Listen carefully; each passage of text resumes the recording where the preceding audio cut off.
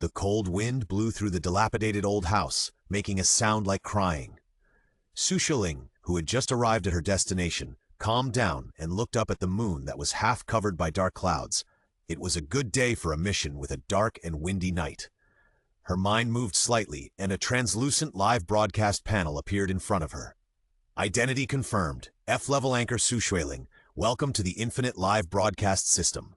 The live broadcast system has been loaded. Current popularity, 255. With a burst of mechanical sound broadcast, a large number of impatient comments poured out on the panel in front of her. Lingling is broadcasting again? Great! Take advantage of the few people to secretly kiss Lingling. Looking at her few loyal fans, Xueling curled her lips. Since she was inexplicably bound to this infinite loop system, this is her third mission. The first two times were single-player novice missions, which were very simple. Besides, she was originally a small internet celebrity anchor, so she was even more handy with this strange live broadcast software. But starting today, it won't be so easy. Xueling took a deep breath and put on her signature smile. I've received a new mission this time. It looks like an abandoned old house. She turned her head, her waist-length black hair swaying gently, and focused the camera on the old house next to her. Perhaps because it was too desolate, there was not even a sound of insects in the quiet night, adding a bit of gloom and horror to the broken walls. Wow, so scary! That's great. I was so bored before that I could only watch Lingling to relieve my boredom. Finally, something exciting is coming. Xueling checked the task panel and replied helplessly, I'm afraid this time it's really exciting. Even the task details haven't been released yet. As soon as the voice fell, the barrage immediately exploded. Wow, hidden mission. Lingling is so lucky. What good luck. Hidden missions are very difficult. What if the team is wiped out? Lingling is only an F-level anchor. Why would she be assigned such a mission? After being reminded, other fans began to complain, and some even advised her not to accept it and quit. Xueling smiled and was about to reply when the team communication interface rang anxiously. Joya, where did the other person go? Can you hurry up? It seems that everyone has arrived. Xueling said goodbye to the fans, closed the live broadcast room, and slowly walked into the old house. Joya, who sent the message, was still complaining with her arms folded, and the weak, short-haired girl beside her was timidly trying to comfort her. Sorry, I'm late. Xueling greeted everyone generously, her black hair tied into a ponytail, swaying slightly with her movements. Oh, she's a beauty! The muscular young man immediately put away his impatient look, and a hint of interest flashed in his eyes. My name is Qinlei. Hello, beautiful girl. The man with a bright green fringe also nodded. Tong Dongyi, the musician, should be the oldest among you. I'm Yunmo, the short-haired girl introduced softly. This is Zhou Yue. We are teammates next. Seeing Qinlei being so attentive to Xueling, Zhou Yue, who was already dissatisfied with Xueling for being late, sneered even more, snorted coldly, and nodded slightly as a greeting. Xueling was not annoyed. People with such emotions written on their faces are much easier to get along with than those with deep scheming. She set her eyes on the face of the man who had been silent all the time, and a smile appeared on her lips. What is this gentleman's name? The man's expressionless face was extraordinary and handsome, and his pair of black eyes looked at her lightly. His indifferent look was out of tune with the whole gloomy environment.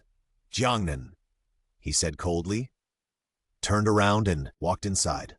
Since everyone is here, let's go. Why are you trying to be cool? Qinlei muttered softly, looking at Xueling with a playful smile. Beauty, can I help you carry your bag? No need, Xueling politely refused. I can do it myself. She ignored Qinlei's momentary look of loss and quickly followed the man in front. At the same time, a system prompt sounded, announcing the start of this mission. The mission of the old house in the mountain village is open. This mission is a hidden mission. Please explore it on your own. Xueling concealed her expression and looked around the surrounding scenery with the weak light of her mobile phone. Although this old house looks abandoned for a long time, it is not difficult to see its former glory from the exquisite carvings everywhere.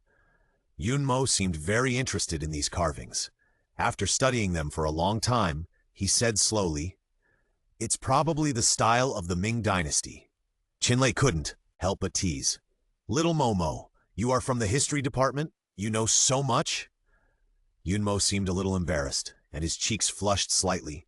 I just like these. Jiangnan, who was walking in the front, slowly opened the door. A strong, musty smell choked everyone and made them frown. "What kind of crappy place is this again?" Jiuyue complained. "I don't want to sleep here." Jiangnan glanced at her indifferently and went straight into the house. Although she didn't want to, the mission had already begun, and Jiuyue had no choice but to follow in. The old house has 3 floors in total, and the place they are now is the lobby of the old house. The huge lobby is empty, with only a table for worshipping gods, on which an incense burner is placed neatly. "Does this family believe in Buddhism?" Jiuyue expressed her guess. "But why is there only an incense burner, but no Buddha statue?" Qinlei scratched his head and guessed randomly. Maybe it was taken away together when they moved. Xueling frowned slightly. "This incense burner is already quite old. If the Buddha statue was really taken away, it is impossible to leave it alone. There may be something else wrong. There is nothing to explore on the first floor. The kitchen and the side hall are on both sides of the lobby. The style of the kitchen utensils is very old, which also confirms what Yunmo said. This is not a modern building." Everyone climbed up to the second floor carefully. Xueling tried to push the closed window, but the seemingly fragile window did not move at all. "It can't be opened. The window on this side of the corridor can be opened, but the strange thing is that it is a window that opens outwards, but the curtain is hung outside." Yunmo was a little distressed. I have never seen such a style." "Hey, did you notice it?" Qinlei suddenly said. "There are exactly 6 rooms here, as if it was prepared for them." After he said that, the others hesitated. Tong Dongye patted his shoulder nonchalantly. "Anyway, I'm exhausted after a day's journey. I'm going to take a rest." He then opened a room and walked in carelessly. Jiangnan walked down the stairs slowly and shook his head at everyone. "The door to the 3rd floor is locked and I can't go up." Qinlei leaned over to take a look, but only saw piles of debris through the crack in the door. "What a lousy place!" Yunmo patted his arm soothingly. Okay, let's rest early too." The mission hadn't been announced yet, and Xueling also felt a little tired, so she said hello to the other teammates and randomly picked a room to rest. Fortunately, although the room was simple, it was clean and tidy, and it was still habitable. Xueling made the bed and was about to lie down when she saw something in the shadow in the corner. A rag doll in a red dress. The doll seemed to have seen her too. Its 2 button eyes stared at her straight, and its mouth was stretched into a crooked line, as if laughing at her. Having experienced the previous 2 missions, Xueling, who did not believe in superstition, had long been immune to this kind of horror props. She ignored the doll with bad intentions and turned on the live broadcast system. "Good evening, everyone. We have entered the mission target." The fans who stayed up late soon rushed in and started to talk about it. "Wow, this is too retro." Where did the system find the house? Ling, don't be afraid. I will protect you. Xueling had just responded to the fans' concern when the system prompts rang happily one after another. User Aoqian fed the host Xueling a soul-sucking ghost. User Aoqian fed the host Xueling 999 body protection talismans. User Aoqian fed the host Xueling 520 good luck spells. Oh, the big brother on the list is here again. Xueling curled her red lips and thanked him politely. "Thank you for the gift from Brother Aoqian. Don't spend so much next time." Soon a barrage of cool special effects flashed across the screen. It's worth it to make a beautiful woman smile. As a dedicated anchor, Xueling naturally would not refuse Aoqian's kindness and chatted with him warmly. However, not long after, a sad song came through the wall. "My sister carries a doll on her back and follows her mother to see the flowers. My sister cries and the doll smiles, and my sister becomes a doll." Xueling paused and subconsciously looked at the time on her phone. It was exactly 2 o'clock in the morning.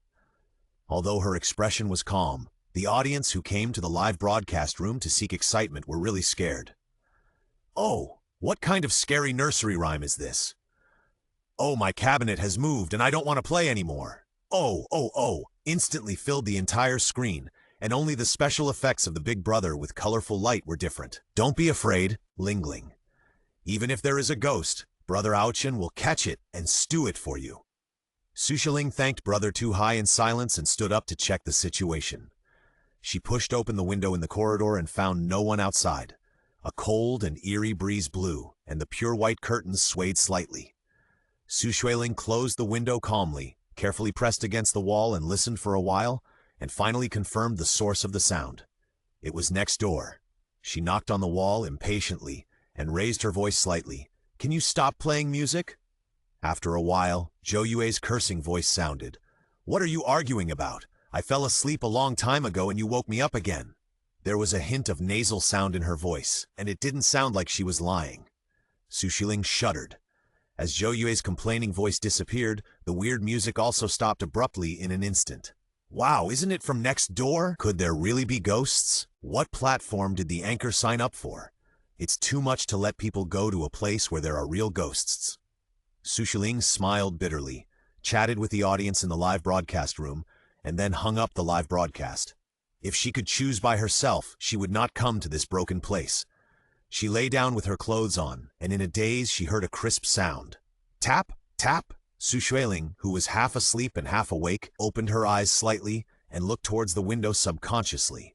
However, the next second, the sleepiness in her body was instantly startled away.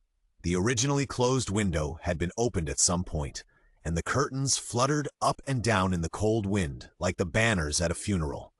Through the white curtains, a black shadow was standing there, staring at her straight. Xueling took a deep breath, grabbed her phone, and turned on the live broadcast. Although there were few people in the live broadcast room, it still gave her some courage. She slowly walked to the window and suddenly shone the flashlight at the eyes. Under the strong light, a pale little face was silhouetted. "Sister Xueling, it's too bright." Seeing that it was Yunmo, Xueling quickly put away her phone. Sorry, what's wrong?" Yunmo hesitated for a while, but still whispered, "Can you trouble you to accompany me to find the bathroom?" Seeing that Xueling did not answer immediately, Yunmo was a little anxious. I really can't hold it anymore." "Of course." Xueling smiled.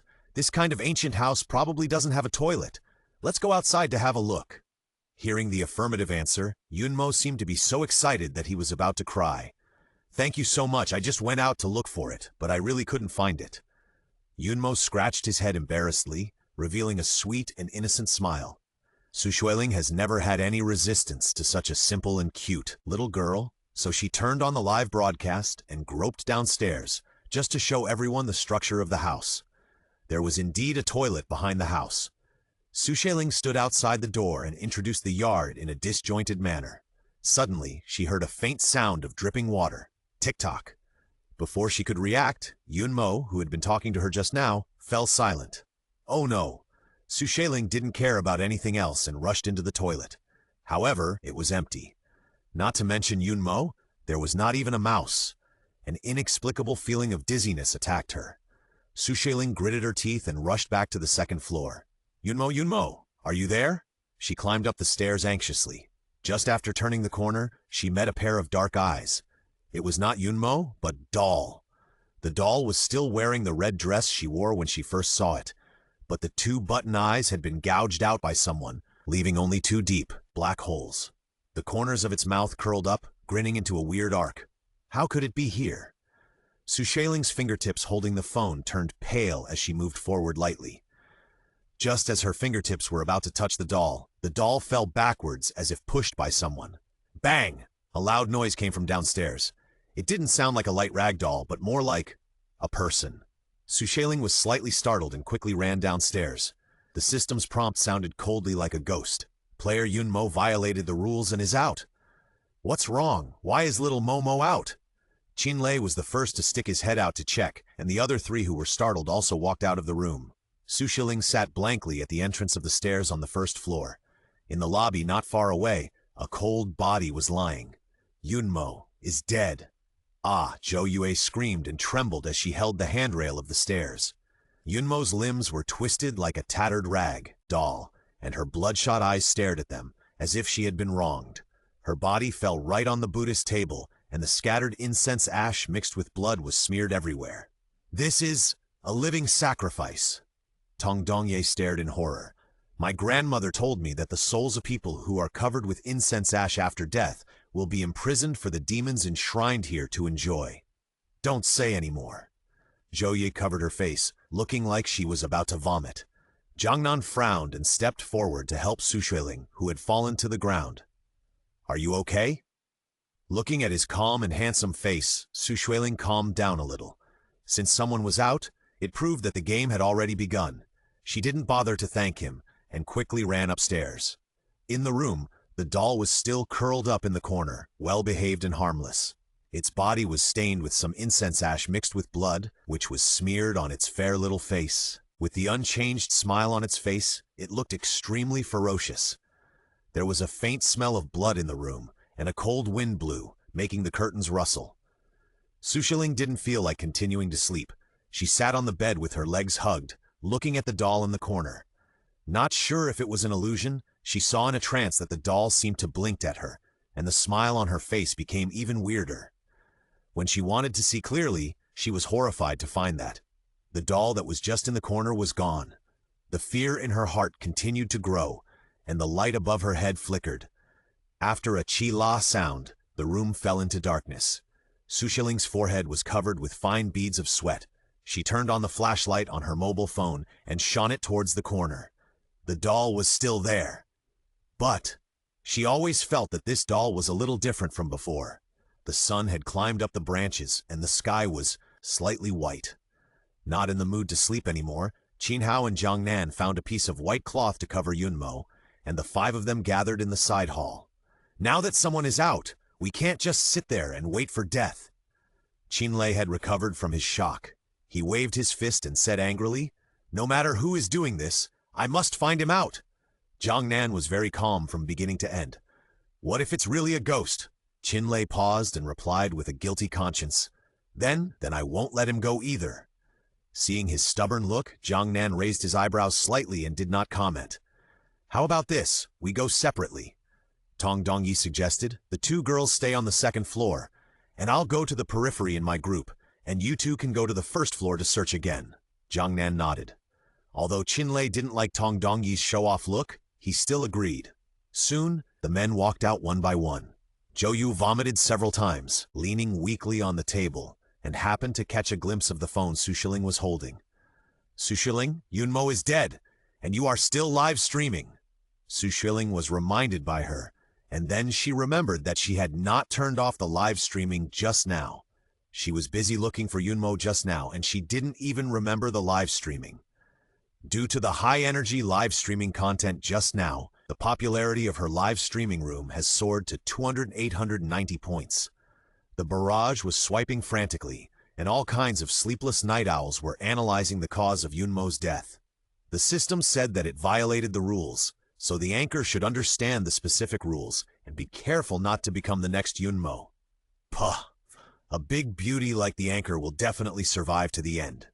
Seeing that Xueling didn't reply, Zhou sarcastically said, "You really have a way to get rich. Do you want to start a live streaming to thank the Big Brother for giving you the big rocket when you go to the underworld?" Looking at Zhou, who had already started a defensive posture, Xueling didn't intend to argue with her.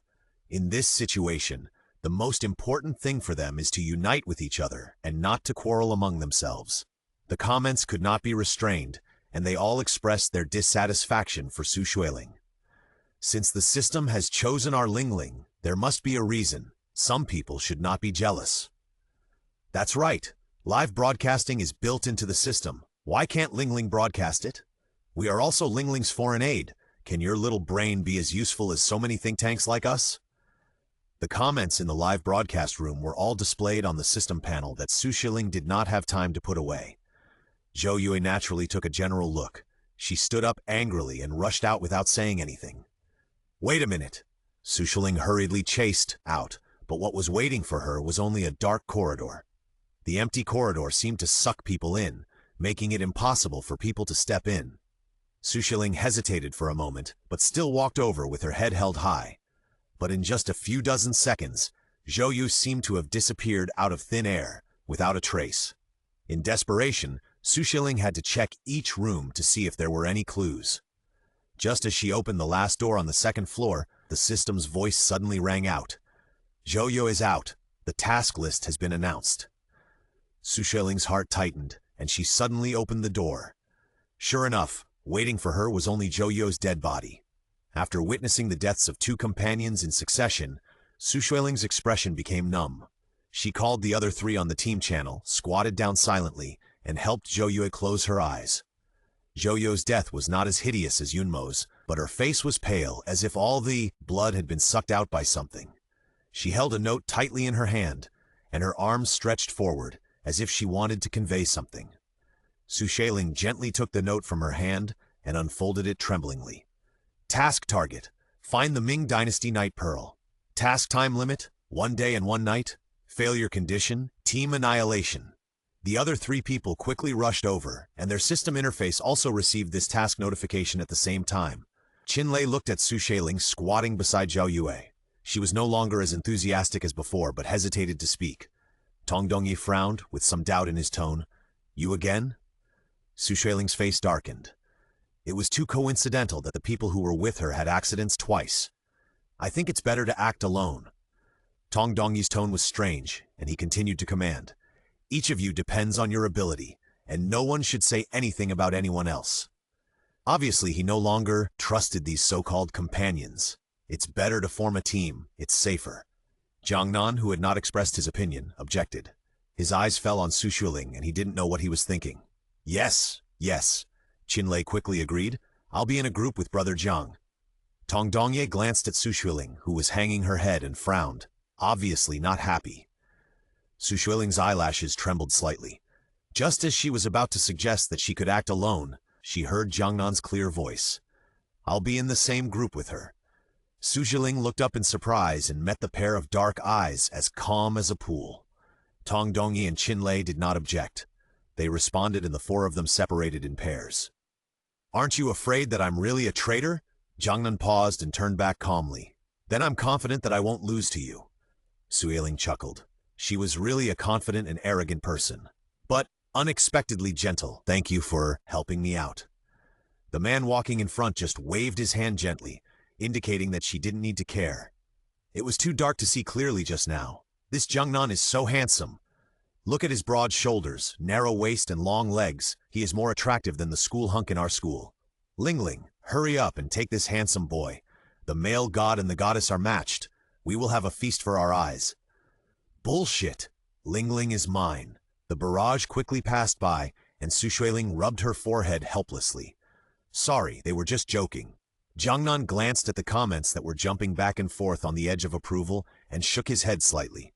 Xueling carefully observed his expression, not sure whether he was angry or not, so she had to change the subject. Were you also forcibly bound by the system? Where are you from? The imperial capital. Jiangnan paused and replied coldly. I joined by myself. Was stunned. Can I join by myself? Jiangnan nodded, but his expression was a little strange, as if he didn't want to talk more. Xueling wisely didn't ask. You live in the imperial capital and I work there too. Studying. Xueling's eyes lit up. Studying in the imperial capital? You are a top student from Hua University? She was just joking, but she didn't expect the man next to her to just calmly reply, yeah. Hua University, the top university in the imperial capital. Xueling choked and looked at him with some suspicion. How old are you? You don't look like a college student. Jiangnan looked at her calmly, but Xueling saw a trace of contempt in it. Doctor. Oh. Xueling stuck out her tongue. He is really a top student. I was pulled into this game inexplicably. I only did 2 single-player novice missions. Who knew that people would die in the official missions? Everyone is like this. Alas. Seeing that she couldn't get anything out of her, Xueling sighed helplessly. It's said to be a night shining pearl, so it's probably easier to find it at night. During the day, we can only familiarize ourselves with the terrain. The old house had been searched thoroughly by several people, but they didn't see even a round object. The 2 of them just walked into the woods along the path behind the back door when it suddenly rained from the sky. It's raining. Let's hurry. Xueling swallowed her words halfway through her words. The old house that was originally vaguely visible had been hidden in the dense tree canopy without knowing when. These treetops seemed to have life, extending their branches, covering the way back. Jiangnan frowned slightly and looked at the dark sky. Stay here and don't move. I'll find a way out. The cold feeling slowly climbed up along her ankles. Xueling wanted to stop him, but found that she couldn't make a sound at all. She could only watch Jiangnan's back disappear into the trees. The inexplicable dizziness last night came again. Xueling tried to calm down, but she felt more and more dazed. In a daze, a small red figure vaguely appeared in front of her. That ragdoll! A bad premonition came to her mind, and Xueling slowly fainted in fear. At the moment she fell, she seemed to see the dazzling red gradually approaching her. Xueling was awakened by the rustling sound. Before she opened her eyes, she felt a handful of soil covering her head, mixed with the damp smell after the rain. She opened her eyes quickly and found herself lying in a half-meter deep earth pit, with a thin layer of soil covering her body. Swish! Another shovel of soil covered her body. Xueling squinted her eyes and saw the faces of the two people who were shoveling the soil. Tong Dongye? Qinlei? What are you doing? But the two people seemed to have heard nothing and continued to shovel the soil, covering her layer by layer. Seeing that half of her body had already been buried in the soil, Xueling hurriedly shook off the soil on her body and struggled to get up. Seeing that she was about to run, the two stopped digging in a daze and waved their shovels at her. Xueling rolled on the ground and barely avoided the attack of the two. Are you crazy? Xueling straightened up with difficulty and realized that something was wrong with the two people. The two people's bodies were stiff, just like puppets being manipulated. The light of the mobile phone flashed, and 4 white eyes looked at her empty, making people's hair stand on end. They only have the whites of their eyes. Xueling gritted her teeth and dodged the shovel's attack again. Although the two men moved stiffly, their strength was amazing. A shovel hit the small tree behind Xueling, and the trunk, which was as thick as her calf, broke into 2 sections. If this hit her... Xueling shuddered, raised her legs and ran in a random direction. There was a rustling sound, and Xueling turned around and found that the two people with twisted bodies were chasing her. They crawled backwards quickly with their teeth bent at the waist, biting the shovel tightly, revealing their red gums oozing blood. Xueling felt sick in her heart and ran out desperately. However, the two companions were incredibly fast and caught up with her in a short while. No, I have to think of a way. Xueling quickly looked around the terrain, ducked to avoid the attack of Qinlei, and rushed between the two people. Tong Dongye then also swung his shovel and attacked, aiming directly at Xueling's face. Now, she suddenly squatted down and the shovel accurately hit Qinlei behind her. Blood gushed out, and something fell to the ground with a muffled sound. Xueling only felt her face getting hot, and she didn't even have time to wipe the blood, and continued to run away. But the blood seemed to stimulate Tong Dongye. He let out a strange howl and rushed towards Xueling at an accelerated speed. Xueling could already see the shadow of the old house. Just a little more, a little more. A branch quietly stretched out and tripped her to the ground. Xueling groaned and was about to get up, but her feet were caught. She turned her head in horror and met the bloodshot eyes of Tong Dongye. It was over. She closed her eyes in horror and waited for death to come. After the sound of a sharp blade cutting through flesh, Xueling opened her eyes again and saw Jiangnan holding a shovel. He picked up Xueling and whispered, "Let's go." For some reason, the moment she saw Jiangnan's stern face, Xueling relaxed. She was carried back to the house in a daze, and the system's announcement sounded coldly. Players Tong Dongye and Qin Hao are out. Surviving players, 2 people. Xueling felt dizzy and had no extra energy to think carefully. Jiangnan put her on the bed and gently touched her forehead. "You have a fever. I'll go get some water." As soon as he turned around, he felt someone pulling his clothes. "Don't go." Jiangnan paused, but still sat down along the bed. "Okay, I won't leave." Seeing that he didn't leave, Xueling breathed a sigh of relief. "Sorry, I'll be fine soon. Tonight, let's go find the night pearl." Jiangnan just tucked the quilt for her lightly. "Don't think too much." His slender fingers gently stroked Xueling's slightly hot cheeks, making people feel inexplicably at ease. Xueling, who had not slept all night, finally relaxed and fell into a deep sleep. Darkness. Endless darkness. Xueling felt that she was in a narrow space, and the walls around her gradually tightened, making her breathless. As the feeling of suffocation became stronger and stronger, she was forced to open her eyes. A pair of empty eye sockets were facing her directly. Xueling wanted to scream, but found that a pair of red little hands were pinching her neck tightly. The owner of the little hands was squatting on her chest, but the size of a kitten, judging by the body shape, he was still a baby. The corners of his mouth were slightly upturned, just like the weird smile of the rag doll. "Ahem!" Xueling didn't care about these and instinctively raised her hand. The blood baby screamed, and 2 bloody tears flowed from his eyes. Xueling didn't care about the delay and rushed out of the door coughing. "Jiangnan! Jiangnan!" She shouted Jiangnan's name while running, but got no response. Xueling felt a chill in her heart and didn't dare to think about the man's whereabouts. The blood baby seemed to slow down and quickly caught up, dragging blood marks on the ground. Xueling ran in panic, and when she reacted, she found that she had unconsciously run into the kitchen. The baby's strange laughter was getting closer and closer.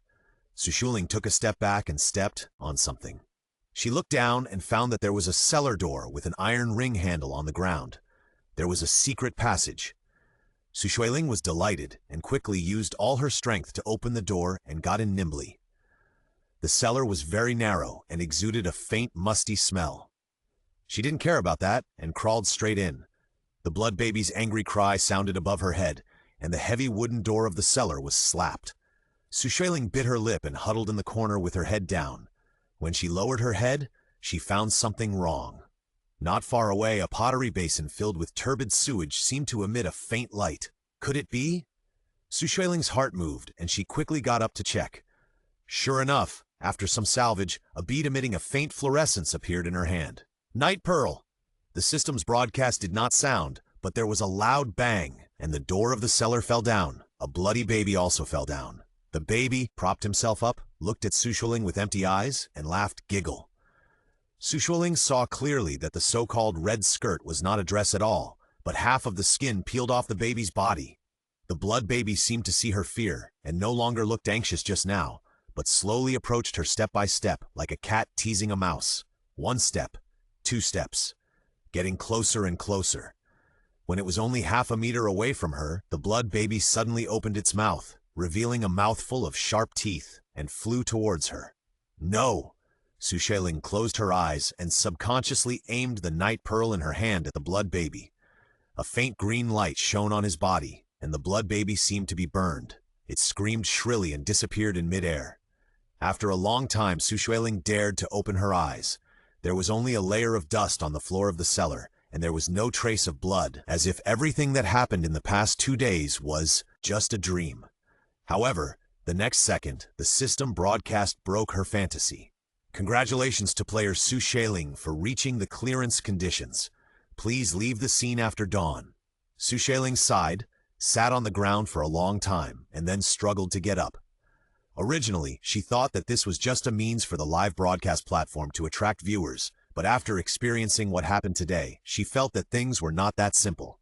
Yunmo and Zhou Yue's appearance before their death was still vivid in Xueling's mind. She shook her head and tried to clear those horrible images from her mind. After packing up everything, Xueling walked out of the room alone. The sky outside was blue and cloudless, completely different from the gloom of yesterday. She looked back at the strange old house with mixed feelings. Jiangnan disappeared after encountering the blood baby last night and never appeared again. The system did not broadcast his news, probably. He completed the task ahead of time. Xueling took the car home in a daze, fell asleep for a long time, and then turned on the live broadcast again. After all this trouble, the popularity of her live broadcast room has reached more than 5,000. I passed the level successfully. Did you miss me? Lingling is great. Lingling is amazing. It's just a pity for the other 2 girls. You saw it for the first time before? In the infinite system, people will not really die. They are just eliminated. No one will die? Xueling was stunned for a moment, and suddenly a little bit of happiness rose in her heart. If everyone is fine, that would be great. She was inexplicably dragged in, and she didn't even understand the rules. She thought. Thinking of this, Xueling shook her head and smiled sincerely again. There is no task today. I will talk to you about something else. She was enthusiastically promoting local delicacies to the audience, but the system's push sounded at an inopportune time. Xueling frowned and clicked it, and the new task location appeared in front of her. Xuefeng! This time it is climbing? Xueling was surprised for a moment, but still introduced it professionally. My next task is to go to Xuefeng. The barrage instantly exploded. Wow, how can there be physical work? Lingling's winter limited skin I'll prepare in advance. Lingling, bring more equipment. I'm a professional mountaineering coach. You need to chat with me privately. Xueling was also a little worried. Although she was also a travel anchor before, she had never been to such a difficult place. After asking her fans, she quickly bought all the equipment and arrived at the location. It was still early, so Xueling bought a cup of coffee and enjoyed the view in the lounge at the foot of the mountain. Just as she was humming a song and imagining what kind of people her teammates would be this time, a familiar, cold voice sounded behind her. "See you again." Xueling turned around suddenly and saw 5 familiar faces. "Why are you here?" Yunmo nodded at Xueling, then looked at everyone and asked first, "You should also be here to climb the snow peak, right?" Qinlei was in a very good mood when he saw the 3 beauties again. He showed off his tendon meat at the right time and smiled. "Brother, my muscles are not trained in vain. Don't you think so, Xiao Momo?" Perhaps because Xueling had always ignored him, Qinlei only dared to tease Yunmo, a soft girl. Tong Dongyi, who was carrying a mountaineering bag, snorted lightly and glanced at everyone with a fake smile. No matter how much muscle you have, you will freeze to death in the mountains without cold-proof gear. Zhou Yu was well prepared. She wore a pink down jacket and wrapped her body tightly.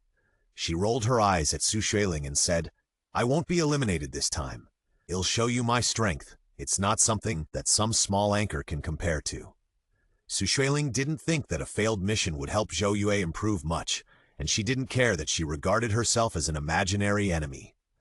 She just smiled politely and looked at Jiangnan on the side. This aloof man wore a thick mask, revealing only a pair of dark eyes.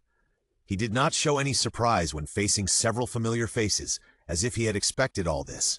Just when Xueling wanted to go forward and say hello, Jiangnan spoke. The cold voice reached everyone's ears through the dull mask. "Tong Dongye is right. Since everyone comes here for the same purpose, please don't drag your feet." Jiangnan pointed to a nearby store. Xueling looked in the direction of Jiangnan's finger and saw a store selling mountaineering tools. The store's sign was the same as the logo on Tong Dongyi's mountaineering bag. It seemed that Tong Dongyi's prepared was quite a bit of water. Xueling had bought equipment before, but these were not enough to see in the snowy peaks in the perennial winter. After Yunmo helped Xueling check it, he took her to the store. "Sister Xueling, you didn't buy some protective gear." Zhou Yue and Qinlei followed him because they were worried about insufficient preparation. Jiangnan and Tong Dongye stayed where they were. "What else do we need?" Xueling asked. Yunmo counted on his fingers and said seriously, "We need to buy oxygen cylinders, one-piece down jackets, thermos cups, helmets, some safety ropes, and a few locks. Xifeng's base camp is at a high altitude. If you have altitude sickness and don't have oxygen cylinders, you can easily die. Down jackets, gloves, and scarves are naturally for warmth. The thermos cup can be filled with energy drinks to preserve energy. The helmet is to prevent the head from being hit by snow and debris on the mountain. The safety rope can play a protective role when encountering some vertical mountains." Xueling did have a little appreciation at this time. "Yunmo, you know a lot." She didn't prepare a helmet or energy bars for replenishing energy. She thought she could go directly to the base camp with the car. Now that she thinks about it, she still didn't think enough. Qinlei on the side also echoed. "It seems that Xiao Momo is not only good at history, but also good at surviving in the wild." Zhou Yue heard Qinlei's weird words and suddenly felt a chill. "Qinlei, you can't be that one, right?" "Which one?" The 3 turned to look at Zhou Yue. Zhou Yue stretched out her hand and bent her little finger with a smile. "Damn, I'm a 24K real man, okay?" Qinlei was a little speechless, afraid that the few people would not believe him, and he was about to lift his clothes to show them his muscles. After a joke, Xueling and Yunmo quickly finished shopping and left the store. Although Zhou Yu looked disdainful of what they said throughout the whole process, she didn't miss the things she bought, and gave all the things she bought to Qinlei to carry. She said that this was all to let Qinlei prove that he was a real man. "It's not too dark now. Let's hurry up and go a distance," Tong Dongye urged. Maybe it was because of the mission, but there were few people around and very few cars. This clearly required them to hike to the top. It would take about a week to hike to the base camp at an altitude of more than 5,000 meters. So without saying anything, they set off and began to climb the mountain. Xuefeng is known as the highest peak, with a height of more than 8,800 meters. If the mission this time requires climbing to the top, then this condition can already reduce the number of personnel to half. Those who can participate in the mission are not fools, and they will naturally consider this. In an instant, the atmosphere among the 6 people began to become somewhat tense. Xueling and Jiangnan were fine. Yunmo and Qin Lei were a little slow, but Tong Dongye and Zhou Yue obviously began to constantly look at the others, with the intention of selecting teammates. Xueling noticed it, walked directly to Jiangnan, and said straight to the point, "Do you want to form an alliance with me?" The mission of the old house in the old forest. She has not seen Jiangnan since she woke up. During this meeting, she could see that Jiangnan was still calm and composed, and it seemed that the last mission did not cause him any hardship. What does this prove? It proves that Jiangnan is the strongest among the 6 of them. But he is a man of few words, and the system did not announce the list of players who have completed the mission. So in the eyes of everyone, he is just a man who likes to play cool and has no sense of existence. Oh no. This wave is called the one who is close to the water gets the moon first. Xueling rubbed her hands, obviously a little excited, ready to hold Jiangnan's thigh and kill all the people. Why? Jiangnan put his hands in his pockets with a cold look. Xueling racked her brains to think of a reason. Because only the 2 of us succeeded in the last mission? Jiangnan did not deny it, but he did not agree to the alliance. Why should I bring someone who may be a drag when I can do it alone? And your success is just luck. What a big truth. Isn't luck a part of strength? Xueling showed her signature smile. Didn't you save me in the last mission? So I want to form an alliance with you. Maybe you will need me. Jiangnan stopped and looked at Xueling, then said calmly, "Since you also know that I saved you, why do you punish me like this?" Xueling was stunned by this, and couldn't tell whether this man was a blockhead or a black-bellied man. Zhou Yue sneered, and she obviously heard their conversation. She twisted her body to get closer to Jiangnan, with a very noble fragrance on her body. Brother doesn't like her, so why don't you look at me? Jiangnan glanced at her and didn't say anything. Zhou Yue was furious and directly caught up with Qin Lei and Yunmo. After this episode, in order to ease the embarrassment, Xueling took out her mobile phone and opened the system panel to confirm the start of the live camera. Because the last live broadcast was too exciting, Xueling gained a lot of new fans, and many people flocked to it this time. Hey Xuefeng, has Lingling unlocked a new mission? The scary doll in the last mission was so scary that I had a nightmare. Fortunately, baby Lingling rescued me in my dream, huh? Don't run the wheels over Lingling's face just because she's a newbie, okay? Hey, the brother with a mask next to Lingling looks so familiar. Oh, it's my husband. Can you please stop drooling upstairs? The lively barrage made Xueling smile. She showed her signature smile. Yes, the mission location this time is Xuefeng, and we have to climb a mountain. We have prepared a lot of things this time. Baby Lingling, how big should the oxygen cylinder be? Because they were climbing, in order not to be separated from the team, Xueling did not look for the oxygen cylinder in her mountaineering bag to show it to everyone. I'm not sure about this, but you can buy it at the Gaoshui store at the foot of the mountain. You can ask the store owner for details. Ah, I've been there several times, but I haven't seen this store. Is it newly opened? Maybe? Xueling's heart flashed with doubt. The store looked a bit shabby, and it should have been open for many years. But Xueling didn't dwell on it for too long, and continued to discuss with everyone whether they would encounter ice corpses on the snowy mountain. At the same time, Yunmo was also discussing this issue with Qin Lei in a low voice.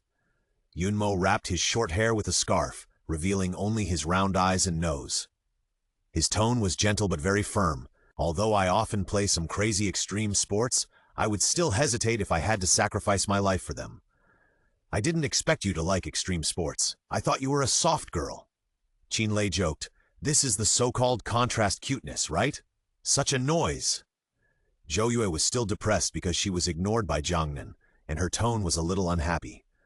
Tong Dongye said impartially, "Instead of wasting energy arguing over these trivial matters, it is better to conserve energy. Who knows who will be eliminated tonight?" Xueling felt that what he said made sense, so she ignored the fancy requests of the barrage and turned off the live broadcast room. Jiangnan was rushing on the road from beginning to end. At the same speed, the other people were already sweating from exhaustion, but he was as relaxed as a mountaineer who climbed mountains all year round. enjoying the surrounding scenery at a leisurely pace. He was simply an outsider. Xueling said secretly, feeling a little envious. I won't leave. I'm too tired. Zhou Yue took the lead in suggesting a rest. She didn't have the arrogant attitude at the beginning. Her cheeks were very red, and her eyes gradually became a little blurred. Her mountaineering bag was on Qinlei. She should be the most relaxed person in the whole team, but she was so tired that she almost couldn't breathe. Zhou Yue looked a little unhappy and complained with a curled lip. This mission is outrageous. Why climb a mountain for no reason? Just come with any mission, and it's a physical test. Everyone was silent, and Zhou Yue said most of what they thought. Xueling couldn't figure out the meaning of the system issuing these tasks. She looked at Jiangnan, who was calm. Would such a man be willing to let the system control him?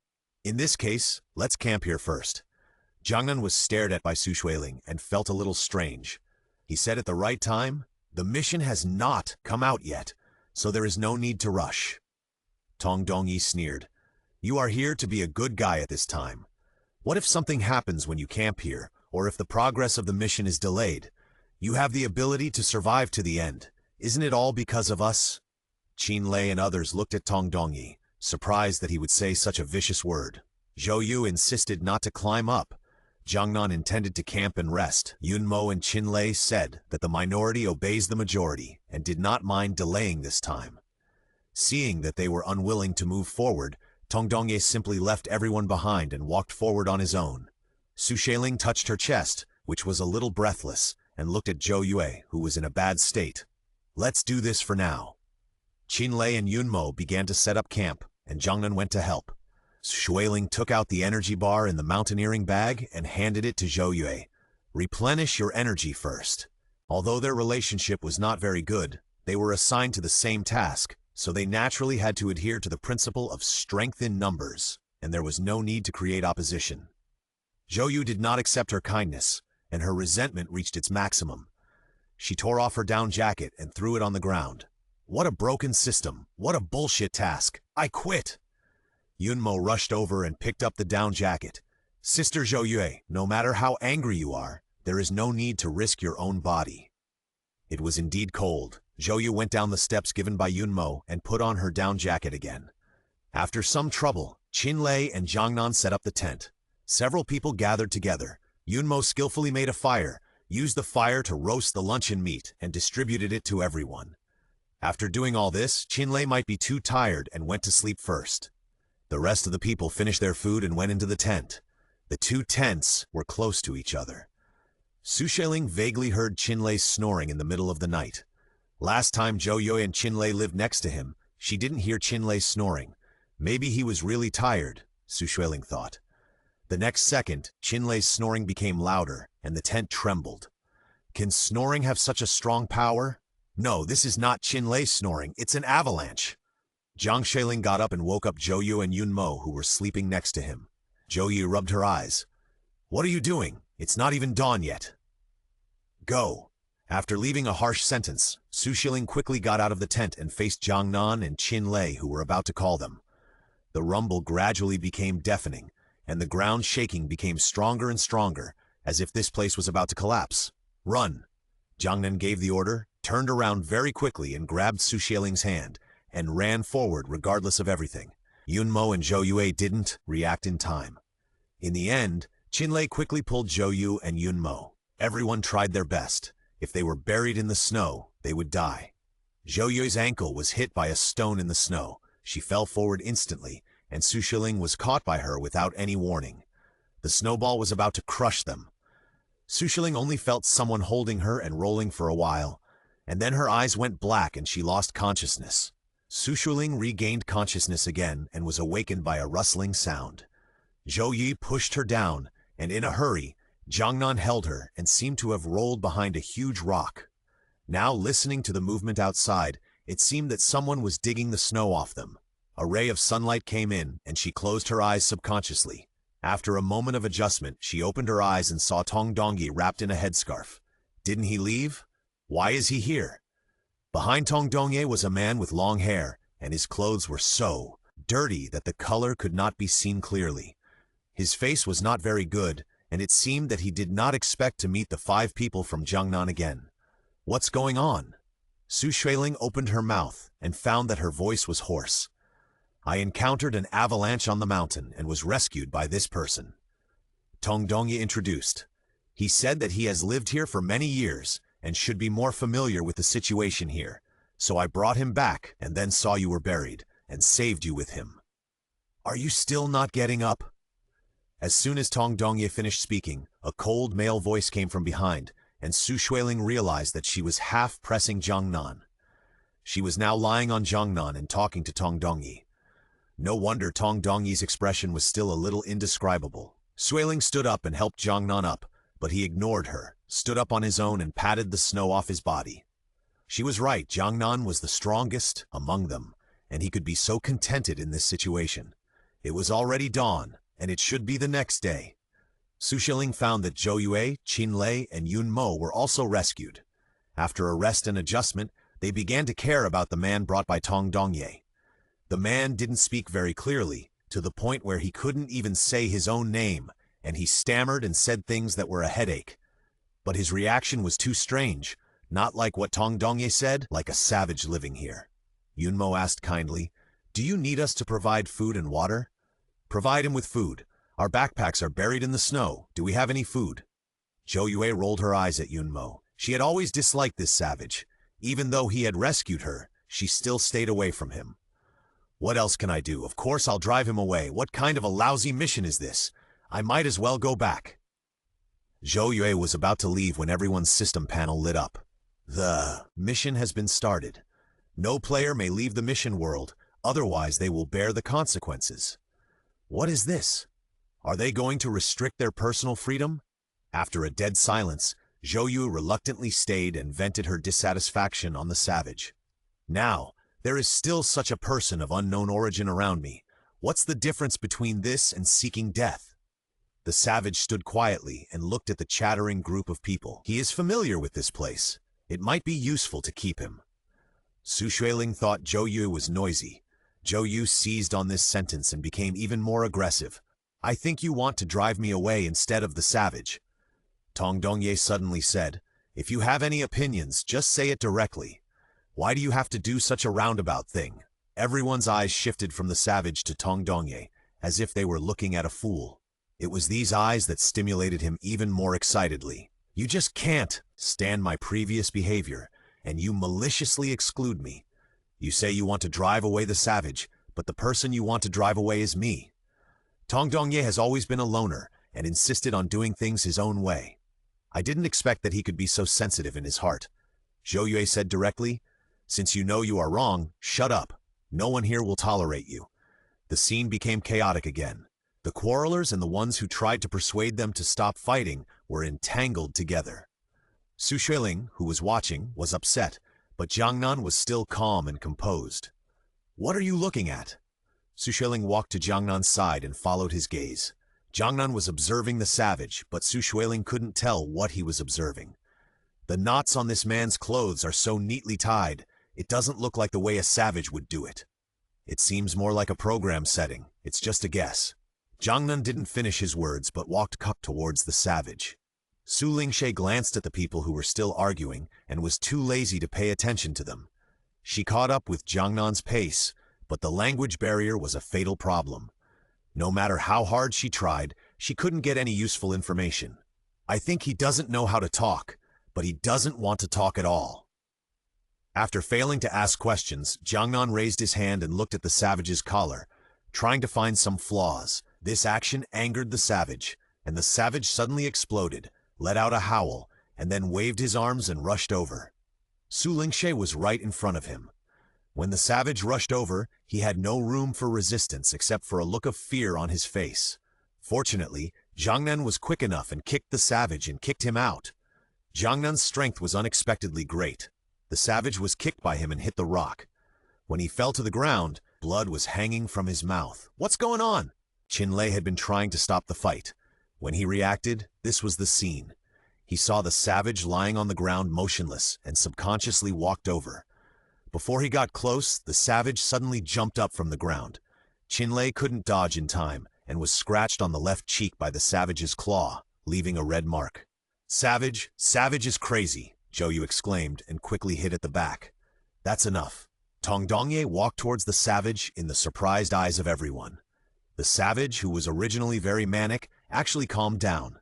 Turning his head to look at them, Tong Dongye took the savage away without saying a word, without any nostalgia.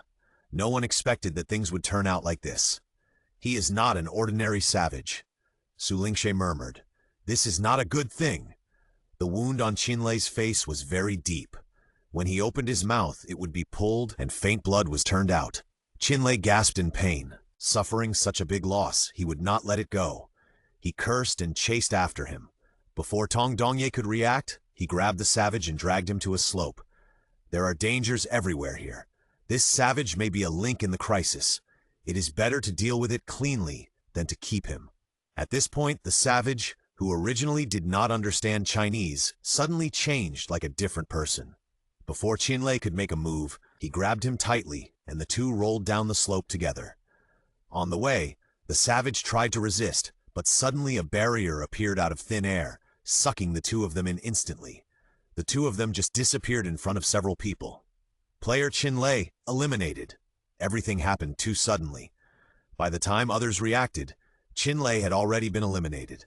The system's prompt was not only cold, but also left no room for negotiation. I have long said that this savage is not simple. If he had been driven away directly, what is happening now would not have happened at all. Zhou Yu glanced at the bottomless slope, with no sympathy in her tone, just showing off her correctness. Tong Dongye did not expect that the savage he brought back was the elimination program set by the system. If Qinlei had not chased him, he would have been eliminated. The system is indeed full of dangers, and elimination is a matter of a moment. Although Qinlei is annoying, he has sincerely protected her. Seeing him eliminated with her own eyes this time, Xueling couldn't help but feel sorry. Every time he is eliminated, he will be injured. Who knows if it is still a minor injury? The screens of several people lit up at the same time. Mission objective: find the Snow Mountain Scepter. Snowy mountains are endless. How easy is it to find a scepter? Originally, I was troubled by the lack of prompts, but now that I have a prompt, I still can't see any hope. This task appeared after Qinlei was eliminated, which means that someone must be eliminated before we can get the clue. While speaking, Zhou Yu's eyes shuttled between the other four people. If this is a regular pattern, then the next thing to do is to discuss who will be eliminated next. Maybe it's just a coincidence, Yunmo said uncertainly. No one is willing to take the initiative to be eliminated. Where are there any coincidences in the world? Wasn't it also considered a coincidence when Tong Dongye brought back the savage? In the end, this savage was arranged by the system. Zhou Yue didn't give in at all. Since no one wants to die, let's draw lots to decide. This team was already very scattered, and doing this now would be no different from fighting directly. Although the system has set up an elimination program, it should not be so perverted that someone must be eliminated before continuing. Although she knew that Zhou Yue would think she was picking on someone, Xueling still spoke up. We are teammates. We don't have the same ideas. Suspicion will only lead to nothing.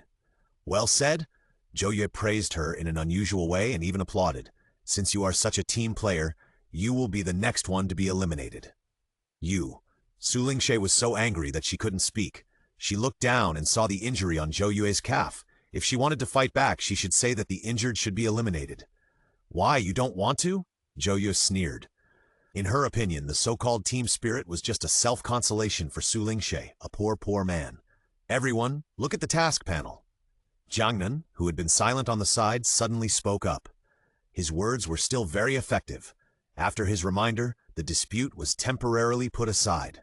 A row of small words appeared on the task panel at some point. If you don't look carefully, you won't notice it at all. Friendly reminder: if the team is wiped out, the player will be trapped in the mission world forever. Yunmo read out the small words word by word. Fortunately, Jiangnan was careful and sharp-eyed, and saw this hidden content. If they followed Zhou Yue's idea, they would only be greeted by death. It seems that Qinlei's elimination is really just a coincidence, Yunmo said while patting his chest in relief. If you really have to eliminate one person before you can get the clue, it would be too torturous. Since this is the case, we should unite and help each other. We are all people in the same boat. No matter what happens, we should take care of each other. Xueling once again expressed her original point of view. This line of small words made Zhou Yu ashamed. She didn't want to say a word. She was like a firecracker, which would be ignited at any time. During the journey, her leg injury made her unable to keep up with the others. Yunmo kindly helped her, but she pushed her away mercilessly. I just scratched a little skin, not a broken bone. You don't need to worry about it. I don't know why she is so arrogant. Xueling turned around and saw Zhou Yue, who was showing off her strength. She thought that it was good to suffer a little. The temper of a young lady should be tempered, otherwise there would be endless troubles in the future. Although she thought about it, she still couldn't be completely relieved, so she secretly told Tong Dongye to pay attention. Qinlei's elimination made Tong Dongye feel guilty. Although Zhou Yu kept showing him a bad face, he still suppressed his anger and followed her to prevent her from falling behind. After walking for about 2 hours, they saw a cave in the distance. Yunmo ran excitedly, but accidentally tripped over a foreign object and fell into the snow. Are you okay? Xueling hurriedly helped him up. I'm fine. Yunmo quickly climbed up, holding a black object in his hand. What is this? The movement made Zhou Yu accumulate a lot of strength, and she rushed over at once. This is a modern protective gear, very strong. Although Yunmo looks like a well-behaved girl next door, she loves extreme sports, so she recognizes these things. There must be someone ahead. Maybe it's a trap set by the system. Qinlei was eliminated only a few hours ago. Everyone was very alert now. Night was about to fall. If they couldn't find a place to stay overnight, they would definitely freeze to death at night. But if they rushed forward rashly, no one could guarantee that they would be safe. After discussion, everyone unanimously decided to act separately. Xueling and Jiangnan went to explore the way, and the remaining 3 stayed behind. Without Zhou Yue's sarcasm, Xueling finally had no scruples and opened the live broadcast panel. Usually she always greeted everyone enthusiastically, but this time her face was solemn. Not only did she not speak, she didn't even look at them. Wow, the live broadcast is so exciting. Don't get excited, watch the live broadcast quietly, and don't cause trouble for Lingling. So nervous, so excited. The 2 of them only had 1 flashlight. After entering the cave, they walked a long way on the path before they saw an open place. With just 1 glance, the situation in front of them was clear. Jiangnan quickly turned off the flashlight for fear of disturbing the people in the cave. A foul smell mixed with the smell of blood drifted over, making Xueling feel nauseous. If she hadn't been afraid of disturbing the unknown creatures in the cave, she would have vomited on the spot. We have entered a cave now. As for what is in the cave, we are not sure yet. Xueling tried to suppress the discomfort in her stomach and explained to the live broadcast with a pale face. A rustling sound came over, making the already empty space seem even more eerie. Xueling unconsciously grabbed Jiangnan's clothes beside her and leaned forward to take a look. It was pitch black in the cave, and nothing could be seen clearly. Jiangnan looked down at the hand holding his clothes, pursed his lips, moved his fingers slightly, and suppressed the idea of taking that hand away. Suddenly, a dense stream of comments floated across the live broadcast room. I saw it! I saw it! There are wild men in the cave. Sleeping wild men. There are 5 wild men in total. Luckily, I took screenshots in time. Because the lights were turned off, the surrounding environment was dark, and the live broadcast page was also a black screen, but the white bullet comments were clearly displayed. Fortunately, the live broadcast was turned on. Otherwise, I would not have been able to understand such a detailed situation with just a quick glance. What are your plans? This is the wild men's territory, and we definitely can't stay here tonight. Lingling is talking. Lingling is talking. These wild men may be hidden tasks, or they may be crises set by the system, so don't get close. Life is not easy, Lingling sighed. Fans spoke enthusiastically and provided a lot of opinions, but Xueling didn't read any of them, just waiting for Jiangnan's answer. Jiangnan glanced at the live broadcast page, and Xueling understood his intention, so she looked at the page and smiled apologetically. Today's live broadcast ends here. Next, we are going to do something big. We will share the process with everyone after we succeed. Now is a critical moment. How could fans be willing to give up like this? They immediately used all their strength to post comments to keep her. Some even accused her of deceiving fans and deliberately keeping them on suspense. Some rational fans also expressed their understanding and advised other fans not to get excited. After the display screen disappeared, Jiangnan raised the flashlight again, and Xueling subconsciously grabbed his arm. "What are you doing?" Glanced at her and did not express any dissatisfaction with the act of arresting people without authorization. He just turned the flashlight slightly and said, "There is something inside." While speaking, the flashlight emitted a bright light and shone into the cave. In just 2 seconds, Jiangnan turned off the flashlight. Despite this, Xueling still saw everything she should see. The notebook lying in the corner was undoubtedly an important item. "Wait for me here." As soon as the voice fell, the person disappeared. "Can't we discuss it before setting off?" Xueling could do nothing but complain. Fortunately, Jiangnan was reliable and could escape unscathed even when he was in a dangerous situation. After getting the notebook, they returned to their original place without stopping. The notebook recorded some experiences during the mountain climbing, including the Snow Mountain Scepter. Xueling thought it was left by the climbers, but Yunmo, who had been pondering the notebook for a long time, disagreed. A wild man and a notebook? Is this another trap set by the system? There was reason for this worry, but Xueling was about to speak when several black shadows appeared out of thin air not far ahead. Before she could see clearly, the black shadows were already in front of her. They were the wild men who were sleeping in the cave. The people who were sitting around the notebook stood up at the same time. Zhou cursed in a low voice. "I can't get rid of them no matter how hard I try.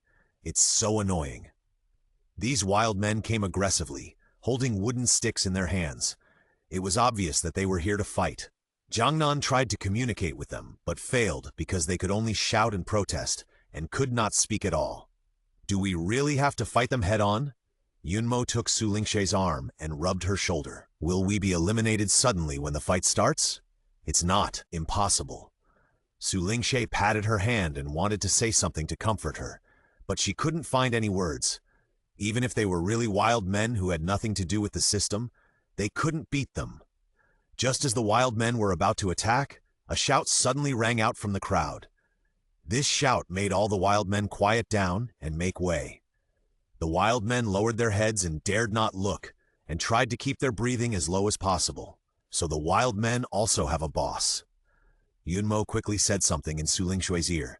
She was really fearless and dared to speak out at this time. "What are you doing here?" Jiangnan stood in the front, and the wild man leader naturally talked to him. He can communicate with people. This discovery gave Jiangnan hope. "We are just passing by here. We have no ill intentions and no intention to disturb you." Passing by? This statement was obviously too new. The leader of the savages did not believe it at all. While looking at Jiangnan, he also cast a murderous look at the 4 people behind him. As early as when the savages appeared, Xueling had already put away the notebook. At this time, the leader of the savages could not see anything and could not find anything. "There is no village in front of us and no shop behind us. Who would believe that we are just passing by?" The leader of the savages looked unfriendly. "We just got lost and are now looking for a way out." Xueling came to Jiangnan and faced the savages with him. The leader of the savages looked fierce. "You keep saying one thing after another. I think you are here to make trouble. If you don't tell us your real purpose, you will only die. Heaven and earth are conscientious. They really didn't mean to make trouble. Isn't this forcibly accusing people of a crime? We do have a compelling reason to come here, but our purpose is not to come here for you, and we will not pose any threat to you." As soon as these words came out, all the savages present raised their sticks, ready for a desperate battle. Xueling looked at Jiangnan, only to find it unbelievable. The savages were unreasonable, so why did he act so honestly? He was not usually so talkative. "Brother Savage, please be flexible, okay? We really have no ill intentions, if you don't believe now." Xueling softened her tone and tried to resolve the crisis by begging for mercy. But the savage leader was unmoved. "No matter who you are or what your purpose is, you are all our food anyway." "What?" When they heard that they were going to be treated as food, the faces of several people changed immediately. Zhou directly cursed. "If you dare to touch me, I will make sure you are in trouble. Dirty and dirty savages, stay away from me." It would have been better if she didn't say anything, but as soon as she opened her mouth, she angered the savage leader. and signaled several people around her to tie her up. "You just watch me get tied up and do nothing?" Zhou Yue was injured, so she couldn't resist even if she wanted to. In addition to scolding the savages, she also scolded her teammates. It wasn't that Xueling, Shui, and the others were deliberately making things difficult for her and were happy to see her suffer, but because they were powerless. Zhou Yue was tied up, and the others didn't dare to easily clash with the savages, so they were also tied up one after another. "You bunch of savages, let me go quickly. You know I am?" The leader waved his hand impatiently, and immediately a savage stuffed a ball of smelly cloth into Zhou Yue's mouth. "Ah!" Zhou Yue's eyes widened in disbelief. "I'll cut off your tongue if you scream again." Seeing the leader's fierce eyes, Zhou Yue shuddered subconsciously. The savages left one after another with the spoils they had looted from them. The cave was empty, and there were only 2 savages squatting at the door. Tong Dongye tried to struggle against the rope on his hands, but he didn't know what it was made of. No matter how hard he tried, he couldn't break free. "It's over now. If you hadn't angered the savages, we wouldn't have ended up like this." Tong Dongye couldn't suppress his dissatisfaction anymore and stared at Zhou Yue, who was gagged. This was not a solution. Xueling gritted her teeth and tried to pull the knot tied to her hands, but the rope was too tight and her hands had no room to move. At this moment, her hands were grabbed from behind. "Don't worry, I'll help you." Everyone looked in the direction of the sound and saw Yunmo, who had been silent just now, squatting beside Xueling and untying the rope tied to her hands. "Sister Yunmo, what are you doing?" Tong Dongye was obviously surprised. Yunmo smiled a little embarrassedly. "I like extreme sports. I learned this when I went out to play with my friends." As she spoke, she quickly untied the ropes on everyone's hands. Zhou Yue took the cloth stuffed in his mouth and threw it aside, saying, "Pa," a few times in disgust. "Who are those people?" Tong Dongye moved his wrist and said impatiently, "Enough. Those people are still guarding outside. If they find out, we're done." Zhou Yue glared at him fiercely, but didn't say anything else. Several people groped to the entrance of the cave and saw that the 2 savages who were holding simple weapons just now were leaning on the ground and drowsy. There were no extra savages guarding around. Seeing this, everyone breathed a sigh of relief and hurried out of the cave. With their backs against a hidden stone, everyone stopped to rest. The cold that had been ignored because of being too nervous just now was now overwhelming.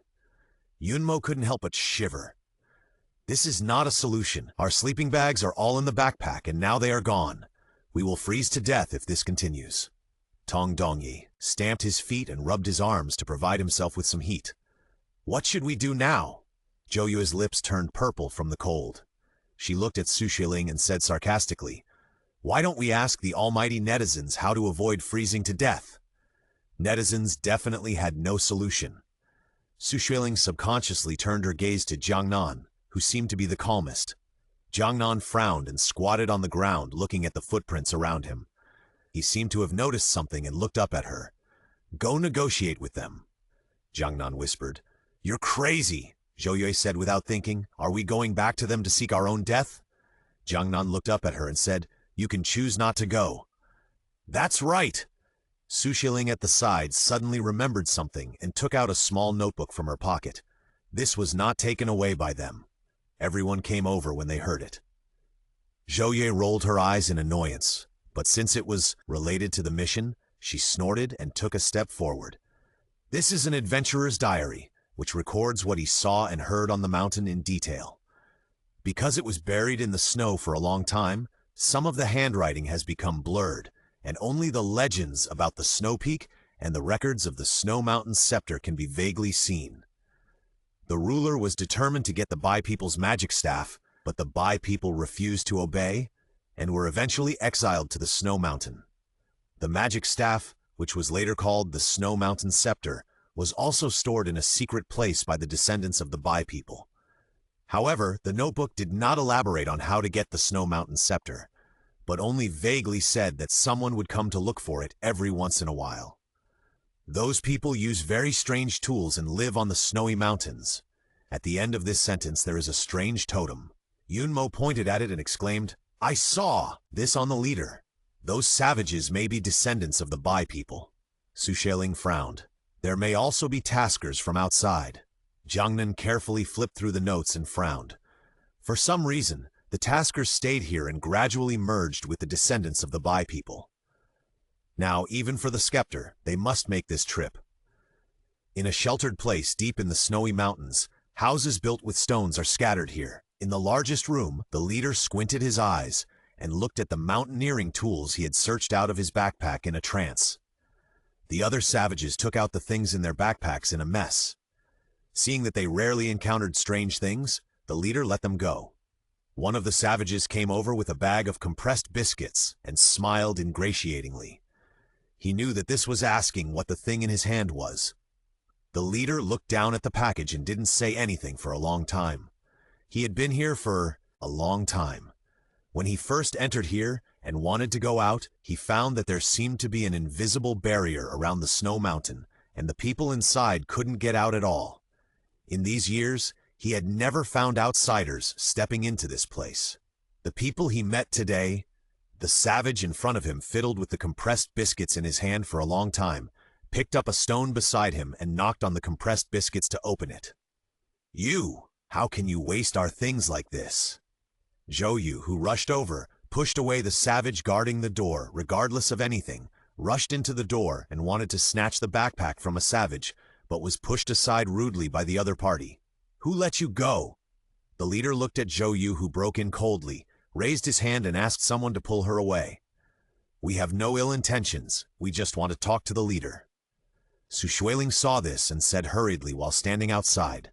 The leader glanced at her and said nothing. At this time, Zhou had been pinned to the ground and tied up. Jiangnan stood behind Xueling and said in a deep voice, "We want to talk to you about the mission."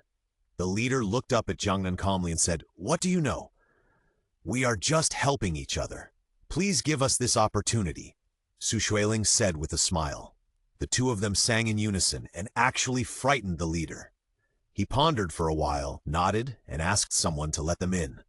After dismissing the other savages, the leader said, "Let's talk now." Everyone sat down at the table, and Tong Dongye asked first, "How did you get here?" The leader looked up at him and said, "Are you interrogating me?" Tong Dongye was shocked, but because the other party was the leader here, he had to stop talking in anger. Seeing his uneasy expression, Jiangnan had to say directly, "You have been here for so long, have you ever thought about going out?" Hearing this, the leader's eyes lit up instantly. Then it dimmed again. The leader pursed his lips and said nothing, with a hint of hesitation on his face. Xueling glanced at Jiangnan, who paused and said, "You were also bound to the system before, and you also want to leave here. Why don't we join forces and go out together?" The leader's expression flashed with surprise. Before he spoke, Tong Dong said excitedly, "You will definitely not suffer any loss if you cooperate with us. This group of savages must have been here for a long time.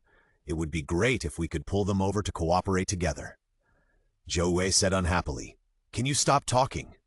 Yun Mo, who had been silent all the time, tugged at her clothes with some concern, indicating that she should say less at a critical moment. "How long have you been here?" the leader suddenly asked without any context. Xueling was slightly stunned. "It's only a few days. You guys are here for a mission, right?" Hearing this, several people looked at each other for a long time without saying anything. Seeing this, the leader chuckled and continued, "Are you here to find the Snow Mountain Scepter as well?" Before the others could speak, Zhou asked in surprise, "How did you know?" "Ahem!" Yun Mo couldn't stand it anymore and coughed softly. Zhou realized it later and lowered her head without saying anything. The leader glanced at Yun Mo and said softly, "There's no need for you to hide it. Everyone who came here is for the Snow Mountain Scepter." Xueling looked at the others, then took out a notebook from her arms and put it on the table. Seeing the exquisite cowhide notebook, the leader's face looked a little dazed. "I know this." Jiangnan narrowed his eyes. "You know this?" The leader said with some self-mockery. "Of course, this notebook is mine. I lost it during the avalanche. I didn't expect you to pick it up, but this thing is not accurate." Tong Dongye's face suddenly became a little ugly when he heard this. Seeing this, the leader couldn't help but sneered. The Snow Mountain Scepter is not an easy thing to get. As the notes said, the Snow Mountain Scepter belongs to the Bai people, but it is not kept by the Bai people. The tribe leader and the elders created a mechanism on the East Mountain, It will only appear on one of the 8 platforms when the sun comes out. He paused and continued. It contains a lot of algorithms, and there are mythical beasts guarding the gate. It would be best if you can figure it out. Once you make a mistake, you can only be eliminated. Not to mention there is a time limit. Then how did you stay here? What is the elimination mechanism here? Xueling asked without thinking. The leader did not answer but looked at her with pale eyes. I have answered so many of your questions. It's your turn. At present, we only know that we need to find the Snow Mountain Scepter, and we know nothing else.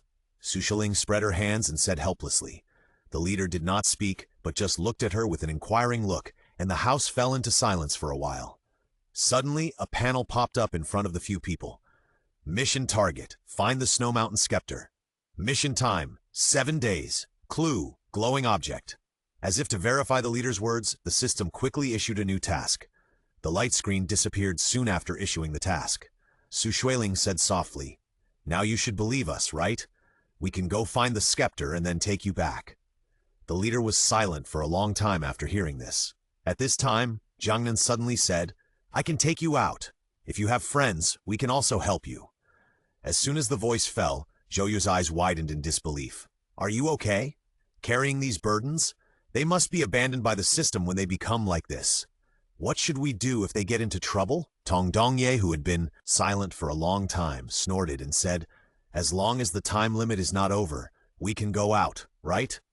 As soon as he finished speaking, he was glared at by Zhou. The leader sneered at the words. Since this lady thinks so, I think there is no need to cooperate. It just so happens that the brothers under my command are all hungry, and the meat of you is just enough for us to eat. As he said, he raised his hand to his lips and whistled, and immediately a savage walked in from outside the door. Wait! Seeing that the savages were getting closer and closer to her, Xueling hurriedly said. The leader raised his hand to let them stop. Xueling took a deep breath. You didn't trigger the elimination conditions, nor did you find the Snow Mountain Scepter, so the system left you here, right? The leader paused, and Xueling knew that she had made the right bet. She took a deep breath and said, We have a way to get you back. Are you sure you want to waste this opportunity? The leader standing opposite had an unclear expression, so she continued, There is no need to eat people in the outside world. There are countless delicacies, and there are family and friends waiting for you. Maybe you won't be so lucky to meet the tasker next time. A hint of hesitation emerged on the leader's face. Xueling straightened her back slightly and she looked at the leader. Of course, it's your choice whether to do it or not. You can think about it, but we don't have much time. The leader's eyes turned between them. What if I let you go like this and you run away? Zhou said impatiently. What do you want? Her words seemed to be exactly what the leader wanted, and the latter smiled and said, You leave one person here. If he doesn't come back after 7 days, I will eat him, or stay here to keep me company. As he said that, he glanced at Zhou, who subconsciously took a step back. I won't stay here, Zhou said without thinking. As she said that, she pointed to Tong Dongye, who was standing aside. Aren't you afraid of dying outside? You stay here, and we will go out to find him. Tong Dongye's face turned red with anger at her words. Who doesn't know what she is thinking? The savages here are cannibals. When they came just now, there were piles of leftover bones outside. Now, if they let themselves stay here, wouldn't it be like tying a sheep into a wolf's den? You stay here, Tong Dongye pointed at Xueling. Apart from that ghost live broadcast, what use are you? Tong Dongye suddenly rebelled, and the atmosphere became tense again. But soon, Tong Dongye was stabbed by the cold eyes of Jiangnan, who was standing next to Xueling, and he couldn't finish a sentence. The leader looked at them leisurely, as if watching a monkey show. What if none of you stay here? Jiangnan said indifferently. Then you all stay here and wait to die. Tonight, we will use this woman as the first operation. The leader spoke word by word, and looked at Zhou, who was furious. Hearing him say this, Jiangnan was not in a hurry. There are only 5 of us, and we can't eat for a month. Either you continue to live a half-human life here and face the risk of starvation at any time, or you leave this hellhole in a week. The leader couldn't help but grit his teeth, knowing that they had already grasped his handle, and said after a while, Okay, let me think about it. After discussing the cooperation, the leader asked someone to clean up the stone room for them to live in. However, it is better to say that it is surveillance than living. There will be savages guarding the door every day, fearing that they will leave. Xueling took back her things and started a live broadcast. The live broadcast suddenly had an accident, and now the picture was back, and the barrage was densely filled. Ling is finally back. Woo woo. I was so worried. Are you okay, honey? What's going on now? Why is it so dark here? Xueling took a quick look and then explained softly, We encountered a tribe of savages and were locked up by them, but don't worry, we'll be out soon. It's dark now, there's no light, so it's dark. Seeing that Xueling was still live streaming at this time, Zhou Yu kicked a stone beside her impatiently. Enough! Are you annoying? Everything here disgusted her. In the dark stone room, there was a faint smell in the air that made her feel sick. Speechless, what kind of quality is this woman? Why should I let her do it? My wife didn't provoke her. Seeing that the barrage was getting more and more biased, Xueling hurriedly spoke to comfort her, but Zhou Yu said, If you want to talk, go out. I want to rest. The barrage became more and more intense, and Xueling got up and walked to the door. The low temperature outside made her shiver, but at least the smell was much better. Xueling took a deep breath, turned the camera to the environment in front of her, and chatted with the bullet screen. What is that? I saw it too. Oh my God, am I dazzled? That shadow is so big. What? Xueling looked up in confusion, but she saw nothing. Several bullet screens quickly swiped past, all saying that they saw a black shadow. One person might be dazzled, but so many people. Xueling had an ominous premonition and quickly stood up and walked to the pile of rocks opposite. The bullet screen of netizens kept swiping. She looked down at the rising number of live broadcasts to give herself courage, then turned off the live broadcast panel, took out the flashlight, and tentatively walked into the pile of rocks. The flashlight beam shone fearlessly, and saw that the originally upright stone seemed to be crushed by something, and a huge footprint suddenly appeared on the originally flat snow. Xueling subconsciously took a step back. In addition to the savages, there are other unknown creatures here. A chill came from behind, and she turned around and suddenly realized that the savages who were still guarding the cave entrance when the sun set were now gone. A huge sense of terror came over her, and without paying attention to the words in the barrage, Xueling turned and ran towards the stone room. The stone room was dark.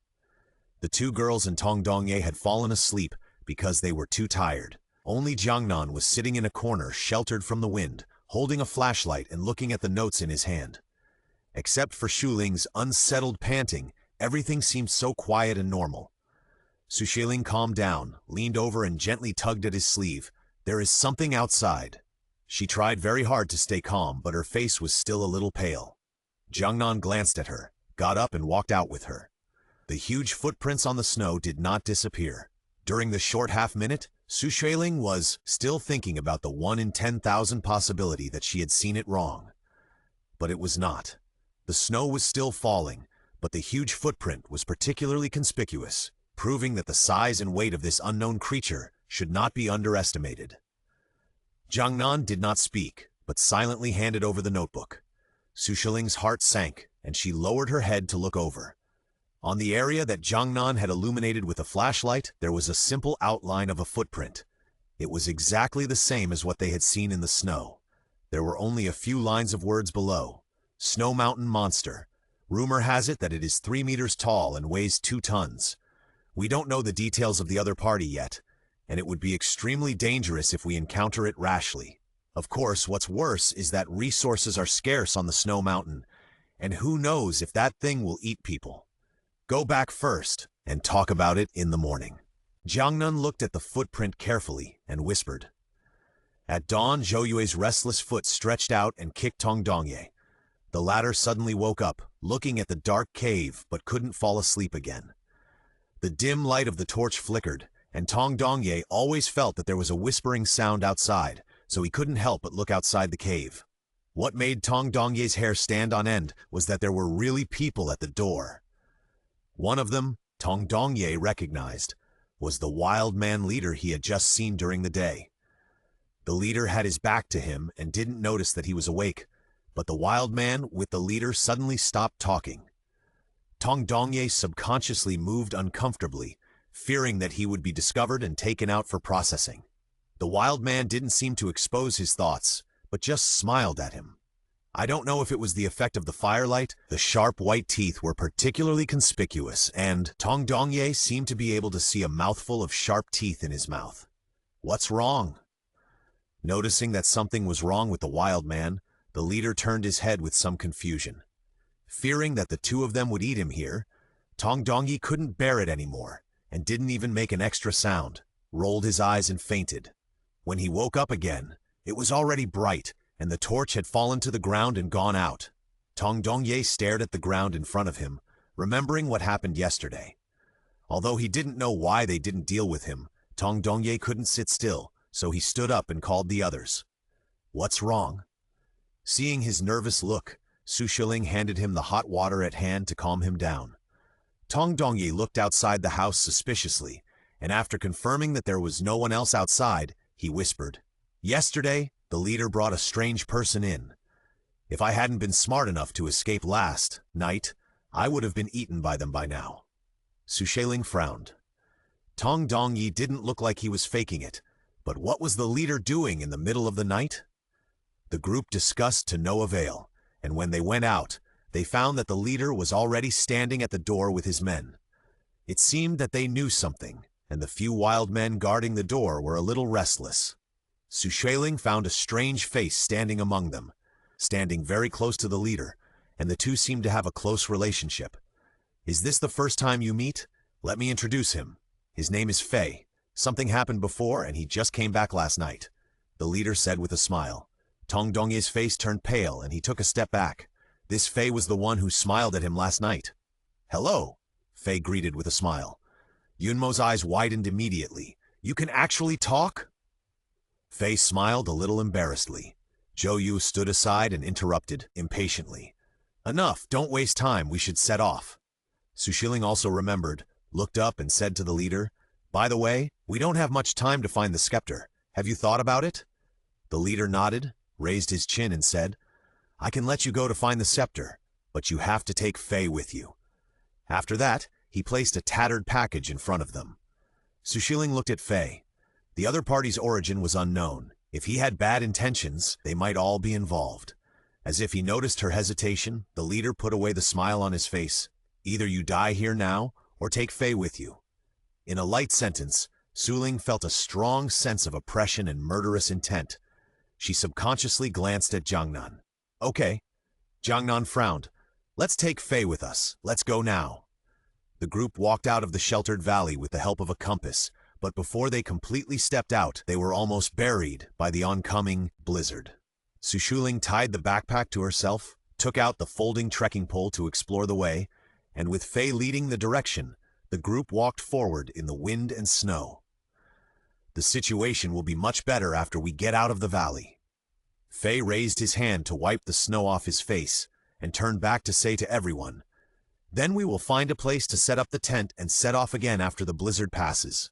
The current situation is very serious. If we set off rashly, we may get lost in the wind and snow." Fortunately, as time passed, the wind and snow gradually subsided, but this calm did not last long. Yunmo, who was following Fei, suddenly shouted, "Look! There is a house in front!"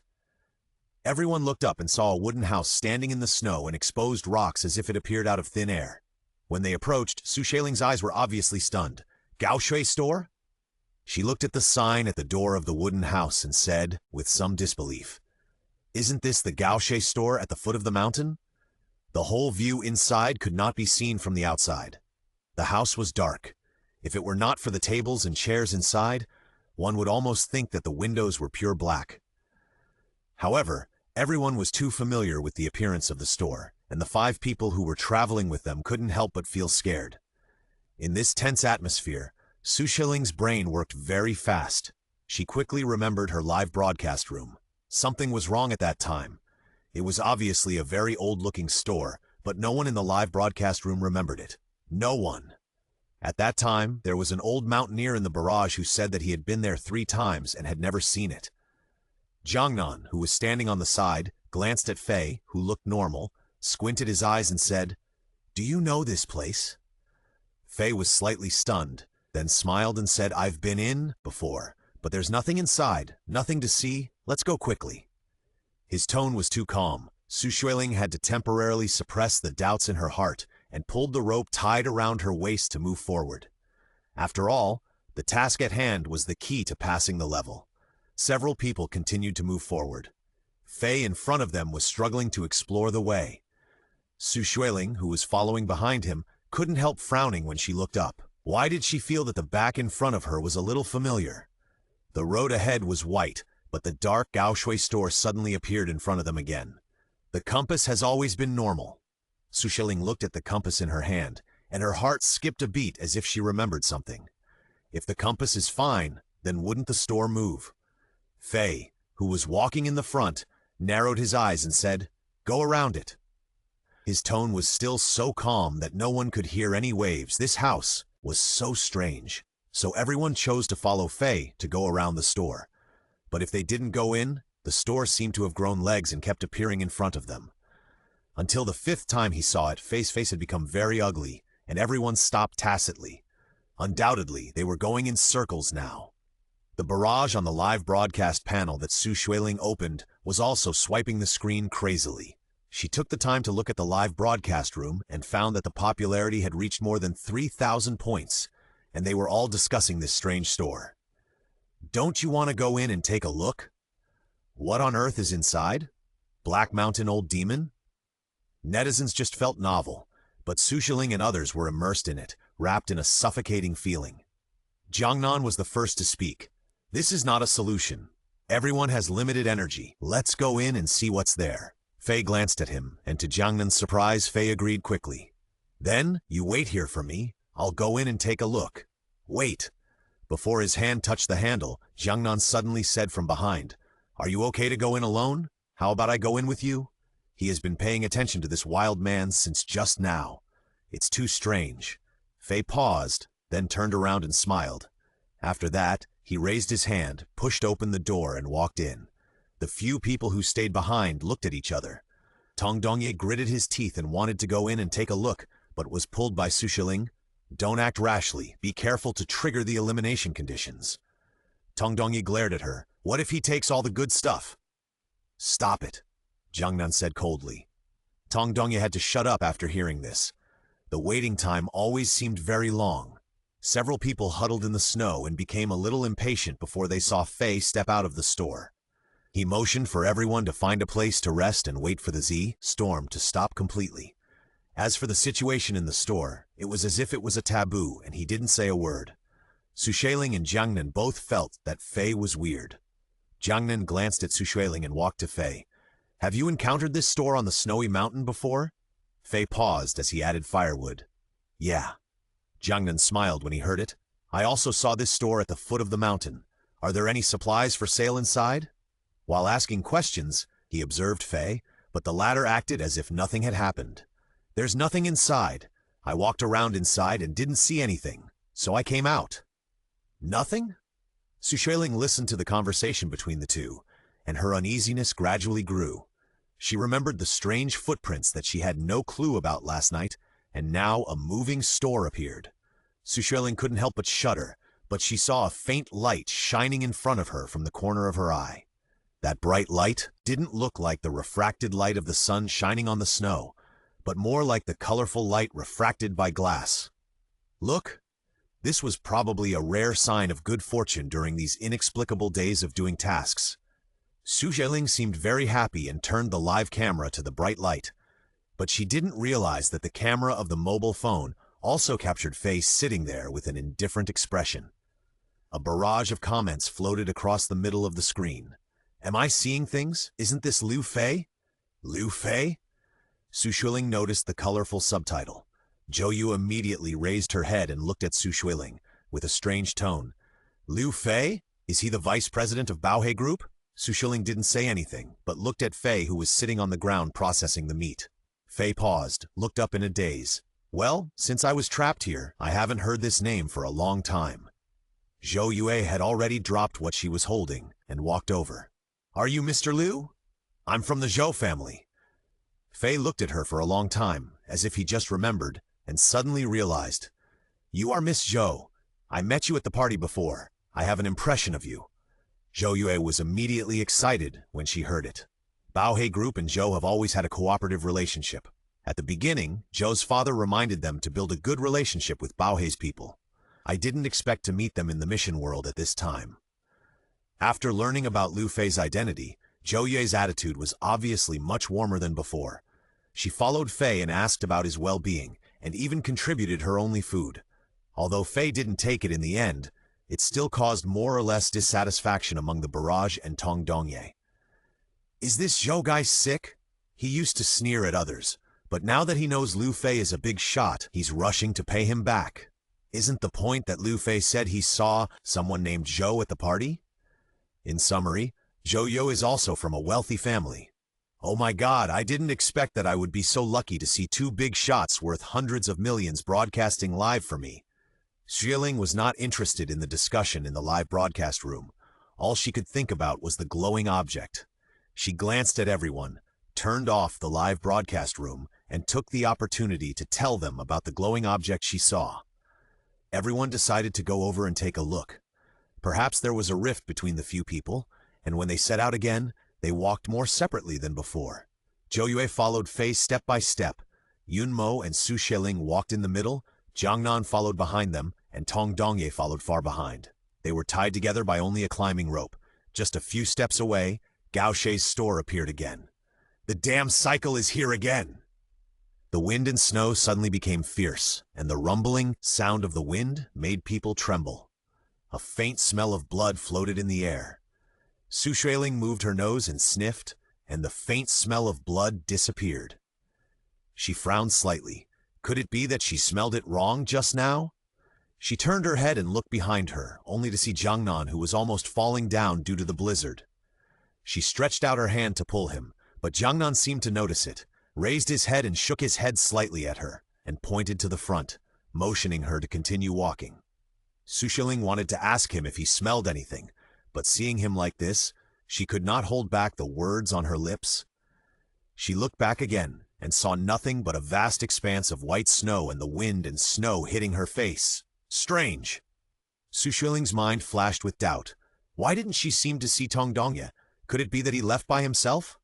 Just as she was about to call the person in front to stop, she heard the intermittent voice of the person leading the way in front, which was about to dissipate due to the wind and snow. If you have nothing to do, just go around. Just after a few scattered voices responded, a task panel that had not appeared for a long time suddenly popped up beside everyone. The big words on it startled everyone. Tong Dongye, out! Xueling's heart skipped a beat. Then it seemed as if her eyes were blurred, and she felt that she saw a torn body, and blood covered her entire field of vision. Xueling swayed her eyes, and at the end of the bloody color, Tong Dongye's head appeared at a weird angle. He disappeared. Jiangnan's voice suddenly sounded. When Xueling came back to her senses after panting, there was an endless whiteness around her. She looked at Jiangnan, who was pulling the rope behind him with a gloomy face.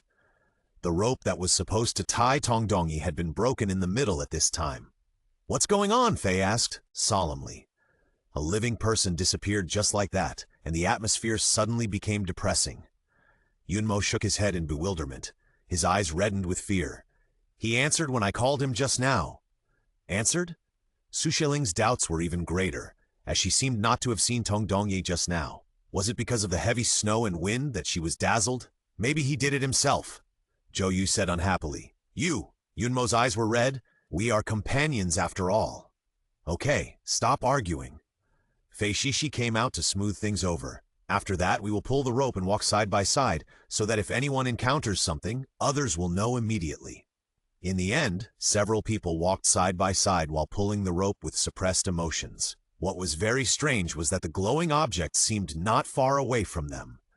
Xueling estimated that it would take less than 5 minutes to walk, but in the end, it took an hour to reach it. In front of them was a porcelain white pillar, which seemed to be carved from an ice cone.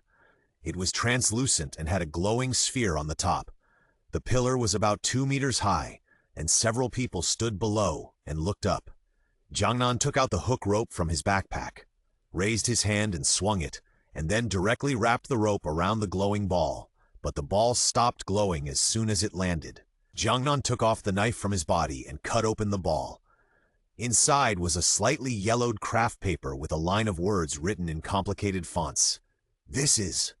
Xueling subconsciously leaned over to take a look, but Jiangnan didn't seem to react and couldn't dodge in time, so her lips just rubbed against the back of Jiangnan's hand. Sensing the touch on her lips, Xueling blushed and took a step back. Even Jiangnan's expression was a little strange. "What are you doing?" Yunmo walked up, squinted at the craft paper and said, "More important than the route is the character. What does this mean?" Xueling's thoughts were attracted to her. What is this? Was it something left by the people who came here before, or was it a clue given by the system? But the next second, Fei shouted nervously, "Don't worry about the brown paper. This place is wrong." He took out a dagger from his waist and said, "This white pillar, I didn't think of it for a while. This should be the place where the ghosts and gods appeared most densely in the Bai ethnic group's legends." As he spoke, smoke swirled around, and a thick fog surrounded the few people. The blizzard became more and more violent. Not sure if it was an illusion, Xueling vaguely felt that the white pillar in front of her seemed to emit a faint golden light. She shook her head and took 2 steps forward to take a closer look. The diffused white fog blocked her like a barrier. "What is this?" Xueling couldn't help but lose her voice, pointing in front of her for a long time without saying a word. She subconsciously raised her hand to cover her mouth, as if looking for some sense of security, and moved towards Jiangnan beside her. Everyone looked in the direction of her finger, and Zhou Yue and Yunmo were so scared that they screamed on the spot. In the thick fog in front of her, a figure slowly emerged. "Tong Dongye?" Xueling screamed. The person who was walking towards her was Tong Dongye. His eyes were dull, and his face was pale. The snowflakes on his shoulders had soaked his clothes. No one knew where he had been before. His clothes were tattered, and his muscles could be vaguely seen. Tong Dongye slowly approached. Xueling didn't have time to think about it. She quickly took out a towel from her bag and planned to hand it to him to let him wipe his body first. "Why did you suddenly go somewhere else just now? I thought something happened to you." Tong Dongye, who was opposite her, suddenly raised his head, and his black and white pupils stared at her. Xueling subconsciously took a step back when he looked at her. "Wait!" Jiangnan behind Xueling suddenly spoke, raised his hand and grabbed her arm, frowning and said, "Tong Dongye has been eliminated." Xueling was awakened by a word, and she suddenly came back to her senses and looked at the Tong Dongye opposite. What is this thing in front of her? Legend has it that ghosts and gods will appear here. Could this object in front of her be a ghost? Xueling pursed her lips, but the elimination in the system task will not affect the real world. How could Tong Dongye's ghost appear here? Yunmo shrank back in fear. Tong Dongye seemed to have no idea of their existence and walked straight over. Everyone did not dare to disturb him and had to step aside. He just walked past several people and then slowly disappeared in the mist. What is going on? Xueling looked at his stiff back, and for some reason her nose was inexplicably sour. Just before they set out, they vowed to find the Snow Mountain scepter, but Tong Dongye was eliminated as soon as they set out. Seeing the fog around them getting thicker and thicker, and some strange figures seemed to appear in the fog, Xueling subconsciously leaned towards Jiangnan. It's not advisable to stay here for long. Who knows if there will be anything in the fog, Fei said coldly. Several people walked and stopped in the fog, and finally found a cave. The edge of the cave entrance was flat, as if it was polished by some creature with claws. Xueling checked the surroundings of the cave. There were no other signs of abnormality except for the footprints they had left when they came in. Don't be suspicious, it's good enough to find a place to stay, Zhou Yue urged impatiently. Xueling thought about it and blocked the entrance of the cave with a few stones just in case. The people inside had already unloaded their heavy bags. Looking at the thick fog outside, Yunmo's voice was trembling. What should we do next? Where should we go? Xueling's expression was also a little bad. They just met Tong Dongye. Now they might encounter something when they go out. Let's take a rest here, Jiangnan said softly. Let's wait until the fog clears. At this moment, Yunmo panicked and searched for something in his bag. How could it be gone? It was clearly there before we set out. Xueling came over and said, "What's missing?" Yunmo was so anxious that tears almost came out. How could my trekking pole be gone? What should I do if something happens without my trekking pole? Xueling's expression suddenly became very strange. She sat aside for a long time and couldn't speak, while Yunmo was still looking for her trekking pole in her bag, with her arms and head almost stuffed into the bag. Yunmo kept muttering to herself. Her emotions were a little excited, and the whole person looked very wrong. Yunmo! Xueling saw this and quickly reached out and grabbed her, hoping to calm her down. The bag in her hand was thrown away, and Yunmo was hugged by Xueling. She was still panting nervously, and she broke out in a cold sweat in such a low temperature. With his hair disheveled, he murmured, "What should I do? Why did my trekking pole suddenly disappear? What happened?" Xueling took the water from Jiangnan's hand, poured it into her palm, and sprinkled it on Yunmo's face. Yunmo was startled and sobered up a little. "Xueling? What's wrong with you? Your trekking pole was broken in the cave before. What are you looking for now?" Xueling said helplessly. "Cave?" Yunmo blinked. "What cave? Why don't I remember it?" Xueling paused, and her expression became a little stiff. "You don't remember it?" Yunmo nodded innocently and looked at the others. "Your trekking poles are missing too." Everyone looked at each other, and the tense atmosphere suddenly enveloped everyone's head. Zhou Yu frowned. "What the hell are you doing? You are crazy!" Xueling raised her hand to signal her not to speak. After calming Yunmo down, Xueling asked about the past events and found that Yunmo had forgotten not only the events in the cave, but also the events about the savages and their leaders. The hand that was supporting Yunmo's shoulders gradually loosened, and Xueling looked at Jiangnan at a loss. Jiangnan obviously didn't know what was going on. He walked forward a few steps and was about to ask Yunmo a few words when he heard Zhou Yue say, "What are you doing?" As she spoke, Zhou Yue stood up and walked to a few people, looking at their faces with a trace of confusion. "What are you doing here? Why are we here?" Xueling finally realized that something was wrong. For some reason, their memories seemed to be missing, and even Xueling herself had a blank in her mind the moment she stood up to check. A confused look appeared on her face, and she subconsciously patted her head, and her mind became clearer. Jiangnan walked up to them and briefly told them what happened before. Yunmo finally realized, "We are here to find the Snow Mountain Scepter." Xueling nodded and looked at Jiangnan again. "It seems that the fog here can make people gradually lose their memories. In order to prevent accidents in the future, let's write down the recent events. Okay?" Jiangnan took out his mobile phone and sat with Xueling. The two of them sorted out the recent events and wrote them down carefully. Yunmo looked at them and also picked up his mobile phone to write down the recent events in the memo. Xueling looked at the memo on the mobile phone and breathed a sigh of relief. "If we forget in the future, we will remind each other. We can't let the loss of memory cause any problems." Jiangnan nodded and put the mobile phone in his pocket. Fei, who was sitting in the corner, just smiled and said nothing. After taking notes on the mobile phone, Xueling almost didn't sleep all night. She held the mobile phone and kept flipping through the notes she had taken with Jiangnan before, worried that she would lose her memory accidentally. When it was dawn, Xueling stood up from the ground, while the others were still sleeping.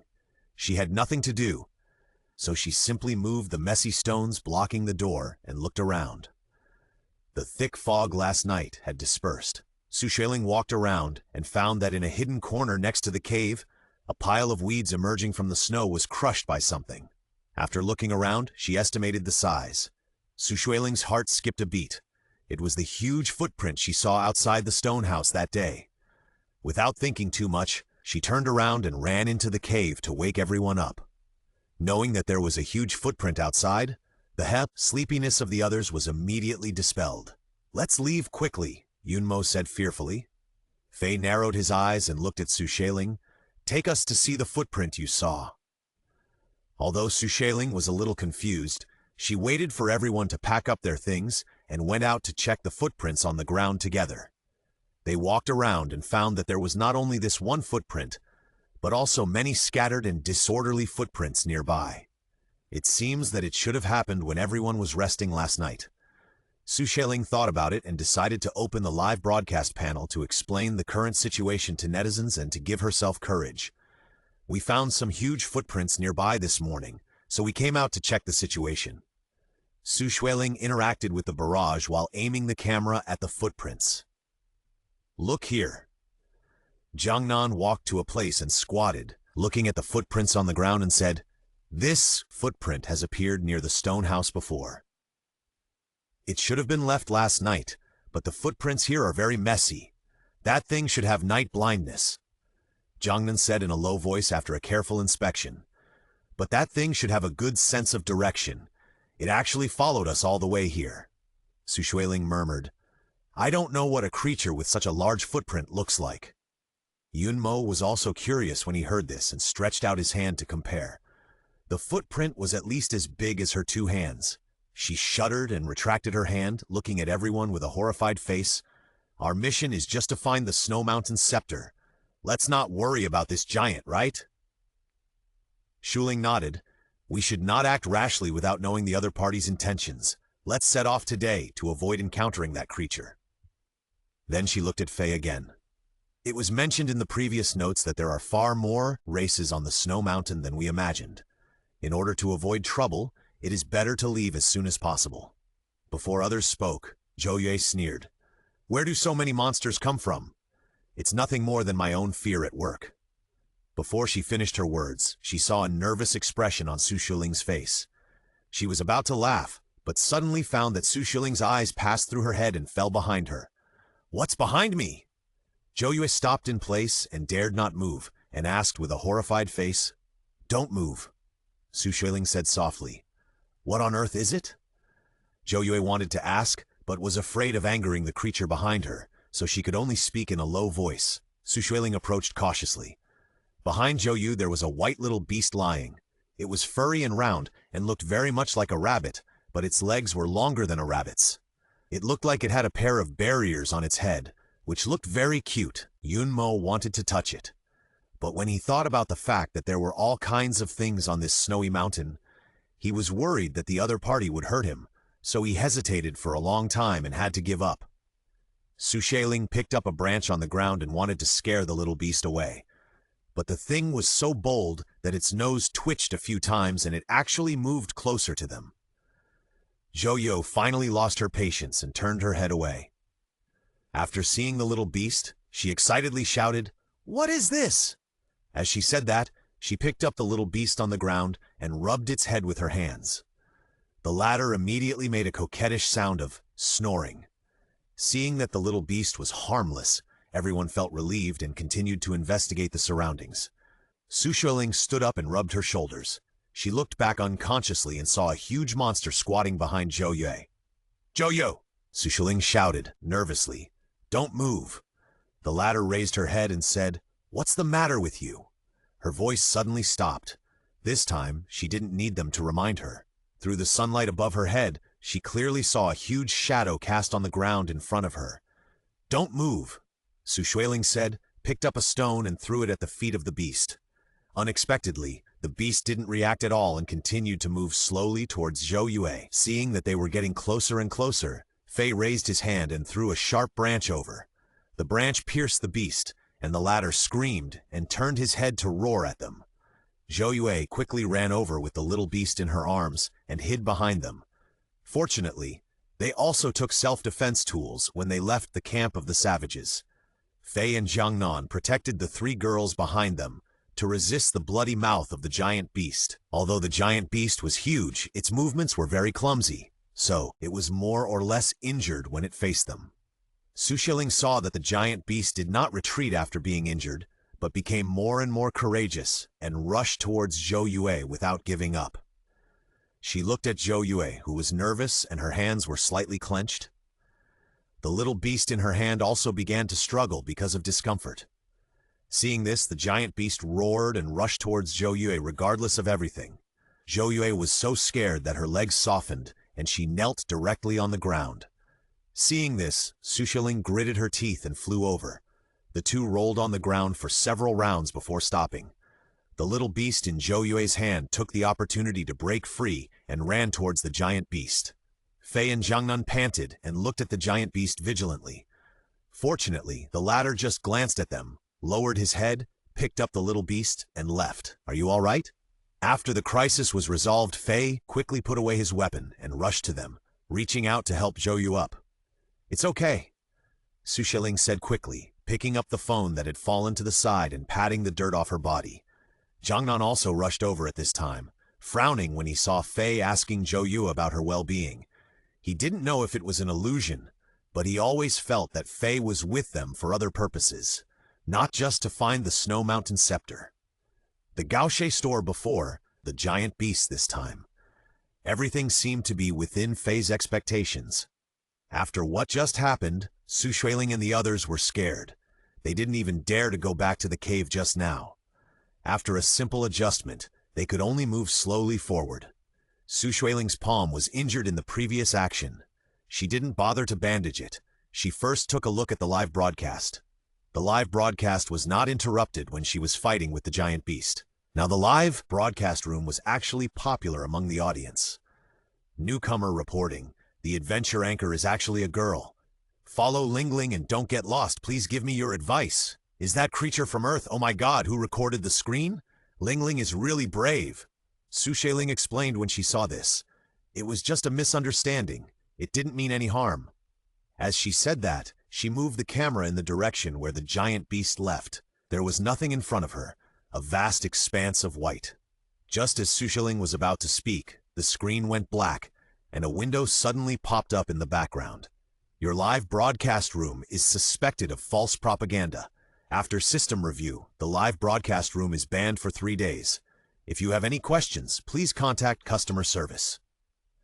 Jiangnan, who had been walking by and watching her live broadcast, couldn't help laughing. Xueling looked at him suddenly. What do you mean?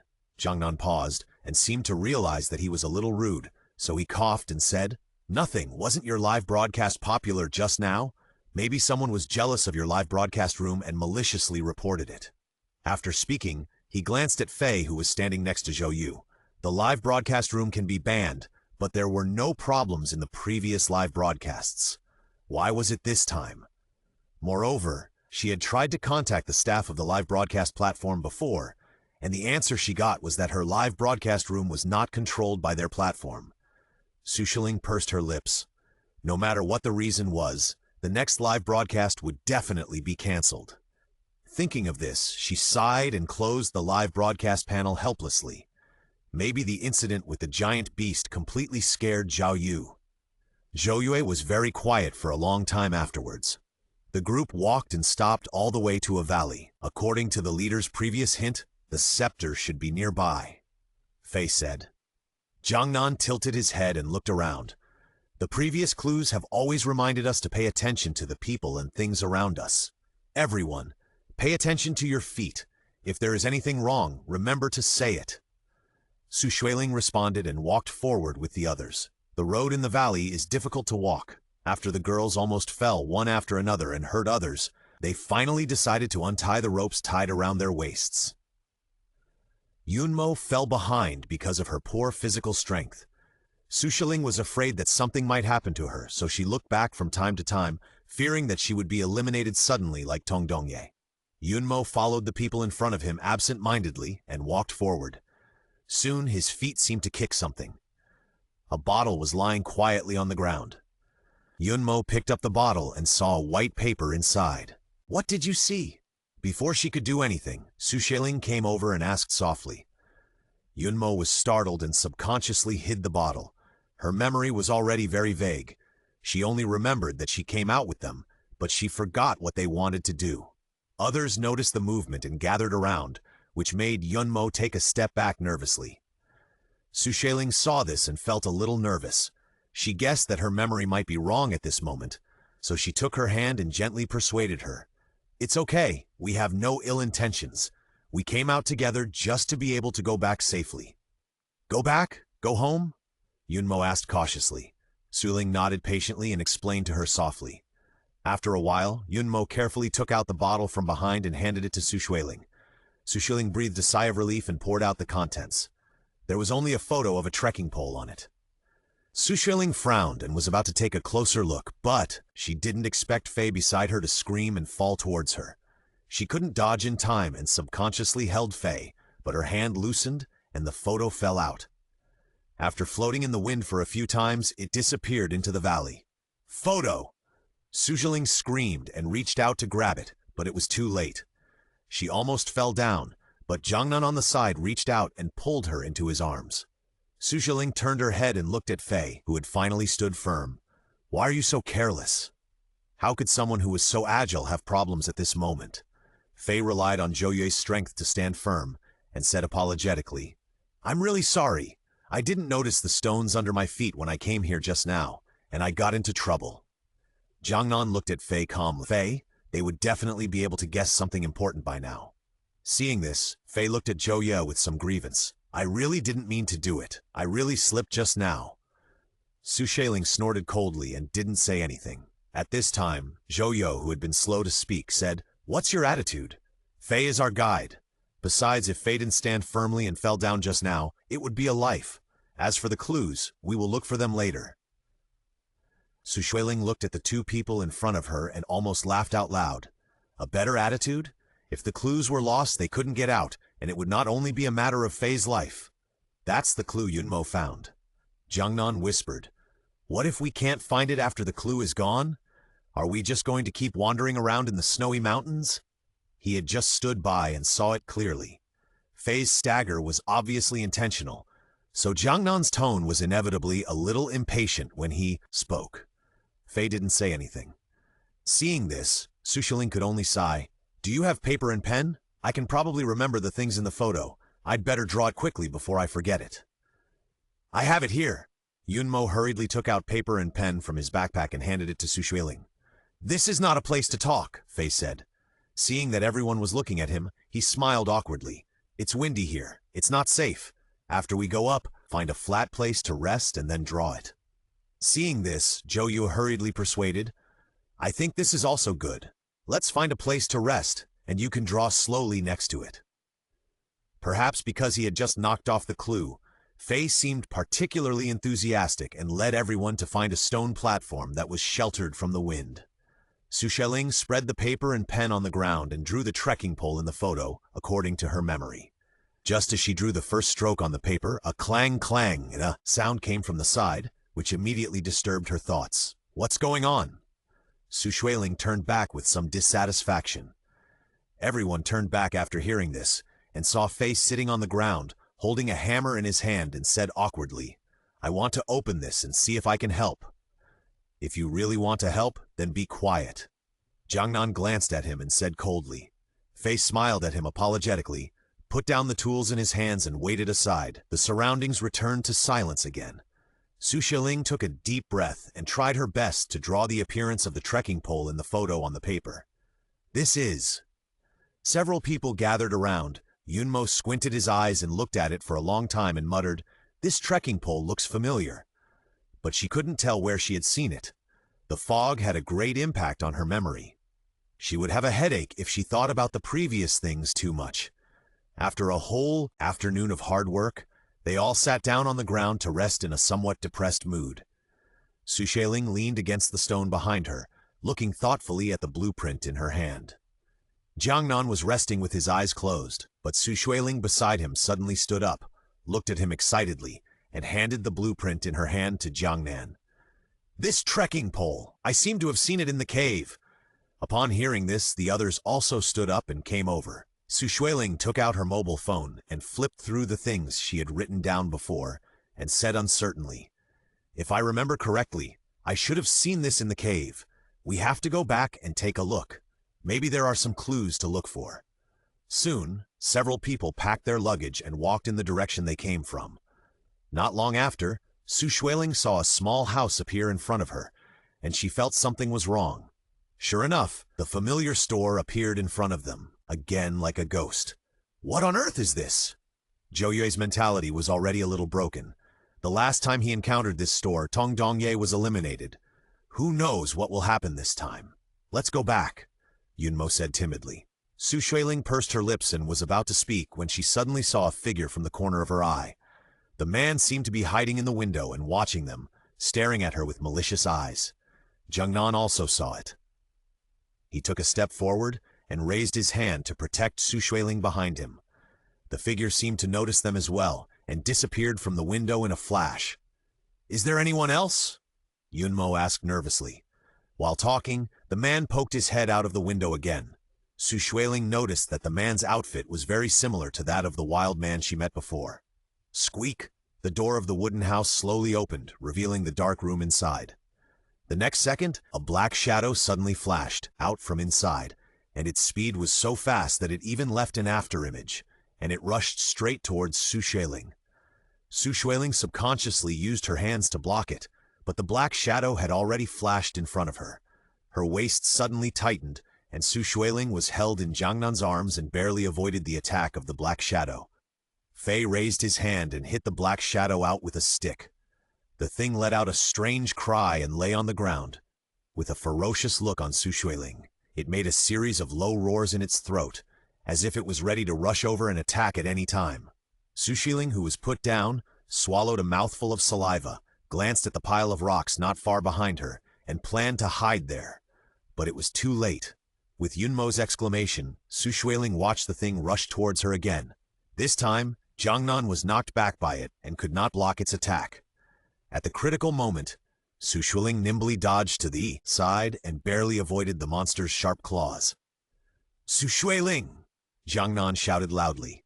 The latter raised his hand to take the dagger he threw over and stabbed the monster's back with a backhand. The monster roared, but its movement was not hindered at all. Instead, it opened its mouth and bit her arm. Xueling was startled and quickly shook her arm, and the dagger fell to the ground. She could only watch the monster pounce on her, and even smell the stench in the monster's mouth. Will she be eliminated like this? Xueling closed her eyes nervously. Something fell in the snow, and Xueling's eyelashes trembled. After a long while, she dared to open her eyes carefully, only to see Jiangnan climb up from the snow without a care, and took out the rope from the side pocket of the backpack to tie up the monster's struggling hand. Hand? Xueling's eyes widened in disbelief. Monsters have hands? Is it fun to just stand there? Jiangnan said unhappily. She knew she was in the wrong, so she smiled apologetically. Then she looked carefully at the guy tied up by Jiangnan, and found that it was just a wild man wearing a bearskin. Because the bearskin was tied to his limbs, and he walked with his back hunched, he looked like a monster. The wild man kept struggling on the ground, not caring that the blood on his wrist had already flowed to the ground, staining the surrounding snow. Xueling couldn't bear to watch it, so she simply moved her eyes aside. "Are you all right?" Seeing that the wild man was subdued, Joye pulled Yunmo and Fei over. But when the wild man's eyes fell on Fei, who was standing behind them, the wild man's body suddenly shook violently, and he even curled himself up into a ball to try to hide himself in the snow. After all this, Jiangnan's patience had reached its peak. He picked up the wild man on the ground and threw him at Fei's feet. Joye was startled and asked sharply. Jiangnan stared at Fei and said, "He knows you." This sentence was not a question. Fei also looked at him, and after a long silence, he suddenly laughed. "Well, this is someone I knew before, but it should be the influence of the fog that made him become like this." After that, he leaned over to untie the rope on the wild man, and handed him a bandage to let him treat the wound himself. "He has been missing for a long time, and we have been looking for him. I didn't expect him to appear here." Fei said softly, with regret on his face, "But he should be familiar with the surroundings and can take us to the previous cave to find clues." Although he said this, Jiangnan's expression was still not very good. "I hope there will be no more accidents from you on the road later." The conversation between the two pushed the already awkward atmosphere to the peak. During the break, Yunmo glanced at the two groups of people who sat separately in anger. She was in a dilemma and had to say that she would go out to pick up some branches to burn. When she came back with the branch, she happened to see Fei pulling the savage towards the store. The former's face was full of indifference, which frightened Yunmo. She subconsciously wanted to go over and take a look, so she hid aside and moved carefully. After confirming that she was in a hidden position, when she looked up again, she was so scared that her legs went weak and she sat down directly on the ground. She saw a flash of ferocity on Fei's face, but the savage beside him disappeared. Fei walked out alone and even looked over here as if he had sensed something. There was silence in her ears. Yunmo looked outside tentatively and confirmed that Fei didn't come to check before she barely propped up her weak body. She didn't even care about the firewood that fell at her feet and stumbled back. "What's wrong with you?" Ah, she was so scared by the person who bumped into her that she almost jumped up on the spot. Zhou Yue looked at her in confusion. What's wrong with you? Did you encounter a monster again?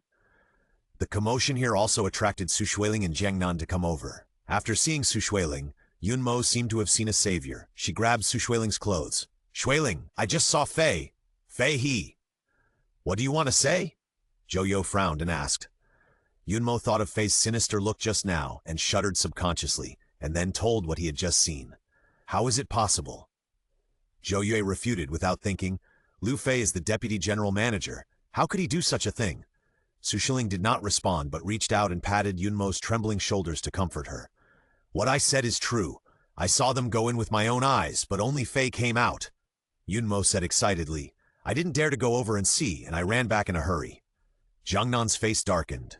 If this is true, then Tong Dongye's elimination may also be related to him. Zhou Yue on the other side refuted anxiously, but Xueling felt that Jiangnan's words made sense in her heart. After Tong Dongye was eliminated, the audience in the live broadcast room discussed it for a while, and no one knew how he disappeared.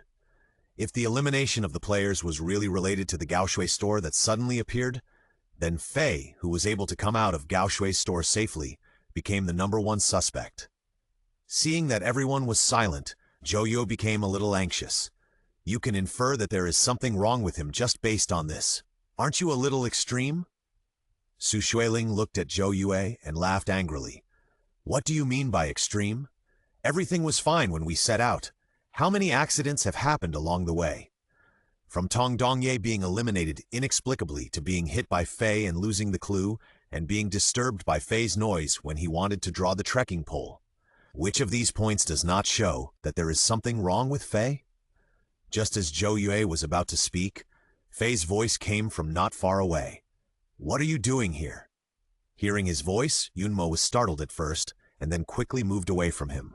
Fei's eyes flashed with a strange light, and then he asked nonchalantly, What happened? Xueling looked behind him. Didn't you say that the savage called you out to talk to you? Where is he? Speaking of this, Fei seemed a little annoyed. That guy was too cunning. He told me that he wanted to relieve himself, and then he ran away secretly when I wasn't paying attention. Xueling squinted at him without saying anything. Fei's expression didn't show anything wrong. Zhou Yue simply asked directly, Did you do it on purpose when Tong Dongye was eliminated and the savage ran away? Xueling stood aside and listened to her questions. She had already cursed Zhou Yue in her heart. Even if she suspected someone, she couldn't question him, directly like this. Fei was stunned for a moment when he heard this. For some reason, he glanced at Yunmo, who was hiding behind Xueling. When he saw the latter shrinking back in fear, he said in a daze, It really wasn't me. Apart from this savage, I'm not familiar with the brother who was eliminated before. Seeing that no one else spoke, he wanted to speak again, but Xueling said, Okay, this is not the place to talk. Let's go into the cave first. Fei had to nod a little aggrieved. Zhou Yue snorted and followed Fei. At the end, she glared at Xueling fiercely, which made the latter confused.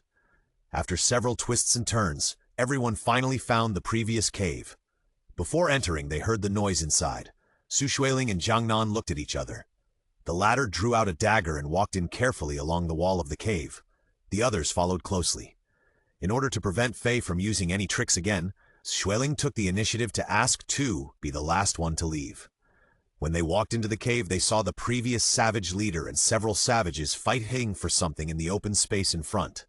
Several of the savages even had scratches or bite wounds of varying sizes on their bodies.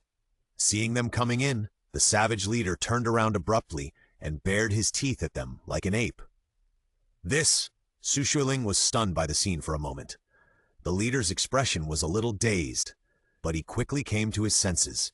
He stood up and looked at his hands in a daze, then looked at the savages who were still fighting in the open space, and finally lowered his head in a somewhat decadent manner.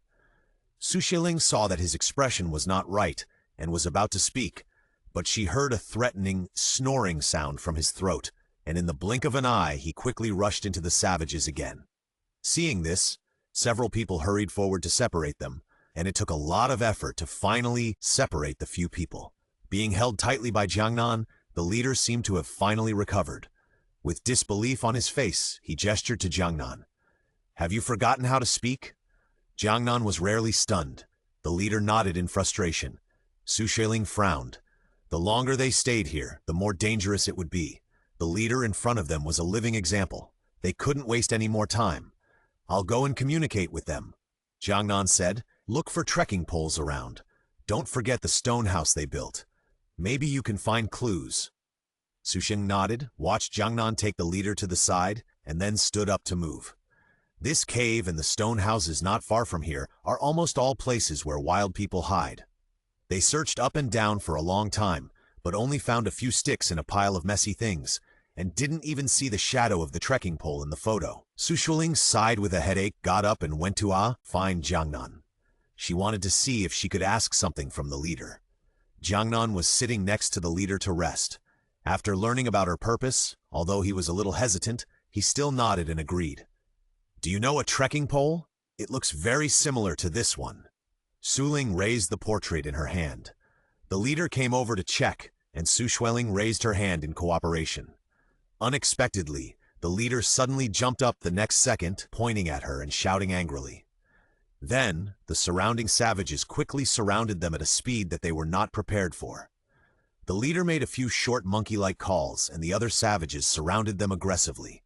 Seeing this, Xueling's eyelids jumped, and she remembered the experience of being tied up by them before.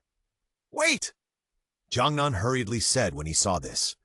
The leader raised his hand and looked at Jiangnan curiously. It seemed that he had some impression of Jiangnan. Jiangnan took out the mobile phone in his pocket, turned on the camera function, and held it in front of the leader.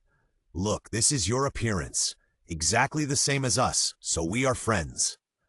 The leader directly snatched the phone and saw that the person inside did the same action as him, as if he believed Jiangnan's words, and handed the phone back to Jiangnan. "Friend," the leader said a little stiffly, and his tongue seemed to bend several times in his mouth. "Yes." Xueling saw that the communication was effective, and quickly handed over the trekking pole she had drawn. "We have no ill intentions. We just want to find this thing." The leader took the paper and looked at it carefully. Suddenly, he thought of something, got up and walked to the innermost part of the cave. Xueling followed him. Only then did she realize that there was a place to hide things in this cave, and there were many modern tools scattered in it. It should be that the leader was gradually losing consciousness due to the influence of the fog, and he didn't want to lose his memory as a human being, so he hid them here. Xueling whispered a greeting, then walked in to check one by one. But after looking back and forth for several times, there was still no trekking pole she had seen in the photo before. She sat on the ground a little depressed.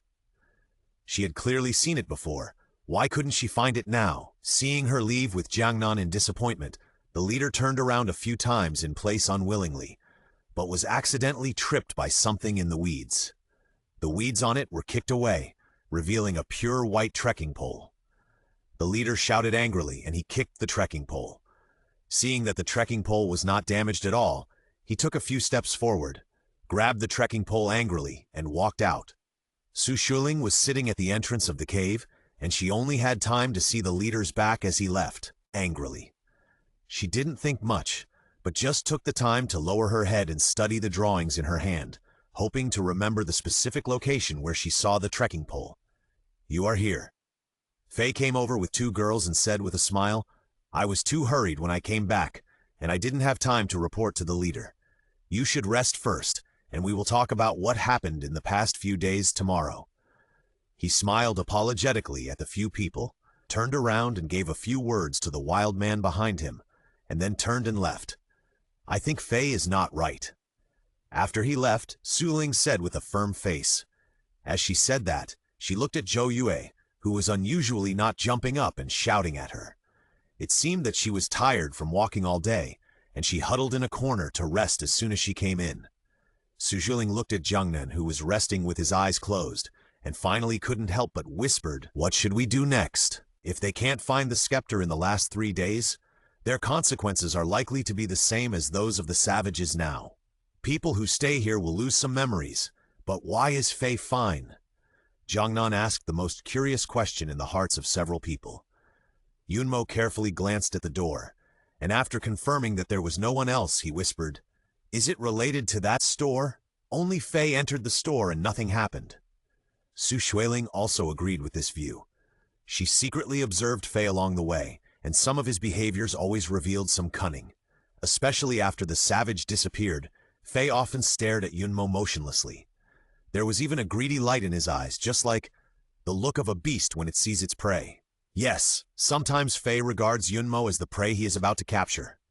The three people discussed it, and finally Jiangnan decided to go over and find out later. Early the next morning, Xueling was awakened by a series of knocking sounds. She frowned and opened her eyes, only to see Zhou Yue squatting on the empty space in front of her, with her bag thrown aside and the contents scattered all over the floor. She was holding something in her hand and was hitting it mechanically. Xueling was startled by her strange movements and slowly moved closer. Zhou Yue was holding a stone and hitting the can on the ground. She didn't care even if she missed her target and hit her hand occasionally. Bang! The can was finally cracked and the contents slowly leaked out. Zhou Yue made a strange gurgling sound in her throat and then couldn't wait to pick up the can, regardless of the dust and sand on it, and poured it into her mouth excitedly. Zhou Yue? Xueling carefully patted Zhou Yue's shoulder. The latter seemed to be frightened and shrank aside suddenly, then bared his teeth at her like a stimulated little animal, looking like he would pounce at her at any time. Zhou Yue? Xueling felt a strong sense of uneasiness in her heart. At this time, outside the cave, Fei was sitting on a high rock. He was holding the bread and canned food from the backpack in his hands, and he held them in the air with his fingers and turned them a few times, and then looked at the wild people below with satisfaction. There was a commotion. The leader was also standing below, looking at the food in his hand excitedly, stretching out his hand to catch it, and even wanted to climb up and snatch it with his bare hands. Fei smiled, poured all the food in his hand on the leader, and watched the wild people below rush up and bite the leader. In the ear chamber of the cave, Jiangnan frowned and checked the situation of Zhou Yue and Yunmo. The two had almost forgotten what happened before. Zhou Yue had a bad temper and was closer to the wild people fighting for food outside after losing her memory. Yunmo seemed to be relatively quiet. He just huddled in the corner and begged Xueling for food with a pitiful expression. Xueling had no choice but to open the can and hand it to her to calm her down temporarily. Seeing Yunmo digging out food from the can with his hands, Xueling felt a little bit sorry and leaned over to talk to her. But before she could speak, Fei ran in from outside, panting and saying, "Outside. The people outside seem to have lost their minds and have started fighting in the open space outside, even the leader." Halfway through his words, he looked at Jiangnan again. "Let's go and take a look quickly, otherwise everyone will be in danger." Xueling and Jiangnan rushed out after hearing this, leaving only Fei standing in the ear chamber. Looking at Zhou Yue, who was threatening in the corner with his teeth bared, Fei smiled softly and took out a sausage from his pocket to successfully attract Zhou Yue's attention. "Do you want it? Come with me." Zhou Yue nodded excitedly and hurried over. Yunmo, who was standing by, shrank back in fear, but then mustered up the courage to reach out and grab Zhou Yue's clothes. Don't go." She didn't know the man in front of her, but she subconsciously felt that the man in front of her was not a good person. Fei turned his head to look at Yunmo and grinned. "In that case, you come with me." After saying that, he raised his hand and picked up Yunmo from the ground. His movements were extremely rough, and he forced Yunmo to walk outside. In the open space outside the cave, the leader and the savages were mixed together and fighting each other. Xueling suddenly had a headache when she saw this. After these few days of contact, she found that these savages were not difficult to get along with. It just takes time. After finally separating them, Xueling heard Yunmo crying from the cave. Turning her head, Fei was pulling Zhou Yu and Yunmo, who looked terrified, out of the cave. "Stop!" Xueling's heart skipped a beat, and she ran over in 2 or 3 steps, ignoring the 2 savages who were fighting next to her. Fei realized that he was discovered, and his eyes narrowed with some viciousness. He let go of the hands holding the 2 people, wanting to take the opportunity to knock Xueling unconscious and take the people away. But he caught a glimpse of Jiangnan following him, so he had to let go of his hand unwillingly. As soon as Yunmo escaped from Fei's control, he ran towards Xueling with red eyes. Xueling protected Yunmo behind her and raised her hand to quickly pull over Zhou Yu, who looked reluctant. "What do you want to do?" Xueling asked vigilantly. Fei smiled and raised his hand to explain to her and Jiangnan, who arrived later. Miss Zhou wanted to eat, and I saw there was nothing in the cave, so I took them out to find food. Jiangnan looked him up and down for a long time and said coldly, I'm afraid you are not looking for food, but you really want to take people to the store, right? The perfect smile on Fei's face was stiff for a moment, and he shrugged indifferently. I really don't know what you are talking about. Don't know? Jiangnan looked up at him, and then looked at Gao Shui's store behind him, which was getting closer and farther. The store moved much faster than before, as if welcoming someone to enter. Jiangnan slowly took out a lighter from his pocket, pressed it lightly, and the flickering flame lit up. Don't tell me, you can see whether your speed is faster or the fire is burning faster. After that, he walked towards the direction of the wooden house, holding the lighter in his hand, as if ready to throw it out at any time. After walking a few steps, Fei called him with an ugly face. Wait! Jiangnan turned to look at him, and the latter gritted his teeth and said, I'll take you there. The few people came to the door of the wooden house. Xueling walked up the steps tentatively, pushed the door open and walked in. The house was not as dark as she imagined, but just like what she saw outside, there was nothing. She walked around the house and walked out. Fei smiled and said, I said there was nothing. You don't believe it? Before he finished speaking, Jiangnan grabbed his clothes. The latter subconsciously wanted to fight him, but found that the training in the wild during this period was completely useless. If Jiangnan wanted, he couldn't even touch the corner of Jiangnan's clothes. Let's go in together. Jiangnan narrowed his eyes, and after saying that, he raised his hand and threw Fei to the door of the store. Fei climbed up with an ugly face and walked in unwillingly under Jiangnan's coercion. The moment Fei stepped into the store, a white panel suddenly appeared on the black wall in front of him.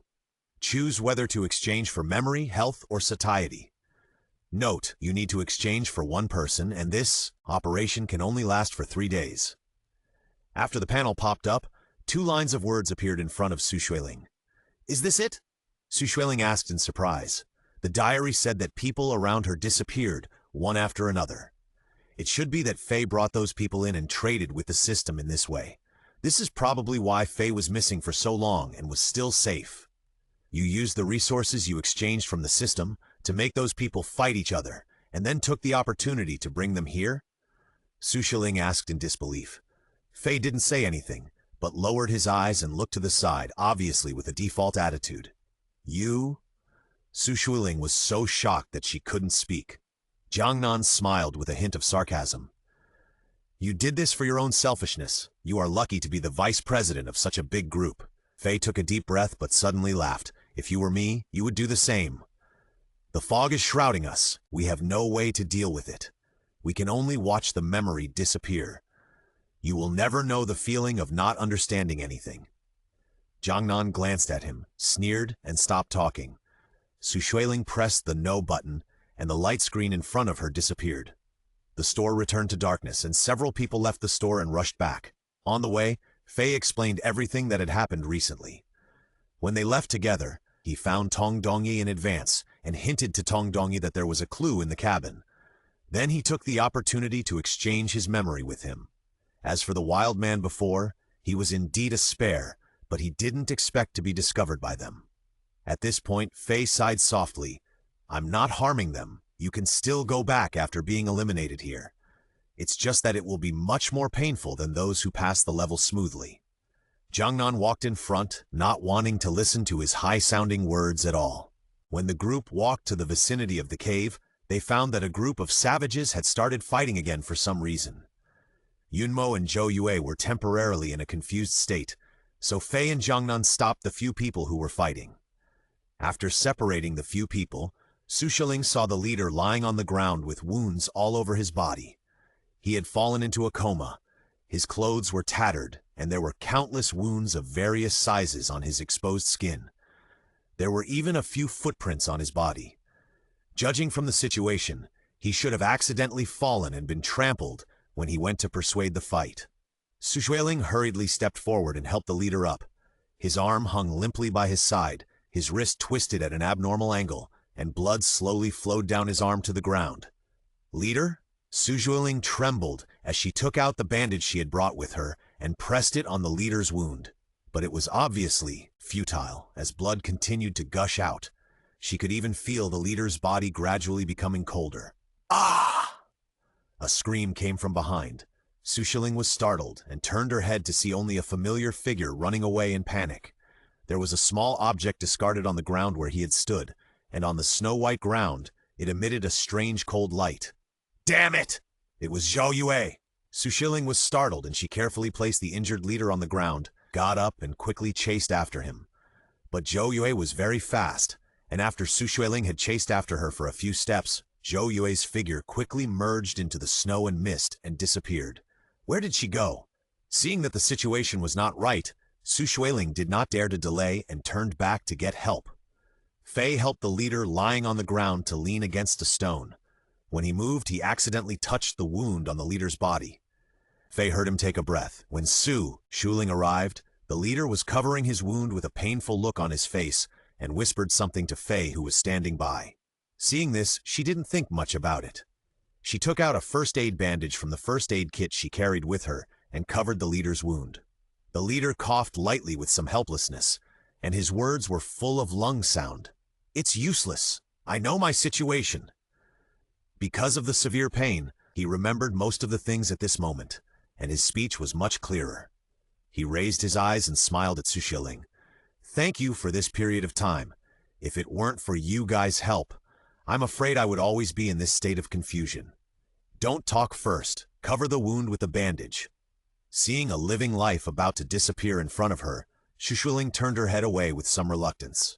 Fei, they can indeed help us. If you want to leave this hellhole, you must go all out to help them. The leader spoke more and more hurriedly, and the air in his lungs seemed to be less every time he spoke a word, and only a little air could enter but not leave. Fei shook his head subconsciously. How could it be? They. Perhaps out of concern, Fei did not say the rest of the words completely, but Xueling already understood what he meant. Because of doubts about them, there were previous attempts and non-cooperation. Thinking of this, Xueling said helplessly, We have no ill intentions. Even if we take a step back, we are just cooperating with each other to find a way to leave here. You should believe us. Fei pursed his lips and said nothing. Jiangnan came up, and Yunmo hid behind Jiangnan, occasionally looking at them. Where is Zhou Yue? Jiangnan asked with a frown. When Zhou Yue was mentioned, Xueling suddenly came back to her senses.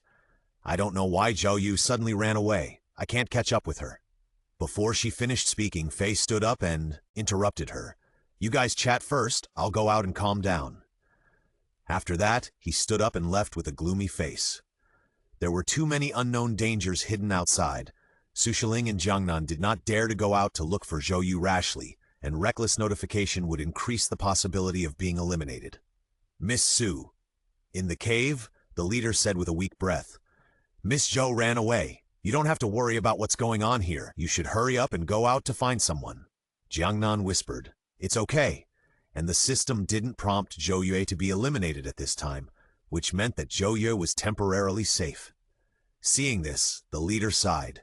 It was freezing cold, and there were so many injured savages lying in all directions. Jiangnan and Xueling carried those savages into the cave together. It was just that when Xueling counted the number of people at the end, she found that there seemed to be fewer savages brought back. After asking the leader and walking around the cave for several times, Xueling finally confirmed her doubts. 3 savages disappeared in the previous fight. Jiangnan's face was solemn. Maybe they were injured before, and because of the cold, several savages died outside, and their bodies have been recovered by the system. At this time, Fei walked in from outside and said loudly, You stay here, I'll go out to find someone. As he said that, he looked at the leader beside him and said, I promise you will help them. Hearing this, the leader finally put his mind at ease, but just as he was about to speak, he began to cough violently again. This time the cough was more severe than any other time. Xueling walked forward to support him, but before her hand touched him, she saw the leader's body become heavy and fell straight down. Her expression was stunned for a while, and she couldn't react for a long time. Fei, who was standing aside, had no sadness or joy on his face. He looked at Jiangnan and said, I can help you, but you have to take me out of the mission world. Jiangnan didn't say anything. He was resistant in his heart, but in the current situation, it seemed that only Fei was the most suitable to help. Fei left the cave quickly. The leader's body was not like other savages who disappeared after death. He lay on the ground diagonally, as if he had just fallen asleep. Jiangnan checked the leader's body from top to bottom and found nothing wrong, but the system had no intention of recovering it. This may be useful for future clues, so keep it for now. Jiangnan covered the leader's face with a towel. Xueling naturally had no objection, but she sat carefully away from the body. No matter how good her psychological endurance was, she couldn't get so close to the body. After resting in the cave for a while, Yunmo regained some consciousness. She blinked blankly at first and was startled again when she saw the savages lying in all directions. After learning about the previous events, she didn't speak for a long time. Since you have regained consciousness, we'd better set off as soon as possible. Jiangnan got up from the ground and said, "According to the leader, behind this mountain is the junction of the barrier, and Jiangnan plans to go and see it first." He carried the leader's body on his back, and Xueling and Yunmo followed behind with the remaining things on their backs. On the snowy mountain, there was a transparent wall standing inside, emitting a bright blue light. Xueling looked at the barrier in front of her and didn't react for a while. "This is..." Jiangnan nodded on the side and looked around to see if there was a breakthrough. Yunmo on the other side settled the leader's body, raised his head and saw a small crack emitting light not far in front of him. Yunmo stood in the gap in front of him in a daze, slowly put the leader on the ground, stood up and walked towards the light. Xueling walked to the barrier, tentatively stretched out her hand to touch the barrier, but was grabbed by Jiangnan's arm halfway. She suddenly came back to her senses, and Jiangnan looked at her with a cold face. "Don't touch it if there is nothing wrong." Xueling took a step back and nodded with a pale face. Just for a moment, she seemed to be unable to control her body and wanted to walk to the barrier. Subconsciously, he looked back only to find that Yunmo, who was supposed to be guarding the leader's body, had disappeared. "Where is Yunmo?" Xueling looked at Jiangnan in panic. The next second, a panel popped up in front of the two. "Player Yunmo is out." Xueling was shocked, and Jiangnan said gloomily, "Go back first." When the two returned to the cave with the leader's body, Fei had already returned, accompanied by Zhou Yu, who was emotional and wanted to break free and rushed over to take the person. Zhou Yu's disheveled appearance scared her. "What's going on?" Fei shook his head and tied Zhou Yu to one side with a rope. "Maybe she inhaled too much fog, causing her to be unconscious. When we found her, she was hanging on a bunch of thorns and was injured." Fei looked behind them and said, "Where's the other girl?" Xueling lowered her eyes and pursed her lips and said, "Yunmo is out." "Out?" Fei was stunned at first, then looked at the leader's body on the side, understood something and chuckled. "You guys went to the edge of the barrier on the mountain, right? As long as you touch the barrier, you will be eliminated." Jiangnan didn't want to dwell on it too much. No one wanted to be eliminated. The most urgent thing is to find the scepter first. The mystery has not been solved yet, and they don't have much time left. If they can't find the scepter, they will have to stay here. "Are you talking about this?" Fei said, taking out a trekking pole which was snow-white and blended into the snow. Xueling looked at the trekking pole for a long time, and her eyes suddenly lit up. "This is it! How did you find it?" "I don't know who left it outside. I saw it outside when I brought Zhou Yu back, so I picked it up." Xueling took the trekking pole from his hand. There was a small groove on it that was different from ordinary trekking poles. "What is this?" Xueling poked it with her hand with some curiosity. Fei narrowed his eyes, as if he was recalling something. Not long after, he suddenly leaned over and took off the necklace that the leader had hung around his neck. The necklace was hung with a delicate small box made of several branches, and inside it was a very expensive ruby, which looked very expensive. "Is this something from the mission world?" Xueling asked with a frown. Fei shook his head, raised his hand and knocked the necklace on the cave. The branches broke with a sound, and the ruby inside fell into his hand. He took the trekking pole and stuffed the ruby into the small groove. Unexpectedly, the ruby fit in unexpectedly. Then the prompt board in front of several people suddenly popped up. Achievement: Snow Mountain Scepter has been found. Final goal: use the blood of the Snow Mountain monster to activate the scepter. Time remaining, 3 days. The expressions of the people were different. They didn't expect that after so many twists and turns, the Snow Mountain Scepter was found in this way. However, the mission has not been completed yet, and the future is still unknown and dangerous. Snow Mountain Monster? Xueling looked at the system panel blankly. Fei handed the scepter to Jiangnan. It's the big monster we encountered before. Xueling's head suddenly became big when she heard it. She had met the Snow Mountain Monster. Not only was the monster huge in size, but it was also very strong. Their chances of winning against it were almost zero. Jiangnan looked at the Snow Mountain Scepter and didn't say anything for a long time. He had seen the pattern on it before. He frowned and tightened his hand holding the scepter.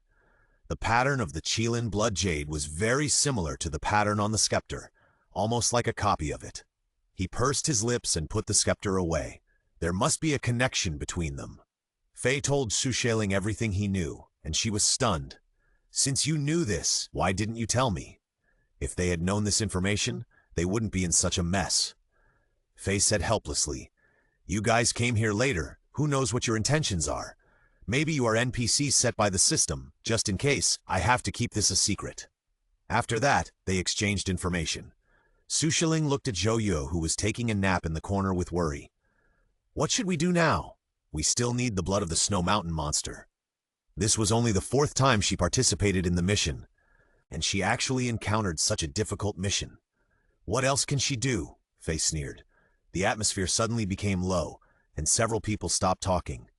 Xueling sighed and subconsciously opened the live broadcast interface, only to find that the live broadcast software had a new prompt. "Customer service number 1, I'm really sorry. The previous information has been verified. Your live broadcast room was blocked by mistake. To express our apology, we have recommended the live broadcast room to the homepage. I wish you a happy life." Xueling was stunned, and then found that the live broadcast room she opened had almost 5,000 popularity, and the barrage was discussing the current situation. "I thought Fei was a bad guy, but I didn't expect to turn around again and again. Watching the anchor's adventure is more exciting than watching a movie." The Snow Mountain Monster, is it the big monster that was more than 2 meters tall before? Seeing that she could communicate with netizens again, Xueling was relieved. Netizens have been watching from a god's perspective.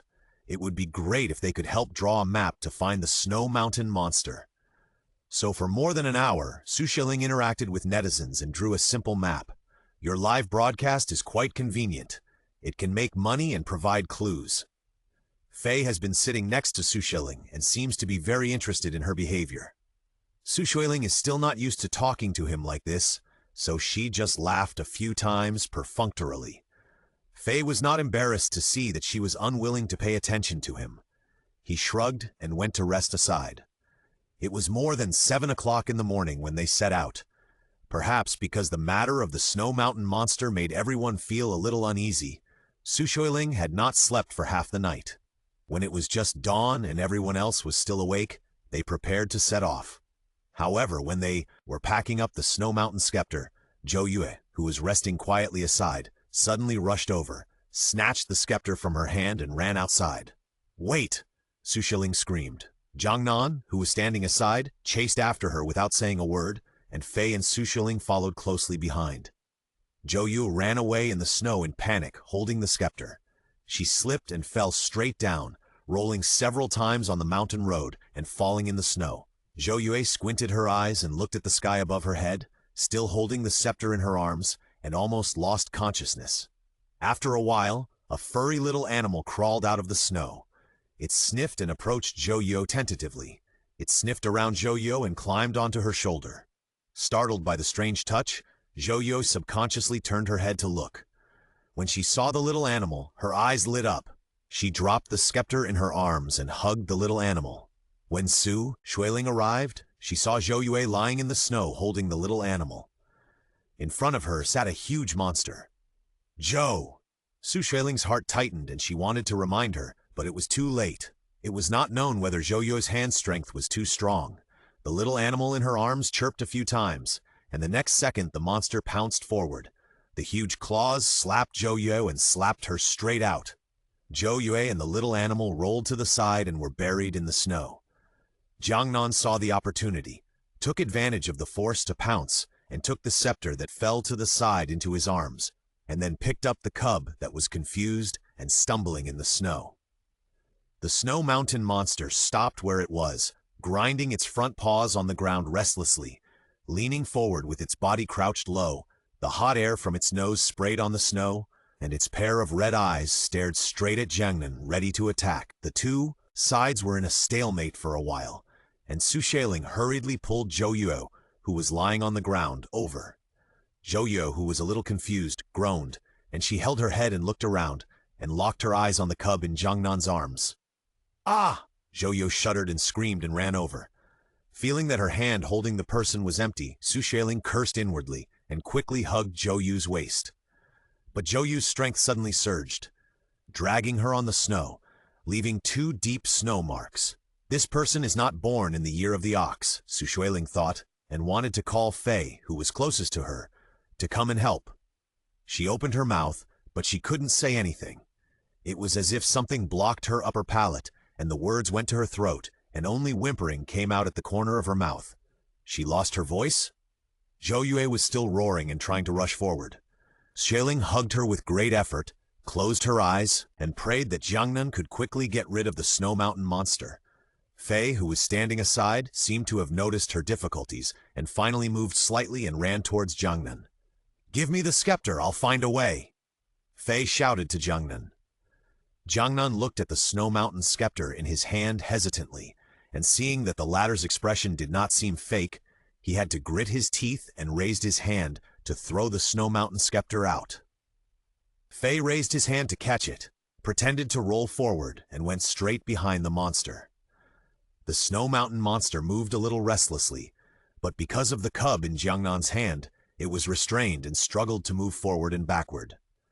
Seeing that it did not attack, Fei tiptoed closer to it, flipped his palm slightly, and slid out a dagger, carefully approaching the snow mountain monster.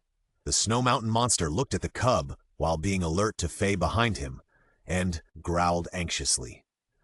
Jiangnan held the furry cub in his hand and watched Fei slowly approach the snow mountain monster. Just when the snow mountain monster was a little uneasy and wanted to look at Fei behind him, Jiangnan pinched the claws of the little beast in his arms, and the little beast cried out, attracting the attention of the snow mountain monster. Fei took the opportunity to roll forward, and the sharp dagger in his hand directly cut through the thick fur of the snow mountain monster, and then quickly stretched out the scepter in his hand and smeared the monster's blood on the scepter. The snow mountain monster screamed and bit Fei behind him. The latter flexibly rolled forward to avoid it, but just as he stabilized his body, the monster's thick tail hit him. He fell heavily to the ground, with a sweet and fishy taste in his throat, and he almost vomited blood. Fortunately, his mission was completed. Fei covered his wounds with his hands and retreated to the side in a somewhat embarrassed manner. The screams of the snow mountain monster seemed to affect the little beast. The little beast began to struggle constantly and even tried to bite Jiangnan's hand. The cry of the little beast seemed to have some kind of magic power over Zhou Yue, making her even more crazy. She dragged Xueling and rushed towards the little beast regardless of everything. Unfortunately, there was snow under her feet, and Xueling, who was holding Zhou Yue, could not stand steadily in a hurry. During Zhou Yu's struggles, Xueling still couldn't hold on and fell down. The two rolled several times on the snow and fell directly at Jiangnan's feet. "Ah, cat!" Zhou Yu showed a somewhat silly smile and raised her hand to grab the little beast in his hand. Jiangnan subconsciously dodged. Zhou Yu got angry and stood up, opening her mouth to bite Jiangnan's hand. Seeing this, the latter frowned and subconsciously shook her off. The little beast in his hand took the opportunity to jump to the ground. Zhou Yue quickly leaned over and held the little beast in her arms and coaxed it softly. The little beast had just been frightened and was struggling in Zhou Yu's arms. The snow mountain monster was no longer restrained and roared and pounced on Zhou Yue, bringing up snowflakes. Xueling and others hurriedly dodged when they saw this. The sharp claws of the snow mountain monster fell, and the little beast flexibly broke free and ran to the side of the snow mountain monster. The giant palm fell, with the momentum of destroying everything. Zhou Yue was unable to dodge and was slapped down the hillside. Xueling watched her roll down the hillside and disappear in the white snow. Zhou Yu! The next second, the system prompt panel popped up. Player Zhou Yu is out! She screamed in her heart, but could only barely utter two hoarse ah sounds. Jiangnan stood beside her, keenly aware of her changes, and frowned. What's wrong with your voice? Jiangnan's voice was a little ethereal, as if it came from far away. Xueling stood up shakily, and the person in front of her was blurry. Xueling touched Jiangnan's face in the air, and then fell towards Jiangnan softly. There was a touch on her waist, as if someone had hugged her waist.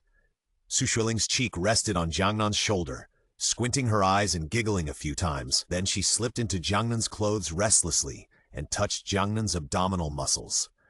A cold and soft touch came. Jiangnan held Xueling's hand with a gloomy face, turned his head and looked at Fei, who was standing aside and watching the show. What is going on? Fei was holding the Snow Mountain scepter in his hand and smiled when he saw this. Maybe she was affected by the fog. Her IQ has dropped at this time, and she is doing things completely based on instinct. John frowned at the woman in his arms, pushed her out, but his palm was still tightly holding her shoulder. When can she recover? In fact, his expression was not good-looking. Fei finally stopped joking and raised his hand to shake the scepter in his hand. It will be fine soon. The next second, the system panel popped up in front of them. The progress of the copy mission is 100%. Cleared, Xueling Jiangnan. Eliminated, Zhouye, Yunmo, Tongdongye, Qinlei. Collaboration completed, Lu Fei. At the same time, Xueling's consciousness slowly recovered, and the first thing she saw when she opened her eyes was the solid chest in front of her. What's going on? She froze in her tracks, raised her head slowly, and met the man's cold gaze. Have you touched enough? Xueling looked down and realized that her hand had been on Jiangnan's abdomen. What did she do? Her whole body felt like it was electrocuted. Xueling suddenly withdrew her hand, coughed lightly, and said uncomfortably. Jiangnan did not speak either. Xueling was embarrassed and did not know where to put her hands and feet. Find the nearest Gaoshui store to leave the mission world.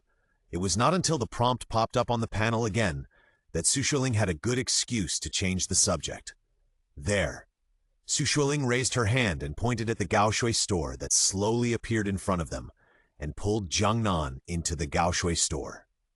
The moment everyone entered the Gaoshui store, Xueling felt a sense of dizziness. When she opened her eyes again, they were already in the plateau store at the corner of the Snow Mountain at the beginning.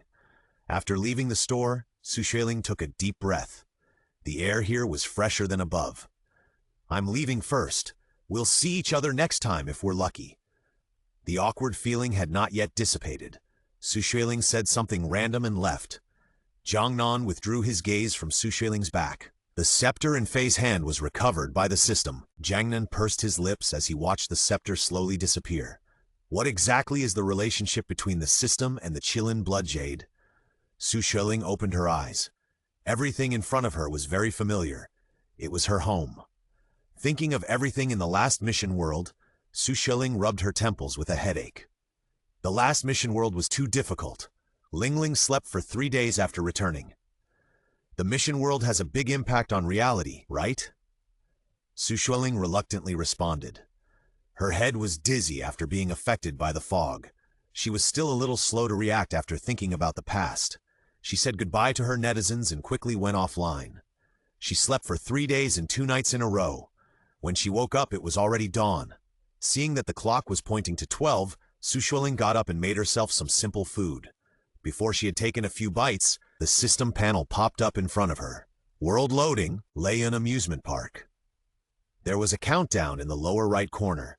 Following the system's prompt, a few seconds later, Xueling quickly got up and picked up the backpack on the table, took a deep breath, and raised her hand to open the door. After walking for a while, Xueling stopped in front of a huge amusement park. The entrance of the amusement park was painted with earthy and colorful paint. In front of the door stood a clown statue with only the clown's head. On the top hung a long banner with Leyun Amusement Park, written in white font. There didn't seem to be anything wrong on the outside, and Xueling moved her eyes to the crowd gathered at the door. Several children were noisy around a person in a doll costume, holding cotton candy in their hands and asking him for balloons. There were also couples standing at the door, holding ice cream in their hands and taking sweet photos. It was no different from an ordinary amusement park. While observing, Xueling heard a car coming behind her. She subconsciously turned around and saw a car parked at the entrance of the amusement park. The car door opened, and Jiangnan walked out of the car with long legs.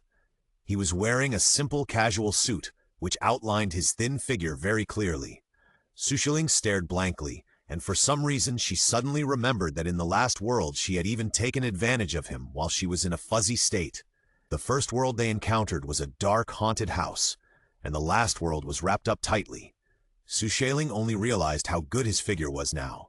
Not to mention her, even the barrage was very restless at this moment, licking the screen and saying, "Little brother is so handsome." "What are you doing?"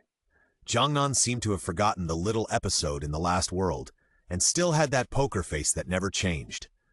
Xueling came back to her senses and said, "It's okay." "Hey, hi!" Familiar voice came from not far away. Xueling looked up and saw Qinlei and others waiting at the ticket office with their backpacks on their backs. "What are you doing there?" Tong Dongye urged. "Buy the tickets quickly and go in." Xueling looked at the others. Yunmo was still as gentle as ever, smiling and nodding at her, while Zhou Yu looked at her with some annoyance. There was only one woman at the ticket office at the entrance of the amusement park, watching the short video on her mobile phone intently, with an enamel cup next to her, on which a few thin tea leaves floated. Qinlei volunteered to help everyone buy tickets, but Zhou Yue said unhappily, "Buy your own tickets, so that even if something happens, it won't implicate others." Qinlei was straightforward, and thought he was not thoughtful enough, so he scratched the back of his head awkwardly and agreed. "I say, don't stand at the door and chatter. Do you want to buy tickets?" Seeing this, the woman sitting in the ticket office couldn't help rolling her eyes and urged, "$199 per ticket. You can play all the projects. If you don't want to buy, move aside." At the end, she rolled her eyes at Qinlei, who was wearing a black short-sleeved shirt. Poor guy. Qinlei said and wanted to ask her for an explanation, but Xueling raised her hand to stop him, signaling him not to act rashly. Qinlei gritted his teeth and had to retreat. Xueling took out 200 yuan from her pocket and handed it in through the window with a smile. "We want to buy it, but sister, we are new here. Do you know if there is any fun place in there?" As she spoke, Xueling took out the unopened drink she brought from her backpack and placed it on the table, smiling sweetly at the woman. Perhaps it was because Xueling was really pleasing, or perhaps it was the effect of the bottle of drink. The woman looked around, leaned over and whispered in Xueling's ear, "If you ask me, the facilities in this amusement park are nothing new, except for the haunted house at the very back, which I heard is always scary." As she said that, she coughed lightly, looked around and whispered, "I heard that it scared people to death earlier, but the boss has someone above him, so it will be reopened soon." Perhaps she realized that she had said too much, so she waved her hand and said, "Anyway, you guys go and try it. It's fun." Xueling asked all the questions she wanted to ask, and now she left with satisfaction. Jiangnan also bought the ticket quickly and stood next to Xueling. After all, the two of them had spent the longest time together in the previous world, and Xueling couldn't help but tell him what she had just found out. "According to the nature of this system, we will most likely go to this haunted house." Xueling complained. Zhou Yu was annoyed when she saw the two people whispering to each other and said angrily, "What are you talking about there?" Her voice was not small, and everyone around looked at them. "We are talking about the haunted house in the world." Xueling blinked and said innocently. Zhou Yue hated her expression very much. The punishment for being eliminated in the last world had not been fully recovered. The faint pain in her body made her almost unable to suppress her inner anger. "Then what are you whispering about?" Zhou Yue pointed at her. "In the last world, you two stuck together, and you survived to the end and passed the level. We are all in the same team. If there is any good way to pass the level, why don't you share it with everyone?" At this time, Qinlei also bought the ticket and came back. Hearing Zhou Yue's words, he looked at Xueling and smiled a little. "That's right. If there is any way, tell everyone. After all, there is strength in numbers." Tong Dongye also echoed from the side. The atmosphere froze again for a while. Yunmo sighed and had to go to the ticket office to buy a ticket.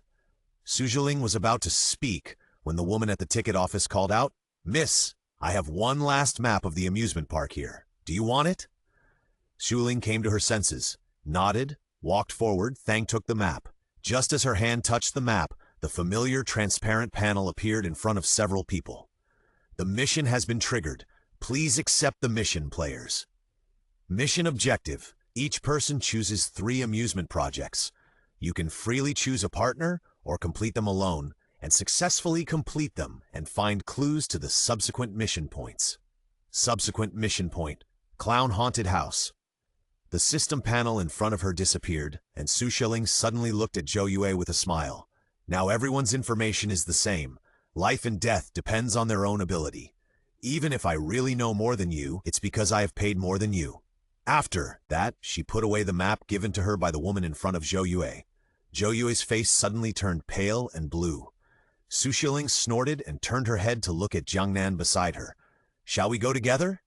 Jiangnan looked down at her. Before he could speak, Zhou Yu came over and raised her hand to hold his arm. "We can go together too.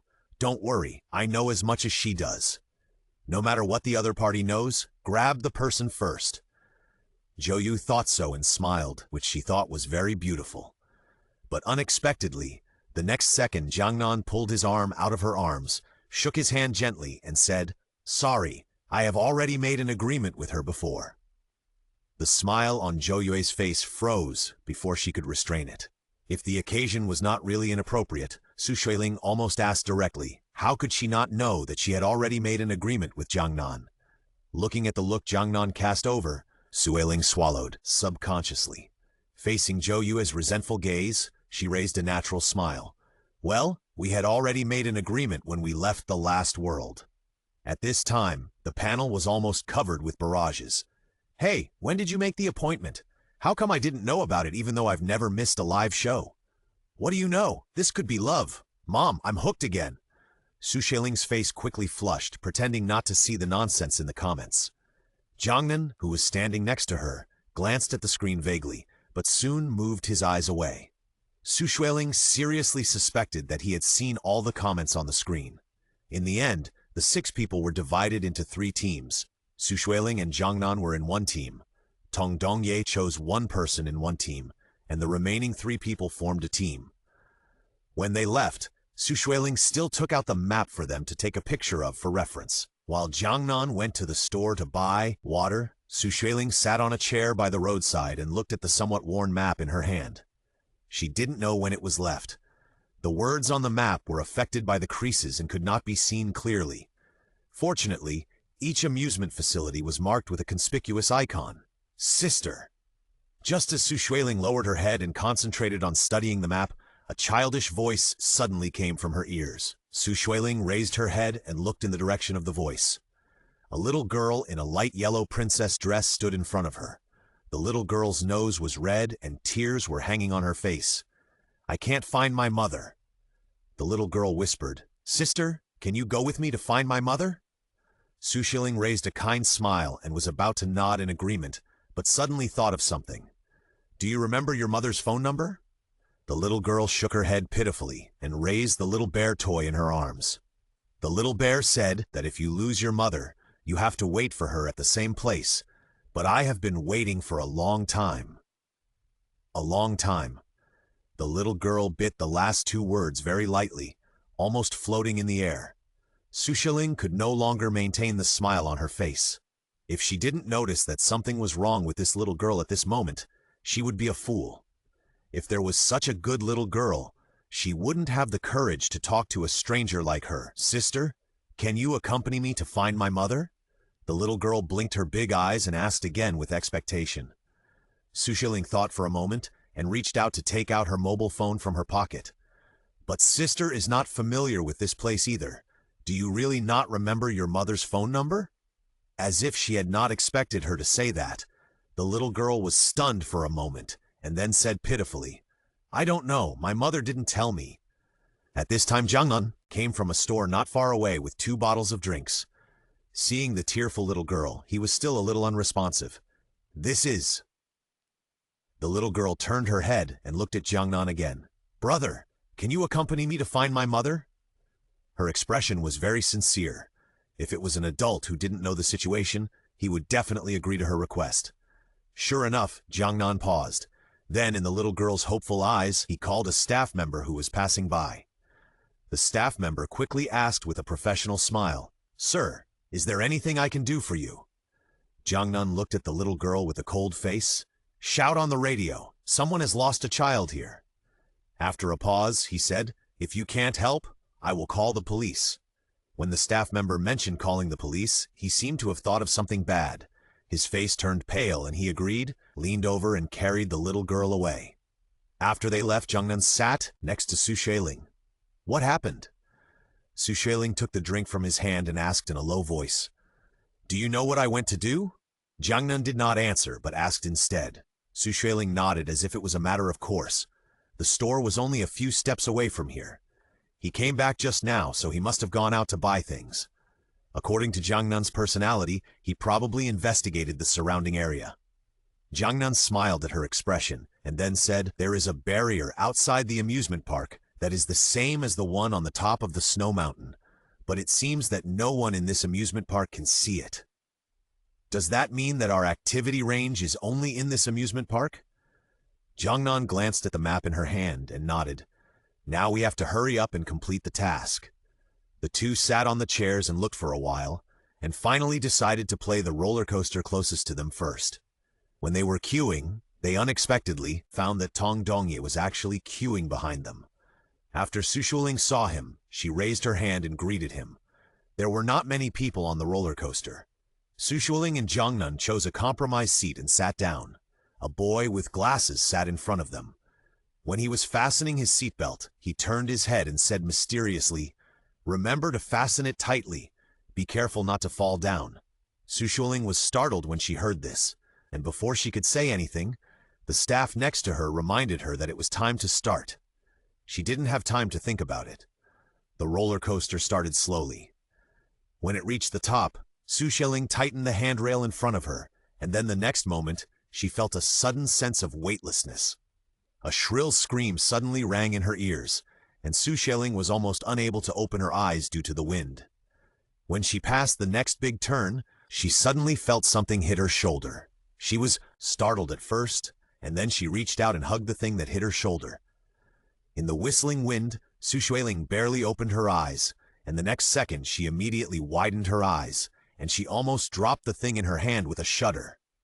The round thing in her hand was a human head, and the face was particularly familiar. Xueling's forehead was covered with cold sweat. This was the man with glasses sitting in front of them. The corners of the man's lips still had a faint smile, and his eyes were not completely closed, staring straight at Xueling. Then the head moved, and the next second it opened a bloody mouth, revealing the sharp white teeth. Xueling screamed in shock. The next second, Jiangnan, who was sitting next to Xueling, raised his hand and grabbed the head by the hair and threw it out. "What is this?" Tong Dongye, who was sitting behind them, was also startled by this scene and asked with a loud curse. Xueling glanced at the man with glasses who had been sitting in front of her. The seat was empty. He had disappeared without a trace. "What should I do?" Xueling looked at Jiangnan beside her and said in shock. The next second, the system's prompt sounded in their ears. "Player Zhou Yue is out." It happened too suddenly. Xueling didn't even have time to react. For a moment, she completely forgot the fear that the roller coaster brought her. It had just started, and Zhou Yue was already eliminated. "Lower your head!" Jiangnan, who was next to her, suddenly shouted. Before Xueling could react, a big hand pressed her head. Although she didn't know what happened, Xueling lay on the handrail in front of her and didn't dare to move until the roller coaster stopped at the end. Jiangnan reached out and patted her shoulder. "You can get up now." Xueling then slowly raised her head. For some reason, the tourists who were sitting in the front of the roller coaster before getting on it were now sparsely occupied by only a few people. What happened just now? Xueling looked at Jiangnan with lingering fear. Jiangnan made a gesture to her to keep quiet, indicating that she should not speak for now. The staff who had been smiling just now had no expression on their faces. They mechanically removed the safety belts from the few of them and said, "You can leave now."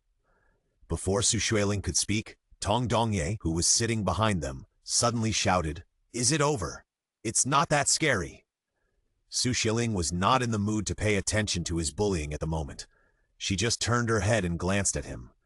But as soon as she turned her head, the expression on her face suddenly froze. The people who were originally sitting behind Tong Dongye were now twisted and slumped in their seats, all without heads. The few tourists who were still healthy didn't seem to notice, but still nervously buried their heads on the railing in front of them. "Miss, you can leave now." The staff still looked at her expressionlessly, and the deep black eyes made Xueling feel cold all over. She had long felt that there was something strange about this amusement park, but she didn't expect the first level to be so dangerous. When she and Jiangnan walked down the stairs, she looked back again. The staff was standing aside, pushing a huge trash can, throwing the headless bodies into the trash can like throwing garbage. The safe companions around them were still buried under the railings, and they didn't get up and leave until the bodies around them were cleaned up. Their faces, which were still tense a second ago, suddenly became expressionless, as if nothing had happened. "What happened just now?" Xueling's face was very pale. She looked up at Jiangnan beside her and asked. Before Jiangnan could speak, Tong Dongye came over and put his arm on Jiangnan's shoulder. "What happened just now?" A transparent sharp blade was set up in the middle of the roller coaster.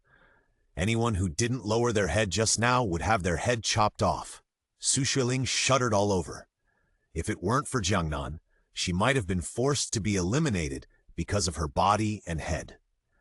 She took a step forward and said sincerely, "Thank you for what happened just now." She started a live broadcast when she was riding the roller coaster just now. In just a short while, many people came into the live broadcast room, and they were swiping the bullet screen densely. "Oh my God, I was so scared that my heart almost jumped out of my chest. Fortunately, the system has an automatic mosaic function, otherwise I would really vomit. Who is so perverted to come up with such a trick? Is Ling Ling okay?" Xueling shook her head and said, "It's okay. Fortunately, Jiangnan is fast, otherwise I might have been eliminated by now." The three people sat on chairs on the side of the road. Xueling was a little worried. She had only completed a few tasks and encountered such a dangerous situation. The things in the old house before were cuter than these. Tong Dongye swallowed his saliva. "This first project is so scary then." Jiangnan also sat aside and didn't say anything. The atmosphere was a little solemn for a while, and at this moment, the system prompt board on the side popped up. "1/3 of the task has been completed. Please keep up the good work. The task duration, 6 hours. Tip: if the task is not completed within the deadline, you will be automatically eliminated." Damn system! Xueling gritted her teeth when she saw this. This is clearly urging them to go out and seek death. She stood up from the chair. Let's go to the next place." Tong Dongye snatched the map from Xueling's hand. "Are there any simpler and less exciting entertainment facilities?" As he said that, he pointed to one of the places and said, "This trampoline, let's try it." As soon as the voice fell, a staff member in a doll costume passed by. "I'm very sorry, the trampoline equipment is under maintenance, but the entrance to the pirate ship over there is now open." Tong Dongye's eyes widened and he was about to refute, but the staff member had already left quickly. There was no need to think too much. This must be arranged by the system. Xueling sighed, took the map from his hand and put it away.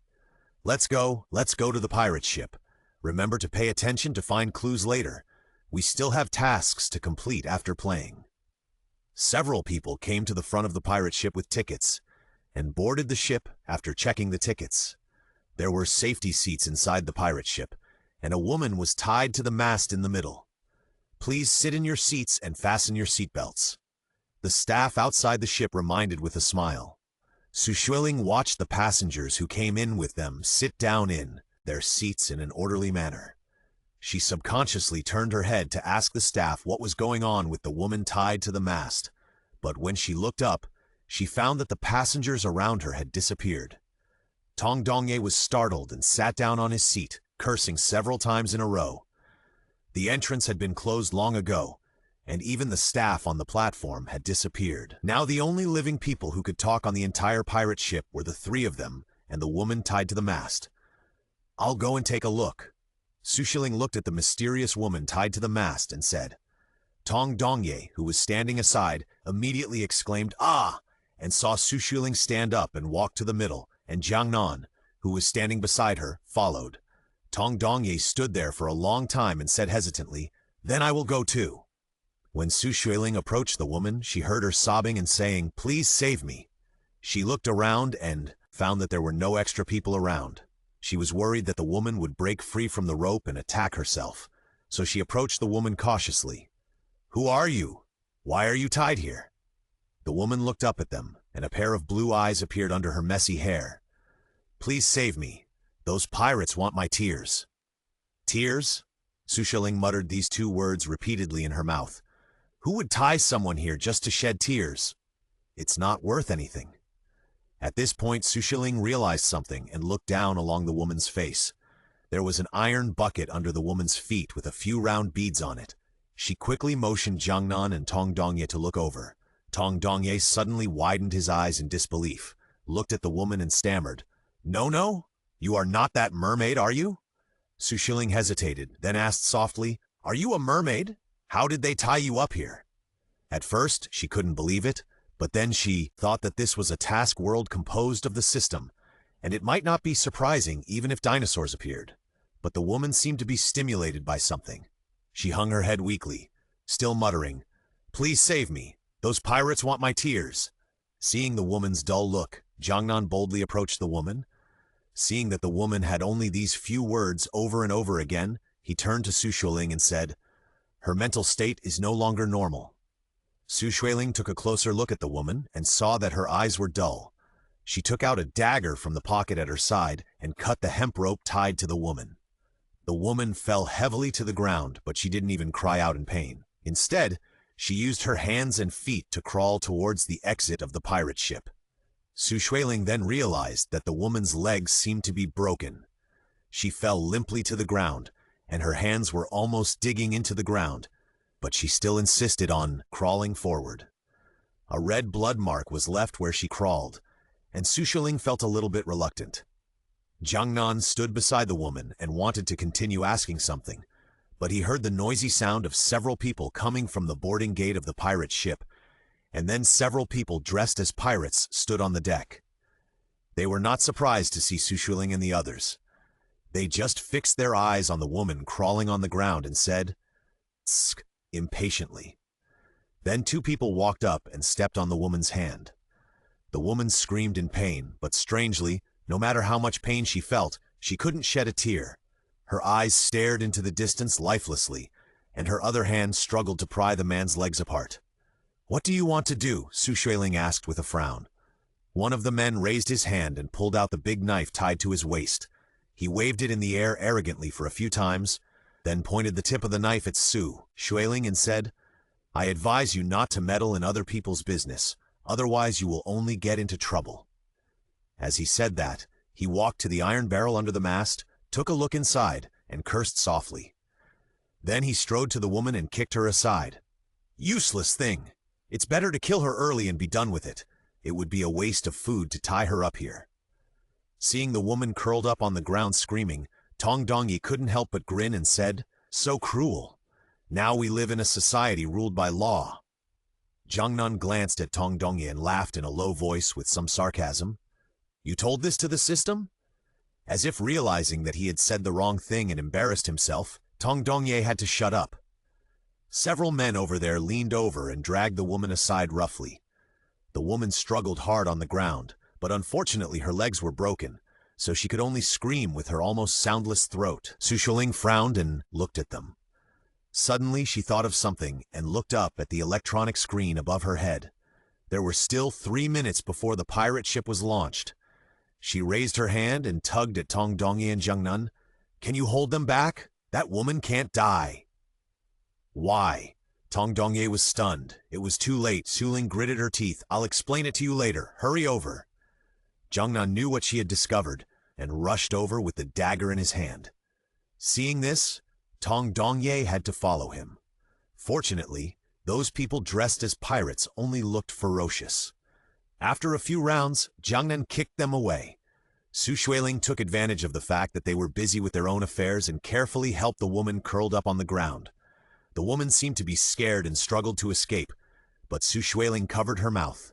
As long as you listen to me, I can guarantee that I will let you leave here." She seemed to have regained some consciousness and nodded immediately after hearing this.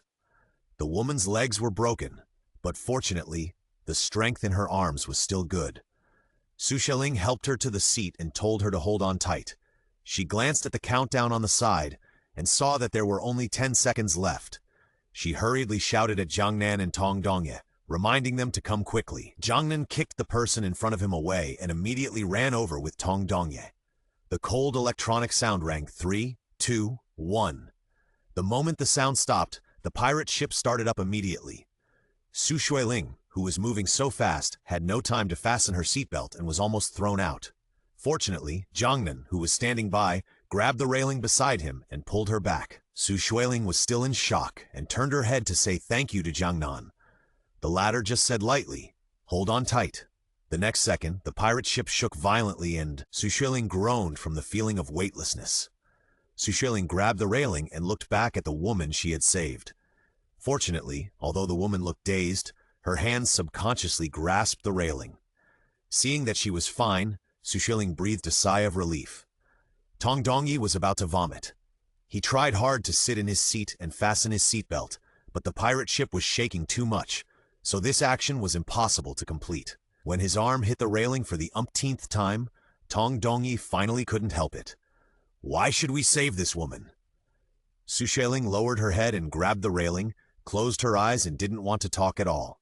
Tong Dongye shouted a few times, but no one paid attention to him, so he had to give up. "Where are those pirates?" Xueling squinted her eyes and looked at the place where several people had just fought. The pirate who had just been kicked to the ground by Jiangnan had disappeared, and, under the railing not far away, the pirate who had just fallen to the ground was standing there without knowing when, with a shining big knife in his hand. Xueling knew that once their hands left the railing and were thrown down by the force of the pirate ship, the pirates' knives would cut them mercilessly in the next second. Tong Lei also saw the pirates waiting with knives below, and was so scared that he screamed, "What should we do now?" Xueling gritted her teeth and tried to keep her body in the same frequency as the shaking of the pirate ship. "If you can hold the railing with enough strength to talk, I think it should be fine." As she spoke, she looked up at the countdown on the electronic screen above her head. There were more than 3 minutes left before the end. "I hope they can spend the next 3 minutes safely and hold on until the end of the pirate ship." They encountered sharp blades above their heads on the roller coaster before, and the heads of those passengers were cut off without knowing it. I don't know what they will encounter on this pirate ship. What's the use of this woman? Tong Dongye finally couldn't bear it anymore. Xueling was almost impressed by his IQ. It seemed that he didn't use his brain at all when completing this task. "We have to go through 3 games. The system has already indicated that there will be clues. This woman is obviously an NPC who has no obvious hostility towards us. The clues for this level must be on this woman." Jiangnan spoke at this time, and his slightly fast-speaking speed showed his impatience. Tong Dongye did not speak after hearing this. Xueling tried to keep her body close to the railing. She could even feel her physical strength being consumed rapidly. "Quick!" Tong Dongye shouted beside him, his tone full of fear. "Quick! Look!" Xueling subconsciously looked up and looked around, only to see that the passengers who had disappeared after boarding the pirate ship before now appeared on their seats. There was a weak-looking little girl next to Tong Dongye. Seeing this, he was delighted and immediately stretched out his hand to the little girl. "Miss, can you help me? Help me tie." He had not finished his request, and the next second he saw the little girl's action, and the rest of the words were all stuck in his throat. On the violently shaking pirate ship, the little girl raised her hand to unfasten the safety belt tied around her waist, and then slowly stood up.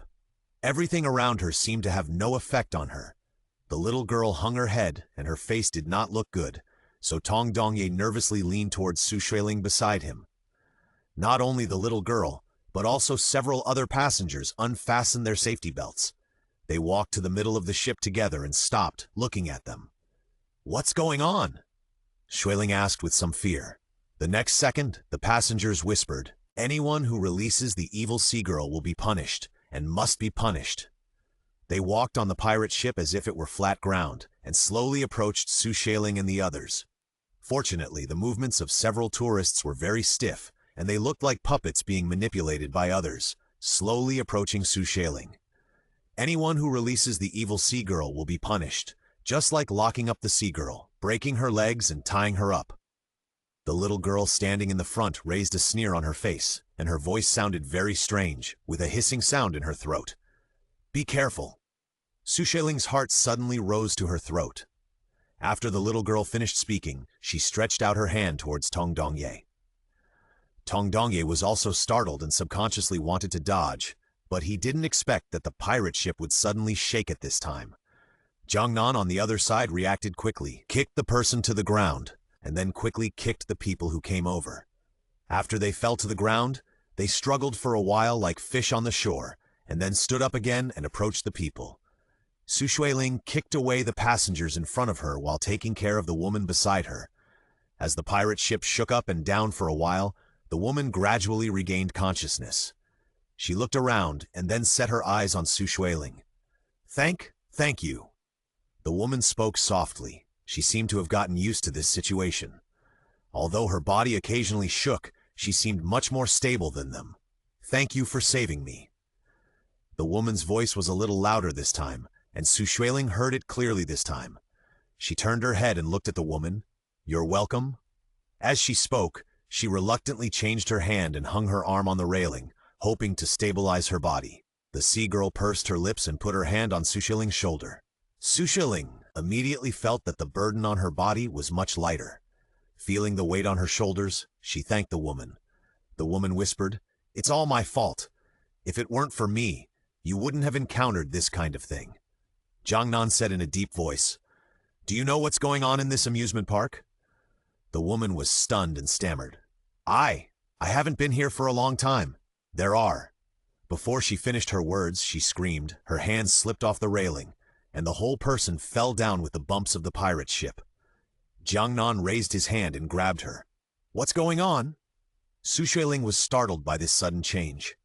Her body was faster than her brain, and she subconsciously reached out to help Jiangnan hold her. The woman's body trembled. She whimpered a few times. A tear slipped from the corner of her eye, and the moment it fell, it turned into a round pearl and rolled down. The moment it fell into the iron bucket, a crisp jingle sounded, and the people who were originally around them rushed over to grab the pearl. The electronic screen above their heads entered the final countdown, and the pirate ship slowly stopped. Xueling took advantage of this gap to pull the woman up with Jiangnan and stabilize her in the seat. The woman finally came to her senses at this moment, panting heavily and shaking unconsciously. What happened? Xueling asked with a frown. Hearing this, the woman's painful expression was beyond words, and a hoarse sound came out of her throat. However, she opened and closed her mouth, but she couldn't say a word. Her eyes were red, and after a while, she finally said tremblingly that she was finished. Can't say? Jiangnan said coldly. The woman nodded, and then reached out to hold Xueling's clothes, repeatedly saying in a hoarse voice, Don't cry, otherwise you will be like me. Her voice became smaller and smaller, and Xueling subconsciously moved closer to listen to what she said. The woman's cheeks began to turn red, and the corners of her mouth involuntarily opened to both sides of her cheeks. There were clearly two expressions on her face. One half was extremely painful, and the other half was laughing, which looked extremely weird. Like me. The woman stammered, and a clicking sound began to come out of her throat. Become a clown and stay here forever. As soon as the voice fell, the pirate ship stopped in an instant, as if it was designed. The woman's eyebrows and eyes gradually relaxed, but the expression on Xueling's face became more solemn. Why did she feel so familiar? It was the expression of the clown she met at the entrance of the amusement park before. Then, the woman and the tourists around her suddenly disappeared in front of them. She raised her head in a daze and looked at Jiangnan beside her. She became an NPC, Jiangnan said. Xueling didn't say anything, but she understood what Jiangnan meant. It was probably that if you violated certain rules in the game, you would slowly become an NPC in the amusement park. The two of them had a kind of unspoken understanding at some point. Congratulations on passing the level. You have completed 2/3 of the tasks.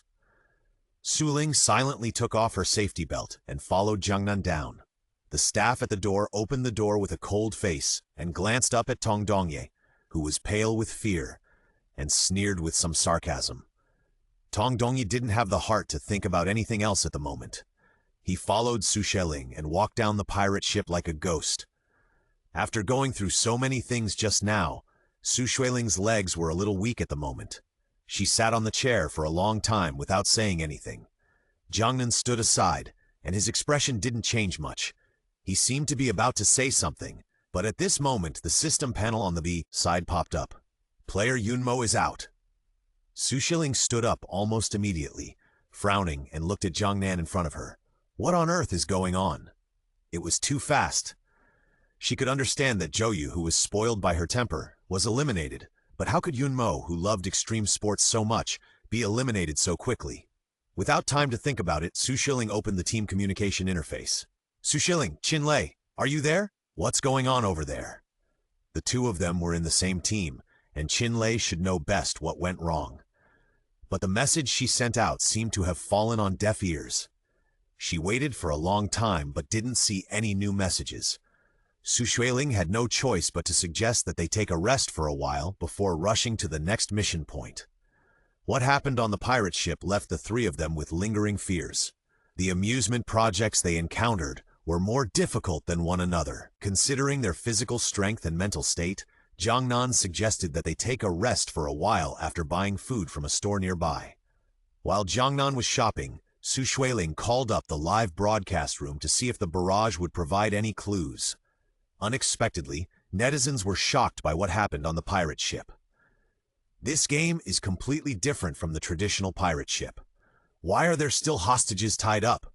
What's the situation now? Is the one tied to the mast a player? Xueling took a quick look and pursed her lips and said, "It's not clear whether it's a player or not, but the difficulty of the game is constantly increasing, and we only know a little about what appears in the amusement park now." The woman selling tickets at the door said that the haunted house at the innermost part is the most exciting. Now they haven't touched the door of the haunted house yet, and 2 people have been eliminated. More importantly, they don't have any clues about the elimination mechanism. Even Yunmo, who has always had a good tolerance, was eliminated. I can't stand it anymore. I can't wait any longer. Where should I go next? Tong Dongye on the side suddenly stood up and paced around anxiously. It's not a solution for us to be here. Let's just finish the task early and go find Qinlei. We'll go together. As he spoke, the expression on his face was even a little crazy. Xueling frowned slightly, always feeling that something was wrong with his condition. Even the barrage was asking about his situation. Jiangnan lifted his eyelids and glanced at him, whispering, "If you are in a hurry, you can go by yourself." Tong Dongye suddenly stopped and pointed at Jiangnan with excitement. "Okay. I have followed you for so long, and you say to break up. Okay, do you think you can win alone?" Before he finished speaking, a clown-dressed man came up to the side, first performing a set of acrobatics in front of them with the ball in his hand, and then came to Xueling and blinked. "Hello, I am distributing publicity to you." As he said, he took out 3 pieces of paper from behind, as if performing magic. "We have an event. That is, the 3 of you choose one of the 3 projects to complete, and the person who completes the best and fastest will get the top play ticket of our amusement park." Xueling's heart moved when she heard this, and this play ticket might be an important clue. She looked at the clown. "What are the projects?" The clown made a very funny gesture on the spot and laughed in a slightly hoarse voice. "We have a carousel, a Ferris wheel, and water surfing. You must complete the tasks you choose alone. If the game fails," he blinked mischievously, "the consequences are very serious." Jiangnan noticed the malicious smile on his face, frowned and said, "Consequences?" But the clown didn't say anything. The player's emotions were not his business. After saying that, he jumped away with a strange pace, leaving the 3 people with solemn faces. The barrage on the panel has exploded, all complaining about the game mechanism of the last task. What kind of game mechanism is this? Isn't this a way to kill yourself? The 3 people on the pirate ship were almost wiped out. Now they are going to die one by one? Xueling thought of the smile of the sea girl before, and subconsciously shuddered. I wonder if the difficulty of the last task will increase. Will the clues given after the game end also increase? The things that happened after fighting against NPCs in the game were simply a life-and-death gamble. Xueling glanced at the bullet screen and said softly, "It will be fine. When the enemy comes, the general will block the water.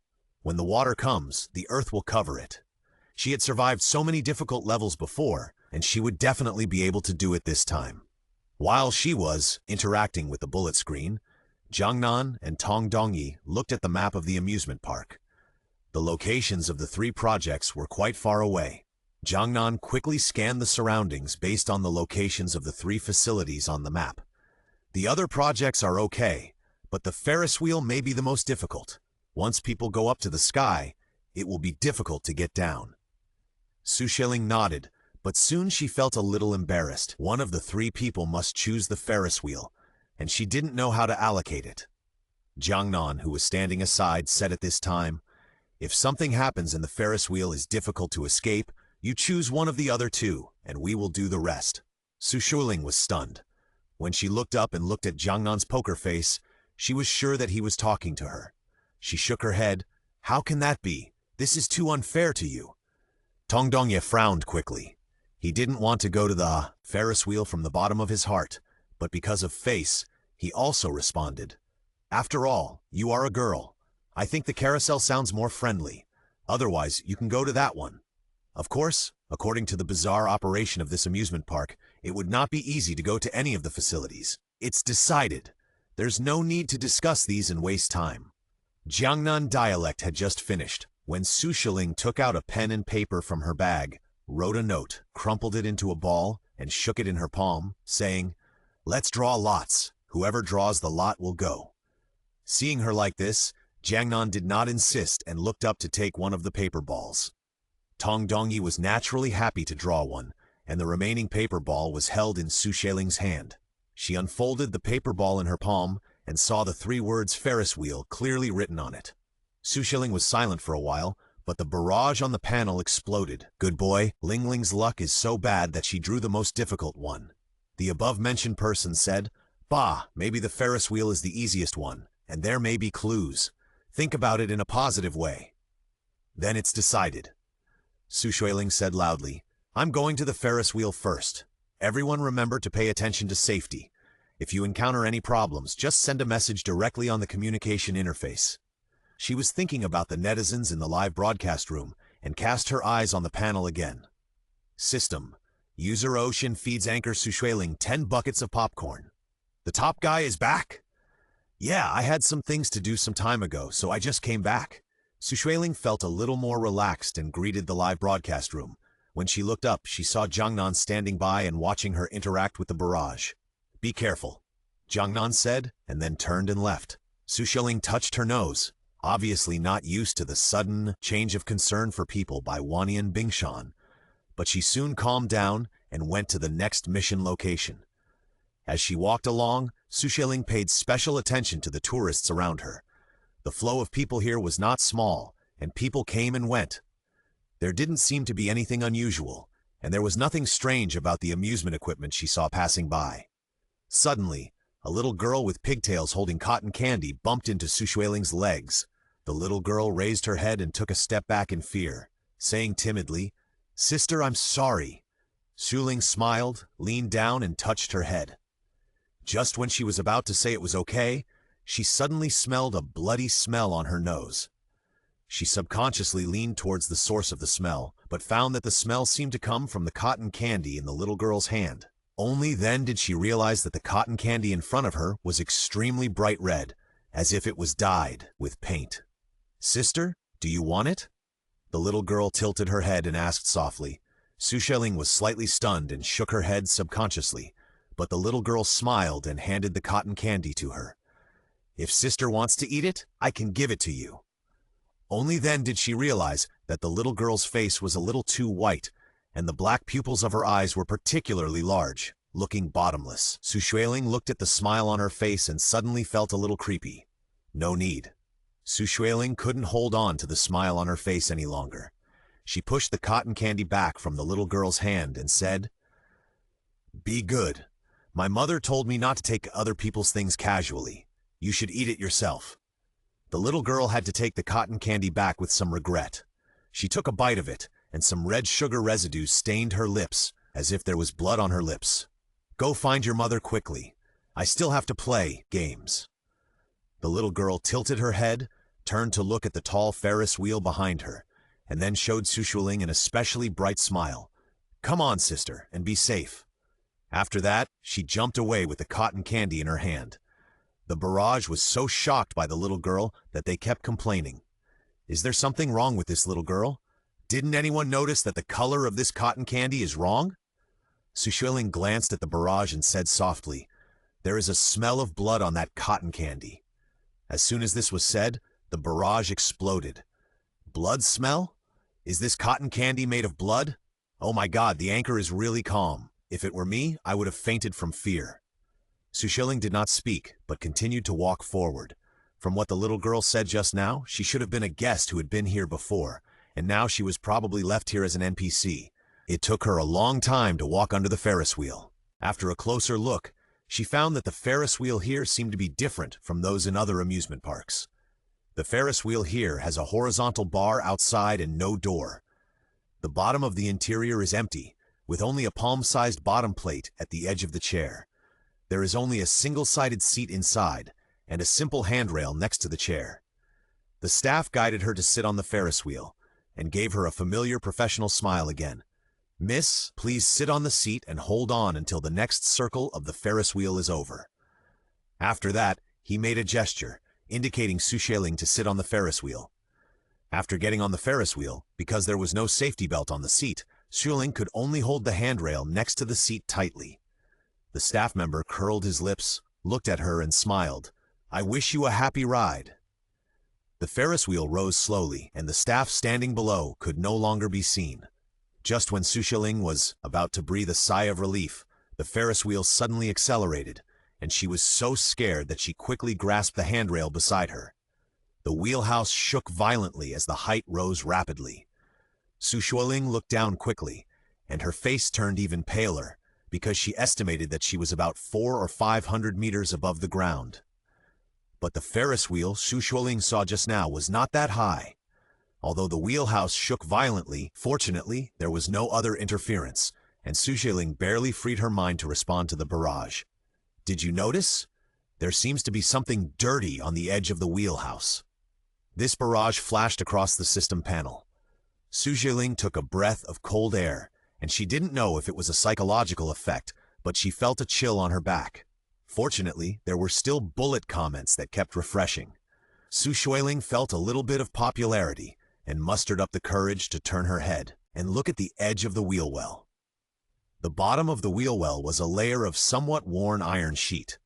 Just as the bullet comment said, there were several mottled dark red marks on the iron sheet at the edge. It didn't look like it was not painted well, but more like bloody handprints left by someone grabbing it. Xueling shuddered and finally held the handrail and leaned over to take a closer look. She was surprised to find that there were actually bloodstains on it, as if something had suddenly fallen from above. It was like someone accidentally fell down and left his hands here.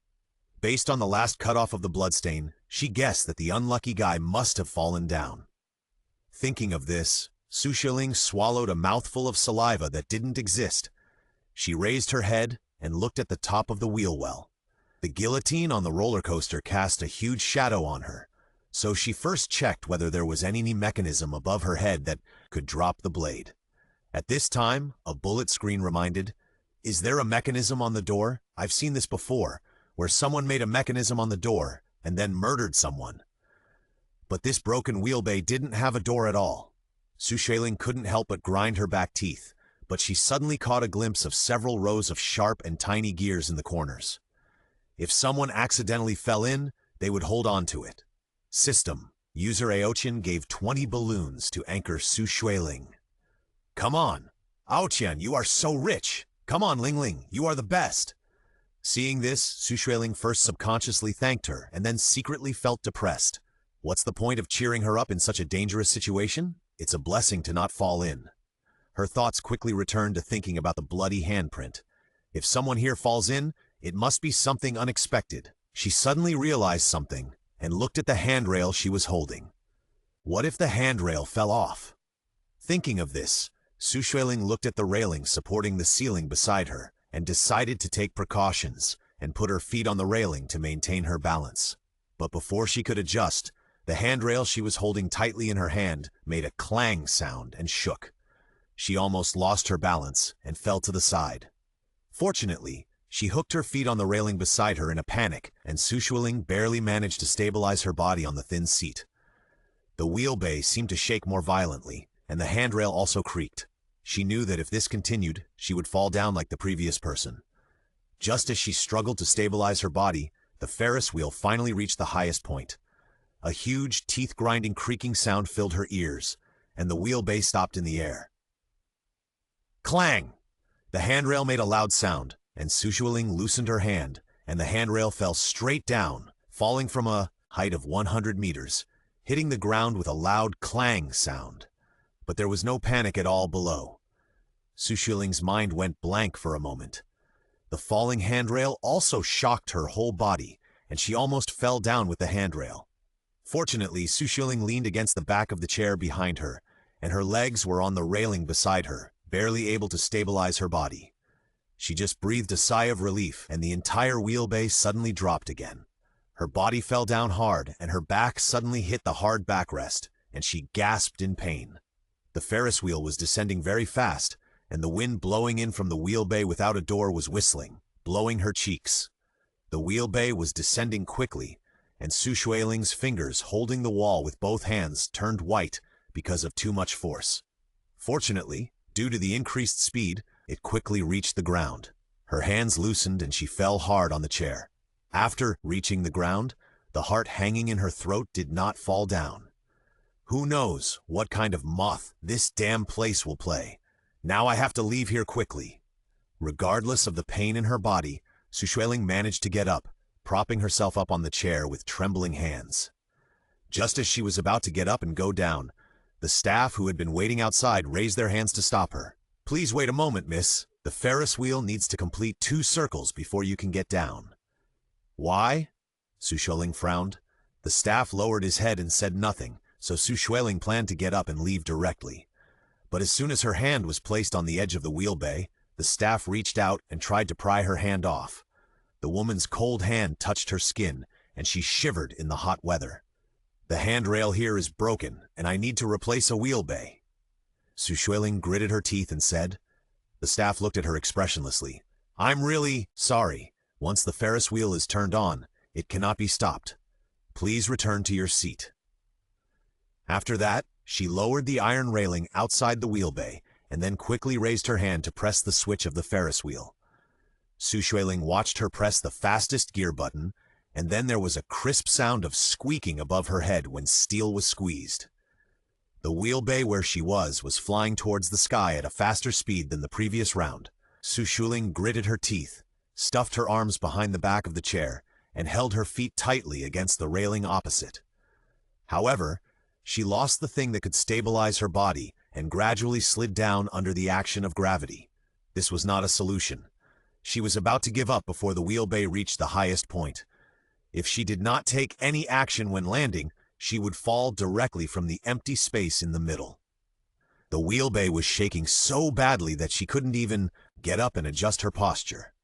In a panic, she looked up at the iron railing that the waiter had just put down. The railing looked very solid and didn't even shake at all because of the wheelbase. A thought flashed through her mind. If the Ferris wheel was still a situation where she could escape, then in this desperate situation, the iron railings set outside were likely the only way out. But making such a decision was very risky. Xueling didn't have much time left. She went over the possible things in her mind again and again, and finally set her sights on the iron railings. If she chose to stand up and hold the railing at this time, would the railing suddenly break like the previous handrails? The Ferris wheel stopped at the highest point. The load on her body had reached the maximum level, and Xueling knew that if she didn't get up, she would fall directly. She barely stood up by holding on to the door frame and stretched out a hand to reach for the iron railing outside the door. Fortunately, the railing was not far away from her. After swaying for a few times, she finally grabbed it. The iron railings were welded on the outside and were barely strong. She was somewhat relieved when she saw this. At this rate, she just had to hold on until the Ferris wheel descended. Xueling took a deep breath and tried to suppress the trembling of her body. She put all her weight on the iron railing.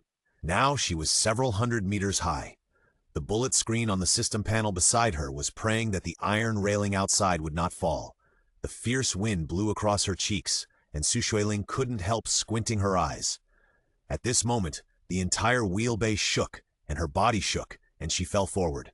Ah! First she screamed, and in panic, Xueling grabbed the door frame with her right hand to barely stabilize herself from falling. There was a sharp pain in her palm, and then her palm felt cold. Xueling turned her head and looked, and the hand that was tightly holding the door frame was oozing with bright red blood. The severe pain made her temple throb, and her sore arm could no longer support her body. Before the next wheelbase trembled, Xueling's body tilted, and she fell down. The bullet screen was like a pot of boiling water, and she had no time to care about it. She endured the numbness and pain in her hand and tried to grab the railing again. Unexpectedly, because of the blood on her hands slipped when she held the railing, causing her to fall forward.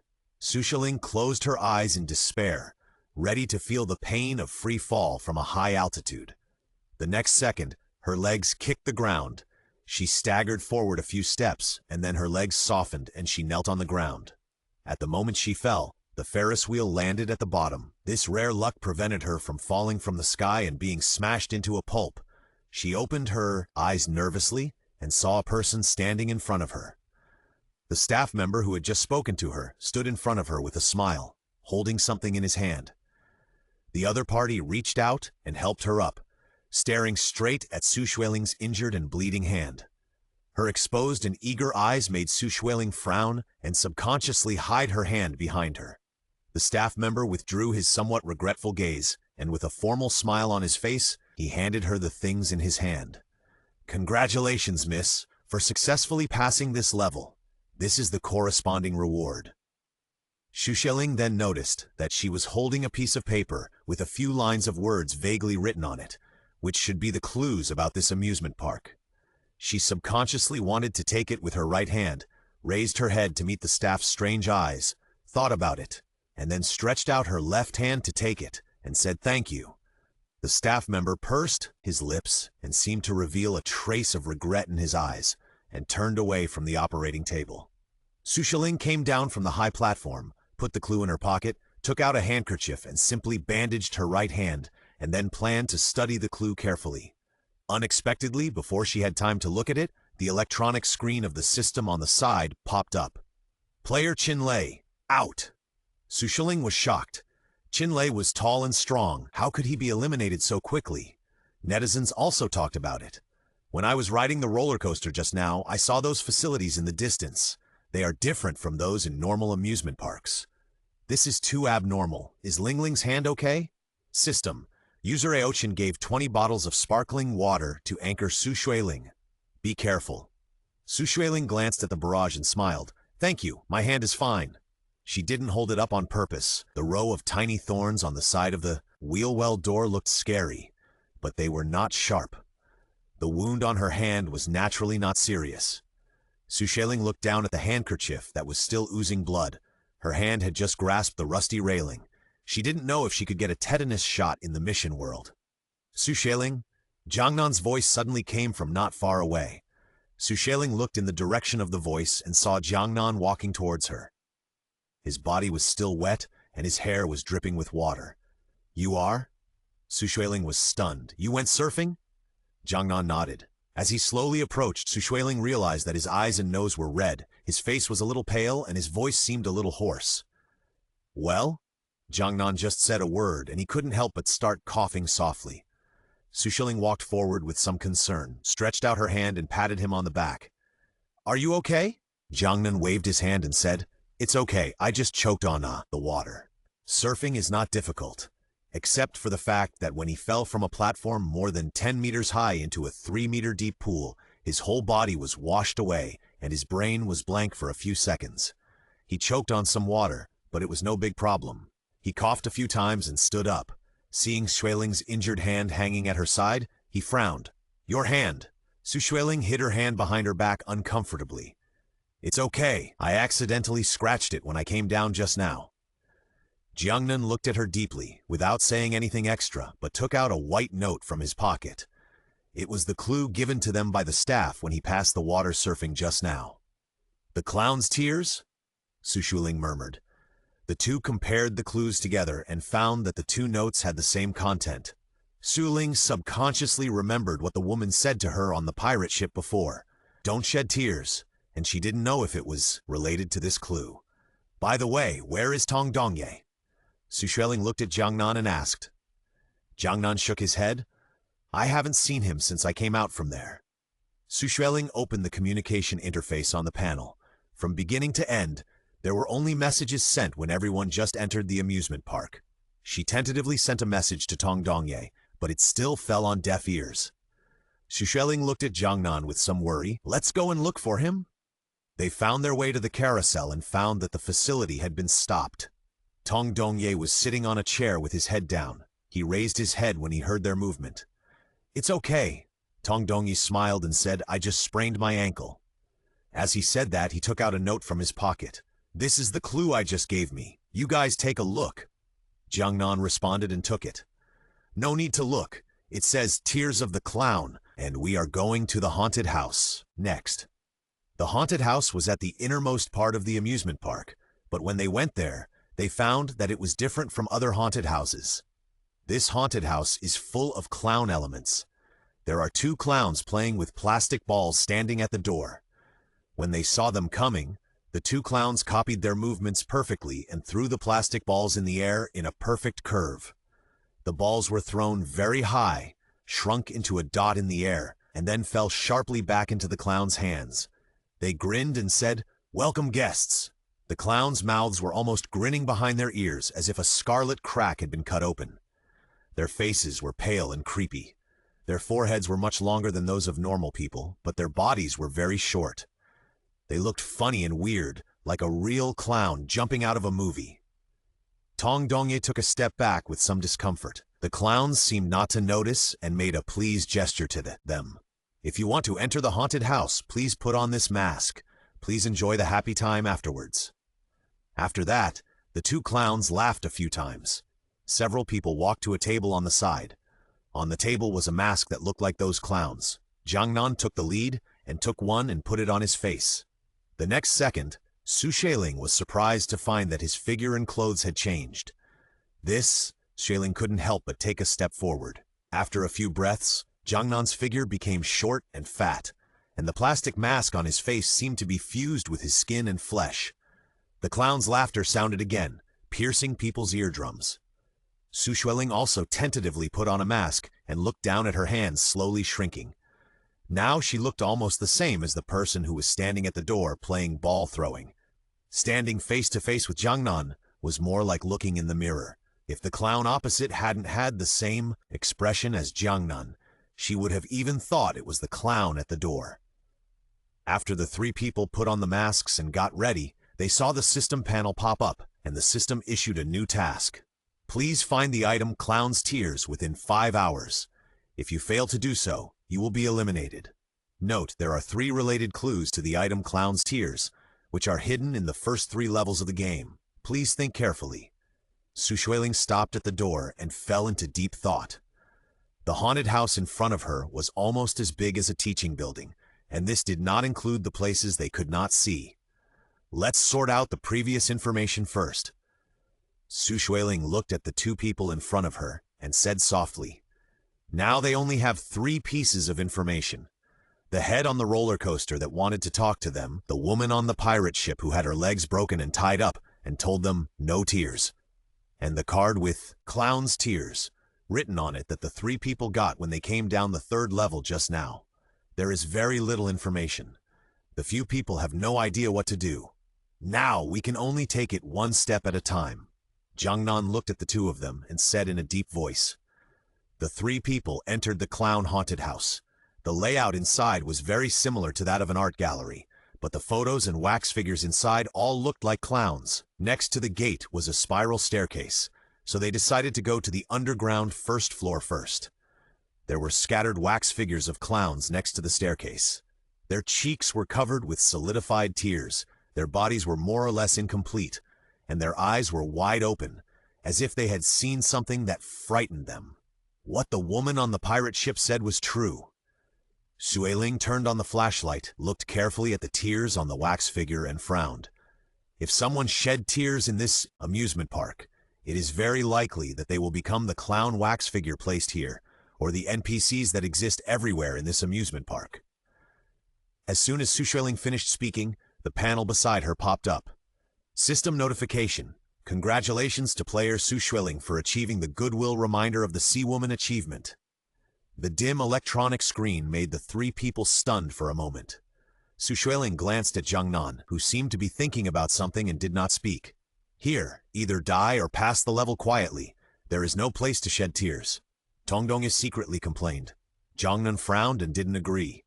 Xueling felt something was wrong and shook her head, saying, I'm afraid it's not that simple. Several people walked around the wax figure and didn't find any clues. Tongdong was already a little annoyed. Never mind, let's go inside first. At this point, several people had to give up searching here. They walked down the dark stairs all the way to the underground first floor. The underground first floor was a huge swimming pool. Xueling turned on the flashlight on her mobile phone and looked around. There was nothing on the ground except dust. It should have been a long time since anyone used it. The swimming pool was very large, and it should be more than 3 meters deep. There were no stairs around to go down. What is this?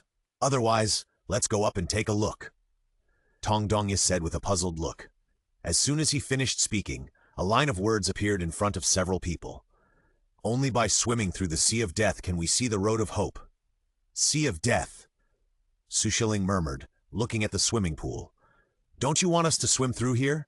But there is no water in this swimming pool. Let's take a look, Jiangnan replied. Since the system can prompt this, there must be a mechanism nearby. As he said this, Jiangnan began to check along the swimming pool. Xueling and Tongdong followed him and searched carefully in other places. There were some strange statues and cardboard boxes next to the swimming pool on the underground first floor, which made the task of finding the mechanism much more difficult. 10 minutes later, Jiangnan moved a dusty cardboard box to one side. In this inconspicuous corner, he saw a red button. After Jiangnan pressed the button, Xueling subconsciously exclaimed. Red water slowly gushed out of the swimming pool, which looked like blood-colored paint was added. Fortunately, it was transparent enough that the bottom of the pool could even be seen when the flashlight was shown down. Xueling lowered her head to look and was shocked to get goosebumps. There were clowns lurking in the bottom of the pool, looking very scary in the rippled pool, like twisted noodles. The barrage on the panel exploded instantly. What is this? My God! I'm gonna have intensive phobia. Oh my God, it's better if I don't take a picture. I almost peed myself when I took a picture. That's enough, Jiangnan said calmly. Xueling took another quick glance at the clowns in the water, and then she found that they were not moving, more like a three-dimensional painting painted in the water. Now we all look the same. In order to make it easier to identify, we will use ropes to tie everyone up one by one and go together. Xueling said. She just saw a long rope in the cardboard box.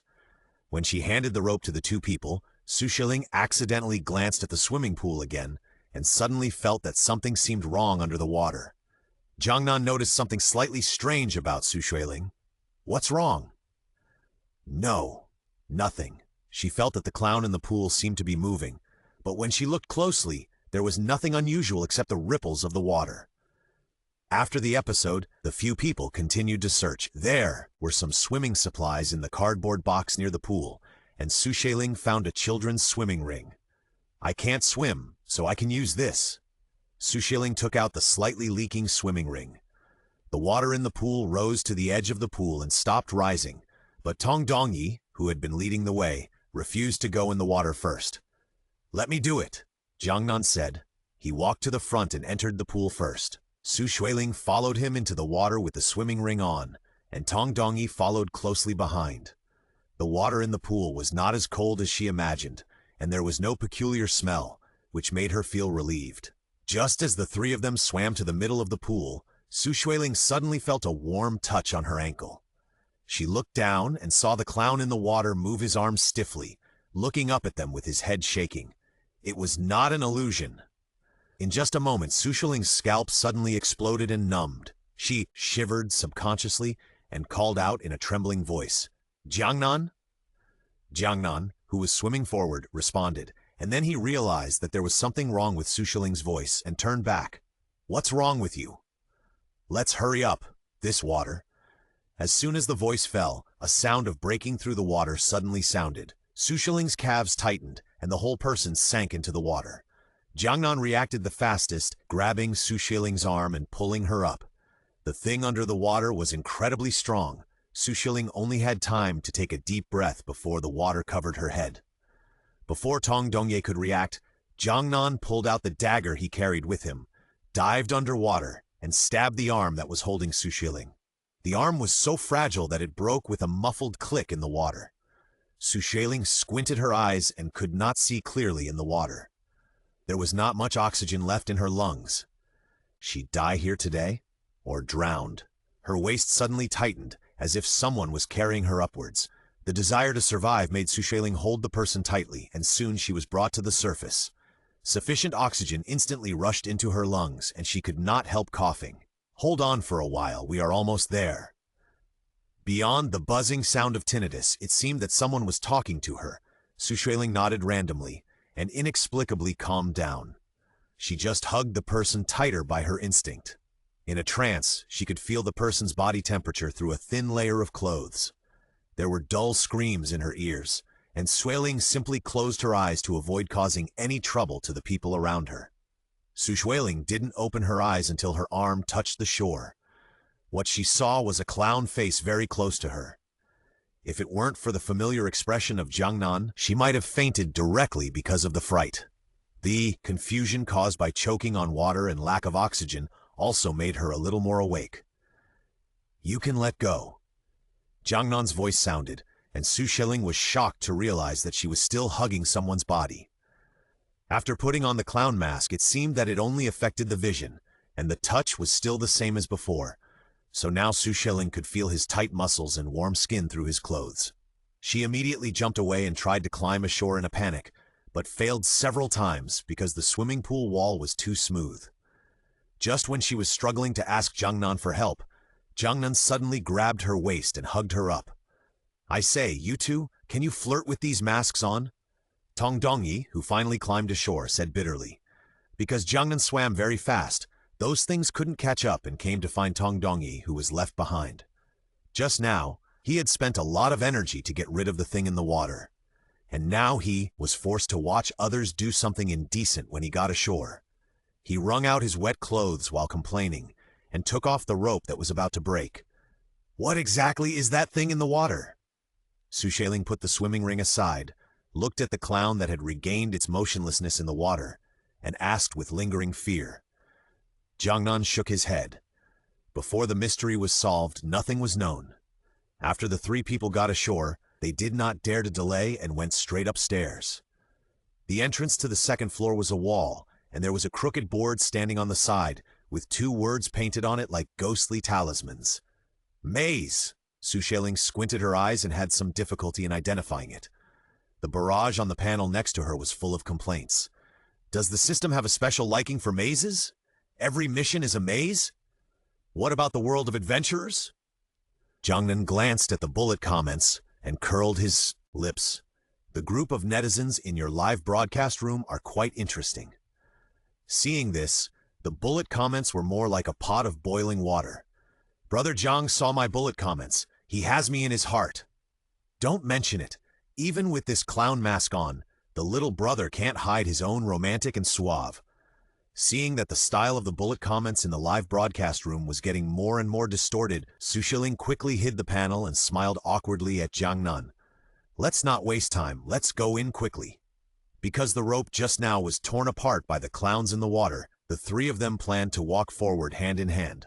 This time, Tong Dongye took the lead, and Jiangnan followed. After what happened just now, Xueling felt a little uncomfortable when she held Jiangnan's hand. The structure of this maze is not very complicated. In some blind spots, there will be some clown wax figures standing, and the clothes are almost exactly the same as theirs, but the expressions are all kinds of strange.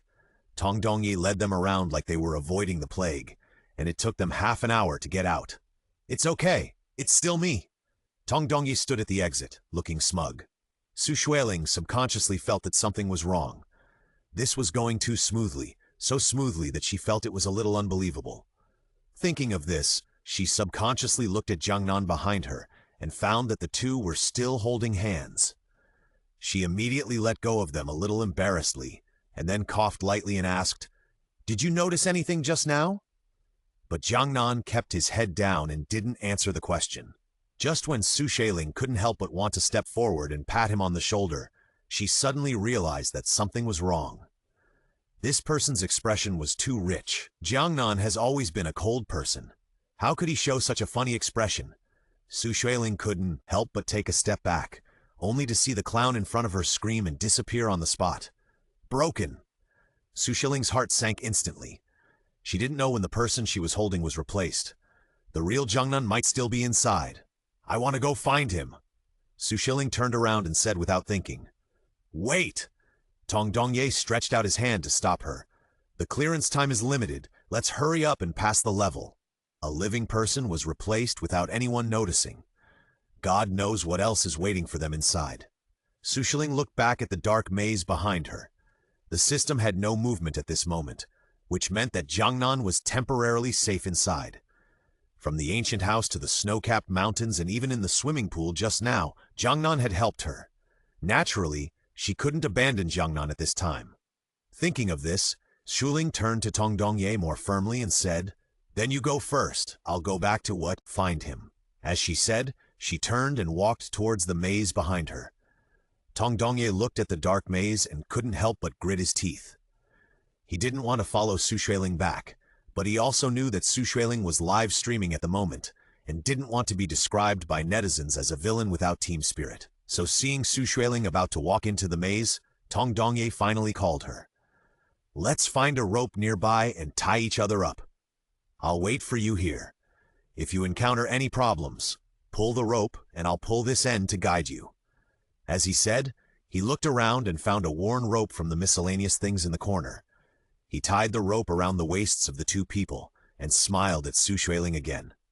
Xueling was completely focused on Jiangnan, who was trapped in the maze, and didn't notice the fleeting panic and guilt on his face. The method of connecting two people with a rope to point the way was indeed a good idea, and Xueling naturally had no reason to disagree. Because of Jiangnan's previous experience, she tied the rope around her waist twice, took another look at the system panel, and confirmed that everything was correct before re-entering the maze.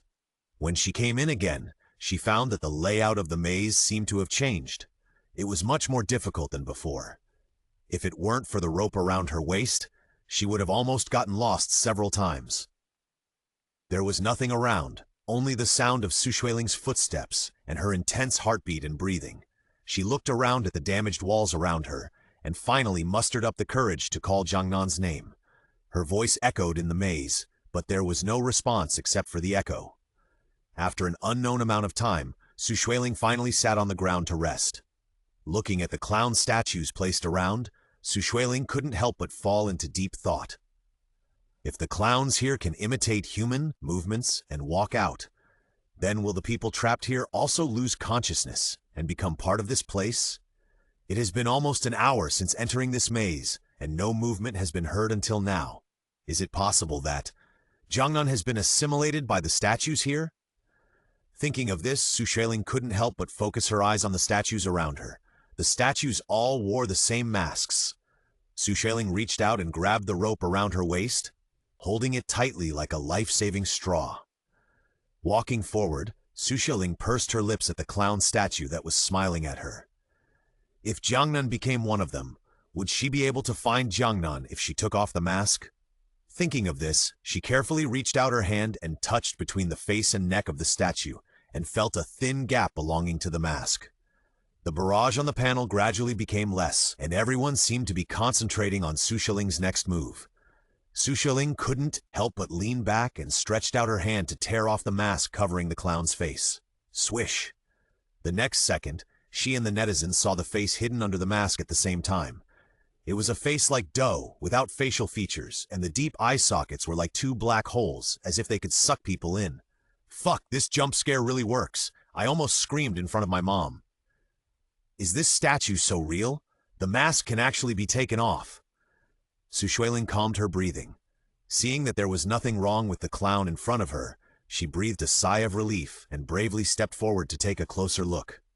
The clown held a few toy plastic balls in his hand and stood motionless in front of Xueling. It looks like a very realistic statue, Xueling said, raising her hand to touch the clown's cheek. The statue felt very strange. It felt a little cold and smooth when touched, more like skin. Xueling was startled and pulled her hand back suddenly. The barrage on the light screen was asking what happened. She told this feeling with lingering fear. Netizens on the barrage said that there was something wrong with this place and advised her to leave here quickly. At this moment, a sinister laugh suddenly came from the surroundings. Xueling was startled and subconsciously put the mask on her hand back on the face without facial features. Xueling took a few steps back and walked quickly to the back, but the laughter was getting closer and closer. Xueling's scalp tingled, and her intuition told her that there was something behind her. The barrage on the panel next to her suddenly increased. Ling, be careful behind you. What is that thing, my god?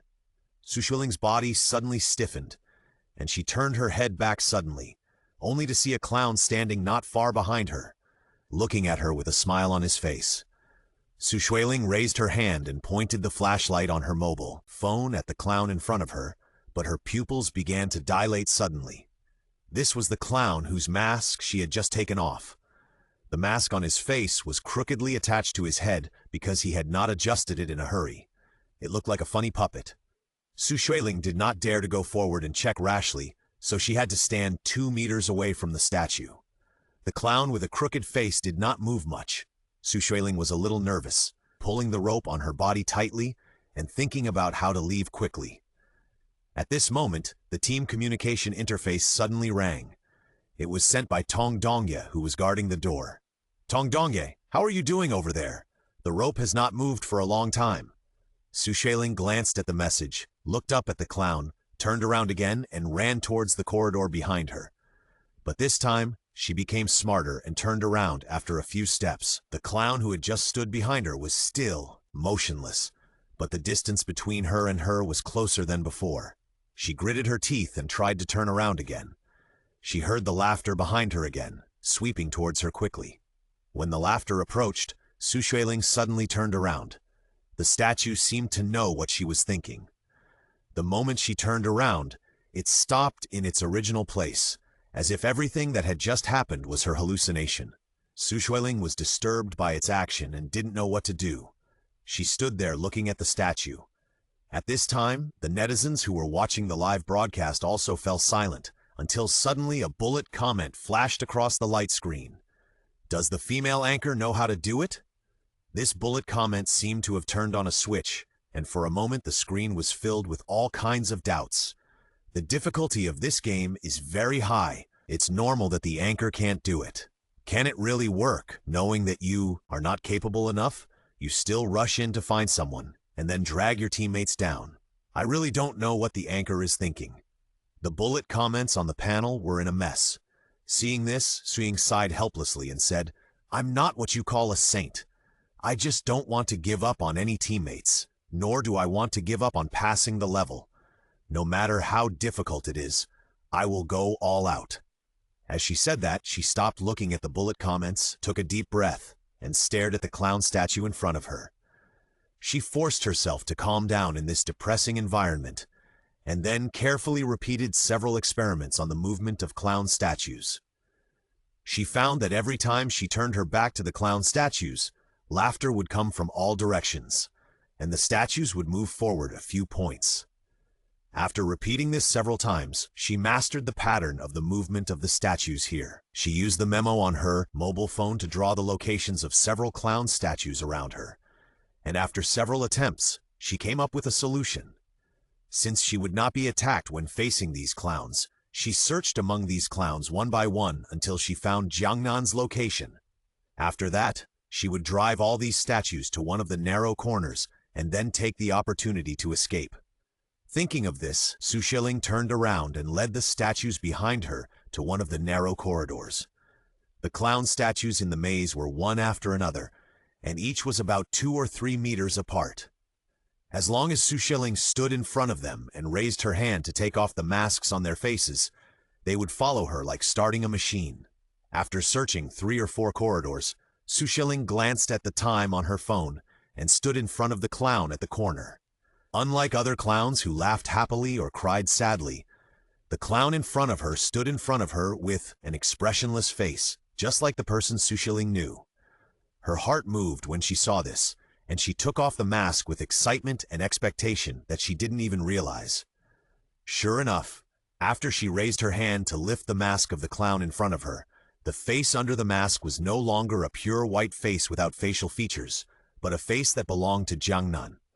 The moment the clown's mask was taken off, Jiangnan suddenly opened his eyes, and the next second he raised his hand to pinch her wrist. The latter wanted to struggle with a confused look on his face, but when he saw the other party's very serious expression, he suddenly remembered that he was still a clown wearing a mask. Jiangnan might have mistaken her for the clown here. Thinking of this, Xueling quickly raised her hand and said, "Don't get me wrong, I'm Xueling." Jiangnan's expression paused when he heard this, but there was still a hint of doubt on his face. Jiangnan looked her up and down and somehow confirmed her identity and loosened his grip on her. He took the mask from her hand and put it on again. Jiangnan looked around and asked coldly, "Where is Tong Dongye?" Xueling simply told him what had just happened. Jiangnan's expression did not change. He thought it was a personal choice, and there was nothing wrong with it. Thinking of something, Jiangnan turned his head and looked at the clown statues parked not far from them. "Are the clown statues here arranged in a certain pattern?" Xueling nodded. "Just like wooden men, as long as you face them, you can restrict their movements." Jiangnan responded, looking at the clowns in front of him, as if thinking about how to get out under their heavy siege. "I just saw a small corridor over there, and we can lead those statues over and get stuck there," Xueling said. Jiangnan nodded when he heard it, and this method should be feasible. Soon, he stood in front of one of the statues, and his flexible figure shuttled around the clown statues, and soon gathered those clown statues in one of the narrow corridors. Xueling also stepped forward to help, and the cooperation between the two was almost perfect. Half an hour later, Xueling and Jiangnan stood face to face, very close to each other, listening to the laughter behind them gradually approaching. "Are you ready?" Jiangnan looked at her with his head down. Xueling nodded. The laughter behind him was getting closer and closer. Jiangnan raised his hand to hold the wall above his head and climbed up first, then turned around and handed his hand to Xueling. At the moment when Xueling's feet stood on the top of the maze wall, the statues on both sides suddenly collided with each other, and they tried to move forward in the corridor one by one, but they couldn't move no matter what. Xueling finally breathed a sigh of relief when she saw this. She leaned against the wall, diagonally. It should be fine now. Then she raised her hand to open the live broadcast room to interact with the barrage. The designers of this park certainly didn't expect that someone would take such a shortcut. "Isn't this a bug?" I think the guy who was just rescued was shocked. Xueling subconsciously looked at Jiangnan beside her when she heard this. Jiangnan looked down and didn't say anything, as if he hadn't reacted yet. "I'm here to tell you that we're safe and sound, and we're planning to go out now." She smiled and waved to the live studio, then jumped off the wall with the help of Jiangnan. The statues placed near them were all stuck in the narrow corridor, but they still inevitably encountered a few clown statues on the way back. Along the way, they walked out backwards along the rope tied to Xueling. It was only then that Xueling had time to ask him what happened when he first passed through the maze. Jiangnan thought about it carefully, first, then frowned and said, "I can't remember clearly. I just remember that I suddenly lost consciousness, and when I woke up, you were standing in front of me." Xueling frowned. Could it be that this maze is also like the snow mountain fog, where people will lose their memory and consciousness if they stay there for a long time? The two of them had their own thoughts, so they didn't speak for a long time. They retreated along the rope, but when they turned a corner, they saw a panel suddenly pop up. Xueling's heart suddenly skipped a beat, and she saw a few big words slowly appearing on the panel. Player Tong Dongye, out! She subconsciously pulled the rope in her hand, and the rope fell loosely to the ground. There was nothing abnormal at the other end of the rope just now. She didn't even know how Tong Dongye was eliminated. Jiangnan squeezed the rope in his hand and whispered, "Let's go out first. We can't stay here any longer." Xueling agreed, ordered to prevent the two from being secretly replaced by other clown statues on the way out. She kept talking to Jiangnan beside her. Jiangnan also responded from time to time to show that he was safe. While walking, Xueling found that the wind in the maze was getting stronger and stronger, and the rope in her hand was swaying in the wind. She looked back and saw that the rope originally laid on the ground was blown away by the wind. "We will get lost here if we continue like this." Realizing this, beads of sweat oozed from Xueling's forehead. Jiangnan responded softly. He glanced at the clown in front of him and said, "You face the clown. I'll find the way in front." As he said that, he turned behind Xueling and followed the rope to find the way forward. But after a while, there was a faint sound of laughter around. Xueling shuddered and screamed at the clown that slowly appeared in the darkness. This won't work. Almost immediately, Jiangnan stood beside her, and the clown that had already appeared stopped moving. "We have to walk backwards together." Jiangnan frowned and said, "But the rope that was laid out when they came here had been blown away from its original direction by the wind in the aisle, and they couldn't see the road behind them. When they reached a dead end, they had to change to another way. Just taking a detour took them a lot of time, and they saw the countdown on the panel getting shorter and shorter." "Wait," Jiangnan suddenly said. He loosened the rope in his hand, squinted his eyes, and approached the clown in front and said, "Do you see anything on its eyes?" Xueling also approached with some curiosity. There was a tear on the clown's cheek that was about to fall. "This is..." Xueling was stunned. The clues given at the beginning were the clown's tears. Could this be what the system wants? "Let's collect these things first, and see if we can pass the level after submitting them," Xueling said, and took out a lid from her pocket to collect the tear on the clown's face. After a while, Xueling looked around, and no system prompt sounded. "It seems not." She looked at Jiangnan and said, then put the things in her pocket. But at this moment, the clown's expression in front of them twisted unnaturally. His face painted with oil wrinkled exaggeratedly. His eyes stared straight at them, and his mouth opened silently, as if he wanted to say something to them. "What's going on?" Xueling was startled and subconsciously took a step back. The clown seemed to be imprisoned, grinning as if he wanted to say something to them, but his body below the neck was motionless. Tears kept rolling down from the corners of its eyes. Jiangnan frowned. He hesitated for a moment, but still raised his hand to remove the mask on the clown's face. The face under the mask was revealed. Xueling was so scared that she almost screamed. Under the mask was Yunmo's face. She seemed to be in pain. Half of her face had become blank makeup, like a dough that was kneaded into a shapeless shape. "Yunmo." Xueling called out carefully, wanting to see if she was still conscious, but she didn't expect Yunmo to really move his eyes to her. "Don't," Yunmo murmured. Xueling's heart moved, and she leaned forward and asked softly, "Don't want what?" Yunmo's mouth moved, and the next second the expression on his face became very distorted. The remaining half of his face made a sad sound, which Xueling felt a little bit sorry for. She couldn't help but walk up to him and whispered, "What do you want to say? How did you get eliminated?" Yunmo howled in pain, and after a while he managed to squeeze out a few words. Don't cry." What she said should be the key to this amusement park. Xueling asked, "Will crying turn you into a clown?" Yunmo cried out in pain, then nodded. "Yes. I will turn into a clown like them and stay here forever." As she spoke, she began to pant violently. Seeing this, Xueling couldn't help but take a step forward but was blocked by Jiangnan. "Don't act rashly before you get out," Jiangnan said coldly. Xueling looked at Yunmo with some worry. But she is no longer Yunmo now. She also said that she has become an NPC clown here. Instead of wasting time here, we should think more about how to pass the level.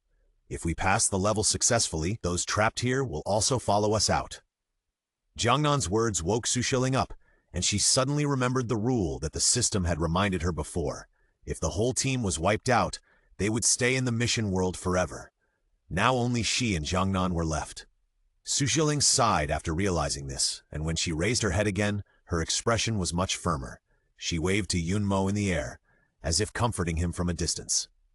Yunmo's expression was really much calmer, and Xueling vaguely felt that the half-face smiled at her.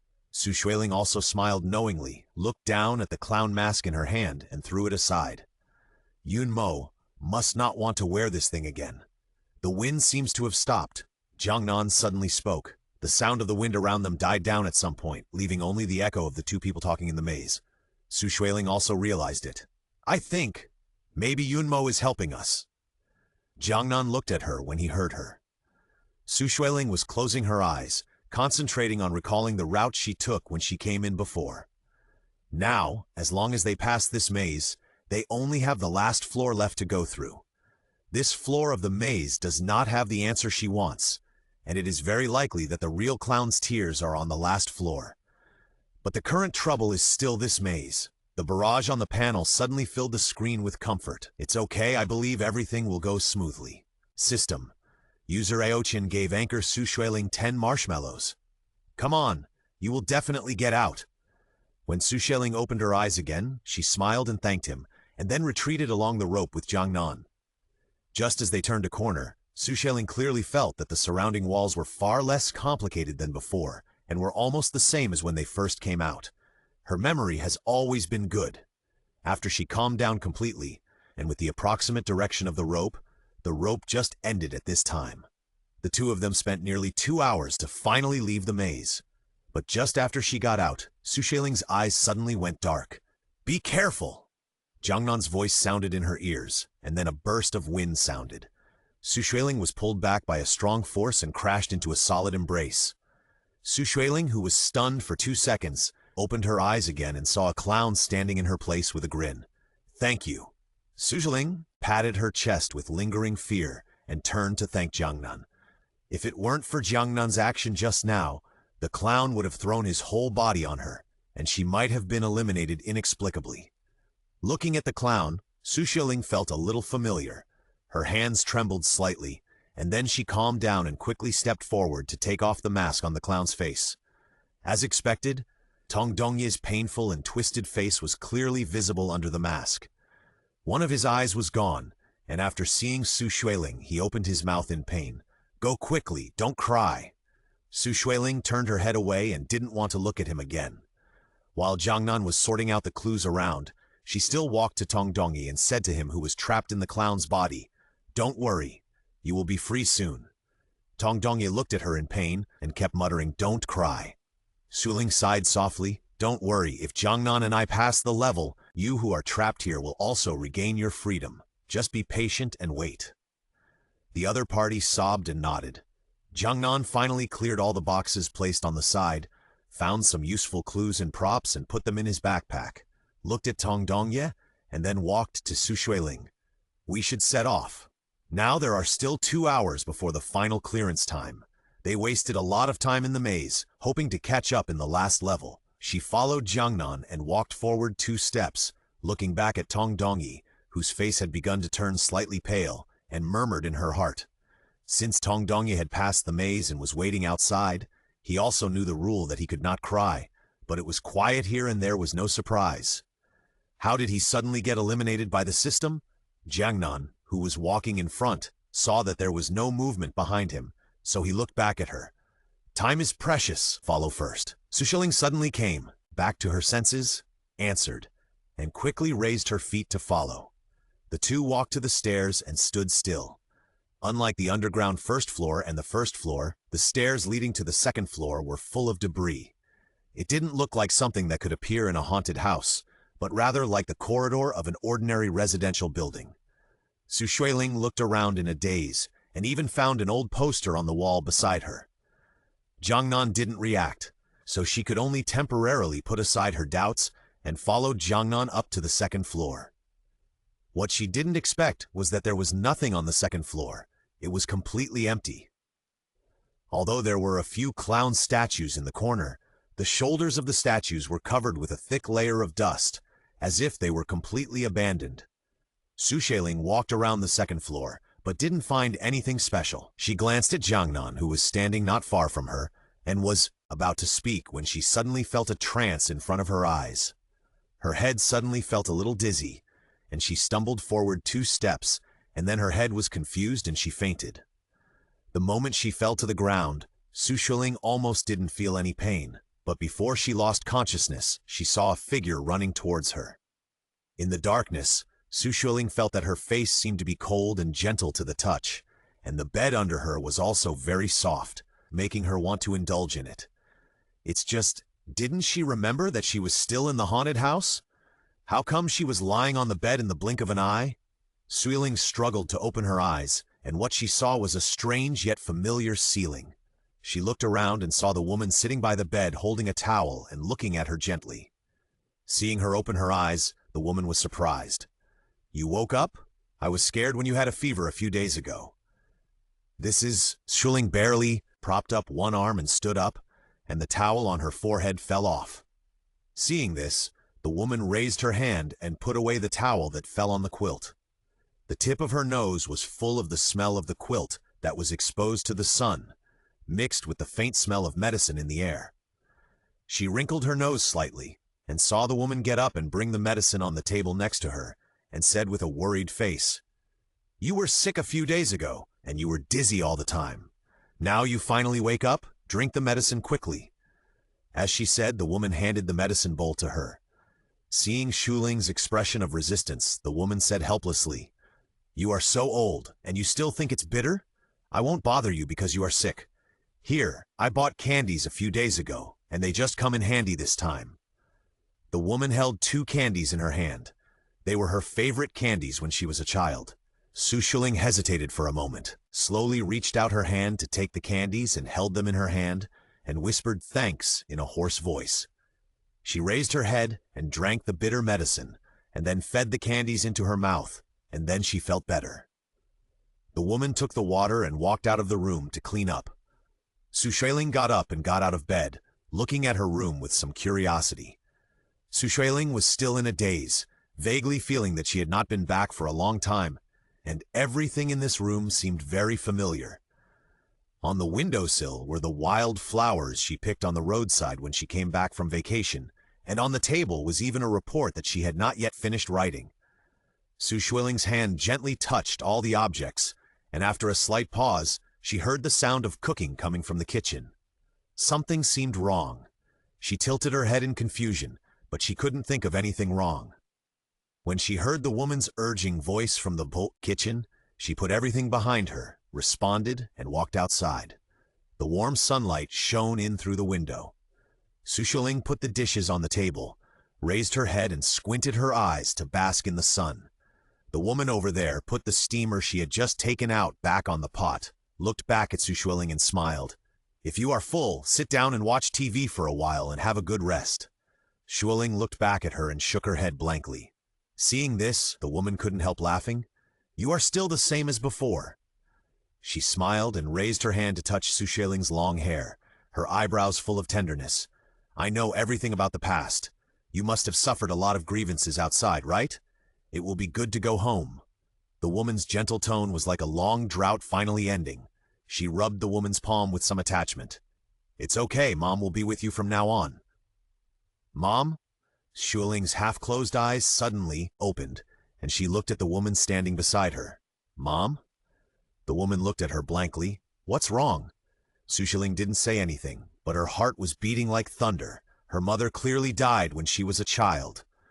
The woman in front of her was gentle, but Xueling felt a sore nose and her eyes slowly turned red. If only it was her mother, Xueling, Xueling thought. Xueling was slightly stunned when she saw this, raised her hand and touched her cheek with a look of bewilderment on her face. "What's wrong with you?" Xueling just shook her head. Now she finally knew why those people had shed tears and turned into clowns. This clown-haunted house seemed to be able to read people's memories, allowing players to see the things they most desired or regretted, so that they would shed tears and then be eliminated by the system. Thinking of this, she took a deep breath, stretched out her hand and pinched her thigh hard, and forcibly held back all the sourness in her nose. "It's okay," she told herself in her heart. "It's just a dream, and everything will be over after waking up." Sumei seemed to notice that her face was getting more and more wrong, and stretched out her hand to touch her forehead again. "Are you okay? Why do you look so bad?" Xueling shook her head and forced a smile to show that she was fine. This illusion was very real, and the pain from pinching herself just now was very clear, which showed that this was a small world constructed by the system. She looked at the gentle Sumei in front of her, and couldn't bear to break the illusion in front of her. She almost greedily enjoyed the stolen maternal love. Seeing that Sumei couldn't get anything out of her, she had to lower her head and sigh helplessly. "I know that you young people have things hidden in your hearts, so I won't ask any more questions. If you are tired, go to bed and rest for a while." Xueling pursed her lips and didn't speak. She was thinking quickly in her mind how to break the illusion without making Sumei sad. Sumei over there was busy in the kitchen again. Xueling came back to her senses and looked at Sumei, who was doing housework in an orderly manner. She spoke hesitantly, and Sumei's hand paused, looking back at Xueling. "What's wrong?" Her expression was too gentle, and Xueling, who originally wanted to tell the truth directly, paused. After a while, she asked softly, "What happened to me before? Why did I lie in bed for several days? I thought you were asking something." The woman breathed a sigh of relief and said, "Have you forgotten? I insisted on going out to play, but I got caught in the rain at night and didn't wipe it clean in time. I had a fever for several days." As she spoke, she poured all the boiled water into the pot and complained, "You know you are not in good health, but you don't take good care of yourself." Xueling's throat twitched, and she began to think involuntarily, if Sumei hadn't died, would their relationship be like this? She remembered that when Sumei was still alive, she was always naughty. Because she was a premature baby and had a bad constitution, she often fell ill, and Sumei would stay by her side to take care of her. Since Sumei died when she was 7 years old, she has been alone. Xueling couldn't help sniffing again. Her mother, who only appeared in her dreams, appeared in front of her. She had to work hard to hold back her tears. "What are you thinking about?" The woman looked at her reproachfully. "If you are tired, go and rest. Why are you always standing here?" As she spoke, she scooped some soup from the pot with a spoon and handed it to Xueling. "Try it and see if it's missing anything." The warm soup was held in her palm, and Xueling stared at the soup in the bowl in a daze. All this must be real. The woman blinked in confusion and pushed her hand away. "Why are you always standing there? Try it and see if it's missing salt." Xueling's eyes turned between the soup and Sumei, looking at the chicken soup in her hand, hesitating for a moment, and actually lowered her head and took a sip. Everything in the clown-haunted house seemed to be forgotten by her. She looked at Sumei in front of her and finally smiled. The midday sun was warm on people, and the sky outside was also blue. Xueling sat at the door, squinting her eyes and looking at the white clouds in the sky. "Let's go out for a walk." After washing the dishes, Sumei walked to Xueling and said with a smile, "You have been sick recently, and the grandma next door has been very worried. She has wanted to come to see you several times. I was afraid that the disease would spread, so I didn't let her come. Now it's just right to go out and see her." Xueling was slightly stunned, and her brain, which had begun to become dull, was a little slow to react. However, she subconsciously didn't want to disappoint Sumei, and soon agreed happily. The two walked out of the house together. The country road outside was also the same as in memory. From time to time, there were uncles who came back from the market in town to greet Sumei. The old lady next door was sitting on a small stool. After seeing Xueling, she hurriedly walked to her with a somewhat staggering step. She touched Xueling's cheek with her rough hands. "My dear, are you well? I was so worried before, and your mother wouldn't let me go to see you." As she said that, she glanced at the woman next to Xueling with some reproach. Sumei smiled a little embarrassedly and continued to chat with the old lady. Xueling watched them talking to each other, feeling the beauty of a peaceful and quiet life, and patiently stood by and listened to them. Until the old lady could no longer bear the fatigue, she stopped talking, and the two walked along the path to the small hill behind the house, walked around there and came back. On the way home, Sumei intimately held Xueling's arm and leaned against Xueling very naturally. "It seems like we haven't walked like this for a long time." Sumei said softly, You've been busy these days and you didn't want to tell Mom.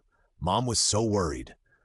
Xueling clenched her hands hanging by her side, pursed her lips and said apologetically, I'll tell you if I have anything in the future. The loneliness in Sumei's tone made her feel uncomfortable. The two of them walked towards home while talking. Just as they reached the corner of the door, Sumei's steps suddenly stopped. The expression on her face suddenly became horrified, and she looked straight in the direction of the door. Xueling's smile froze when she saw this. She followed her gaze and saw a strange man standing at the door, who seemed to be holding something in his hand. Xueling paused and subconsciously protected her mother behind her. Let's go! Sumei pulled Xueling's arm in fear. Before Xueling could react, the man standing at her door was already walking towards them quickly. Sumei was obviously very scared, and the two of them stumbled. When Xueling looked back, the man was behind them. The man's eyes were red, and what he held in his hand was actually a long-handled fruit knife. The man approached the two with a long knife in his hand. Xueling took a step back in panic, pulling Sumei. What are you doing here? Sumei exclaimed immediately and protected Xueling behind her. Xueling's brain reacted for a few seconds and suddenly remembered something. She wanted to speak, but the next second the man rushed in front of them and glared at the woman fiercely. You are so brave that you dare not answer the phone? He said, grabbing Sumei's wrist and walking towards the house. Xueling was anxious and wanted to stop the man, but she didn't expect that she stretched out her hand but grabbed nothing. She looked at her hand in disbelief. It was obviously the palm of a child, and it didn't seem to have any strength. This can't be true. Xueling stared in disbelief as the man roughly pulled Sumei into the house. Her body froze and memories flooded into her mind like a tide. It was on this day when she was 7 years old that her father, who had long been separated from her mother, came to her house drunk and hacked her mother to death under the catalysis of alcohol. From then on, she became a child without a family. Xueling came back to her senses, and a painful suffocation came over her heart. She forced herself to calm down and quickly raised her feet to chase after him. Sumei's heart-wrenching voice rang in her ears. The money is all for Lingling's schooling. You can't take it. The man's beating and scolding followed. Xueling stumbled over and didn't even notice that her hands were shaking. She knew she couldn't do anything. The man's fists hit her mother again and again, and Xueling stood at the door with trembling legs. As if he had discovered her, the man paused in his beating and then looked at Xueling suddenly. Xueling took a step back timidly. Come on, come to Daddy. He showed a twisted smile and walked towards Xueling. She shook her head subconsciously, but saw the man's face darken, and then looked at the woman curled up in the corner. What did you teach the child? She won't talk to me now. As he spoke, he scratched Sumei's skin with the fruit knife in his hand, scaring her so much that she couldn't help sobbing. But she was worried about scaring the child. I beg you, let us go. Xueling stared blankly at Sumei, begging for mercy from the man. Her mouth opened, but she couldn't say anything. What should she do? Beat this man out? Or beg for mercy from him like Sumei did? Xueling looked at her, hands blankly. Let you go? The man grinned. What do you mean by let you go? How can there be no man in the house? I'm doing you a favor by asking you for money. Don't be shameless. As he said that, he walked to the bedside table. He knew that was where Sumei usually put her money. Xueling subconsciously ran over to stop him, but only bumped into his calf. The man turned his head to look at her, then leaned over and picked Xueling up. The smell of alcohol and cigarettes lingering around her nose, coupled with the sudden vacancy of her body, made Xueling scream as if she was controlled.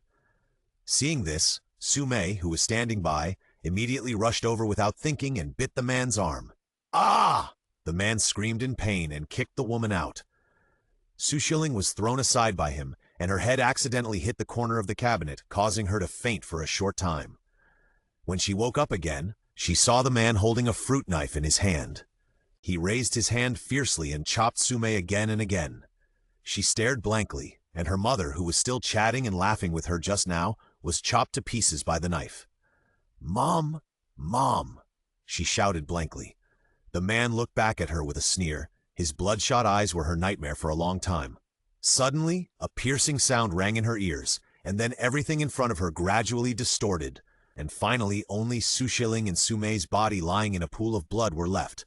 There was endless blankness all around. Only the bloodstains on Sumei's body were dazzlingly red. Xueling's heart ached badly, and she walked forward stupidly, stretched out her hand and shook her mother's shoulder. Sumei did not respond at all. Xueling knelt on the ground motionlessly, her eyes full of the woman in front of her who died with her eyes open. She stared until her eyes became sore and tears began to swirl in her eyes. She thought, let it be, nothing matters anymore. Xueling closed her eyes, tears almost falling from the corners of her eyes. The next second, she was embraced by a familiar embrace. In a trance, it seemed that someone was holding her, whispering in her ear and constantly comforting her. Don't cry. She heard someone say to her, this is all fake. You will be fine when you wake up. Fake? Xueling murmured. Is there anyone waiting for her? The moment he walked up to the second floor, Jiangnan knew that something was wrong here. There was a very strange smell in the air, but Xueling didn't seem to be able to smell it. He was about to ask, but he heard a muffled sound behind him. When he looked back, he found that Xueling had collapsed to the ground. Just as Jiangnan was about to rush over, his head felt extremely heavy, and the next second he fell into darkness. When he woke up again, he was in the study, with only a desk in front of him, on which was a paper and pen. Feeling that his perspective was much lower, he raised his hand to look, but found that the hands were very tender, small, and still holding a pencil in his hand. How was your homework today? He heard someone talking nearby, and when he turned his head, he found that it was his father. To be more precise, it was his father when he was young. He stood beside Jiangnan, frowning, with several deep furrows between his eyebrows. Father is talking to you, what should you answer? Seeing that Jiangnan did not answer, Jiang's father said coldly. Jiangnan did not speak and thought about it carefully. It seems that this situation should be when he was in elementary school, but he did not know the specific time period. Jiang's father knocked on the table with a ruler. Don't even think about going out to play next time. The previous Aunt Jiang was fired by me. Remember, this is your own fault. She was fired because of you. Jiangnan was slightly stunned. This should be when he was in the 3rd grade of elementary school. At that time, Aunt Jiang felt sorry for him being locked in the room all day, so she secretly opened the door to let him go out to play. Who knew that he was accidentally discovered by his father? So Jiangnan was locked in the room for a whole month, and Aunt Jiang was also fired. After coming to his senses, Jiangnan calmly raised his head and looked at him. When did Aunt Jiang come to our house? Hearing that he still cared about Aunt Jiang, Jiang's father hit Jiangnan's shoulder with a ruler. You are still worrying about these things at this time? I have told you so much, and you only know to care about a servant? Jiang's father seemed very angry at his son's incompetence. When he was about to say something else, Jiangnan suddenly stood up. He frowned and realized that something was wrong.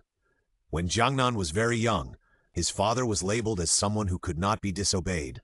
Jiang's father was almost an antique, a standard meticulous person with a rigid life. Now, he smelled a striking fragrance on such an old-fashioned father.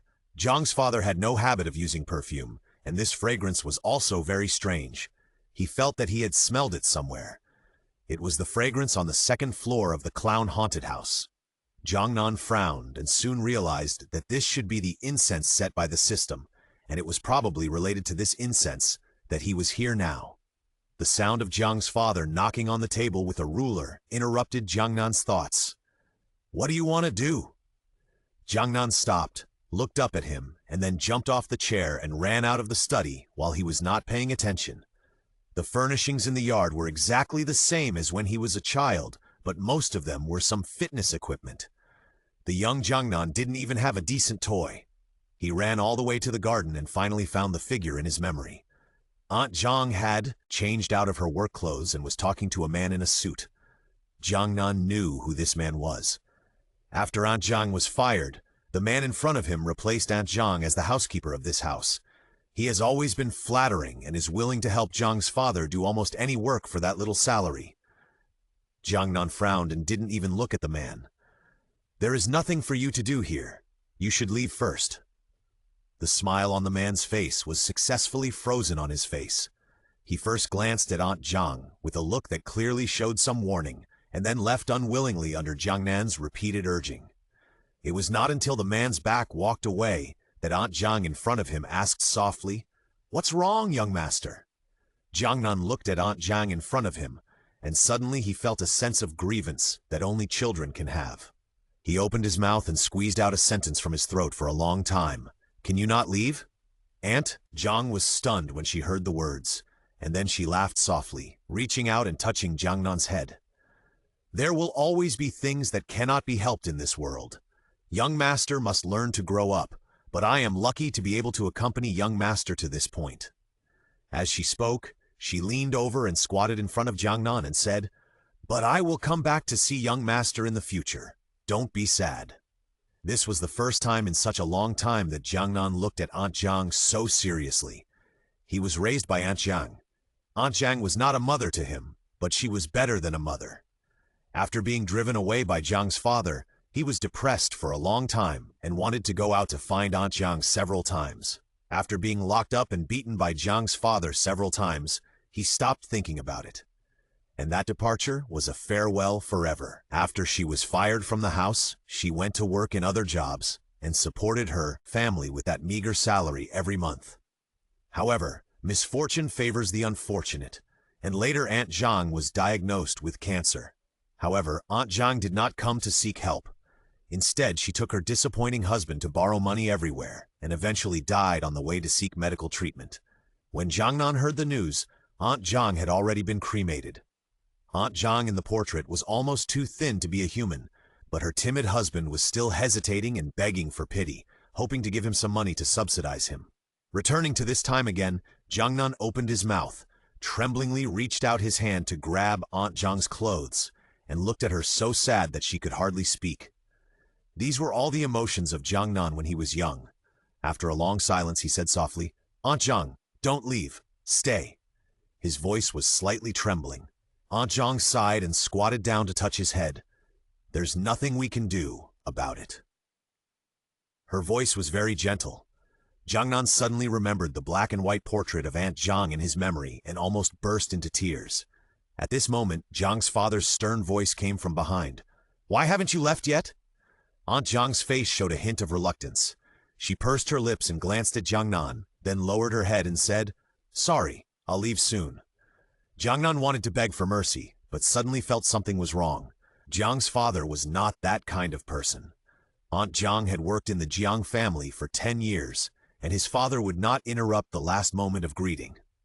He looked at his expressionless father, and then looked at Aunt Jiang, who was about to cry. He remembered that he seemed to be in the clown-haunted house before this. The faint fragrance in the air reminded him again that he was still in the illusion.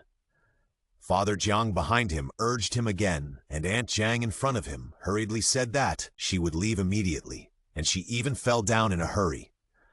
Jiangnan subconsciously wanted to keep her, and the deep attachment to family affection in his heart made him unable to control the bitterness in the corners of his eyes. Jiangnan finally gritted his teeth. The rule of the amusement park is that you cannot shed tears. Now he was pulled into the illusion and let him see Aunt Jiang. It was obvious that they wanted to use the illusion to trick him into crying. If you want to break the illusion in front of you, you have to accept the fact that Aunt Jiang left. He pursed his lips tightly and looked at Aunt Jiang in front of him, almost wanting to engrave her appearance in his mind. "Okay, then you must come to see me in the future." Finally, Jiangnan said to Aunt Jiang with a smile. He had not said goodbye to Aunt Jiang properly before, and now he finally said this sentence, even though it was only in the illusion. Aunt Jiang was slightly stunned, then nodded, picked up her luggage and turned to leave the manor. The moment her figure disappeared at the door, the illusion around her suddenly collapsed like fragments, and turned back to the empty and abandoned second floor of the haunted house. He looked around and finally fell on Xueling, who was kneeling on the ground in a daze. Jiangnan frowned and walked forward a few steps, raised his hand to hold Xueling's shoulder, and the next second the scene in front of him changed again. The dark ground suddenly turned into endless white, and a woman was lying on the ground. The woman's body was bloody and had been stabbed several times with a knife. Her body was also torn and tattered. The woman's blood flowed from the wound to the ground, and a pool of blood had gathered around.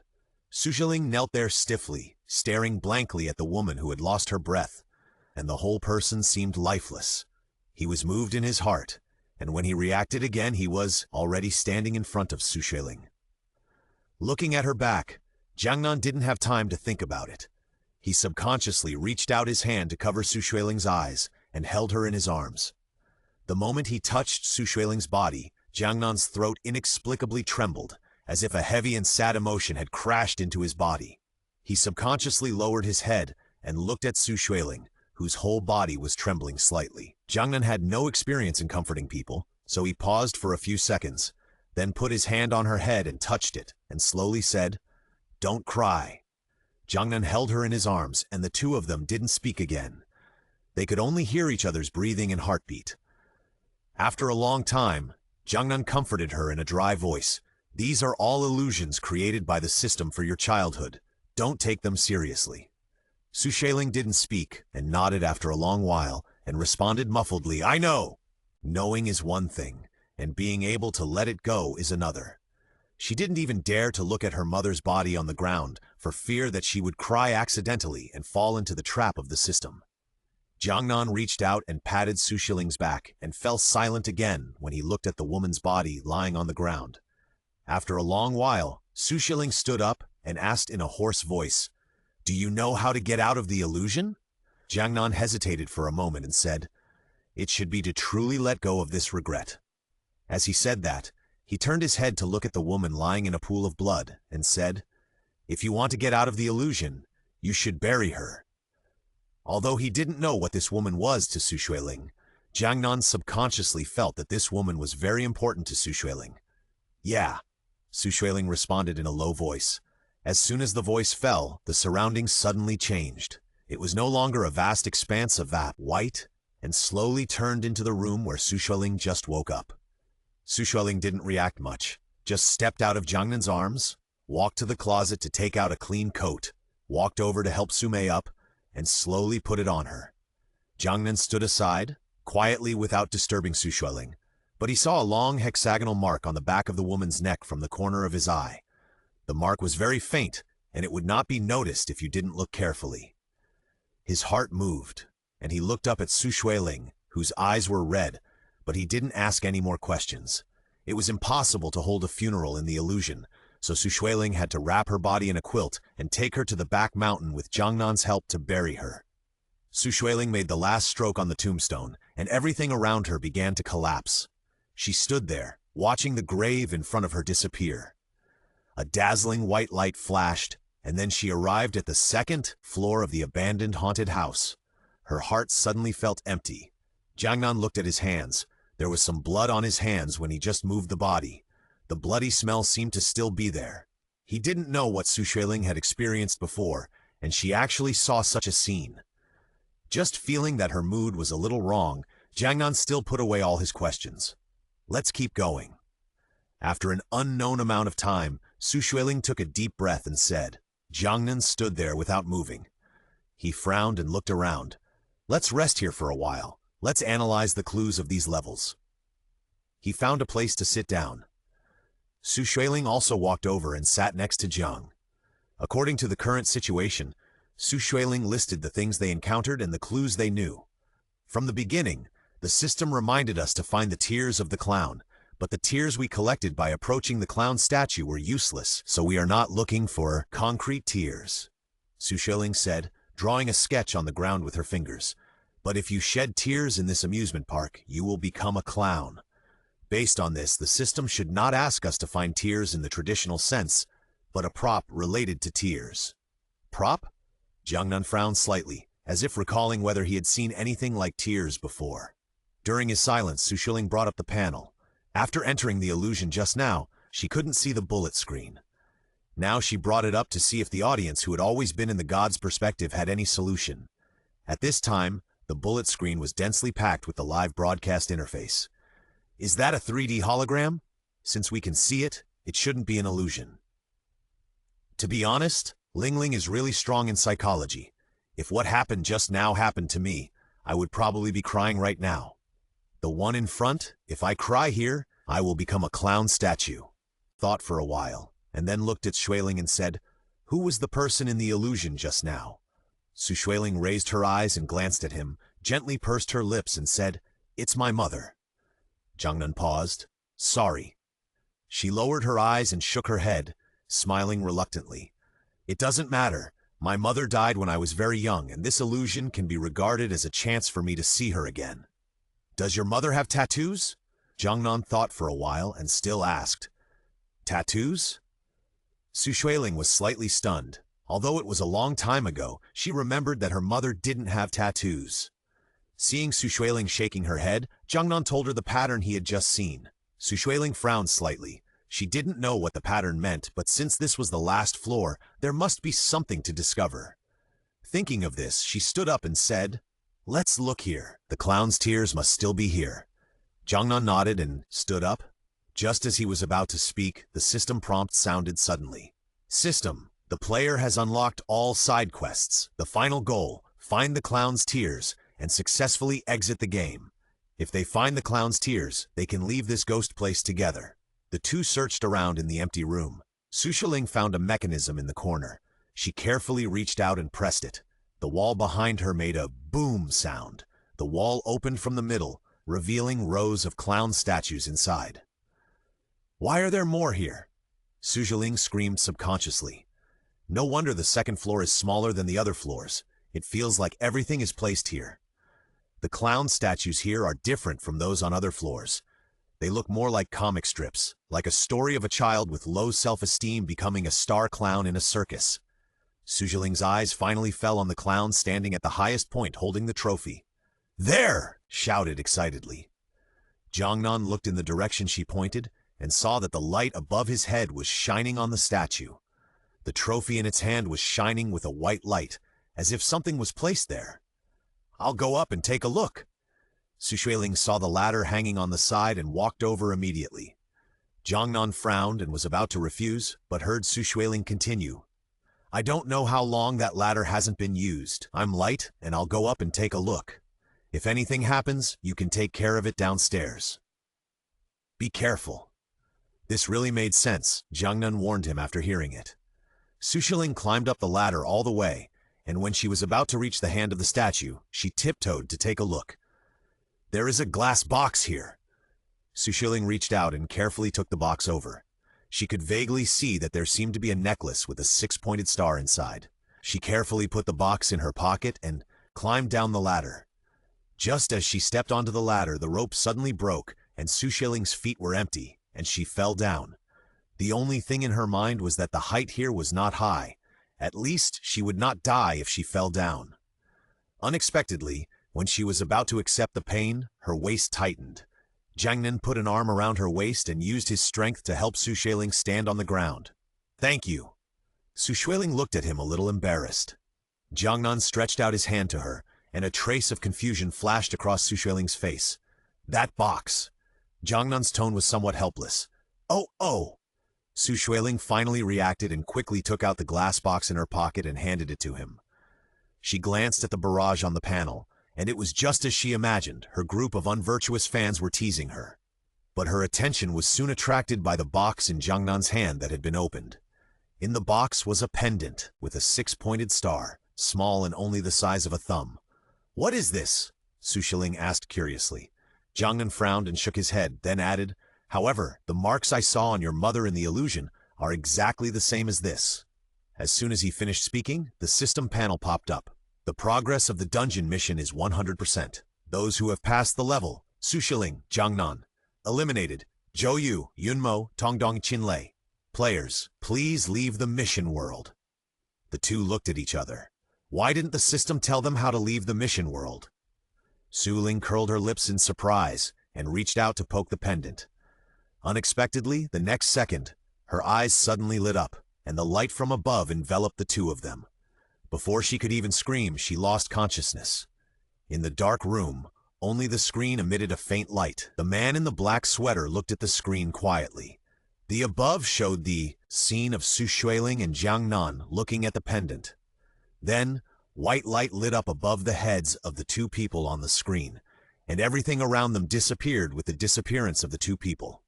A bit of pale, somewhat sickly skin was revealed under the black hat. He smiled and looked at the completely black screen with a chuckle. Then he stood up and left the room. Xueling felt an itch on her face. She scratched her nose uncomfortably, but she touched something soft. The thing was still struggling under her fingertips. She was startled and woke up suddenly. The thing on her fingertips was a green caterpillar. Xueling jumped up from the ground in shock. She shook the caterpillar off her hand as if she had been electrocuted. She shivered and checked if there were any other insects on her body.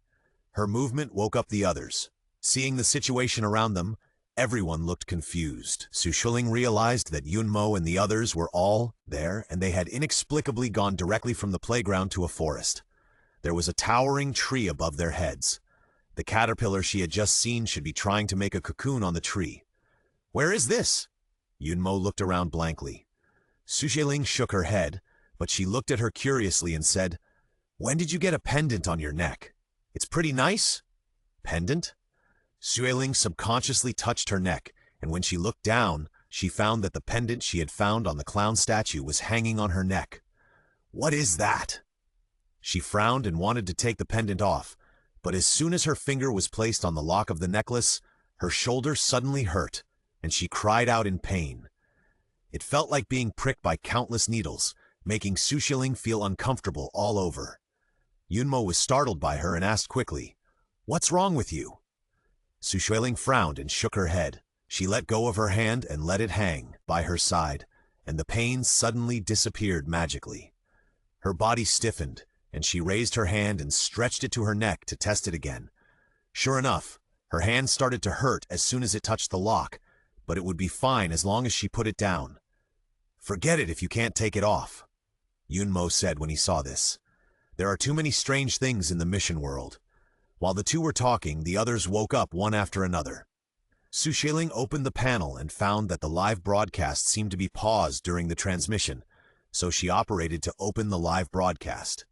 The live broadcast seemed a little slow. After a while, it was still displayed in the buffering stage. Xueling didn't care much. She got up to help everyone organize their things. When she looked up inadvertently, she found that there was a thin and small boy lying under a tree not far away. He looked like a high school student. After seeing him, Xueling was startled at first. She got up and looked around. After not finding any student groups coming to travel, she guessed in her heart that the boy in front of her was probably also pulled into the task by the system. The boy slept very uneasily, and his long eyelashes trembled slightly. "Hello?" Xueling reached out and patted the boy's shoulder lying on the ground. After calling twice, the boy woke up, and his black pupils were particularly clear. After seeing Xueling, the boy's eyes first flashed a trace of confusion, and then he shrank back timidly. Seeing this, Xueling had to coax him patiently. "It's okay, I have no ill intentions. How did you get in?" The boy just shook his head and said nothing. Xueling couldn't help but sigh in her heart. How could she survive in the mission world with such a small courage? "Xueling!" Several people over there had woken up, and Zhou called her name impatiently. She raised her voice and answered, then got up and walked over. Several people seemed to have been lying here for a while, and they were more or less covered with some leaves, especially Qinlei, who even had bird droppings on his sleeves. Xueling was about to say something when she suddenly heard a ding prompt. It turned out that the live broadcast room was opened. Fans flocked into the live broadcast room, and the first one they saw was the little boy who was staying next to Xueling. "Oh my God, Lingling has found a new love in such a short time. Isn't Jiangnan cute? My Lingling is good with both big and small girls. Little puppies are great too. Pay attention to the people upstairs. He looks like he's not even an adult yet." Seeing the discussion on the bullet screen going off the track, Xueling coughed and awkwardly moved the panel farther away, fearing that the boy would see the netizens in the live broadcast room without pants. She felt helpless and remembered something. She looked around but didn't find the familiar figure. She felt a little disappointed. Thinking back carefully, it seemed that he had not been with them since the beginning. Xueling looked at everyone and asked, "Where's Jiangnan?" Just as they were looking at each other, a figure came over from not far away, and it seemed that he was holding a weapon in his hand. As the figure slowly approached, Xueling squinted and saw that it was Jiangnan holding a dagger. Jiangnan came over and put the fruit in his hand on the ground. "I just went out to explore the way and got some food by the way." This time they did not return to real life to prepare supplies when entering the mission world. There was almost no food left in the backpack. If they didn't think of a way, they would soon starve. Xueling secretly thought that Jiangnan was considerate, and then she and Yun Mo took the fruit aside and wiped it clean with wet paper towels. Qinlei was still cleaning the bird droppings on his cuffs. He cursed and looked around. Suddenly, he made a hiss sound and raised his hand to touch the back of his head. "By the way, aren't we in the amusement park? How did we get here so quickly?" Zhou Yue snorted coldly. "You have to ask Xueling about this." Seeing that everyone's eyes were on her, Zhou Yue showed a malicious smile. After all, she is always the one who lives at the end. This sensitive question made everyone more or less embarrassed, and others pretended not to hear her sarcastic words. Everyone was a teammate of the same team. Xueling didn't want to continue to argue about these words, but just told everything that she and Jiangnan had encountered after they were eliminated. When talking about the illusion they saw, Yun Mo couldn't help but shudder. "You're right. I did see something regrettable in the past." Qinlei grabbed his hair in annoyance, and when he looked up by chance, he saw the boy hiding not far away. He raised his chin and pointed at the boy. "I didn't ask just now. Who is that? Did you bring the NPC from the playground in?" The boy's exposed skin was whiter than that of several girls, and even revealed a sense of sickness. No wonder he was mistaken for an NPC in the playground. "No." Xueling hesitated and said, "It should be a new player pulled in by the system." While speaking, Qinlei had already waved to the boy. "Child over there, come here, let's talk together." Maybe he scared the boy. Not only did the boy not go over, but hid behind the tree. Yun Mo glanced at Qinlei. "Don't scare him." Xueling stood up and walked towards the boy. Maybe because the two of them had just met, the boy was much less wary of her. She explained her purpose in a low voice, and the boy came out from behind the tree.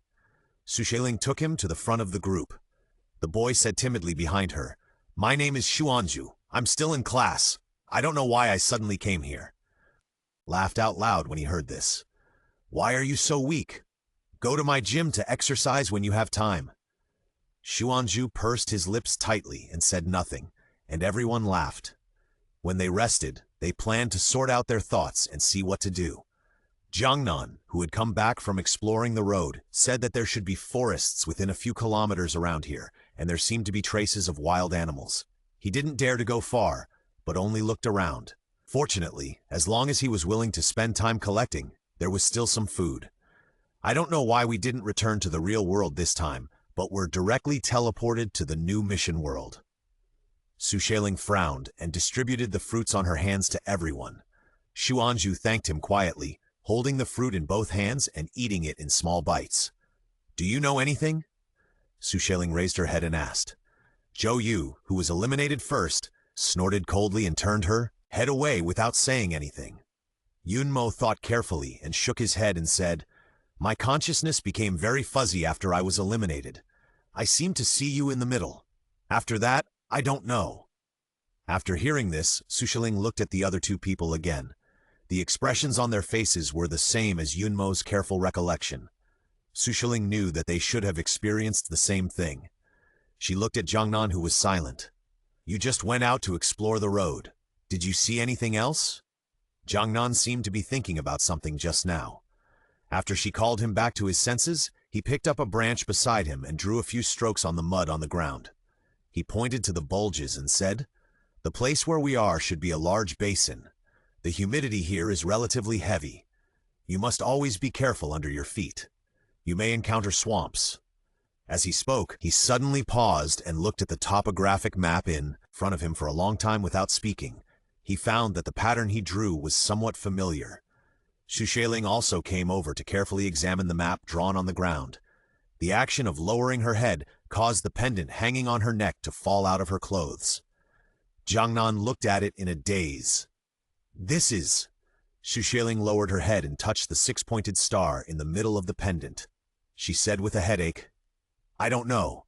When I woke up, this pendant was on my neck. Whenever I raised my hand to take it off, my whole body would ache. I don't know what it is for." She lowered her head and muttered, not noticing that Jiangnan's eyes were circling back and forth between the pendant on her neck and the topographic map he drew on the ground. This pendant could be brought from the previous mission world to here, and it was forced to be worn by Xueling. It must be an important clue. Wait. Jiangnan lowered his head to look at the topographic map again, and suddenly he froze in place. Could this pendant that could not be taken off be the clue to finding the precious blood? Xueling did not notice Jiangnan's abnormality, but just lowered her head to study the pendant for a while. After taking it off, she stepped aside to interact with netizens on the panel. What is this place? The previous task and the next task are seamlessly connected? Is there a possibility that these two tasks are the same? Xueling smiled and said, I don't know now. I can only take it one step at a time. She interacted with the bullet comments on the screen. Xuanzhu, who was standing next to her, came over with some curiosity, so she kindly moved the panel towards him. Xuanzhu smiled for the first time in a long time, and as if he had mustered up the courage, he greeted the netizens in the live broadcast room. Little brother is so good. Sister is holding a big flag for you. Quietly ask, does the little brother have a girlfriend? The little brother is so handsome. He must be a school idol level figure. Zhou Yue, who was sitting aside to rest, saw this scene, rolled her eyes impatiently, got up and walked to the open space outside, and said that she wanted to explore the way. Xuanzhu thought he was disturbing her and shrank his neck again. At this moment, a panel popped up in front of everyone, which was a new task issued by the system. Xueling squinted at her new task. Hide your identity and search for the flower of evil. Note, do not disclose this secret mission to others. Just as Xueling was thinking about this hidden mission, she suddenly heard a scream. The people who were sitting on the ground to rest were startled and stood up to look at the source of the sound. In the open space more than 10 meters away, Zhou Yue's calves had completely sunk into the dark yellow mud. She tried to struggle in panic, but she sank deeper and deeper. Don't move. Jiangnan frowned and said. His voice was obviously impatient. Zhou Yue was startled and stood still and dared not move. What's going on? I just wanted to pick some fruit to eat. Zhou Yue's voice was already a little tearful when she spoke. Xueling sighed. Don't move. The more you struggle, the deeper you sink. We will pull you out immediately. Qinlei took out a climbing rope from his backpack, tied a knot on one end of his hand, and threw the other end in front of Zhou Yu. Zhou Yu quickly put the rope around herself, holding the life-saving rope and not daring to let go. In just a few moves, the swamp had already reached her thighs. Hurry up! Zhou Yu gritted her teeth and said. Qinlei quickly wrapped the rope around a tree, and several people pulled the other end of the rope and pulled Zhou Yu, who was trapped in the swamp, out of the swamp. Zhou Yue sat on the ground with some exhaustion, and Yunmo hurriedly walked over with a towel to help wipe the mud off Zhou Yue's body. Xueling helped Qinlei to retract the rope, and heard Zhou Yu's angry voice from the side. Can you turn off your broken live broadcast? I'm almost dead, and you're still live, and those netizens are still talking nonsense. Xueling frowned and looked up at the barrage on the panel. From Zhou Yue's temper just now to falling into the swamp and being rescued by everyone, her attitude was very bad. Some netizens with straightforward temperaments directly complained about Zhou Yue's eldest lady's temper in the barrage. It's obviously my own willfulness that almost got me killed, but now I'm blaming my teammates. That's outrageous. She's impatient when someone else saves her. Not only does she not say thank you, but she even yells at others. She's worthy of being a young lady, ha ha ha ha. Seeing that the barrage was still swiping the screen, Xueling pursed her lips and temporarily turned off the live broadcast. Zhou Yu sneered. I've already said it. What's the point of trying to cover up your mistake now? I've been putting up with you for a long time along the way. Okay. After all, everyone was doing the task together. Yunmo couldn't stand it, so he pulled Zhou Yu to stop her. Zhou Yu turned her head away, but turned the spearhead to her. Okay, you are all good people. Only I am the bad guy. So let's break up. The road is open to the sky, and we each go our separate ways. As she said that, she stood up, picked up her backpack, and prepared to leave. Yunmo's expression turned pale and blue. His mouth opened and closed, not knowing what to say. Tong Dongyi rubbed his forehead with a headache, then stood up and walked to Zhou Yue, stretched out his hand and held her hand, stopping her from packing her backpack. It's convenient to do things if we walk together, and it's easier to deal with any danger. If you walk alone, you'll be eliminated easily. Zhou Yu's hand that was packing her things paused slightly, and she remembered the last time she was eliminated in the playground because she had a conflict with Qin Lei and walked alone in anger. Now, Tong Dongye gave her a way out, and she didn't want to be eliminated first again, so she took her hand down calmly, and her tone was a little awkward when she spoke. "Since you said that, I reluctantly agreed, but I'm tired and want to rest here." Tong Dongye nodded. "Of course, we just happened to be here to tidy up." His words made Zhou Yue happy, and Zhou Yue walked over contentedly to find a secret place to change her clothes, wash them, and dry them. Xueling took this opportunity to exchange feelings with the newcomer Xuanju. She was gentle and attentive, and noticed many people's emotions, so she didn't make Xuanju feel uneasy when she talked to him. Instead, Xuanju felt very comfortable talking to her. Jiangnan sat in an open space nearby and just quickly glanced at the two people sitting there talking, and then lowered his head to pack his school bag.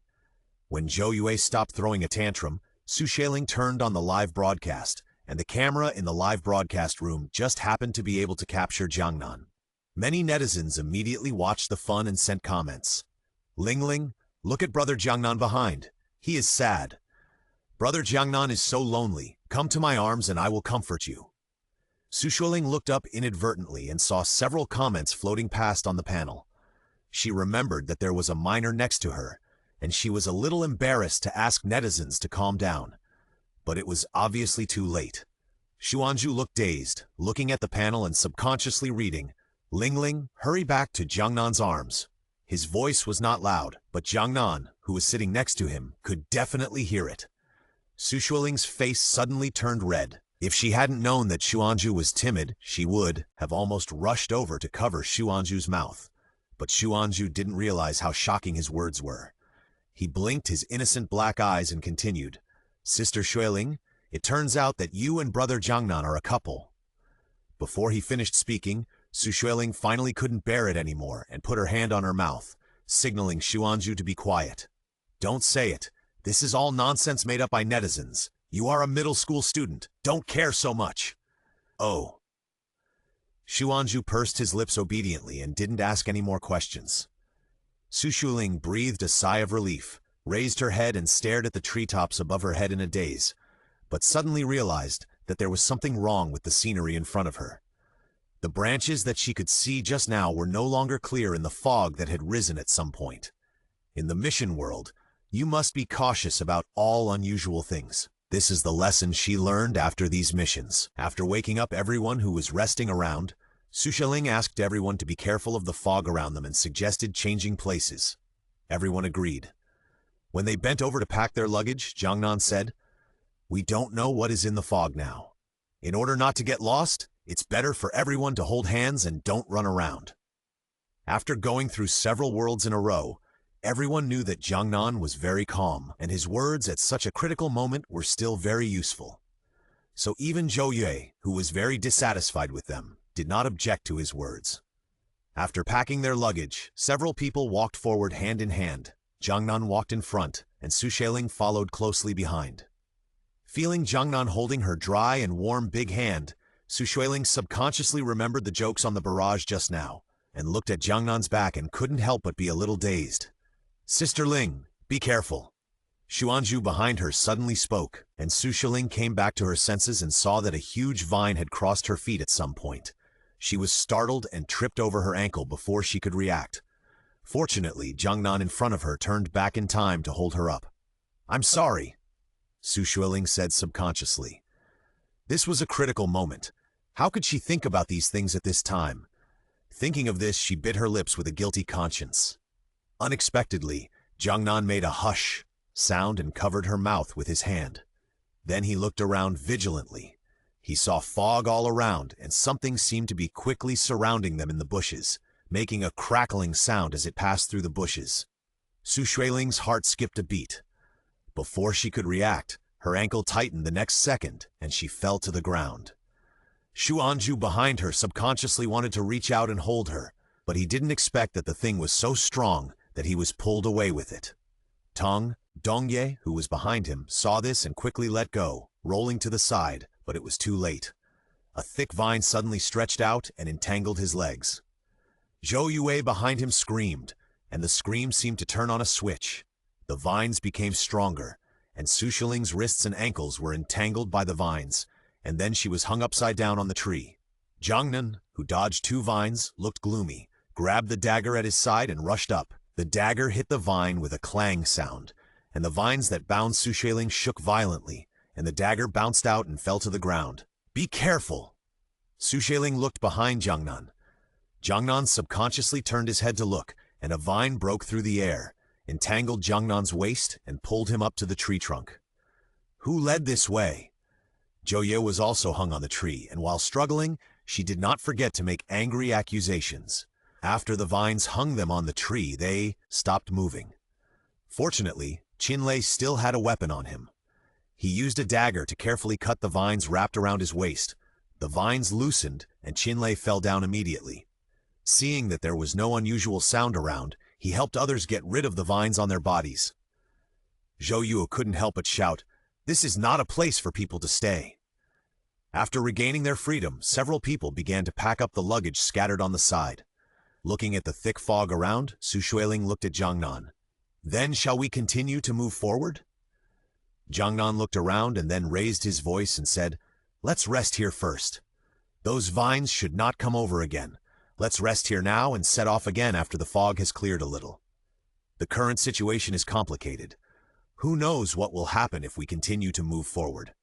Everyone sat under the tree to rest. After waiting for an unknown amount of time, Xueling yawned and woke up from her drowsy sleep. The fog around her had begun to dissipate slightly. She looked at Xuanju, who was thinking about something with his head down, and whispered, "Are you hungry? Eat something?" As she spoke, she took out biscuits from her backpack and shared them with Xuanju. She drank another sip of water. Unexpectedly, as soon as she looked up, she saw a figure flashing in the middle of the woods. Xueling was startled and hurriedly got up and chased after it. Jiangnan heard the noise and called everyone to chase after it. Xueling ran all the way over and saw that the thin figure was flexibly moving between the trees and was about to run into the bushes not far away. She had to grit her teeth and leap over. The figure then screamed in panic. Xueling looked closely and found that it was a half-grown child who looked about 8 or 9 years old. The child was frightened and screamed. Xueling stood up a little embarrassed and helped her up from the ground. Seeing that she couldn't run anymore, the girl fell to the ground and backed away in fear. Behind her, everyone came over. Zhou saw Xueling and started to say in a sarcastic tone, "The anchor is different. She can ignore the team and run out alone." Sister Xueling didn't mean it. Yunmo, who caught up, was a little helpless. After saying that, she looked at the little girl who fell to the ground. Where did this child come from? Xueling said that she didn't know either. She stretched out her hand to the shivering little girl sitting on the ground and said in a slow voice, "Don't be afraid. We are not bad people." The little girl shook her head, her young face full of vigilance. Xueling had to take out a piece of candy from her pocket and handed it to the little girl. "We are just people who passed by here and got lost. We don't have any bad intentions." The little girl hesitated for a moment, looked at the candy in Xueling's hand, and swallowed her saliva. Seeing this, Xueling took out the biscuits that she hadn't finished eating from her pocket and handed them to her. The little girl finally raised her hand to take the biscuits and candy together. Perhaps because she was very hungry, she finished the biscuits in just a few bites and licked her lips reluctantly. "What's your name? Where are your parents?" Xueling asked softly. The little girl probably liked Xueling more after eating the biscuits, so she came out obediently. "My name is Anji, and I live in a nearby village." When she mentioned her mother, she lowered her eyes sadly. "My mother is sick, and I want to find herbs for her." Hearing this, Xueling and Jiangnan looked at each other, and Jiangnan said, "Do you know if there is a way out nearby?" Anji shook his head in confusion. "I don't know. Anji has never been out." Jiangnan frowned. The NPCs in this mission world seemed to be a little different from those in other worlds. Seeing that they didn't say anything, Anji stood up and said, "Anji is going home. Mom is still waiting for Anji's medicine." Xueling saw this and hurriedly said, "Can you take me to the village? We want to find a way out of this forest." The other party hesitated for a moment and finally nodded and said, "Okay, then you follow me and I'll take you back." As she said that, She picked up the scattered herbs from the ground, looked around, and then walked in one direction. Xueling followed her, called up the panel, and introduced to the netizens in the live broadcast room. We met a local child, and now we are going to the village to ask about the way out. Anji led a few people along the way and finally came to a hidden cave covered by the shade of trees. She carefully lifted the branches hanging from the cave entrance to the side and waved to the people following behind her. It was not until she followed Anji down the steps to the underground and saw a cave entrance that looked like a threshold that Xueling realized that the people in this place had actually built the village underground. Anji walked in front and led the way. The villagers around looked at them with very strange eyes along the way and turned their heads away in disgust when they saw Anji. But Anji seemed to be immune to such looks.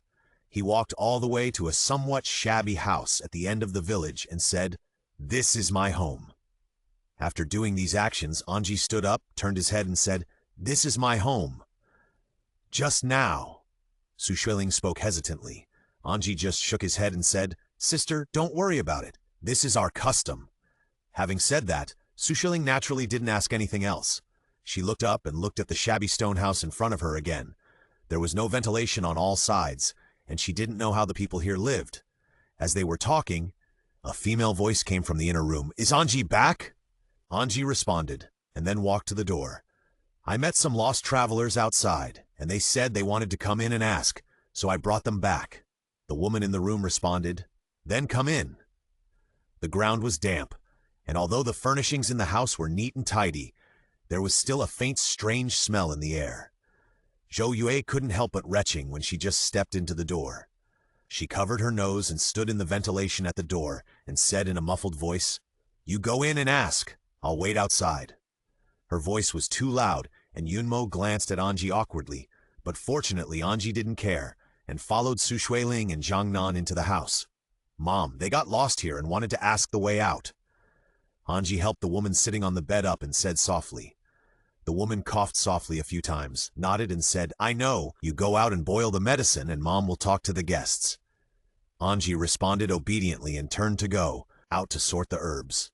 After Anji left, Xueling took the lead in introducing herself and then said, "Can I ask why this village was built underground?" Speaking of this, the woman on the bed was a little excited, took a deep breath and said, "This is all because of the protection of the gods. We are able to survive in this place." After listening to her rambling, Xueling realized that Anji was already 12 years old. Her thin body did not look like a child of that age at all. It seemed that the mother and daughter did not have a good life on weekdays. After a while, the woman looked a little tired. It happened that Anji had already boiled the medicine and walked in to feed the woman the medicine. After being served to drink the medicine, the woman kept muttering to Anji to take them to the village. Seeing that the woman on the bed fell asleep, Xueling and the others got up and walked out of the room. After a while, Anji followed out. She was particularly close to Xueling, who gave her candy and biscuits. She came up to her and said shyly, "I'll take you to the village. No outsiders have appeared here for a long time." Several people walked in the village for a while. Due to the limitations of the terrain, the furnishings at the door of each household were almost the same. After walking a few places, Zhou Yue stopped impatiently. "What's the good of such a monotonous, damp, and dark place?" As she said, she looked at Xueling on the side and said, "Let's investigate separately. It's nothing but a waste of time for everyone to gather together like this. I want to find clues by myself." Xueling suddenly had a headache when she saw this, but seeing her firm attitude, she could only sigh and said, "If you want to investigate separately, go ahead." In the end, Zhou Yue still chose to act alone. Yunmo, Qin Lei, and Tong Dongyi left along another road, while Xueling Jiangnan was with Xuanju. When the few people separated, they agreed to meet here in 2 hours. Xueling and the others followed behind Anji, watching the residents coming and going. There was no sunlight here. According to Anji, the villagers rarely went out on weekdays, but she saw that the skin color of the people here was normal, and they had not become sickly white because of not seeing the sun for many years. Xueling expressed her doubts, and Anji pursed his lips and led the 3 people to one of the roads. There were no villagers living around, but the road was repaired very neatly and wide. Xueling couldn't help but ask, "What is this?" Anji didn't say anything, and led them all the way to the innermost part of the alley. At the end, there was an altar. A beam of sunlight shone down from the huge crack on it and fell on the altar. "What is this?" She stared at the altar in a daze. Anji walked forward and bowed to the altar with her hands on her chest. Then she whispered to them, "This is the altar of our village. It is the only place where we can find sunlight. It is also the place where we choose the messenger of God." As she spoke, she murmured a few words, raised her head and looked at the place where the sunlight was shining above her head. Her eyes were full of yearning. "The gods appear once every 5 years. He will give us food and clothes, and will also lower the ladder to choose the messenger of God and the servants of God to go up and bring back gifts to the village." Xueling frowned and looked at the crack. The crack looked very dangerous and led directly to the ground. The gods that Anji mentioned should be another group of people. She and Jiangnan beside her looked at each other. This god should be the clue they are looking for. Anji knelt on the mat and kowtowed to the altar, saying in a daze, "I hope I can be selected when the next selection of the god's messengers is held. The doctor in the village said that my mother's health is not good. I want to talk to the god's messenger and see if he can give me medicine to cure my mother's illness." "The gods who appear every 5 years, Xuanju murmured in a low voice. Seeing that everyone's eyes were on him, he shrank back and said, "Nothing." Xueling frowned slightly, thinking that there was something wrong with his expression, but she couldn't figure out what it was, so she could only focus her eyes on Anji, who was praying devoutly. Anji knelt for a while before getting up, a little embarrassed, and said, "I'm really sorry to waste your time. The area of the village is not large, and they have almost walked here. At present, they only know this clue." When Xueling and the others returned to Anji's house again, Zhou Yue was sitting on the stone slab at the door, thinking about something. "Where are the others?" Jiangnan asked. "Have you found any clues?" Zhou Yue looked up at him and said, "Not back yet." "As for what clues she found?" Zhou Yue hesitated for a few seconds. Jiangnan noticed that Zhou Yue was different, but he didn't force her. He just went to the side and sat down to rest. Xueling saw their actions and couldn't help but sigh in her heart. She didn't know what Zhou Yue was thinking, but it seemed that she had become suspicious of them. If there was someone in the team who was unwilling to share clues and deliberately concealed them, the difficulty of passing the level would be greatly increased. Obviously, she was not the only one who thought so. When Xueling brought up the panel to interact with the barrage, she saw that the barrage was full of complaints about Zhou Yue. Xueling stopped him softly. "It's a personal choice to say or not to say it. You have no right to ask others." As they were talking, Qinlei and Yunmo ran over from a distance with anxious faces. Jiangnan reacted the fastest and stood up from the stone slab first and walked over. "Oh no!" Yunmo panted and said, "Tong Dongye is missing." Xueling stood up immediately. "What happened?" Qinlei held his knees with both hands, took a deep breath and said, "I don't know. We went out of the cave and went to the ground. There was fog again. We were holding hands and walking forward, but for some reason Tong Dongye let go of our hands. When we turned around, he was gone." Yunmo looked very anxious, and his hands were shaking uncontrollably. Seeing this, Xueling had to reach out and pat her shoulder.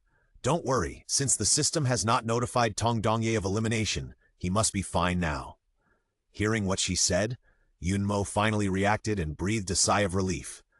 Several people exchanged the clues they knew, and Jiangnan said, "Take us to the place where Tong Dongye disappeared and find him together first." They said hello to Anji, and then returned to the ground along the original way. The place where Tong Dongye disappeared was not far from the cave, and the fog had almost cleared when they got there. Jiangnan looked around and said softly, "It should be the vines we encountered before that dragged Tong Dongye away. Let's look around here, and we will definitely find him." Several people searched for Tong Dongye in pairs nearby. Xueling looked at a trail on the ground and hurriedly called Jiangnan over. "Here!" Jiangnan reached out and touched the soil on the ground. "It's fresh and a little damp." The two walked forward a few steps along the trail. Xueling looked at the clusters of leaves in front of her that were trembling slightly in the wind and frowned slightly. "Be careful!" Jiangnan raised his hand to stop her from moving back. Seeing Xueling turned her head to look at him in a daze, he explained, "There is a swamp in front of us." She subconsciously looked down and saw that there were a lot of water plants a few steps away from her feet. If she had taken a wrong step just now, Jiangnan might have come to save her now. Seeing that she couldn't get through, she had to point to the strangeness she had just seen. "Look there. Isn't it a little strange?" Jiangnan squinted his eyes and looked over. He saw that the leaves where she pointed were indeed growing a little strangely, and there seemed to be something crawling between the bushes. "Go and have a look," Jiangnan said coldly. They called everyone else over. The bush was at the edge of the swamp, and several people walked around a long way before they got there. Qinlei was stronger and climbed up the tree first to check. After a while, Qinlei said in surprise, "It's Tong Dongye!" Xueling looked up and saw a huge silkworm pupa-like thing in the bushes. That should be the place where the vines entangled Tong Dongye. Jiangnan quickly climbed up the tree upon hearing this, and together with Qinlei, he brought the huge vine-wrapped cocoon to the ground. The vines wrapped around Tong Dongye were very thick, and several people used daggers to cut the vines for a long time before they cut them off. Inside was indeed Tong Dongye, who had already fallen into a coma. Jiangnan stood up and went to check, raised his hand to support the back of Tong Dongye's neck and said, "Water." Xueling handed him the water bottle she brought with her, and Jiangnan fed Tong Dongye some with the bottle cap upside down. Tong Dongye choked for a while, and then finally woke up. Jiangnan handed the water bottle to Xueling. "Don't worry, it's just that he struggled for too long and is a little dehydrated." After finding Tong Dongye, several people rested and rectified on the side. Xueling was originally just leaning against a tree with her eyes closed to rest, but for some reason she slowly fell asleep. When she suddenly woke up, she subconsciously glanced in the direction of Tong Dongye, but found that Tong Dongye, who was supposed to be lying down to rest, had disappeared. Realizing that something was wrong, Xueling turned over and sat up, only to find that others were also sleeping against the tree trunk, especially Qinlei, who was supposed to be on guard nearby. Xueling did not dare to delay and quickly woke up the others. Qinlei's face flashed with annoyance when he learned that Tong Dongye had disappeared again when he accidentally fell asleep. "It's all my fault. If I could be more careful." Jiangnan shook his head. "It's not your fault. This forest is extremely strange. We all fell asleep. It must be related to this forest. Everyone should be more careful." Everyone couldn't help but be more vigilant. This time they did not rush to look for it rashly, but carefully explored the surrounding environment and discussed the matter on the spot. There were no traces of new vines on the ground, and according to their previous observations, vines would only appear when there was fog in the forest. Xueling looked around and found traces of sleeping bags being dragged on the ground. "Then let's go find it now?" Qinlei glanced at the others and asked. Xueling shook her head thoughtfully. "The only clue we know now is the god in the village, and we don't know the true identity of this god. We can't act rashly." Qinlei sighed. He turned his head to look at Zhou Yue, who was sitting aside and didn't want to participate in the discussion, and couldn't help but raised his voice and said, "Even if you don't want to talk to us, you have to tell us what you know, right? What if you know an important clue?" Zhou Yue curled her lips and sneered. "You guys should talk about this kind of thing. I don't have the ability." Her attitude made Yunmo a little angry, not to mention the netizens on the other end of the live broadcast room. "What kind of attitude is this? Speechless. This is an escape game. Everyone can work together as a team to escape from here. What is Zhou Yue doing? Help me!" The panel was on the side, and everyone could see the barrage that had been swiped on it. Zhou Yue stood up, took a deep breath, and sneered, "I was chatting with someone in the village before. Recently, it is the time for them to hold a sacrifice and select a divine envoy every 5 years. I think Tong Dongye was taken away as a divine envoy." As soon as she finished speaking, Qinlei said in disbelief, "How is it possible? What kind of divine envoy is it? There are gods in this damn place?" The barrage on the panel also expressed complete disbelief. Didn't the little girl just say that the divine envoy was selected in the village? What is Zhou Yue doing? It's outrageous. Can you say anything without knowing the truth of the matter? These words completely angered Zhou Yue. She pointed at Xueling and said angrily, "Now Tong Dongye has disappeared and you are still broadcasting live. Let them say these sarcastic words."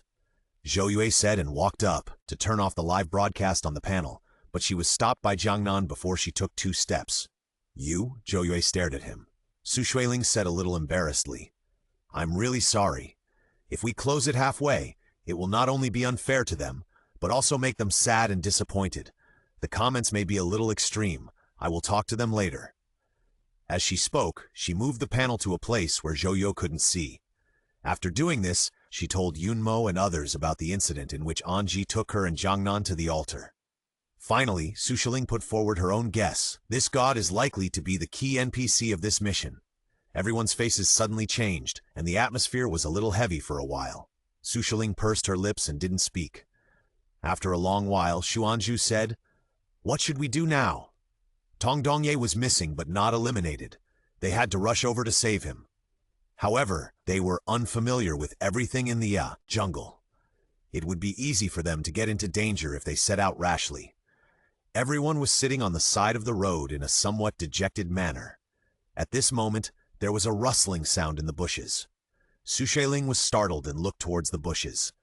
Anji came out from the bushes and hid back when she saw everyone looking at her.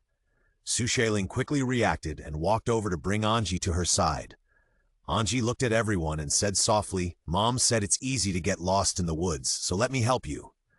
As she spoke, she found that Zhou Yue's face was getting uglier and uglier as she looked at her, and her voice gradually became smaller. "Since it's easy to get lost, why didn't you tell us earlier? There's a mess of fog and vines here and you didn't tell us anything." Zhou Yue sneered. Anji pursed her lips in bewilderment. "It was my negligence before." As she spoke, she looked at Zhou Yu and said, "But the gods will not hurt people. The fog and vines here are also to protect the village. Your companions were just injured by mistake. I will take you to find another big brother." Zhou Yue choked. "Who knows whether what you said is true or not? To be safe, I want to go alone." As soon as the voice fell, the others frowned. Zhou Yue always wanted to act alone, but the jungle was full of dangers. Everyone would encounter danger if they walked in a group, not to mention being alone. No, Jiangnan refused without thinking. "It's easy to get lost here. If you get lost or encounter danger, it will also affect the progress of others. So for safety, at least 2 people must act together." After that, Jiangnan put his backpack on his back and walked forward. Seeing that he couldn't leave alone, Zhou Yu pouted a little dissatisfied, but in the end he followed behind everyone. "What kind of attitude is this? Have you ever considered your teammates? Not letting her go is also for her safety. Okay, stop talking, so that people won't say Ling Ling can't manage fans well." Xueling subconsciously glanced at Zhou Yu and put her hand to her lips to make a silent gesture. Anji led a few people along the path, but Xuanzhu, who was originally walking behind Xueling, suddenly fell to the ground. Yunmo, who was beside him, was startled and hurriedly walked up to help him up. "Are you okay?" "It's okay."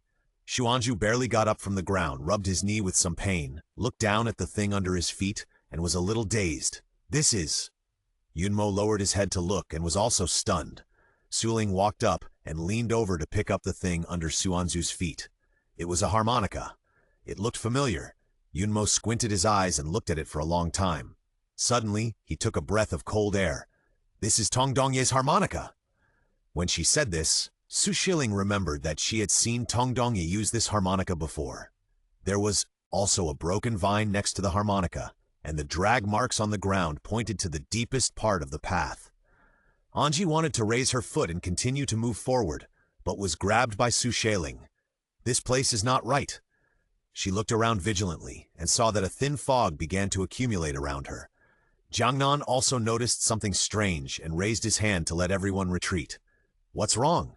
Anji blinked in confusion. Xueling shook her head at her. "Be careful." The fog around was getting thicker and thicker, even to the point that Anji, who had always been groping here, couldn't see the road clearly. In desperation, everyone had to stay where they were and rest. Zhou Yue sat on the side in a somewhat dejected manner.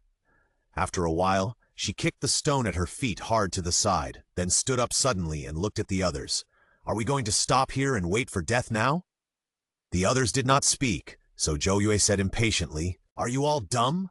Anji hung her head, Xueling sighed, raised her hand to touch her head and whispered to comfort her. Zhou Yue's patience had obviously reached its limit. She kept talking, and finally, Qin Lei, who was sitting there, couldn't help but kick a tree beside him. He pointed at Zhou Yu and said, "Are you annoying? What's the point of saying this now?" Zhou Yu was startled by his roar, and her face suddenly became a little angry, but she didn't say anything in the end. Everyone should say less. Yunmo was obviously a little dissatisfied. Xueling frowned slightly. Arguing in this situation was meaningless, and even she felt annoyed for no reason.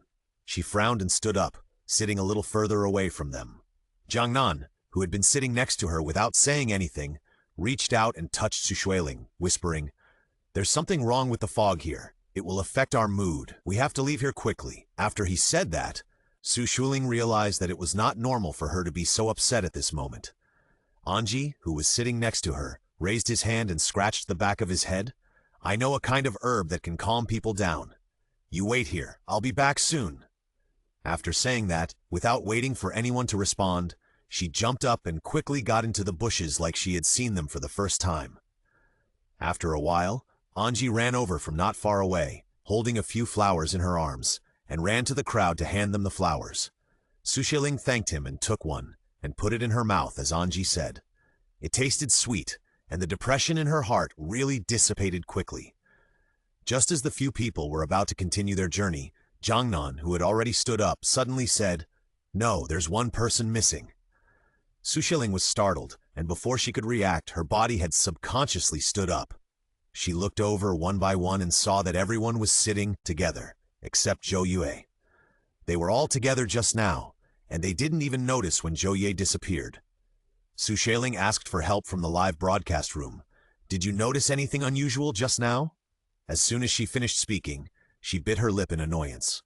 Just now, because of Zhou Yu's dissatisfaction, she deliberately adjusted the panel to a distance, and netizens definitely couldn't see when Zhou Yue was taken away. "No, the fog was very thick and I couldn't see anyone 2 meters away. I didn't notice it." When she disappeared, there was no movement. Could she have left on her own? If she was caught by the vine, it would be impossible for her not to call for help. What the above said makes sense. Xueling looked at these discussions and finally looked at Jiangnan on the side. "Let's look around first." Others didn't dare to delay and searched one by one in the nearby bushes, but no matter how much they shouted, no one around responded. The scope of the search gradually expanded, and when Xueling looked back again, she couldn't see a single person. Xueling raised her voice and called everyone's name. Fortunately, she noticed it in time. Although she couldn't see the figures clearly because of the fog, she could still hear the voices clearly. She reminded with some fear, "Let's not walk around. The fog here is thick and it's easy to get lost." "What should we do?" Yunmo said with some worry. At this moment, the system did not broadcast the information that Zhou Yue was eliminated, which meant that she was temporarily safe. However, the situation in this area was complicated. If several people encountered danger in this area, it would only make the situation worse. "Let's go back to the village first." Jiangnan looked at the fog nearby and said, "It's not safe to stay here." Anji had never encountered such a situation before. Hearing this, he also whispered in agreement, "Let's go back first. It seems that there is indeed something strange here." Yunmo's face suddenly showed a trace of tension. Until she returned to the village, she followed Xueling and the others closely, fearing that she would disappear mysteriously if she was not careful. Back in the small stone house at the end of the village, Anji's mother was still sleeping on the bed. She asked a few people to sit on the stone bench to rest, and Anji poured some water for them to drink from a stone bowl. After what happened just now, everyone was already scared and thirsty. They didn't care about the unclean water here, like they did when they first came here. They picked up the stone bowl and drank it all. Anji then carefully approached Xueling. "I'm sorry, I didn't mean to not tell you about our village. I just forgot for a moment because I had to take care of my mother." After she remembered, she hurried out, but it was too late. Xueling reached out and rubbed her head. "It's okay. No matter how capable Anji is, he is just a half-grown child who has no father and has to take care of his sick mother in bed. It is normal that he didn't consider this kind of thing." When she thought of this, her eyes looking at Anji softened a little. The two talked for a while, and when Xueling raised her head again, she found that the others had fallen asleep leaning on the stone slab. The journey through the jungle was not short, not to mention a thin student like Xuanzhu. Even the tall and strong Lei couldn't hold on and fell asleep. But Xueling couldn't fall asleep. She sorted out everything from the beginning to the present when she arrived in this world and remembered the evil flower mentioned in the task given to her by the system. Tong Dongye disappeared halfway, and just now, Zhou Yue also disappeared silently in the fog. Is it because of the natural environment here? Or is it really like what Zhou Yue said before, that the gods in the village are causing trouble? Too many mysteries troubled Xueling, and now the breakthrough of all this lies in this god. Looking at Anji leaning against her, Xueling thought for a moment, and then reached out her hand to gently wake Anji up. Is the sacrifice you mentioned every 5 years coming soon? Anji was woken up from her sleep, rubbed her eyes in confusion, and nodded after realizing it. It is coming soon. As she spoke, a glimmer of hope flashed across her face. I hope I can be selected as a divine envoy. It seems that what Zhou Yue said was correct. The sacrifice is approaching, and the so-called god should indeed look for a divine envoy. Have you seen a god? Xueling asked. Anji shook her head, her expression full of piety. Only divine envoys and divine servants are qualified to see the gods. I heard from my mother that the selection of divine envoys will be in the next few days, and the gods will give their will at that time. Xueling nodded thoughtfully. Have you participated in a sacrifice before? Yunmo, who was standing aside, came over at some point and asked Anji. Anji shook her head shyly. No, children in the village can only participate in the sacrifice after they are 8 years old. Otherwise, it is easy to offend the gods. She told them that there was a child who offended the gods, which led to the reduction of gifts received by the village in those years. Seeing her serious look, Yunmo thought deeply, and then handed the cup in his hand to Anji. Can you help me pour a glass of water? I want to keep it for later. Anji nodded obediently, took the cup and left. After her figure disappeared at the door, Yunmo carefully approached Xueling and whispered, This child seems to be a little bit wrong, and these things are too coincidental. We just happened to encounter a sacrifice, and also happened to encounter the so-called gods choosing messengers. This finished speaking, she was interrupted by Xueling. I naturally know it in my heart, but now in this village, we can only choose to believe Anji. Yunmo had to sigh after hearing this, and swallowed the rest of the words. At this moment, Anji ran back and handed the cup in her arms to Yunmo as if offering a treasure. Yunmo smiled at her reluctantly, then stood up and sat aside. Xueling looked at Anji, who was sitting next to her and drawing on the ground with her fingers, and her heart was a little complicated for a moment. Trusting Anji was one thing, but what Yunmo said did make some sense. Everything seemed to be just right. After they arrived here, it was time for the sacrifice. Xueling frowned, tugging at the corner of her clothes again and again. While she was thinking, she suddenly heard a noise coming from outside the door. Because the sound was so loud, several people who were still resting in the same place were suddenly awakened. Anji beside her also opened her eyes. She looked very happy. She jumped up from the ground and shouted happily, God's messenger! The gods have started to select the gods' messengers. Xueling frowned at Jiangnan, who also stood up. Jiangnan winked at her. Go out and take a look. Several people ran to the door and saw the nearby villagers following the crowd in front of them walking towards the altar. Auntie, what is this? Xueling stood on tiptoe to look, but found that she could not see anything, so she asked the woman who was walking forward with her. The woman first glanced at her, and then her eyes suddenly lit up.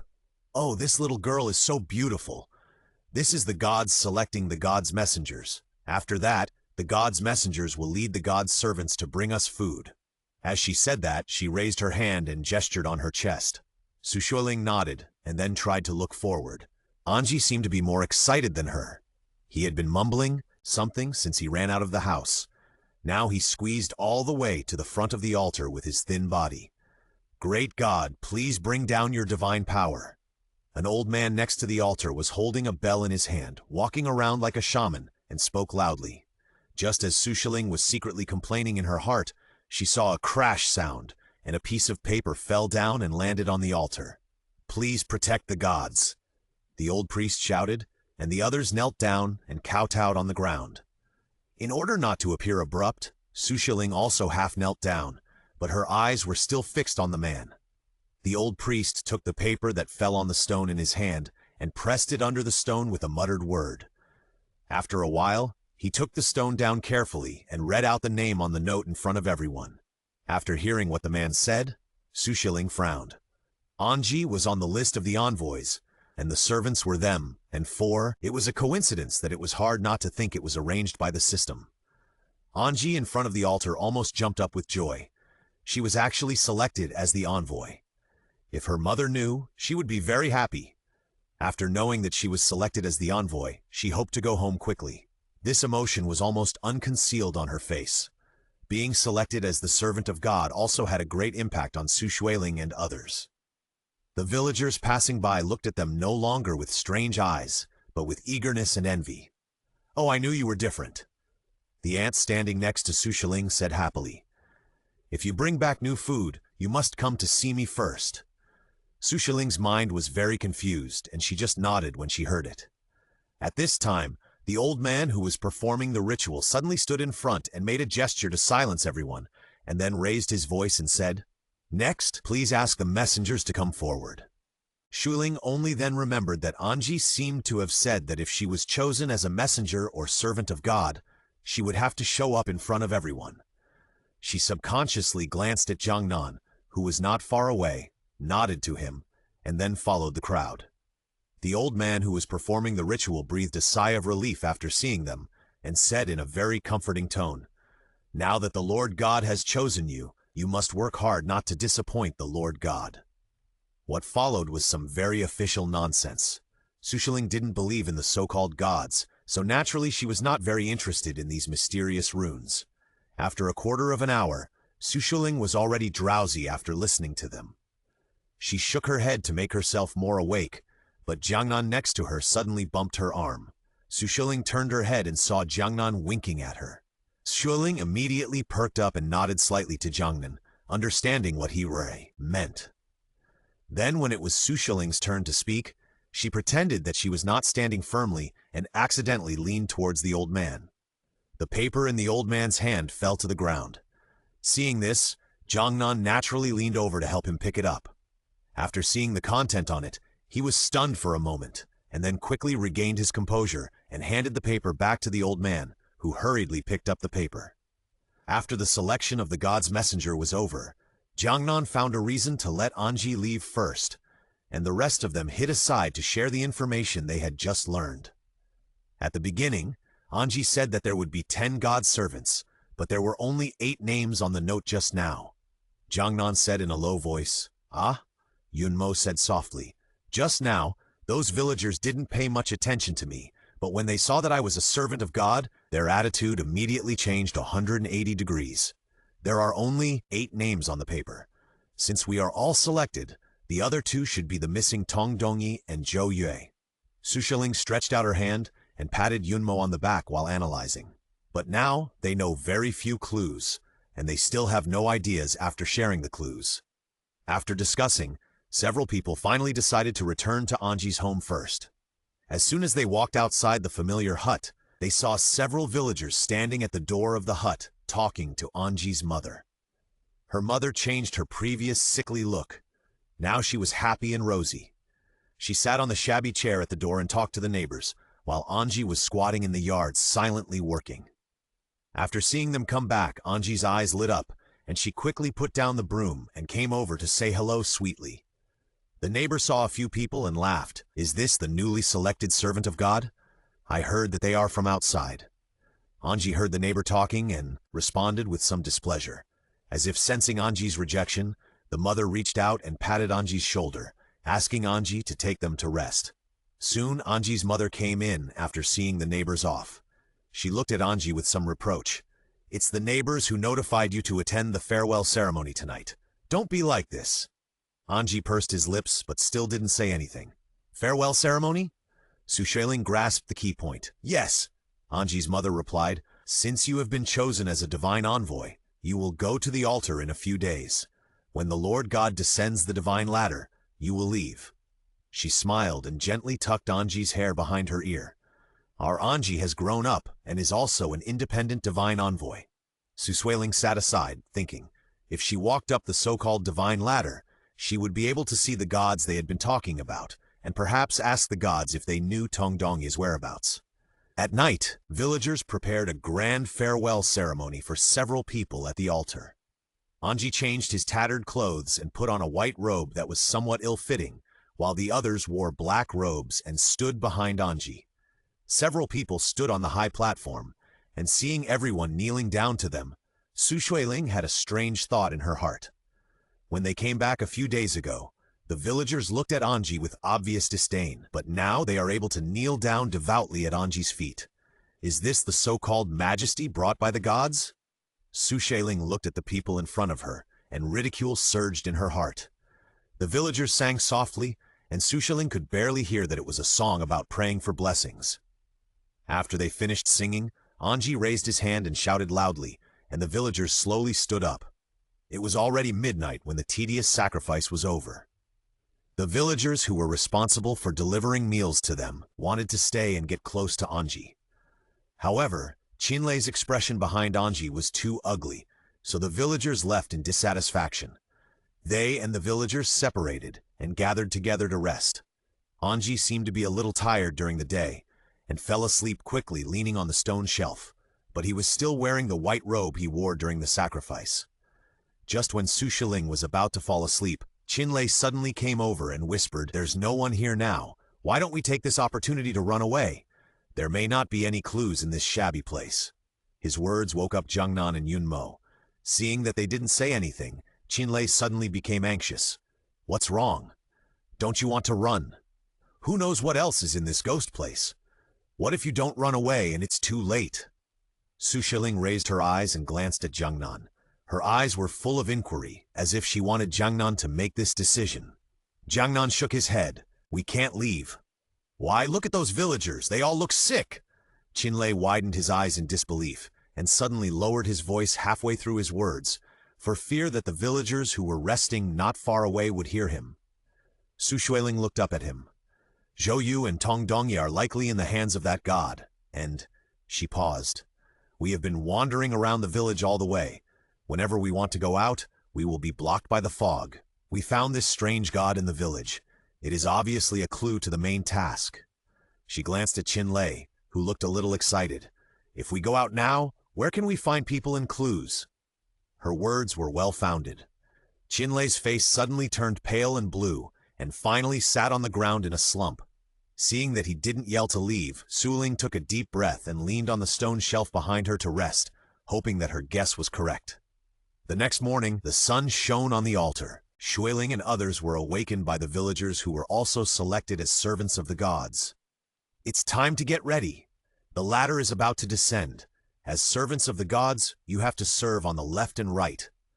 Xueling looked up at the hole above her head and didn't know what the ladder looked like. The villagers instructed them to stand in position one by one. Anji stood aside, raised his hands to the sky, and muttered something. After a while, a ladder descended toward the light. The man standing behind Xueling murmured excitedly, "The ladder of God is descending. The ladder of God is descending. Is this the ladder of God?" Xueling secretly looked at the ladder lowered from the top of her head. It was made of wood and solid vines, and it looked no different from an ordinary ladder.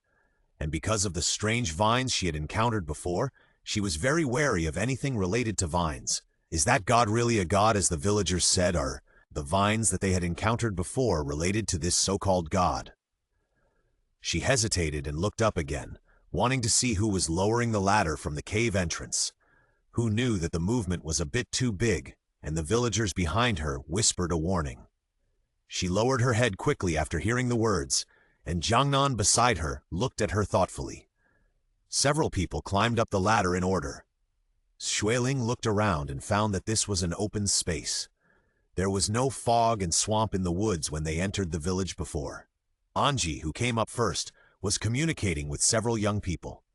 Seeing that they all came up, one of the young people raised his hand to his chest and bowed slightly, saying, "Hello, we are here to pick up the envoy of God under the order of the Lord God."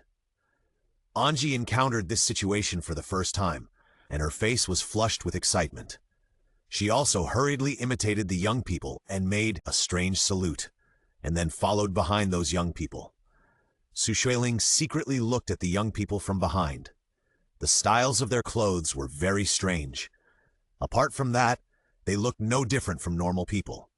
Their looks were also ordinary. They were the kind that no one would notice if they were thrown on the street. They were not even as good-looking as Jiangnan. Thinking of this, Xueling subconsciously turned back to look at Jiangnan. Almost the second she turned back, Jiangnan noticed her staring. After meeting Xueling's eyes, Jiangnan thought she had something to ask, so he silently asked. Xueling was caught peeking, and she smiled and shook her head with a guilty conscience. Jiangnan was indeed very good-looking. Otherwise, the netizens in the live broadcast room would not have been so excited when they first saw Jiangnan. But it was not appropriate to think about it now. Xueling reached out and patted her cheek, and her attention quickly returned to the young men not far away.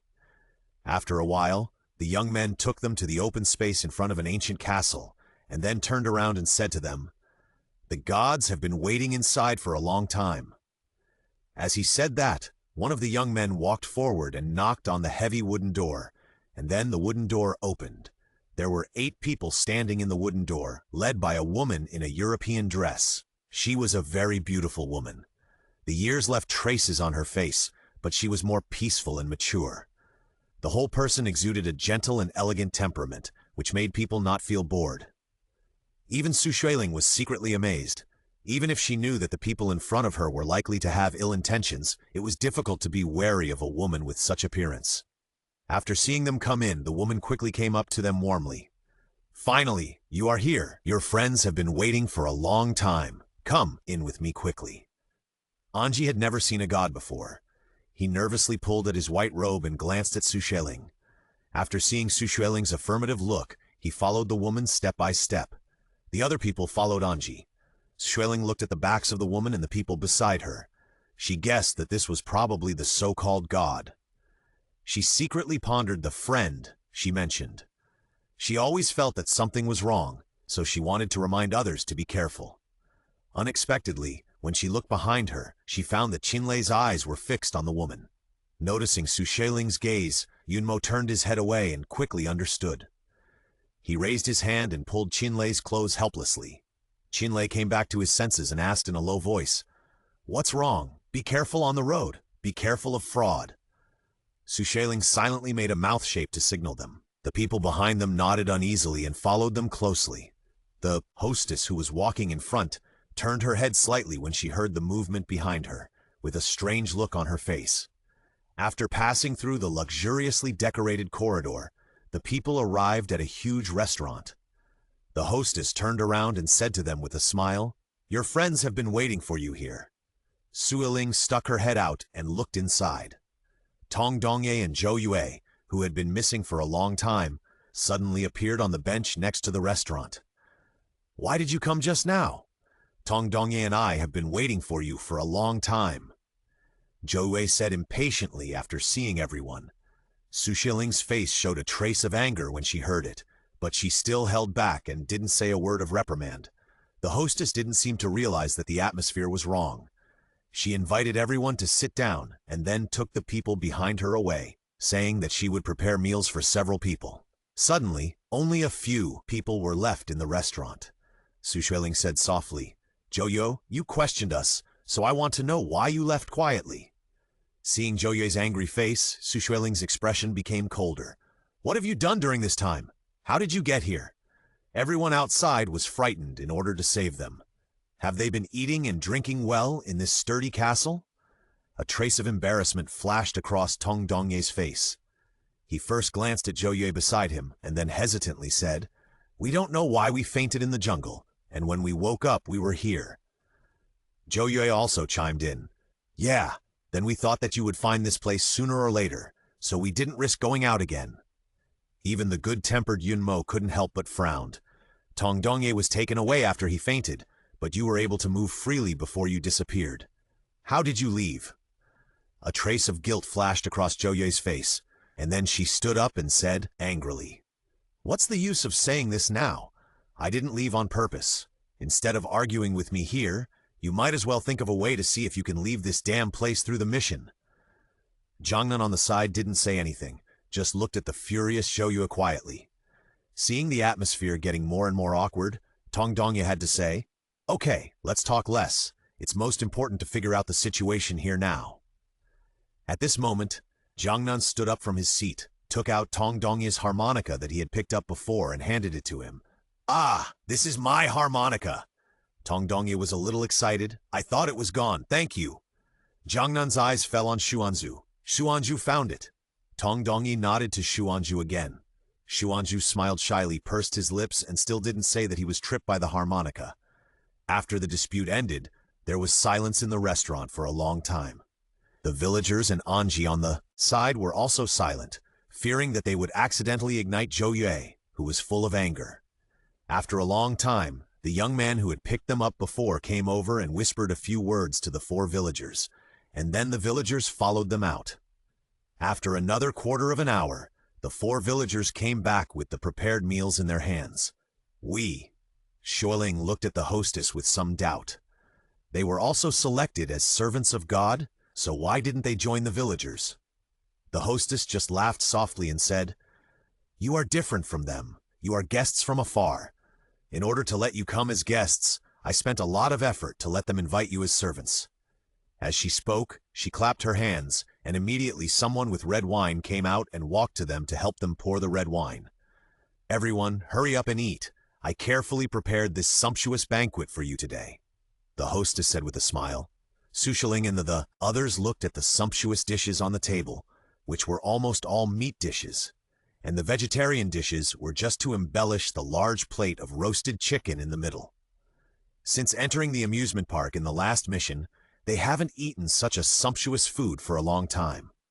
Especially Qinlei, who had been eating compressed biscuits with cold water these days and had been complaining for a long time. When he saw the food, he picked up the knife and fork beside him and started eating without saying a word. Seeing this, Xueling tentatively picked up the chopsticks and took a bite of the fish. The taste was very delicious, and no one knew where it was shipped from. As if she had noticed what Xueling was thinking, the hostess sat in the main seat and said with a smile, "Because I love eating on weekdays, there are special things not far behind the castle to raise these entrances. Just eat them with confidence." Xueling smiled and nodded to her. She took a few bites, but found that Xuanzhu, who had been very quiet at the side, was eating with a knife and fork. His expression looked very excited, as if he had eaten some treasure. Xueling wanted to remind him to be polite, but suddenly heard Qinlei's excited voice. "Delicious! This is really delicious!" Hearing this, the hostess smiled and said, "If it tastes good, eat more. If it's not enough, there's more in the kitchen." Qinlei nodded, and while wolfing down the roast duck in front of him, he vaguely said thank you. Qinlei was sloppy on weekdays, but he was far from this. Looking at Yunmo and Zhou Yue, although the 2 of them were still holding the girl's airs, they could hardly control themselves, as if they wanted to reach out and grab the meat on the plate. "This is..." Xueling hesitated. She looked at Jiangnan, and saw that Jiangnan's knife and fork were still on the table, and he just took a few bites of cauliflower for decoration. Xueling approached Jiangnan and whispered, "Why don't you eat?" Jiangnan hadn't spoken yet, and the hostess sitting in the main seat said, "Why don't you eat? Is the food I prepared not to your liking?" Jiangnan shook his head at the hostess. "No, it's just that I'm a vegetarian, so I can't eat this much." The hostess said with a little apology that she would arrange for someone to prepare a vegetable salad later, and then didn't ask any more questions. "You?" Xueling asked hesitantly.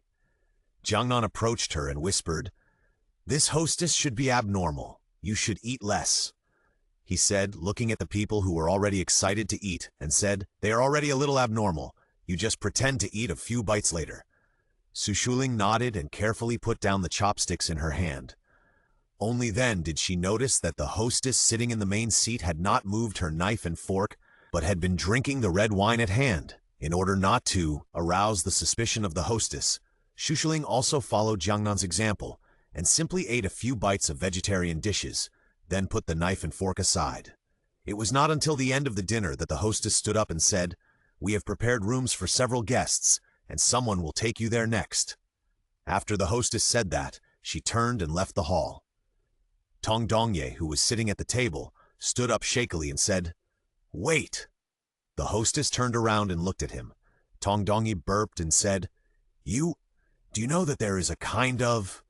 Before he finished speaking, Xueling beside him quietly tugged at his clothes. Tong Dongye immediately reacted and hesitantly said, "Is there a bathroom here?" The hostess glanced at him, waved to the servant to take him there, and the other servants took the rest of the people to rest in the room. Their rooms were in another castle. After entering the building, Xueling looked around and suddenly found that there seemed to be something at the end of both sides of the passage. She squinted her eyes and carefully explored it. After seeing it clearly, she held her breath. There was an iron lock at the end of the building. Rather than a building for entertaining guests, it looked more like a prison.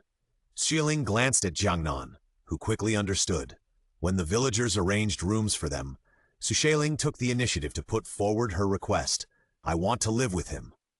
She pointed to Jiangnan, who was standing on the side. The villagers hesitated and looked at the young man who had been following them.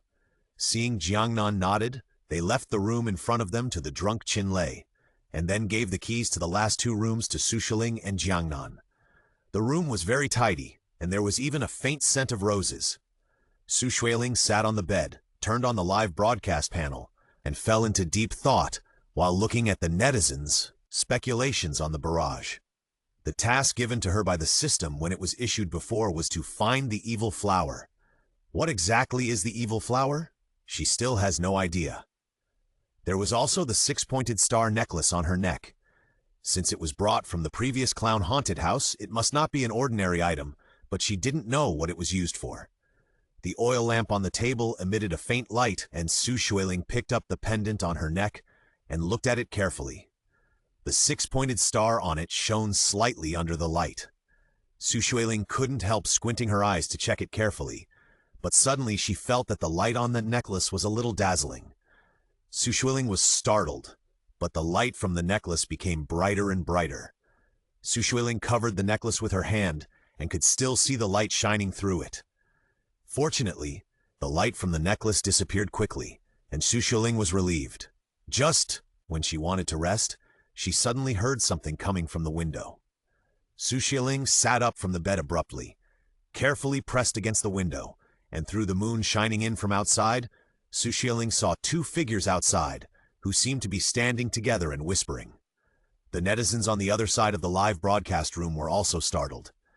Is this the young man who led the way during the day or a village servant? This is the first floor. Lingling, be careful. Be careful of those people who suddenly break in.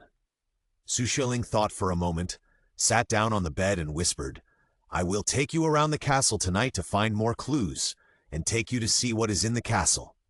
As soon as this was said, the barrage of comments expressed their agreement. Xueling smiled, got up from the bed, and put on the black robe she wore during the day to hide herself in the dark. She tiptoed to the door and opened it. The corridor outside was empty, but a very strong smell of meat was faintly wafting over. Xueling had a bad feeling in her heart. She walked out carefully and whispered to the netizens about what she had encountered. She followed the smell of meat all the way to the kitchen, but found that the villagers and servants were preparing ingredients in the kitchen. The bloody meat on the chopping board made Xueling frown. "This is a bit big. Is it a whole pig for roasting? I can't imagine raising pigs in such a big castle, and why there is no sound at all." One of the comments caught Xueling's attention. The hostess said that she liked to eat meat and also raised livestock in the castle, but the castle was very quiet at night and there was no sound of livestock. She put this matter behind her for the time being, turned around and tiptoed out of the kitchen. The place where the figure was reflected was in the back window. She needed to go around to the window to see who was standing outside her window. Just as she tiptoed forward, footsteps suddenly came from not far ahead. She was in a straight path, and there was no place to hide around. Xueling stood there stiffly, thinking in her mind how to explain to the servants that she ran out secretly in the middle of the night without sleeping.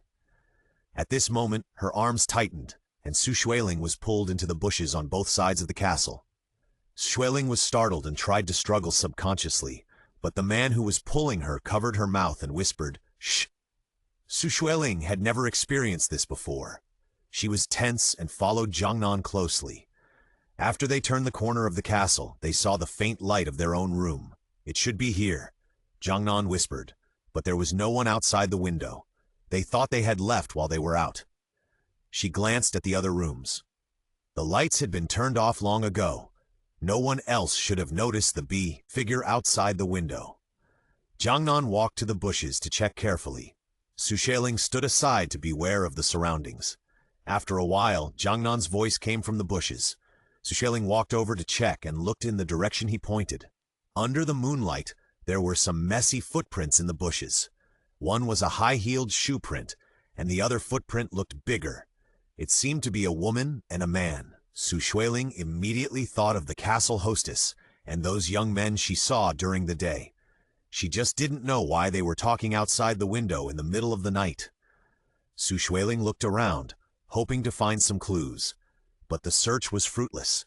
It seemed that there were no useful clues except footprints. Seeing that they had been delayed here for a while, Jiangnan patted Xueling on the shoulder and lowered his voice to remind her that it was time to leave.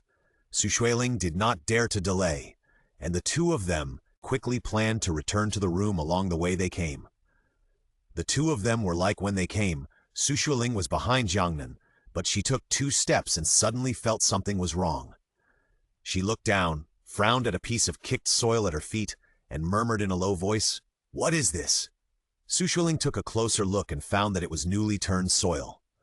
It seemed that a gardener had renovated the soil before. Seeing the soil stuck to her feet, Xueling's eyes flashed with a dark light. The next morning, a servant came to knock on the door. After a simple tidying up, the servant took them to the restaurant. A sumptuous breakfast was ready, still with lots of fish and meat. If it was yesterday, Xueling could barely accept it, but seeing this greasy food early in the morning, coupled with the messy eating of everyone last night, Xueling subconsciously felt a little disgusted. Others didn't seem to think so at all. After a simple greeting, they picked up their knives and forks and started to wolf down their food again. Xueling couldn't help but frown when she saw this. The hostess of the castle smiled a little embarrassedly and said, "I'm really sorry. I will ask the servants to make vegetarian dishes later." Xueling just waved her hand to indicate that it was okay. During the meal, Qinlei wolfed down the chicken leg in his hand and then asked curiously, "Where are you from? This place is deserted? How did you build such a big castle here?" The hostess paused, holding the wine glass when she heard this, and Zhou Yue on the side immediately said with disgust, "Can you not ask what you shouldn't ask? Is it really polite to ask so bluntly?" Qinlei vaguely felt that something was wrong after she said this, but still said stubbornly, "I haven't said anything yet." The hostess chuckled and waved her hand. "It doesn't matter. Just ask if you are curious. I was born for the strongest desire of our mankind and can bring people what they desire most in their hearts." As she spoke, she lowered her eyes and shook the red wine in her hand. "As for when I got here, I have forgotten. I only remember that the people in this village want food, sunshine, and the safety of the village, and I will fulfill their wishes." Qinlei nodded thoughtfully. Xueling smiled and said, "You believe in God." The hostess raised her hand and covered her lips and smiled. "You can also say that if the people in the village no longer believe in me, I will disappear from the world." As soon as she finished speaking, Anji, who was eating at the side, raised his head and said firmly, "We will always believe in God." The hostess smiled and raised her hand to touch her head. After dinner, the hostess took them to visit the castle. Several people were amazed that such a luxurious castle would appear in such a desolate mountain. All the way to the garden, Xueling saw thousands of white flowers planted in the flower bed in front of her and couldn't help but be slightly startled. "This is," the hostess whispered, "whenever someone dies in the village, their soul will turn into white flower to protect the villagers who are still alive." She paused and lowered her voice a little. "But every once in a while, there will be a lot of flowers transformed by resentment, and we need to rely on other flowers to suppress them. Otherwise, there will be chaos." When she said this, her expression was very cold, and her amber eyes looked at Xueling, and Xueling felt very uncomfortable for some reason. After the hostess finished speaking, she continued to move forward and quietly introduced other things in the castle. Xueling glanced at the others and found that everyone had different expressions. Especially Zhou Yue. Her face was slightly flushed with excitement, and she stared at the clusters of white flowers in the flower bed. Thinking of Zhou Yue's previous proposal to act alone and those strange behaviors, Xueling's heart moved and roughly guessed her mission. She glanced at everyone and saw that no one noticed her, so she carefully approached Jiangnan and gently touched Jiangnan's hand hanging by his side. Jiangnan glanced at her and nodded imperceptibly. After that, while the hostess took everyone to visit the wine cellar, Xueling found an excuse and left with Jiangnan one after the other. The two found a secluded place. After Xueling confirmed that there was no one around, she whispered, "It should be Tong Dongye and Zhou Yue who were outside the window yesterday." Seeing that Jiangnan's expression was unusually confused, she continued, "I saw mud on the soles of their shoes." When they entered the castle, in order to show respect to the gods, they had cleaned their bodies. Now there was mud on the soles of their shoes, most likely because they went to the bushes in the middle of the night. Xueling said, looking at Jiangnan in front of her. Tong Dongye's disappearance may be just an accident, but Zhou Wei probably knew something and deliberately found an opportunity to leave the team. She looked at Jiangnan. "It's too late today. It will probably be late after the hostess takes us on a tour. We will set out to look for clues early tomorrow morning." Jiangnan nodded, and the two of them quietly returned to the wine cellar. The hostess was holding one of the bottles of red wine and pouring it for everyone to taste. She caught a glimpse of the two people rushing back one after another. The hostess smiled meaningfully at them, and then quickly returned to normal. She said to the two people, "Come quickly. The servants have prepared cakes, and we will go to the garden to rest after we pick out the wine."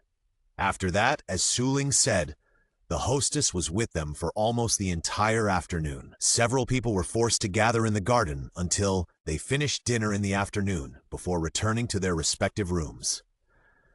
At night, Xueling tossed and turned in bed, and she could hardly sleep when she thought of what happened during the day. If Tong Dongye and Zhou Yue's tasks were similar, would they have colluded in advance, or were they looking for their own tasks, as Zhou Yue said?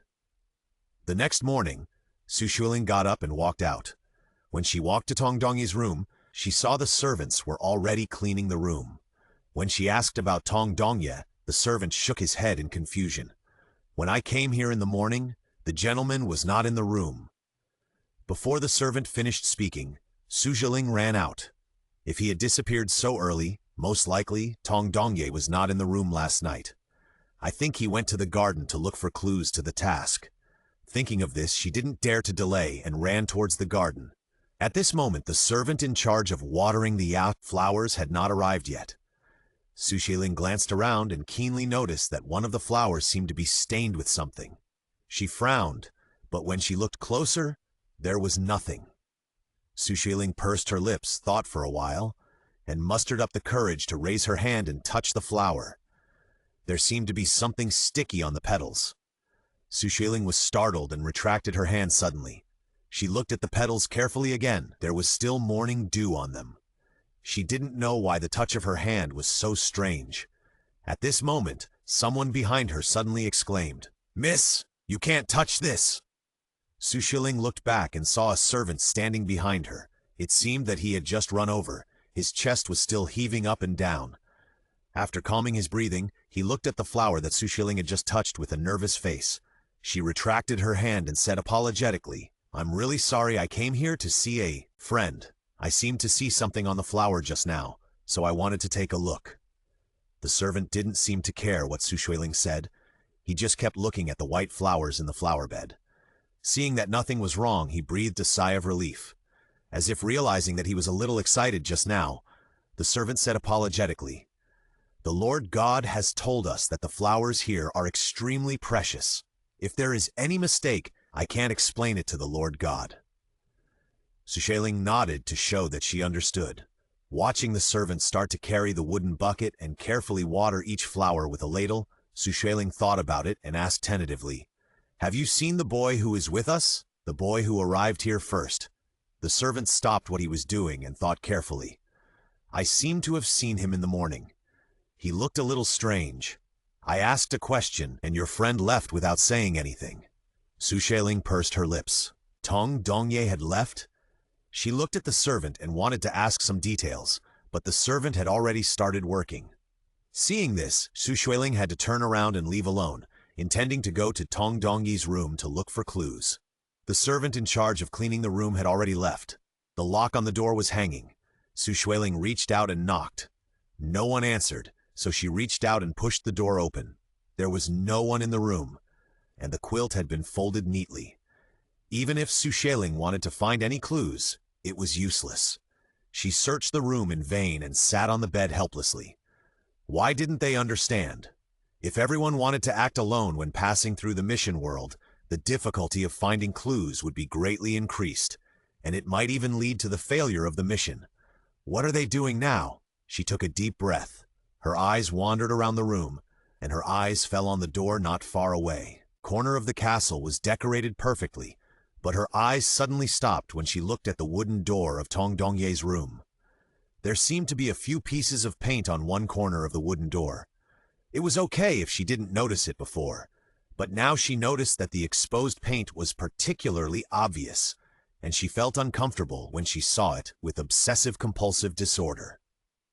Xueling stood up and walked to the door to check. When her fingers touched the mark of paint peeling, she suddenly paused. It seemed that this place was gnawed by some rodent.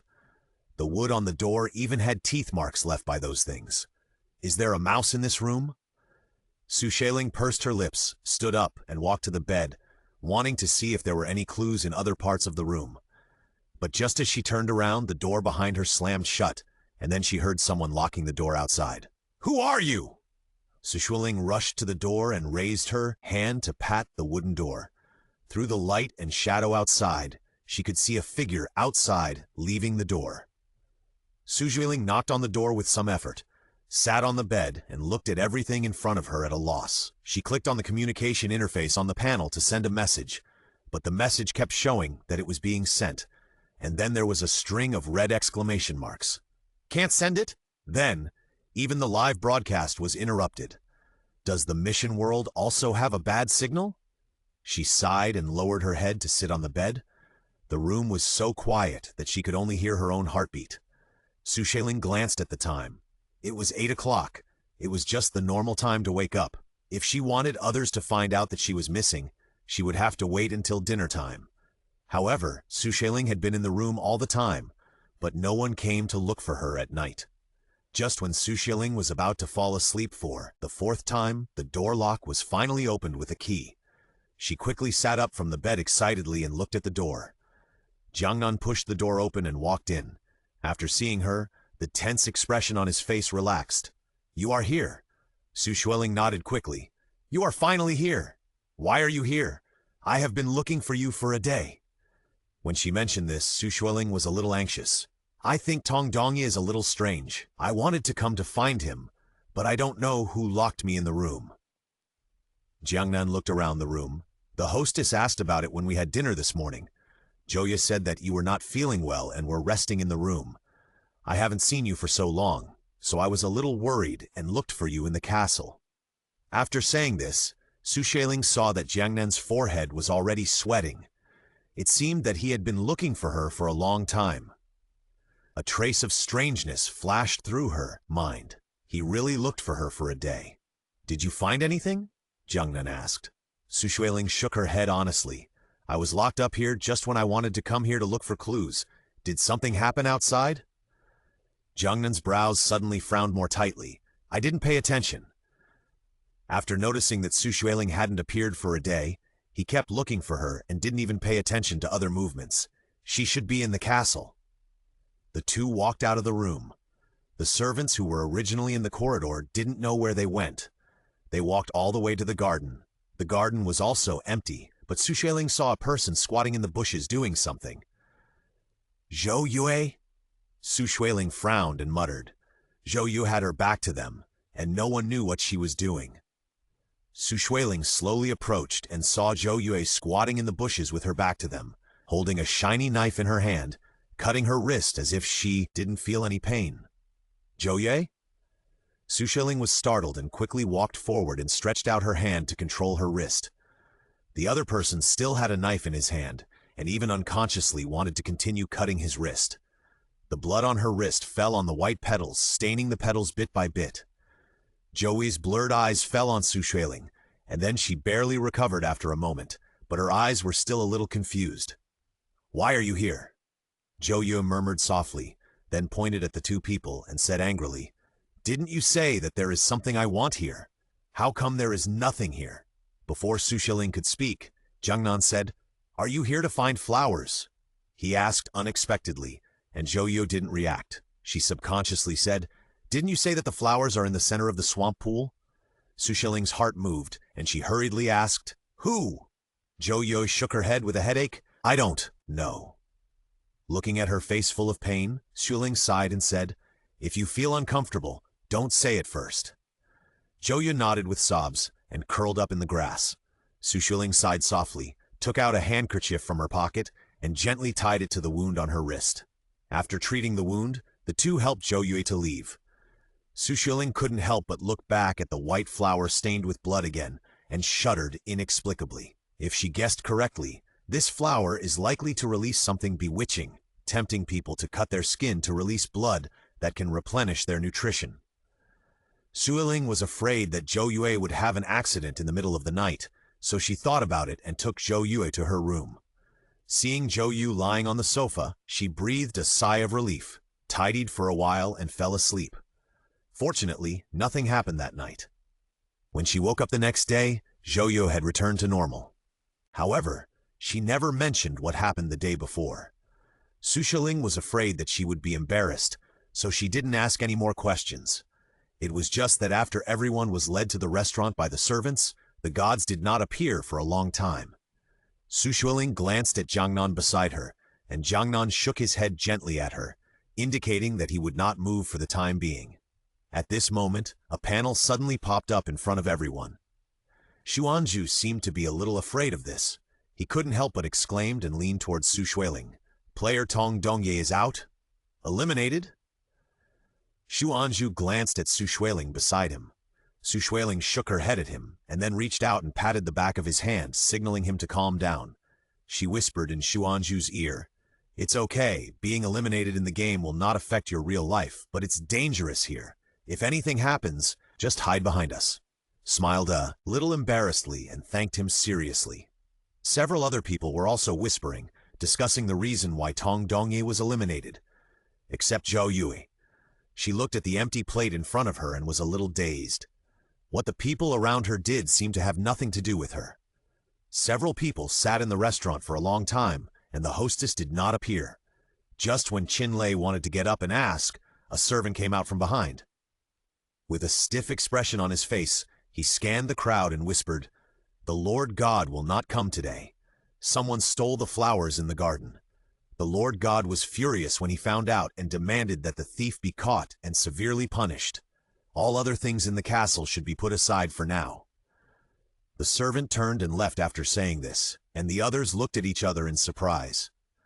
Xueling looked around at the crowd, and the expressions on their faces were different. Someone stole the flowers, and the servants in the castle and the mistress who already owned the flowers would definitely not do such a thing. The only ones who might steal the flowers everyone was not paying attention were the outsiders sitting in the restaurant. Xueling was not surprised to hear this news, because everyone thought that the flowers in the garden were the evil flowers. She had this guess before, and she was more certain after seeing Zhou's strange behavior. After everyone entered this world, the tasks issued by the system were mostly similar, but the system deliberately made things mysterious, making everyone think that their goals were different. In this way, there will inevitably be people who will do whatever it takes to achieve their goals for their own tasks.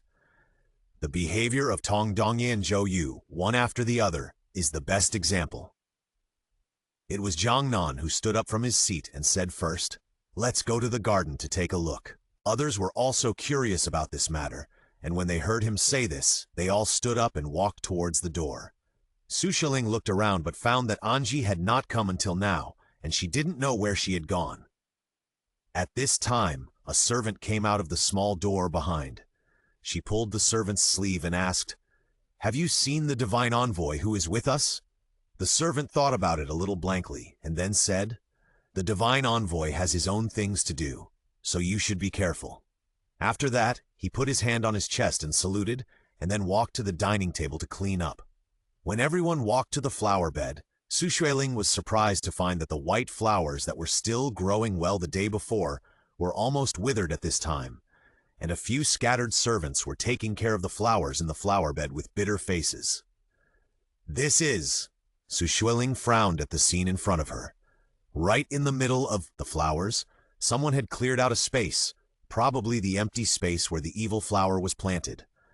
Now the space where the flowers were supposed to grow had become bare. It looked like the evil flower had been uprooted at some point. What the hell is going on? Qianlei couldn't help but yelled in anger. They hadn't found any clues yet, and now they didn't know who was causing trouble here. It would not do them any good to anger the mysterious hostess. Zhou Yu looked at the flowers in front of her. A complex expression flashed in her eyes, and then she said impatiently, "What are you yelling about? Can't you just find the flowers if they are lost? What's the point of shouting here?" Qianlei couldn't help but said angrily, "How dare you say that? If you hadn't caused all these troubles in the beginning, would we be like this now?" Their emotions were a little agitated, and Xueling, standing aside, hurriedly said, "Everyone stop arguing. Now let's share any clues. There will be a way." Jiangnan also said, "Now that Tong Dongye has been eliminated and the nightmare flower has disappeared, it can be roughly inferred that the person who caused Tong Dongye to be eliminated is the same person who took away the nightmare flower." Qianlei on the side nodded in approval.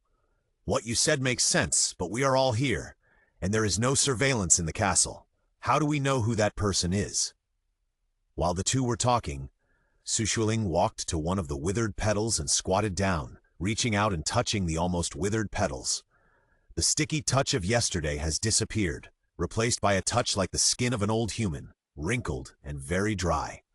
Xueling frowned slightly, and when she lowered her head to take a closer look at the flower, Zhou Yu and Qianlei had a conflict again. Zhou Yu's sharp voice rang out, and she kept insulting Qianlei. Qianlei was also angry and cursed, and the two looked like they were about to fight in the next second. Yunmo and Xuanzhu stood aside at a loss and watched the two people quarrel. "I have disliked you for a long time.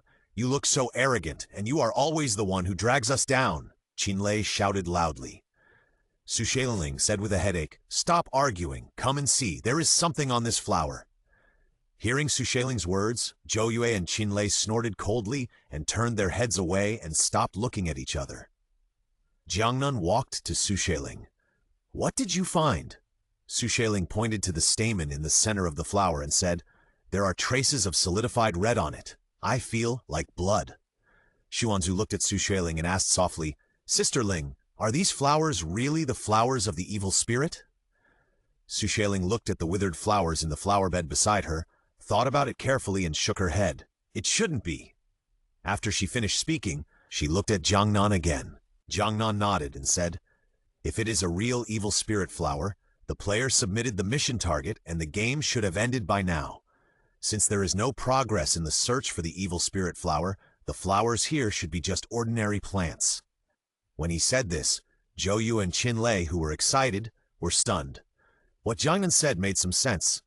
If the flowers in front of him were not real evil spirit flowers, what were they? Several people calmed down and sat on the chairs in the garden to think carefully.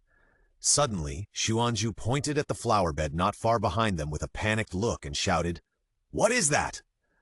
Everyone looked up and saw that the flowers that had withered in the flower bed suddenly began to move, avoiding several obstacles along the way like flexible vines, and came straight towards them. "Be careful! Get out of the way!" Xueling shouted subconsciously. The next second, she was grabbed by the arm by Jiangnan beside her and hit aside. The vines with white flowers swung their branches and hit the bench where they were just sitting. The bench broke in half, and the cut was very neat, as if it was cut directly by something. She couldn't help but shudder, and didn't dare to imagine what it would be like if it hit her. There seemed to be some dark things on the vines with white flowers. Xueling squinted her eyes and couldn't see clearly. At this moment, Zhou Yu screamed and saw a vine swung straight towards her. Seeing that she was about to be hit head-on, Qianlei stretched out his hand and pulled her over. The vine just brushed past her arm, and a blood mark appeared on her arm. Zhou Yu screamed in pain. The vine seemed to be more excited after being stained with blood, and it swung wildly in the air. Several people hurriedly dodged in a panic. Xueling, catch it! Jiangnan shouted, and then threw a dagger towards her. Xueling took it and turned her hand to cut off the vine that was thrown towards her. However, those things fell into the soil and disappeared quickly, as if they had turned into nutrients, and those vines that were still alive suddenly became thicker and more difficult to deal with. This is not a solution. Xueling turned around and shouted, "Let's run separately and meet up near the room later." The others nodded one after another. Running separately now was to reduce more casualties in the future. Seeing everyone running away without thinking, Xueling also cut off a vine in front of her and turned to run away. Jiangnan looked up and saw her back. He hesitated for a moment and then ran in the direction of Xueling. After an unknown amount of time, it seemed that the back had returned to silence. Xueling stopped panting and only then noticed the footsteps behind her. She looked back and was relieved to find that it was Jiangnan. There was no one nearby. The servant who was supposed to clean the courtyard was gone. The two of them found a place to rest. Talking about what happened just now, Xueling thought about it and hesitated. It seems that there is no movement in the garden. Let's go back and take a look. That garden is the most likely place to have key clues. The two looked at each other and then Jiangnan nodded and said, "After you go there, stay by my side and don't stay far away. Be careful of danger." Xueling responded casually and didn't take it to heart. After all, if something happened at that time, they would face it together. The two of them groped their way to the garden. It was quiet now. The vines with white flowers just now seemed to be just their illusion. She walked into the flower bed bravely. It was still as rotten as they had seen just now. Xueling and Jiangnan looked at each other, and then Jiangnan took out a shovel from somewhere and shoveled away one of the withered flowers. This time, Xueling almost vomited. The roots of the flowers had been completely peeled off from the soil. No one knew what they were planted with. The soil beneath them smelled fishy and even had an unknown smell of decay. What is this?" Xueling asked with a frown. Jiangnan poked with a shovel and saw several milky white worms crawling out of the soil. They were worms that appeared when things rotted, but they were several times larger than ordinary worms. The worms had a mouthful of teeth, and when they opened their mouths, their sharp teeth shone coldly. Seeing this, Jiangnan took a step back. Xueling, who was standing aside, looked at the scene in a trance.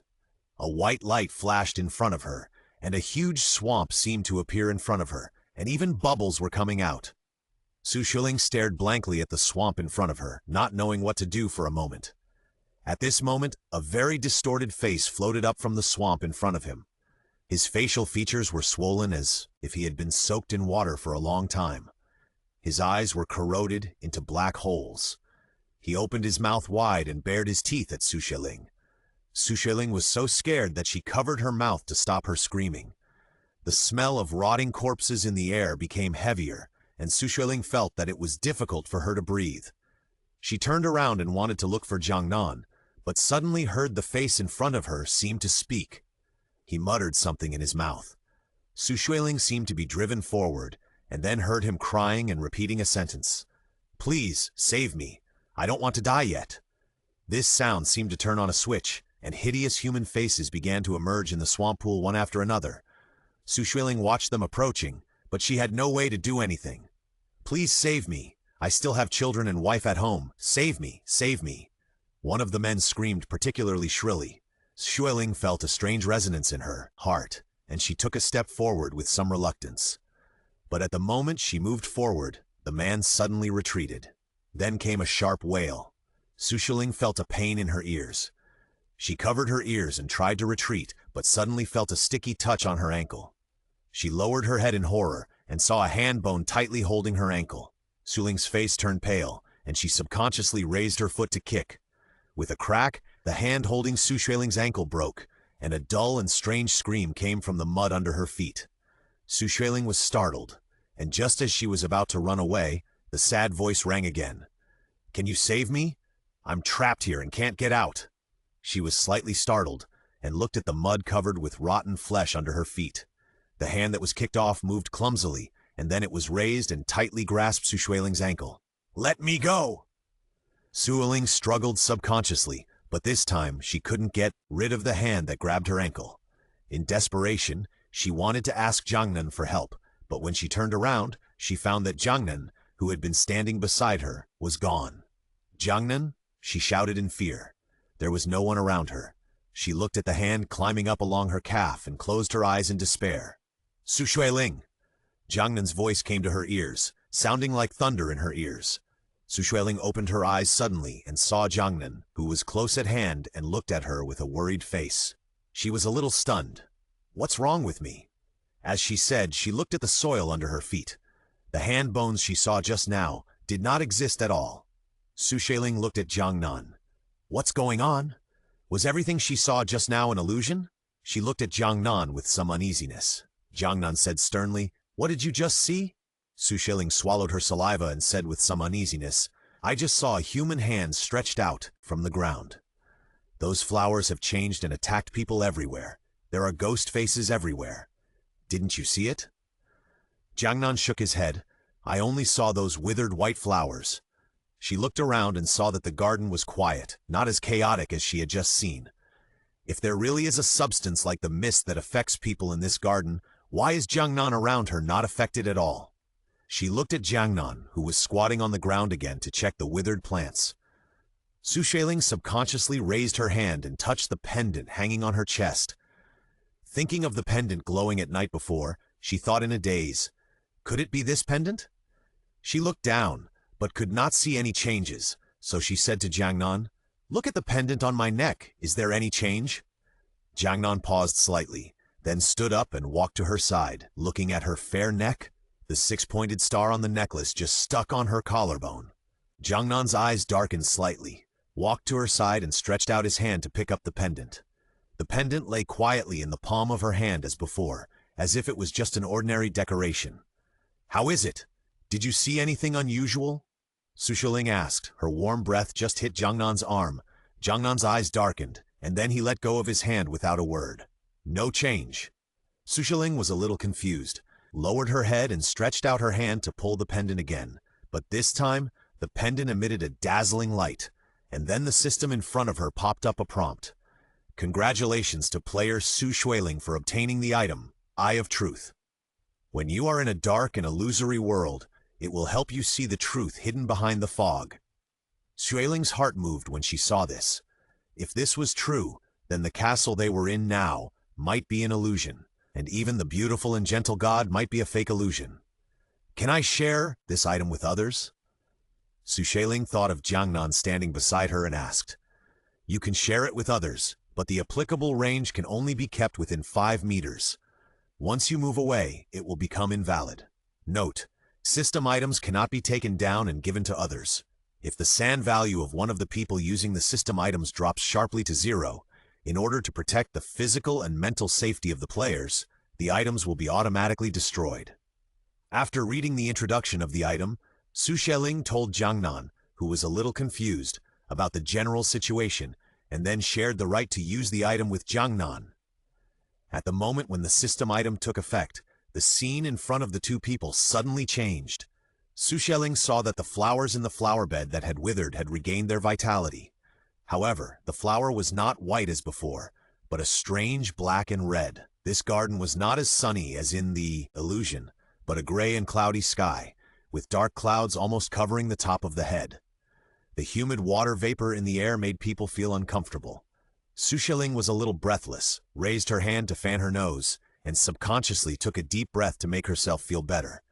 Unexpectedly, this breath almost made her vomit. "What's this smell?" She quickly raised her hand to cover her nose. Jiangnan also frowned slightly, the smell of blood and something rotten. After being reminded by him, Xueling finally distinguished what the stench was. She frowned and looked around, but found that the source was actually the flower bed in front of her. Some bones with meat shaved off were piled up in the flower bed. Xueling could even see the remaining meat on them. The bones piled in the flower bed were not from animals, but from humans. They were thrown here after being processed, and would become nutrients for the flowers after decaying. She even saw human skull among the flowers, thrown on the ground like garbage. "Let's get out of here quickly." Xueling couldn't help but look away, and said to Jiangnan in a muffled voice. After the two left the garden, they found that this place had become very different from before. There were only some broken bricks and tiles. The most different thing was that a pile of body parts were piled up at the door of the kitchen, which was originally clean and tidy.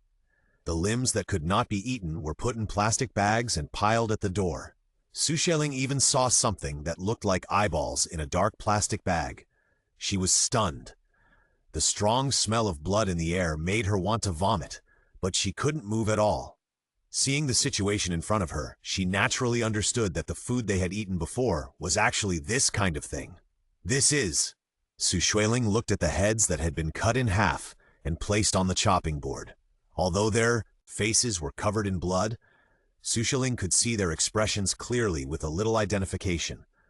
Unlike what Xueling had imagined at first, these people's expressions were not ferocious, but they all had the same blurred eyes, with supreme respect and yearning for the gods. At the same time, she also recognized who they were. They were the villagers who were selected from the village to become servants of the gods. Xueling didn't know what they saw before they died, but such expressions on the heads made her shudder. Jiangnan didn't seem to have any big reaction. He walked forward to carefully examine the heads and frowned, saying, "These people should have been dead for a few days." A few days. Xueling looked at those terrifying heads. They had only arrived here 3 days ago, which means that those villagers were killed not long after they entered here. As for the people they saw in the restaurant before, they should all be disguised. She took a step back with some trembling. Since we entered this castle, everything has been a scam. There is no so-called god who can bring happiness to people. The strange hostess pretended to be a god, deceiving the villagers underground to offer sacrifices every 5 years, and trap them underground for generations with those mists and vines. But those villagers who knew nothing were happy to do it. Even the rich meat they ate when they first arrived might have been made of these people. Xueling felt uncomfortable in her abdomen when she thought of this, and she couldn't help but feel nauseous. Jiangnan turned his head to look at Xueling, whose face turned pale, frowned, and said, "If you feel uncomfortable, don't force yourself. Go out and rest. I'll go in and take a look." Xueling shook her head with red eyes. The last thing to do at this moment was to separate the two of them. The hostess hiding in the dark might attack them at any time when they were alone. Seeing this, John didn't force it, turned around and continued to walk to the back kitchen. There were also some body parts on the table in the back kitchen, and even in the innermost cabinet there was a half-dead body. For some reason, the body had expanded several times. Ugh! Xueling finally couldn't help but cover her mouth and rushed to the sink to vomit. Jiangnan reached out and patted her back to help her breathe. Xueling waved her hand a little weakly. "Don't worry about me. Did you find anything else?"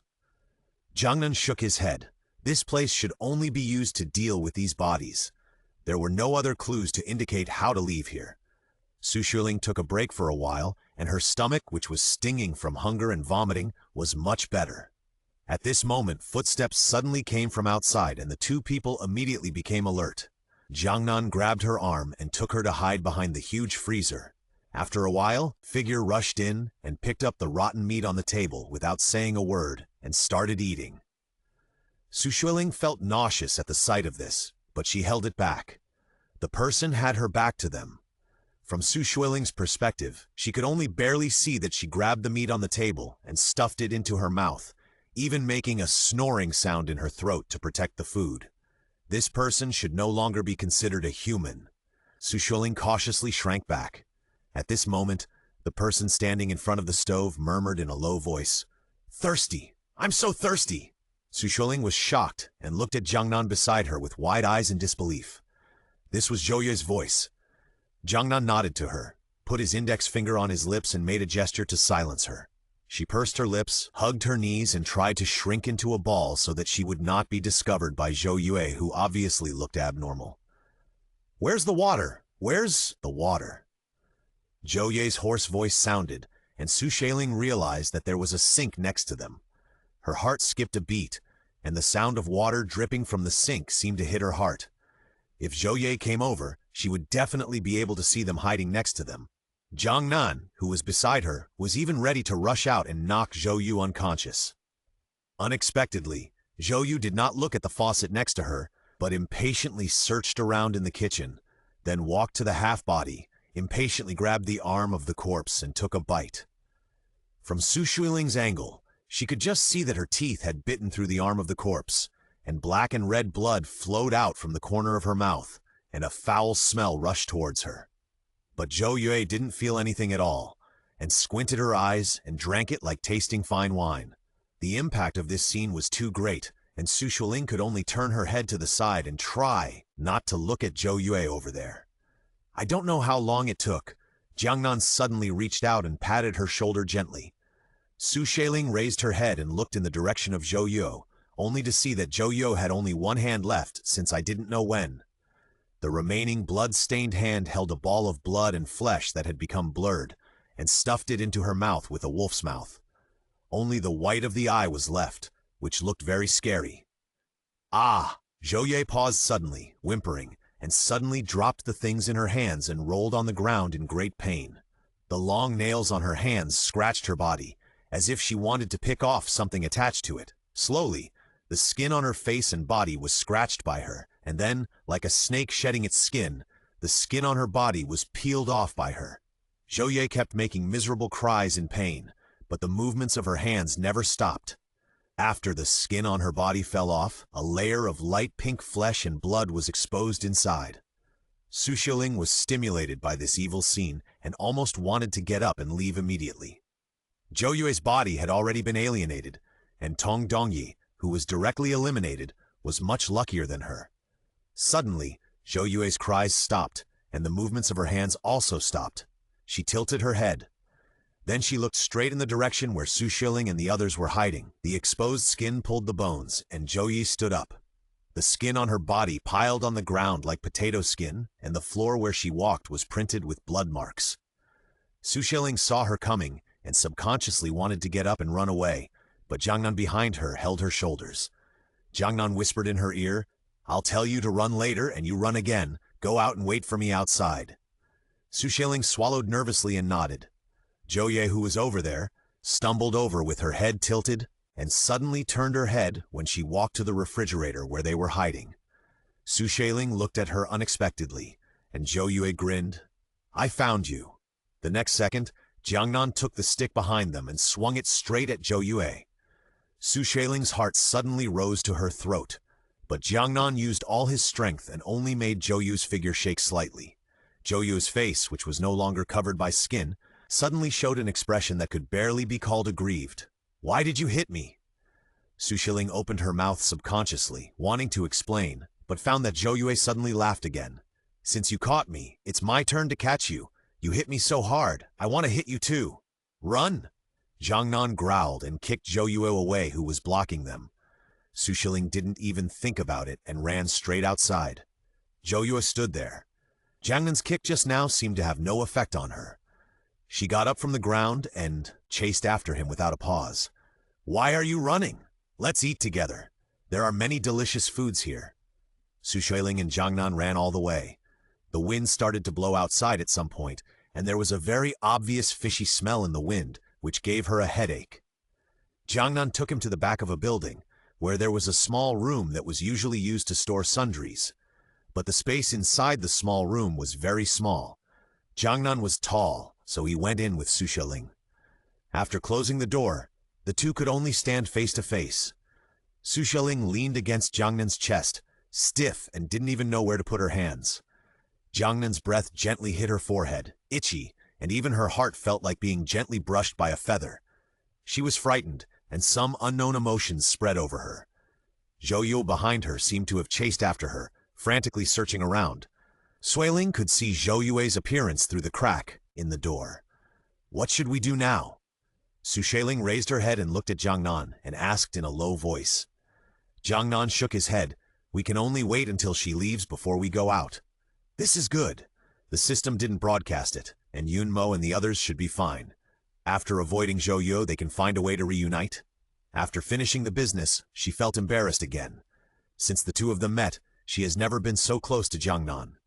In order to ease the embarrassment, Xueling had to cough lightly. "Do you mind if I tune out the live broadcast room to see the comments? Maybe they will have some ideas." Jiangnan didn't have any rain and nodded lightly. So Xueling tuned out the live broadcast room, and the slightly glowing panel made this small room no longer seem so depressing. What's going on? Ling finally had a light bite with Jiangnan brother. I heard someone shouting outside. Is that a thing? Xueling turned the panel to the side where she could see the crack in the door, and everyone in the live broadcast room was shocked. Fuck, is this still a person? System. User Ochin gave Anchor Xueling a reward of 20 packs of compressed biscuits. Be careful. Run when you get a chance. The noise outside continued, but the system panel suddenly popped up. Player Zhou Yu has undergone semi-alienation. Please pay attention. The comments also saw the system prompt on the panel. Can players be infected by the things here? Was the skinless monster just now Zhou Yu? Oh my god, what on earth is this place? Are those gods fake? Xueling looked at the barrage and was about to speak when Jiangnan raised his hand to cover her mouth. Realizing something, she suddenly widened her eyes, her body stiffened, and she stood still. The netizens in the live broadcast room were also nervous and stopped posting barrages. It turned out that there was no movement outside the door before. When Xueling relaxed her vigilance, an eye suddenly appeared in the crack of the door, and the white eyeball stared straight inside. Xueling was not sure if she saw herself. The two people and the netizens in the live broadcast room did not even dare to breathe, as if it was too dark inside. Zhou Yue did not see them, and finally she left with a staggering step. After a long time, Xueling dared to carefully stick her head out to see that Zhou Yue had already left, and the furnishings outside were in a mess. She and Jiangnan quickly contacted Yun Mo through the panel light communication interface. Fortunately, they got a response soon. Yun Mo said that she had marked the wall. After the two found the pattern on the wall, they followed the instructions and met up with them as quickly as possible. When they found Yun Mo and his group, they were sitting under a tree to rest. They had some wounds on their faces and bodies. Xu Anju, who was the least injured, was bandaging them with medical supplies in his backpack. What's going on now? Yun Mo said in a crying voice. Xueling then realized that they were also being hunted down. The only difference was that Xueling and Jiangnan were being hunted down by Zhou Yue, while the others were being hunted down by the servants who were originally with the mistress. Jiangnan shook his head and said, "The situation is unclear. We can only stay put now. If it is safe enough here, we will reorganize here for a while." The others looked at each other and finally nodded. What happened just now made them exhausted. It happened that the sky was completely dark now. It was just right to relax here for a night and reorganize the next day. This relaxation turned into panic after 4 days. Xueling looked at the dark sky above her head. According to the time on her phone, 4 days had passed, but it was still night here. The smell of decay in the air became stronger and stronger, and her uneasiness became more and more serious. Jiangnan came over from the side, stood beside Xueling, and looked up at the sky. What was worse than not seeing the sun for 4 days was that it seemed that other people did not realize the passage of time. They had been staying here for the past few days, but other people had no concept of time. This won't work. Xueling looked at Jiangnan and said softly. Jiangnan nodded, squinting at the dark house not far away. "I want to go to the residence of that god and take a look." Xueling turned her head to look at Jiangnan, and after a while she said, "I'll go with you." No one knew what was inside the castle, and there was also Zhou Yue, who had already been half alienated. Who knew what a person would encounter if he rashly entered? After they made this decision, they returned to their habitat and told the others about it. Qinlei hesitated after hearing this. From Xueling's tone, he knew they had been here for several days, but he didn't feel anything. "I'll go with you." Qinlei hesitated. Jiangnan turned his head and looked at him. "You stay here, and you need to take care of the others." After explaining, Xueling and Jiangnan stepped into the garden again. When the hostess showed them around, she only said that her room could see the garden, but now they can see several rooms from the garden. Is the structure here changing all the time? Xueling was a little confused for a moment. Before she could figure out what was going on, she suddenly saw something moving in the bushes not far away. "What is that?" Xueling stood still, and her head couldn't help but recall the terrifying scenes she had seen before. She didn't dare to move. Jiangnan followed her gaze. His pupils shrank suddenly, and he pounced on her before she could react. The two of them rolled aside immediately. "Are you done?" After a while, Xueling asked softly while leaning against Jiangnan's arms. Jiangnan responded, got up from the ground, and reached out to help Xueling up. "Was there something just now?" she asked with lingering fear. Jiangnan grabbed her wrist and walked towards a building in front, then lowered his voice and said, "It was Zhou Yu who just flashed past. Don't talk. Come with me and hide first." Xueling nodded quickly after hearing this. She subconsciously looked back at the bushes behind her, and a rustling sound came from the dense bushes. Then Zhou Yu poked her head out of the bushes, staring at them with a pair of eyes rolling up, and then smiled at Xueling. "Run!" Jiangnan shouted. The two ran forward together, but it was too late. Zhou Yu was in front of them in the blink of an eye. She supported herself on the ground with both hands, bared her bloody teeth, and howled at the two people. The next second, the broken limbs and withered flowers on the ground seemed to be given life and rushed towards them. The road leading to the castle was blocked. Xueling gritted her teeth and had to pick up the weapons she carried with her to fight those difficult things. But human strength is limited after all. Xueling was defeated by several vines. Those vines seemed to have human thinking. One of them went around Xueling and wrapped around her waist. While Xueling was distracted, the other vines also wrapped around her wrists. Xueling felt a sharp pain on her wrist and subconsciously let go. The dagger in her hand fell to the ground.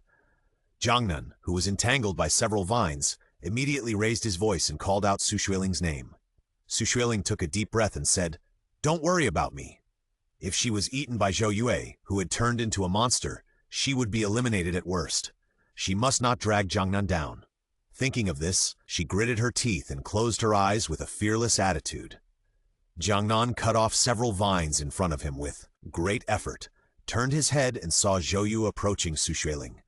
Seeing that Xueling didn't seem to want to move, he suddenly became anxious and shook off the vines in front of him and shone his flashlight at her. "Xueling!" Jiangnan shouted. Xueling didn't react. Instead, Zhou Yu, who was standing in front of Xueling, shrank back slightly because of the brightness of his flashlight.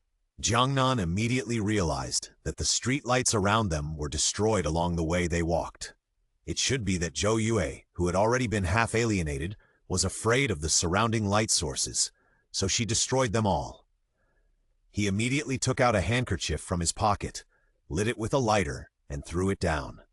For some reason, the fire actually ignited the withered branches on the ground, and the flames burned upward along the vines, igniting a fierce flame. Zhou Yu, who was standing in front of him, screamed immediately, covering her eyes and screaming as she retreated. The vines that originally imprisoned Xueling also loosened. Her body was free, and her consciousness, which had just gradually dissipated, also returned. She reacted and quickly left Zhou Yu and hid to the side. The vines on the side immediately fled in all directions after contacting the flames. After a while, only Zhou Yu, who was curled up on the ground in fear, was left beside the flickering flames. What should we do now? Xueling looked at Jiangnan a little at a loss.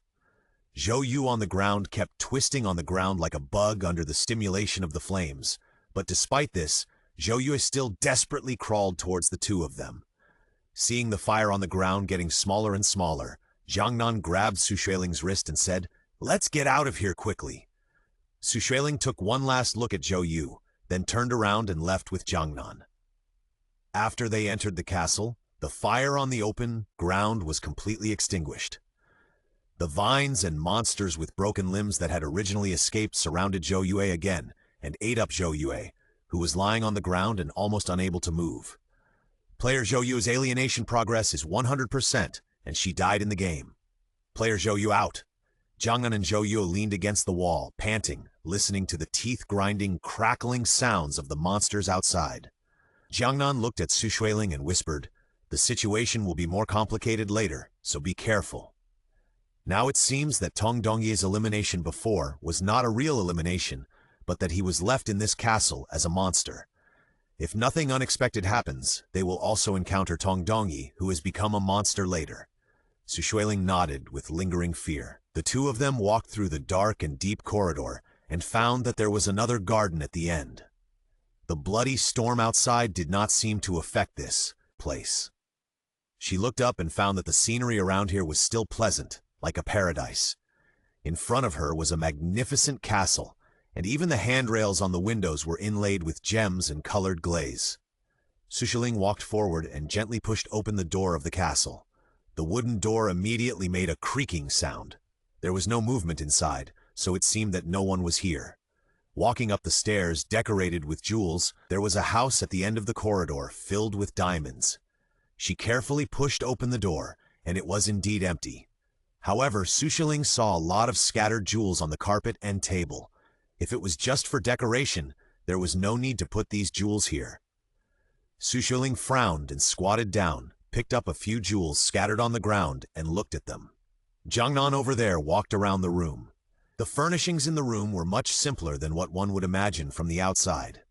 Compared to the hall just now, there was a sense of disharmony everywhere. Jiangnan placed his eyes on the books on the bookcase, and then stopped beside a statue of a little angel next to the bookcase. Then he reached out and touched the wings of the little angel. Seeing this, Xueling was about to walk up to him and ask him what he was doing, but then she saw the bookcase next to the statue slowly move away from the middle to both sides, revealing a deep corridor. "This is..." Xueling was slightly stunned. Jiangnan said, "The basement of this room." Xueling walked forward with some curiosity. As soon as her foot stepped on the corridor, all the lights on the walls of the passage lit up, as if someone had been waiting for them for a long time. Xueling was startled. Jiangnan raised his hand to protect her behind him, holding a weapon to clear the way below. Fortunately, the two of them did not encounter any problems along the way, and there was no so-called god in the basement. The basement here looked more like a huge palace, and there were even rooms with complete facilities below. After confirming that there was no danger around, the two of them separated to look for clues in these rooms. Xueling opened the innermost room, but saw that the quilt that should have been folded neatly like in other rooms was now spread on the bed. The quilt was slightly raised. Obviously, someone was sleeping there. Her heart suddenly skipped a beat, and she stood stiffly in place, not daring to move. But after a long while, there was no movement on the bed, so she mustered up the courage to go forward and check. It turned out that there was a skeleton lying in the quilt. It was completely white and looked like a skeleton in a biological laboratory. Xueling had been scared many times, but she was not very scared when she saw this scene. She murmured softly, "Don't be surprised if there is something strange." Then she reached out and lifted the quilt covering the skeleton. There was nothing underneath, so she put down the quilt with some disappointment, and then searched carefully in the room, and finally found a notebook in the bedside table. Congratulations to player Xueling for triggering the item Dream Book and triggering the hidden task, Discover the Truth of This World. Xueling was a little surprised and wanted to raise her hand to open the notebook in her hand, but she didn't expect that the notebook could not be opened at all. Only then did she notice that there was a keyhole on the side of the notebook. But she searched again where she found the notebook, but still didn't see any key. Did she not find it, or did she have to find the key to this notebook somewhere else? In desperation, she could only go out to seek Jiangnan's help. Jiangnan took the notebook in his hand and looked at it carefully. "Let me see if I can force it open." While the two were talking, a voice of someone calling for help suddenly came from outside. "Is it Xuanzhu's voice?" Xueling paused and looked at Jiangnan. "Why is he here?" The voice seemed very urgent, and he must have encountered some danger. Xueling didn't have time to think about it. She put the notebook she had just found into her school bag and ran out with Jiangnan. When the two stopped at the gate of the castle, they saw Xuanzhu running forward desperately, with vines chasing him behind him. There is another unknown monster. Xueling didn't even think about it and quickly called Xuanzhu's name to ask him to come over. The moment Xuanzhu ran up the stairs and was caught by Xueling, his legs went weak and he almost collapsed to the ground. "Be careful, be careful." Xuanzhu panted and pointed outside. "That black thing is very dangerous." The black thing should be referring to the unknown monster that Xueling saw. She looked up and saw that the monster was made up of a bunch of fluid-like things. It looked dirty and even had an indescribable stench. Jiangnan frowned and raised his hand to hit the thing to the side. Unexpectedly, the monster was knocked to the ground, but instead of feeling scared, it clamored to come over. Its body was wriggling quickly on the ground, as if it could launch the next attack at any time. What is this? Xueling frowned and pulled Xuanzhu back 2 steps. Xuanzhu shook his head with a pale face. I felt that there was something strange in the place where we camped, so I wanted to come out to look for you, but I didn't expect to be separated from them. I met this thing when I passed by the garden, and it chased me all the way here. After he said that, he said carefully, I also saw it spit out a piece of human hand bone. Although it was well-intentioned, it was also a private action. Xueling felt helpless, but now was not the time to pursue this. She asked Xuanzhu to hide behind her, and the 3 of them looked at the unknown monster in front of them vigilantly. After the monster saw the few people, it stood up and howled, and at this time, the system panel suddenly popped up in front of them. Limited time mission: defeat the alienated swamp monster. Note, there are unknown things hidden deep in the mysterious swamp, and occasionally you can hear wailing coming from it. Xueling looked at the mucus on the monster and understood that it should be a monster made up of mud and rotten debris in the swamp, so it looks like this. But alienation? The monster was circling around with a fierce look in his eyes, and then suddenly pounced on them at an unexpected speed. Jiangnan subconsciously used the stick in his hand to block it, but the monster climbed onto the stick. At this moment, Xueling saw a familiar face on the monster. Tong Dongyi. His face was embedded in the monster's body, and he looked at everyone with half-closed eyes, with a strange smile on the corners of his lips. His eyes were completely different from Zhou Yue's, and the pure black pupils occupied the entire eye socket. Xueling quickly took out a lighter from her pocket, but the monster in front of her only shrank for a moment, and then still pounced on them. Don't stop here, go up. Jiangnan frowned and shouted loudly. These monsters should be afraid of something in the castle, so this place is not affected. After thinking it through, he immediately asked everyone to go upstairs first. Xueling also knew that if they stayed here any longer, they would hinder Jiangnan, so she nodded and ran behind him. Jiangnan followed closely behind them and ran into the gate. After running a few steps, she heard a creaking sound from behind. She subconsciously turned her head and looked over. Her eyes suddenly widened. Jiangnan, she said in a trembling voice, it's useless. Those things are coming. Jiangnan looked back and saw that the vines were only slightly sluggish when they touched the gate, and then quickly spread in. Without thinking, he took off his coat, lit it, and threw it into the vines. But although the vines were afraid of fire, the black monster was obviously not afraid of fire. It actually rushed over and opened its mouth wide to swallow the burning clothes. Wait by the side, I'll stop it. Jiangnan's eyes darkened, and he stood up and rushed towards the monster. Xueling grabbed Xuanzhu, wanting to help but not knowing what to do. At this moment, Yunmo and Qinlei's voices suddenly came from outside. Here! Xueling was delighted and shouted loudly, the vines are afraid of fire! Come and help! Qinlei saw the dense vines rushing into the castle, and immediately took out the waterproof cloth from his backpack without saying a word, poured oil on it, lit it, and threw it at the vines. Boom! The flames spread immediately. Yunmo and Qinlei, who came over, ran over, and several people stood back to back facing the monster that did not retreat. Qinlei couldn't help grinning when he saw the disgusting monster in front of him. What the hell is this thing? Xueling explained. The alienated Tong Dongye has become a swamp monster. You all be careful. This thing is not afraid of fire. As soon as the voice fell, the monster pounced on him. The monster that Tong Dongye transformed into was extremely strong and very fast. He seemed to know who was the weakest among the few people. He went towards Xuanzhu several times, occasionally showing a pair of black pupils to check the surrounding situation.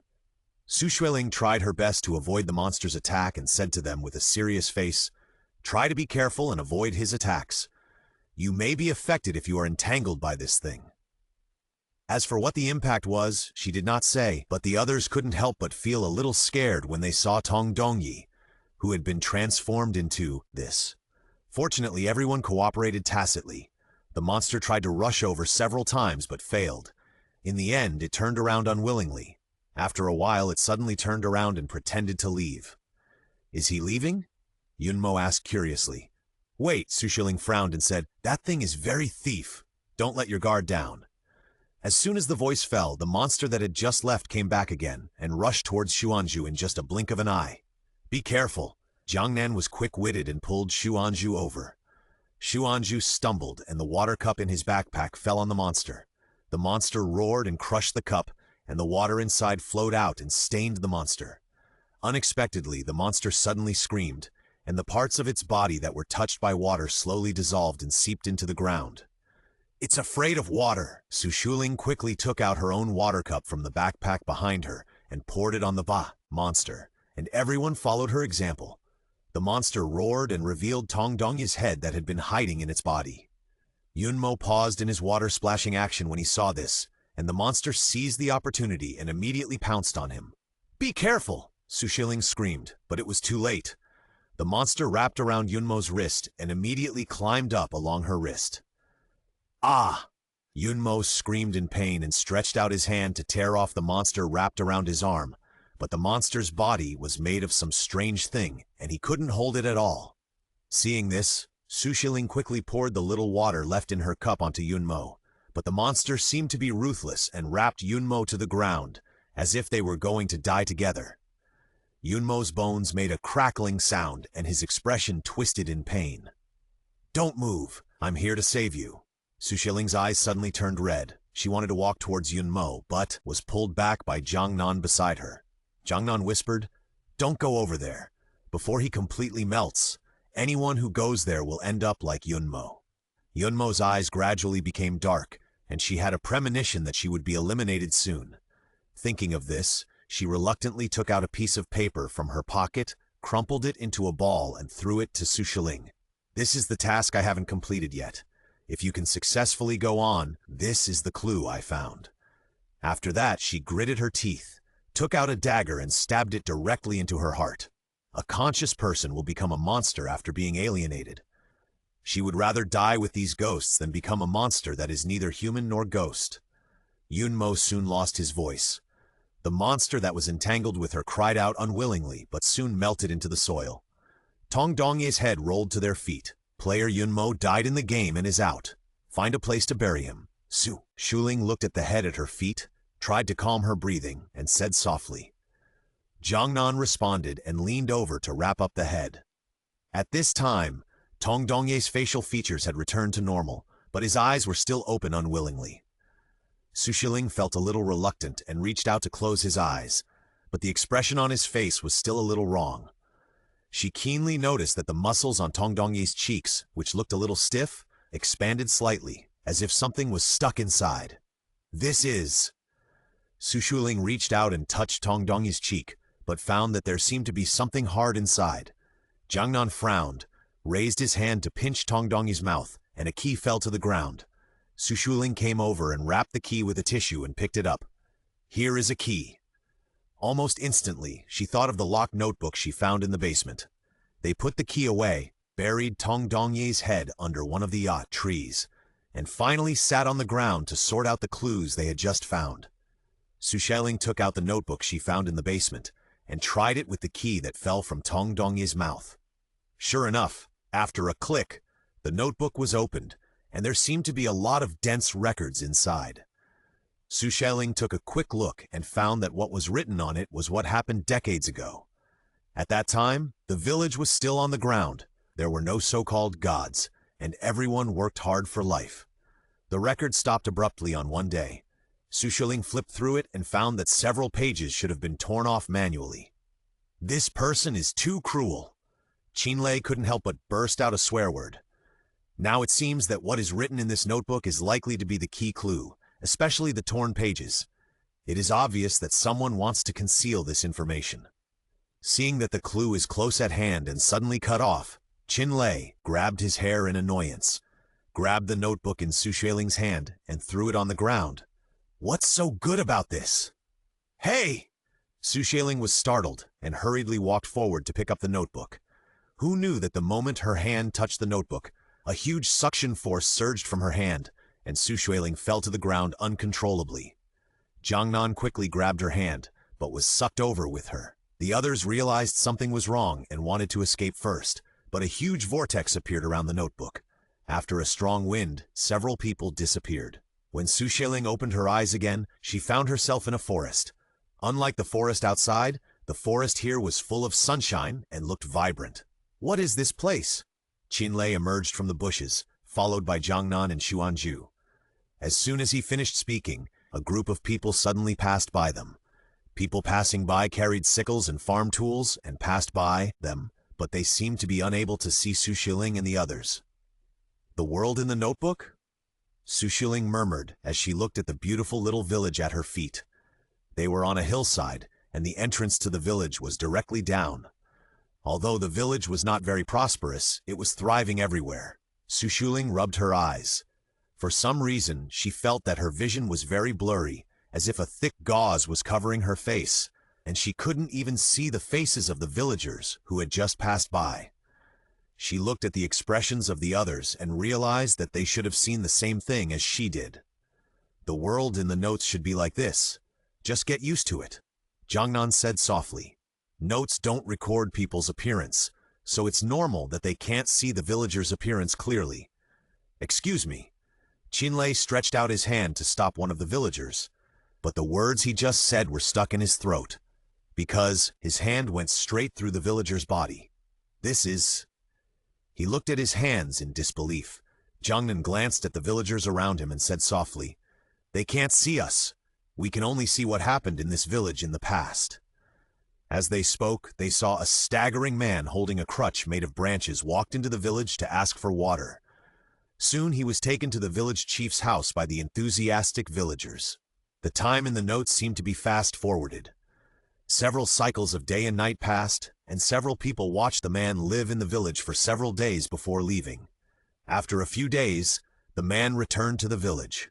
Under the gaze of the villagers, he lifted the black cloak on his body and carefully held the flower. "Thank you for taking me in before. I came here to give you a gift this time."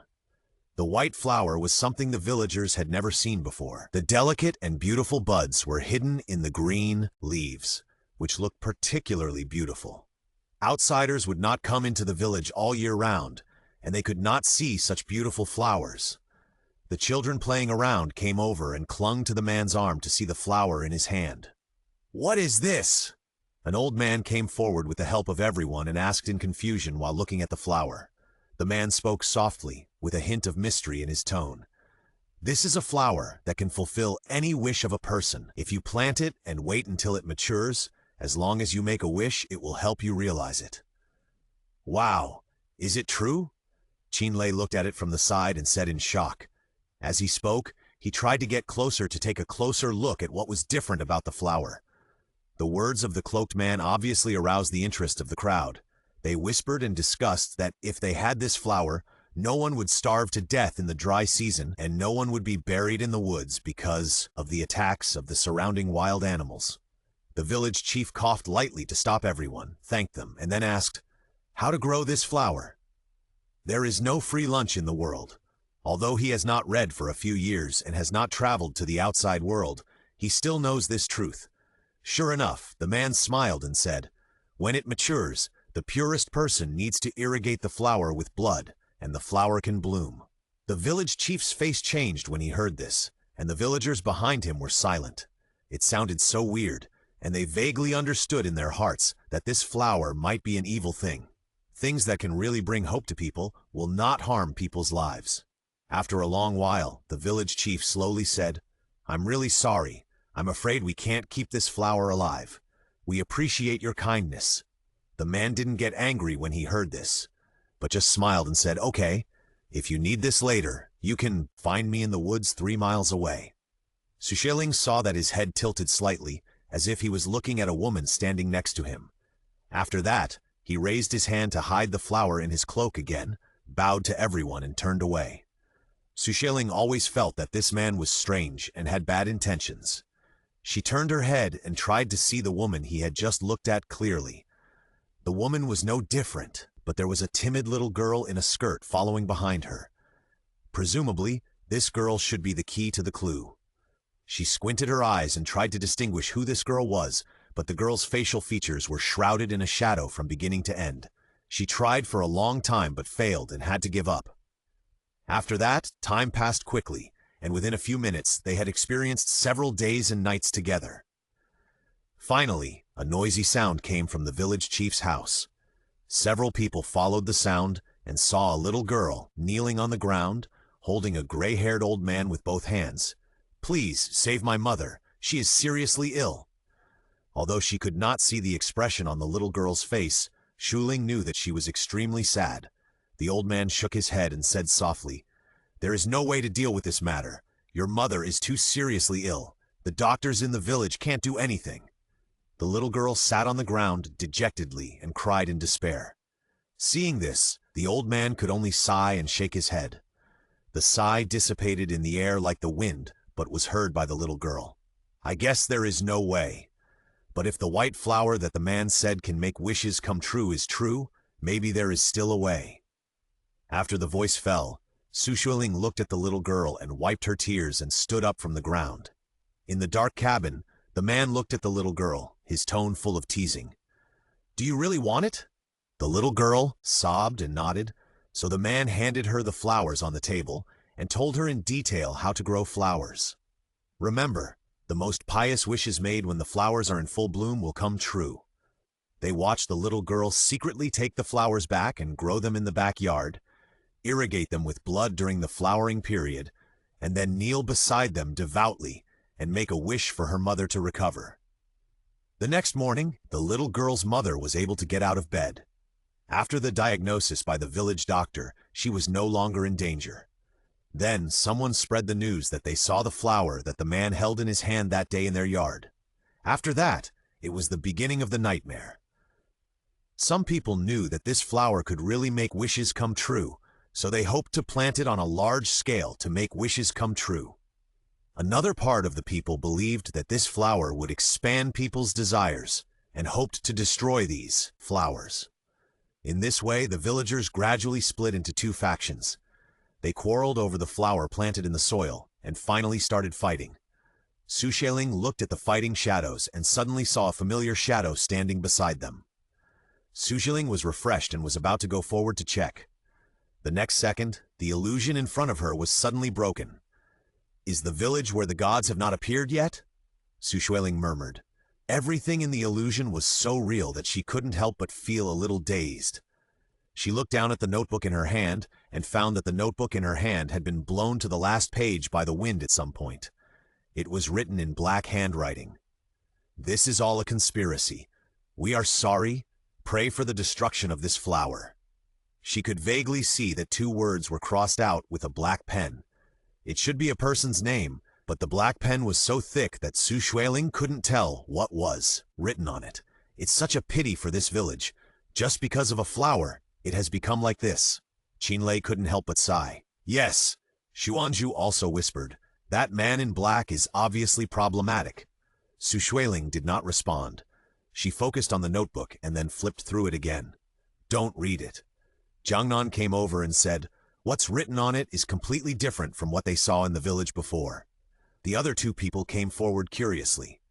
Xueling pointed at the notebook and said to them, "The people in the village are very pious and trusting of the gods, but the people in the diary are obviously afraid of the gods." After a while, Qinlei hesitated and said, "Could the gods be the ones we just saw who left the flowers in the village?" Xueling pursed her lips.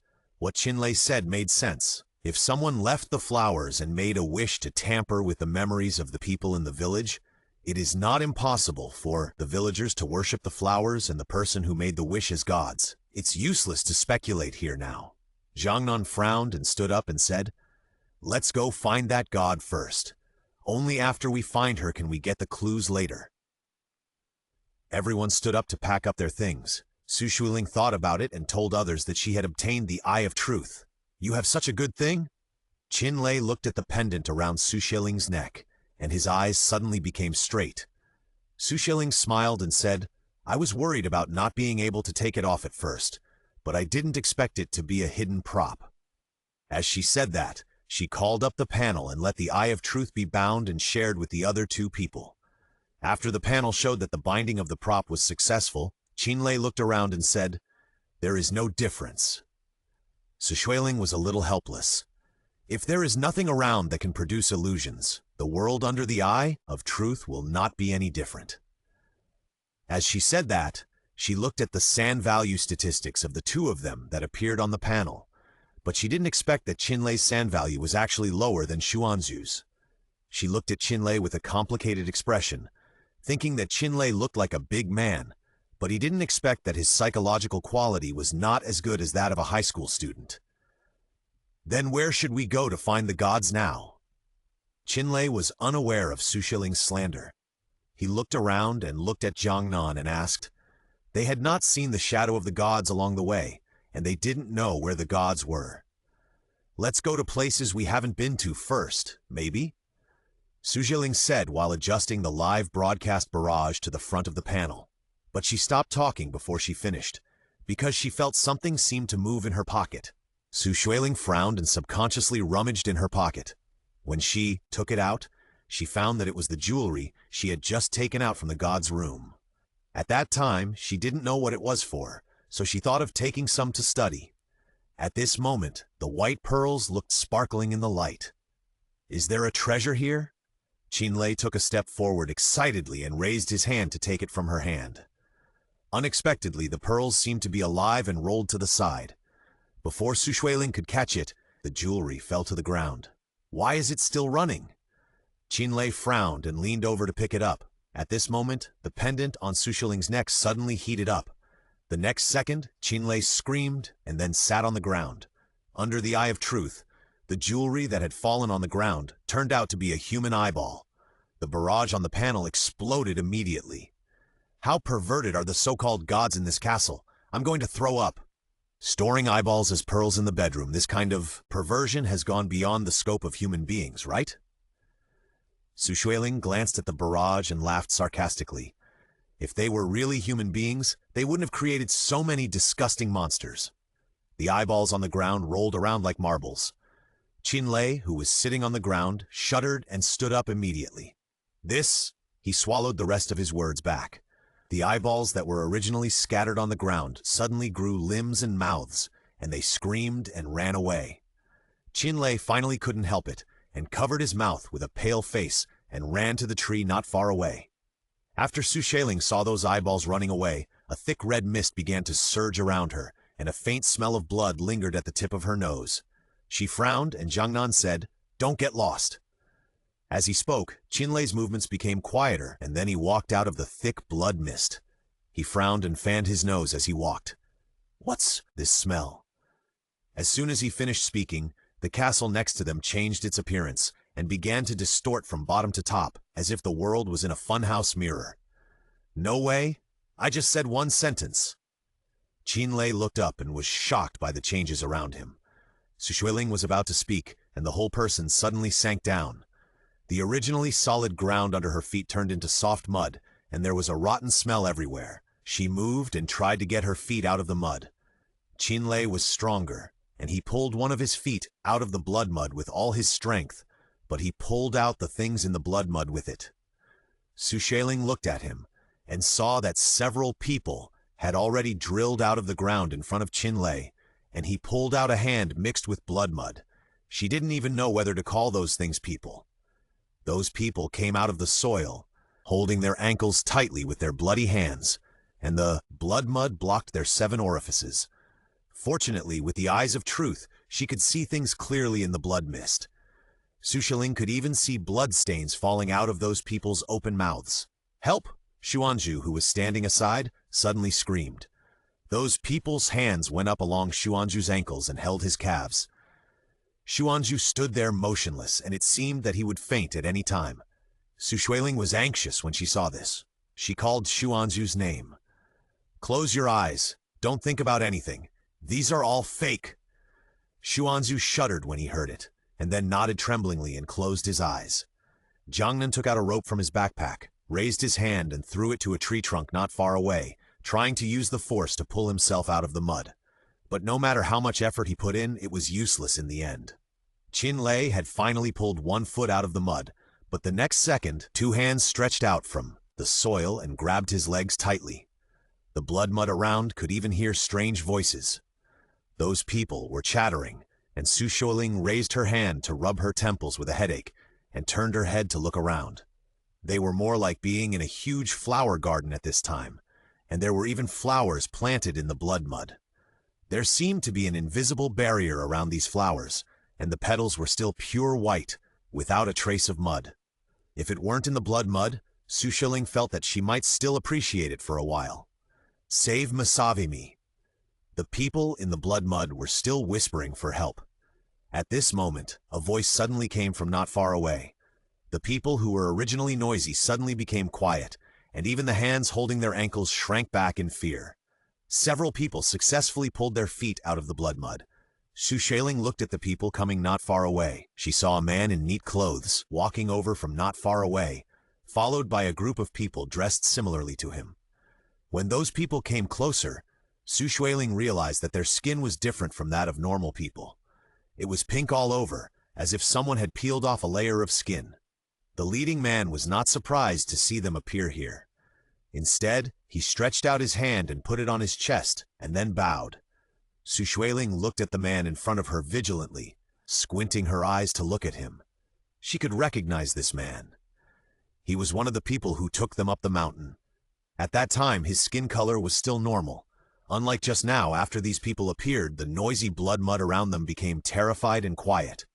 Xueling looked at him vigilantly without saying anything.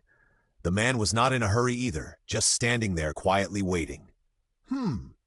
Before Xueling could speak, one of the faces on the blood mud ground groaned, probably because of the extreme tension. Although the other twisted limbs helped him cover his mouth, it still attracted the attention of the servants.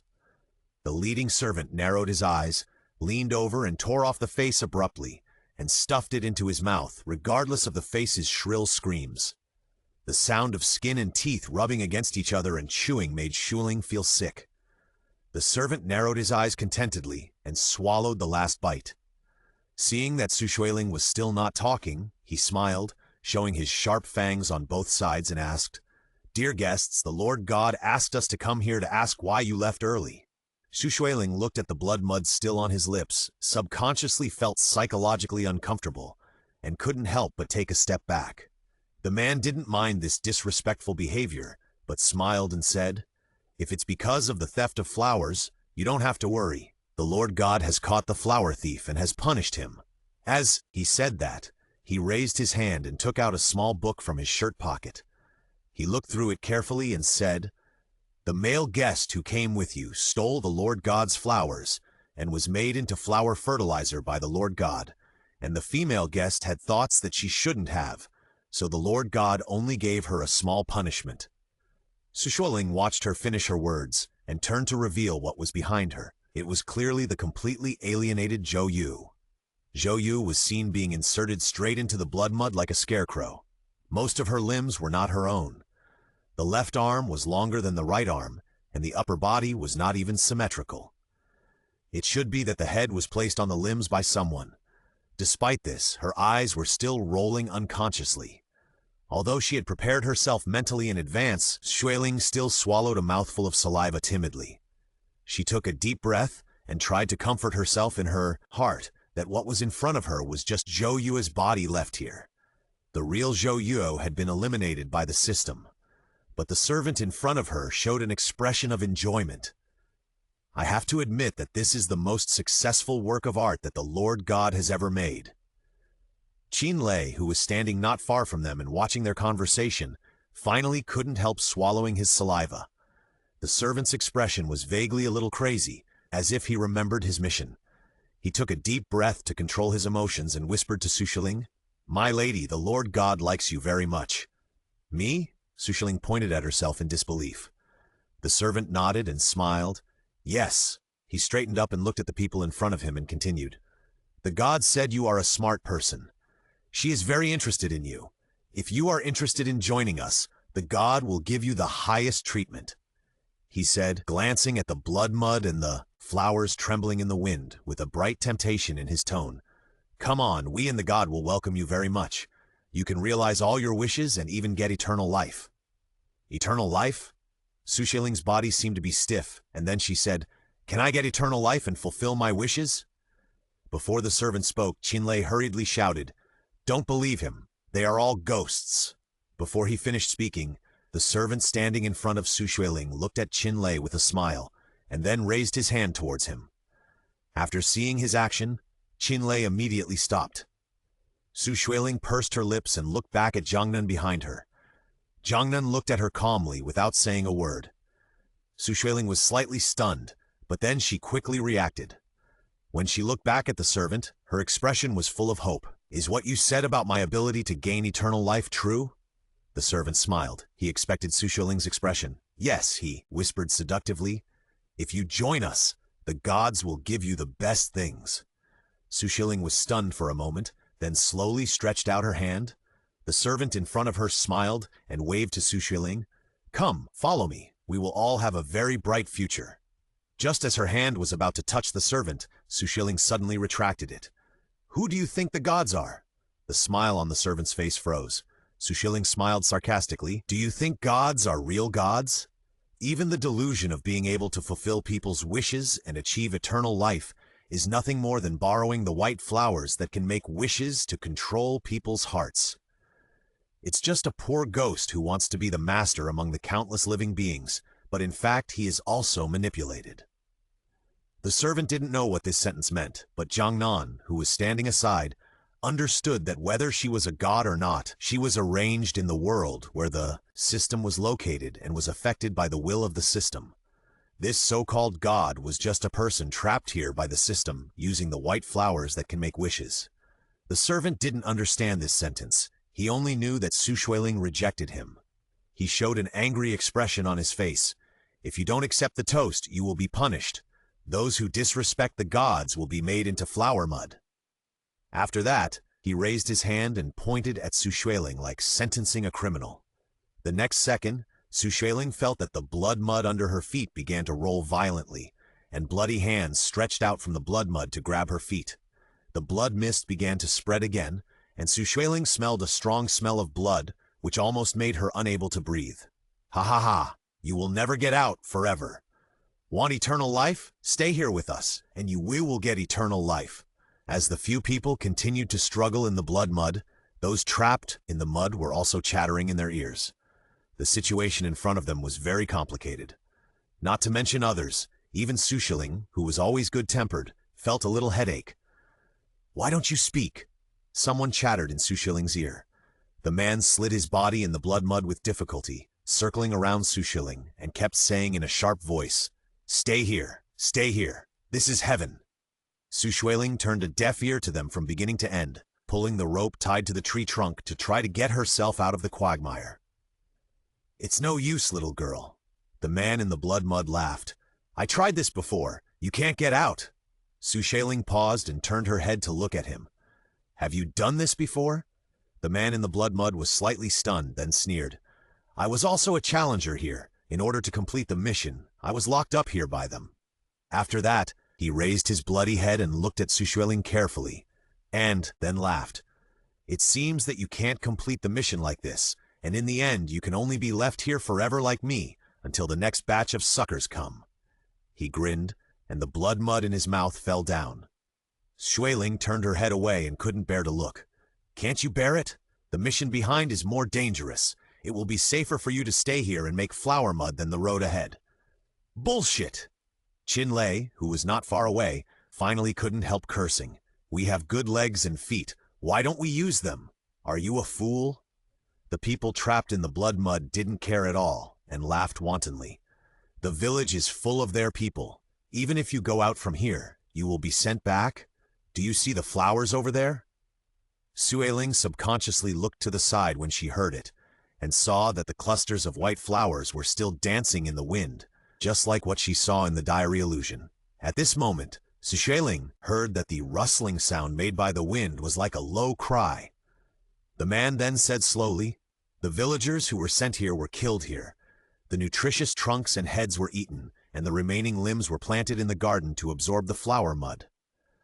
As soon as the voice fell, Xueling saw the flower mud under the flowers turned over, revealing the broken limbs and arms deeply buried in the mud. Xuanzhu turned his face to one side and couldn't help but vomited directly. Seeing this, the man couldn't help but laugh and mocked. "People like you should stay outside quietly. People will die here."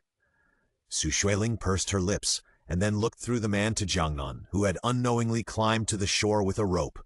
She breathed a sigh of relief in her heart, and it was worth her effort to divert attention. They couldn't leave here with their scattered strength alone, so they tacitly let Jiangnan, who had the strongest strength, leave first, and Xueling, who was being watched by the ghosts, was responsible for diverting their attention. The things in the blood mud kept rolling. Xuanzhu, who had just been helped ashore by Qin Lei, turned pale and almost fainted. The panel next to him issued a warning that the sand value was reduced. Seeing this, Xueling hurriedly shouted to Qin Lei, "Take him away!" Qin Lei also knew that she had ulterior motives for saying this, so he quickly raised his hand and put Xuanzhu on his back and left. Seeing their backs gradually going away, Xueling finally breathed a sigh of relief. The people around her laughed grimly and said, "Your friends have escaped. They are going to abandon you. Are you sad? Why don't you stay with us?" "Really?" Xueling just looked at him with a half-smile. "What about your friends?" The man in the blood mud looked at Xueling with a gloomy face. "Do you know what you are saying?" The next second, his expression suddenly changed, and a woman's voice changed. "Where do you think his friends are? We devour each other to achieve eternal life and share a perfect body." "Shut up!" The man's voice sounded again, and he said viciously. While the two souls in the body were arguing, Jiangnan on the shore raised his hand and pulled the rope she was holding. Xueling understood and tied the rope around her waist to let him pull her out. Just as she moved up a little, the person next to her grabbed her feet. "Miss, where are you going?" Xueling was startled and wanted to struggle, but it was too late. The man dragged her down tightly. However, Jiangnan had tied the rope to the tree, and the person in the blood mud couldn't pull her down no matter what. Realizing this, the two souls in that body started arguing again. "Are you a waste? Try harder. Why did you let me come? Who are you to command me? What do you mean? Don't you know you have to get down to business?" Xueling saw that they were arguing among themselves, and she said with a thought in her mind, "If I agree to stay, should one of you report to the man just now?" The person in the blood mud hesitated for only a moment, and the next second a fierce argument broke out. Taking advantage of the gap between the two souls in that body arguing, Xueling stood on the shore smoothly with the help of Jiangnan. She and Jiangnan wanted to leave quickly while they were too busy to pay attention to this side, but unexpectedly, the voice of the servant came from not far away. "Waste! I asked you to keep them, but you let them all run away." The servant who had spoken to Xueling before came over and looked at the person in the blood mud with a cold face. The blood mud that was originally noisy suddenly died down. The leading man looked at Xueling with a half-smile. "You are really amazing. You are the first group to leave here smoothly." Xueling did not reply to him. She turned her head to look at the monsters in the blood mud. "Are you willing to let others manipulate you like this?" As soon as the words fell, not only did the people in the blood mud fall into silence, but even several servants were slightly startled. After all, according to the current situation, the people imprisoned in the blood mud should be the enemy of Xueling and his party. They never thought that such words could be said from the mouth of an adventurer. Xueling knew that her words had worked, so she continued, "It's not that you have no way to fight against these people. As long as you unite, I believe you will be able to leave here smoothly." The people in the blood mud looked at each other, and one of them realized something and looked at the servant standing on the shore with a vicious look. The leading servant squinted his eyes and did not speak. A servant behind him shouted, "You don't want to live." He didn't finish his words in the end, because the next second, the blood mud monster closest to him had reached out and grabbed his ankle.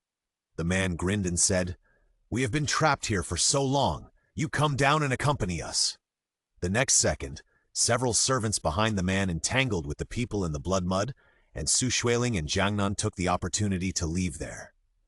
Before leaving, Xueling subconsciously looked back, but found that the leading servant seemed not to feel the noise around him. He just stood there and looked at them motionlessly. After meeting Xueling's gaze, he even showed a meaningful smile.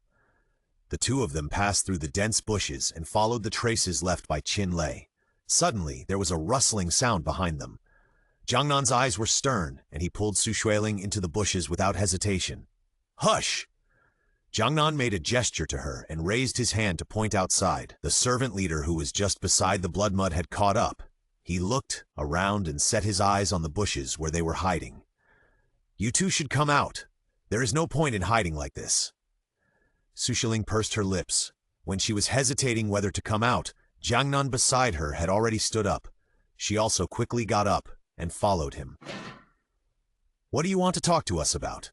Jiangnan looked at the servant leader and asked in a low voice. The other party raised his eyebrows and did not comment, so Jiangnan continued. If you want to do it, you would have killed us just now. There is no need to wait until now.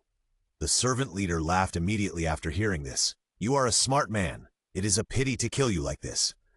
Xueling looked at him vigilantly. The servant leader raised his hand and smiled. Relax, at least I have no ill intentions at this moment. You came here to find the gods, right?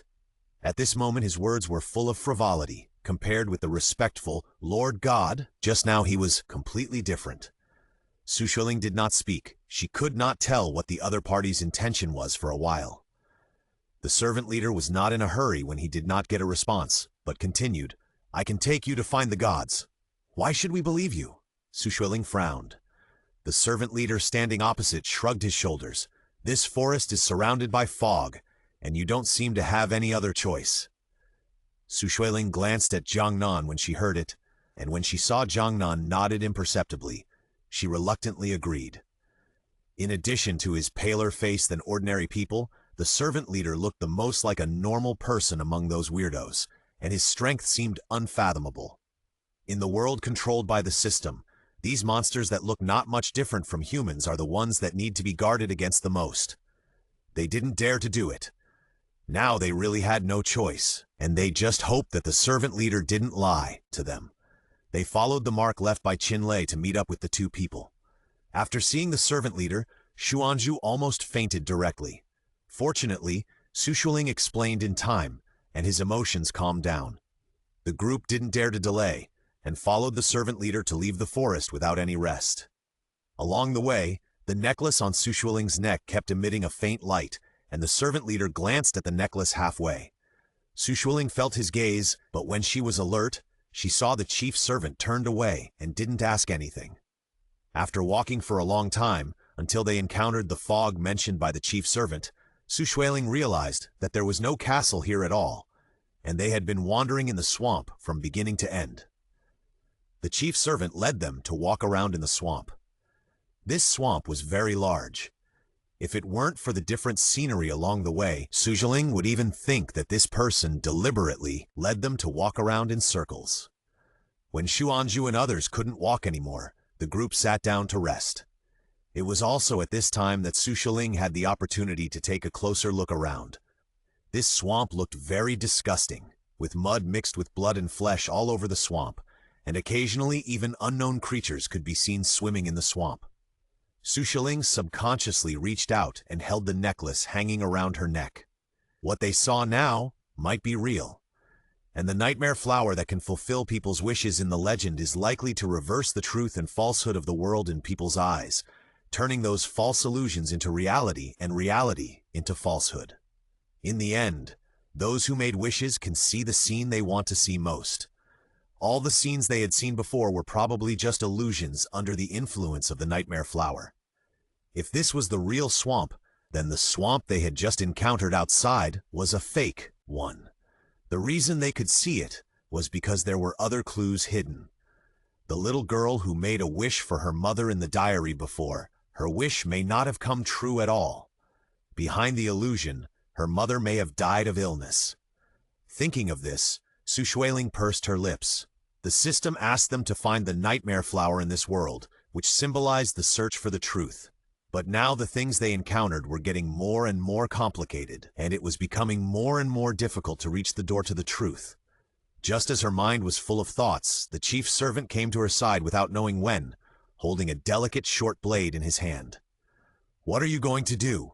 Xueling was immediately alert when she saw this. The servant leader directly handed the short blade to her. I brought you here for my own reasons. I want you to help me end my life after these things are over. Hearing this, Xueling looked at him in surprise. Seeing that the expression on the servant leader's face did not seem to be teasing her, she still reached out and took the dagger from his hand. She hesitated a little, but still said what she had just guessed in her heart. The servant leader looked at her with a complicated expression. and then nodded and said, "You guessed correctly. The gods planted the evil flower nearby for the purpose of confusing foreign adventurers." After he finished speaking, the system panel popped up. Devil's flower, turn the world upside down, switching between truth and falsehood. True and falsehood, only a thought away. The progress of the mission to seek the truth of the world has been successfully advanced. Players are welcome to keep up the good work. Seeing that Xueling stopped talking, the servant chief stood up and sat aside without changing his expression under Jiangnan's inquiring eyes. He did not say a word to anyone until the group set out again. An hour later, they finally passed through the thick fog and reached the center of the swamp. There were more low bushes here, and even thorns, and the road was much more rugged than before. Xueling walked behind the servant chief, and when she passed through a patch of low thorns, she suddenly saw a protruding thorn suddenly piercing into the servant chief's body. The thorn pierced directly into his back, and Xueling's face changed, but the servant chief walked straight forward as if he didn't feel anything. The thorn pulled forward with the servant chief's movements, and actually tore off a piece of flesh from his back. The flesh made a crackling sound, and Xuanzhu, who was following behind, also noticed it. His face turned pale, and he looked at the piece of meat hanging on the thorn root, fluttering with the wind.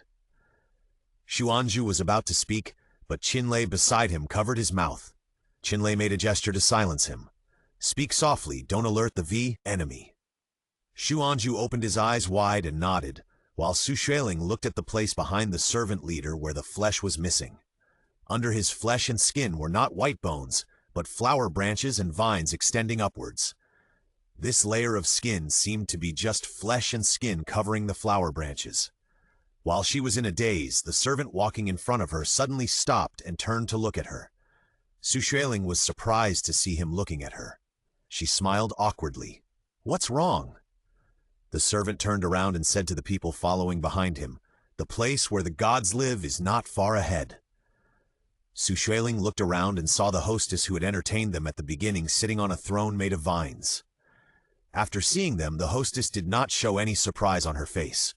She stood up and stretched out her hand and said, "Welcome, my nutritious fertilizer." Qinlei was shocked when he heard this. He turned his head and looked at the chief servant. "Are you lying to us?" The chief servant did not answer him, but bowed to the god in front of him and said, "My lord god, I brought you what you wanted." Qin Ming was furious and rushed towards the chief servant, but was trapped by the vines extending from top to bottom.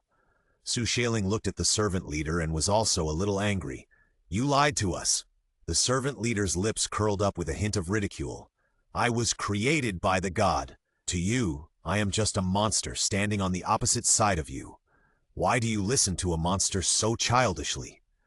Jiangnan took out a dagger and rushed towards the servant leader, but the monster raised his hand, and then the vines stretched out from all directions, immediately entangled Jiangnan's limbs, tied him up tightly, and lifted him into the air. Xueling looked at the servant leader, gritted her teeth, and asked, "Where is the messenger of God who came with us? Where did you take her?" Since the castle was an illusion, Anji, who came as a messenger of God, must have been controlled by the monster god in front of him. The god in front of her chuckled, raised his eyelids, and whispered, "Why should I tell you? You are just fertilizer." Xueling's face was not panicked at all, but she smiled and said, "You must have something else to do, otherwise you wouldn't have taken action until now." The god was silent for a while, and then suddenly laughed. "You are smart. To reward you, I will tell you the location of the god's messenger." After that, she walked down from the throne in front of her, and the vines that bound Xueling shrank as she raised her hands. Xueling stood on the ground and moved her hands and feet, and then looked at the god. The god smiled slightly, asked the servant to keep an eye on the few people here, and then made a gesture to Xueling to invite her. The two walked to the back and saw that there was a greenhouse made of bones behind the tall throne, and there was a layer of transparent glass on the top. The god took Xueling into the greenhouse, and there were many strange plants planted in the greenhouse. Xueling looked at them one by one, and they were all varieties she had never seen before. There was a platform in the middle of the greenhouse, on which was placed a huge flower pot. Looking up from below, one could only see dense vines in the flower pot extending from the middle to the surroundings. The god stepped forward, pointed at the flower pot, and said to Xueling in a nearly crazy manner, "This is the greatest work." Her tone was full of excitement. Seeing that Xueling pursed her lips and did not speak, she was not disappointed, but walked to the platform. "I am in a good mood today, so I will reluctantly let you see my most proud work." Xueling watched her walk up step by step, thought about it on the spot, and followed. In the flower pot, Anji was buried in the deep soil. The soil was a strange red color, which was no different from the blood mud outside. The only difference was that the blood mud here did not have a pungent smell. As if he had seen through her thoughts, the god said proudly, "This is my successful work. As for those things outside, they are all my failures." Xueling did not speak. She looked at Anji's thin body lying in the soil. The vines beside her were entangled in her body, breathing like a living being and sucking her blood. "I have studied for a long time and want to grow the most perfect flower. Now I have finally done it. I am the god here." The god laughed at the side. Xueling looked at the thick vines and couldn't help but stretched out her hand to pull them out. The vines seemed to have consciousness and quickly wrapped her up. "Don't dream of doing these useless things." The god squinted at her, his expression full of warning. "No one can destroy my perfect work." After waiting for a long time, the vines dispersed again. Xueling slowed down her breathing and then turned her head to look at the end of the platform. There was a blooming flower growing there, which was somewhat similar to the one planted in the blood mud outside, but it was much more beautiful than those flowers. 9 petals wrapped around the pistil in the middle, which was very perfect and crystal clear, like a snow lotus blooming on a cliff. For some reason, Xueling intuitively felt that what was in front of her was the legendary evil flower. "No one has entered this greenhouse for a long time." The god stood aside and sighed. "Even those servants are not qualified to come in. You are the only one in all these years." Perhaps because he thought Xueling had no way to escape, or perhaps because she had been holding back for too long, the god actually told her the whole process of cultivating the evil flower. The roots of these flowers can penetrate directly into the human body, sucking human blood and converting it into their own energy for their own use. After the person is drained by this plant, the body will also be eaten by the plant. When saying these words, the god's face was full of pride, and Xueling pursed her lips and took a step back. Obviously, this god has gone completely crazy. Sensing Xueling's movements, the god finally calmed down, raised his hand to his mouth and gently covered his mouth with a smile. "I have been here for so many years. I have seen countless adventurers, and I have been waiting for you. You are the most suitable person to be my fertilizer besides Anji." As she spoke, she stretched out her hand and gently placed it on Xueling's face. Her red lips gently closed to Xueling, and then she said almost bewitchingly, "I have been waiting for you for many years, and you are finally here." Xueling's body tensed, and the hair on her back stood up straight. If it was Qinlei, she might be bewitched by this god, but now she wanted to run away immediately. As if sensing Xueling's fear, the god couldn't help but smile and said, "Don't worry, your friends will become fertilizer like you. It's your honor." After that, she raised her hand and waved in the air, and the sound of vines moving immediately sounded above her head. "To reward you, all your companions will enter this holy land where I will make them into supreme fertilizer." After a while, Qinlei's shouting and cursing came from the door of the greenhouse. The god squinted his eyes and enjoyed watching them being brought to him by the vines. "I have lived here for many years, feeding on those pathetic inferiors. It is inevitable that I will get a little tired of it. Now I have finally waited for you. You must taste it carefully later." The god said. Qinlei and Xuanju, who were tied to the air by the vines, only saw Anji buried in the soil at this moment. Their faces turned pale. Anzu vomited directly. The god's face suddenly changed, and he looked at them viciously. "If you pollute my greenhouse here, you will end up like those people in the swamp outside." Xueling said calmly, "You said you waited for me for many years. What does that mean? Can't the villagers be made into fertilizer?" The god sneered indifferently. "Are they worthy? Only pure blood can nourish my flowers. For 5 years, only she can do it, and now you can lie here in her place." But the saying that was circulated in the village before was not like this. Xueling frowned and said, "Everything you said before was to deceive Zhao Yue?" The god raised his head with a distressed expression. "She? I deliberately told her what she knew. She smiled slyly, including the legends in the village. Lei couldn't help but widen his eyes in shock. He didn't expect that the gods started laying the line from then on and then led them into this trap little by little. Xueling looked at her fearlessly and said, "If you are going to die, let me die knowingly.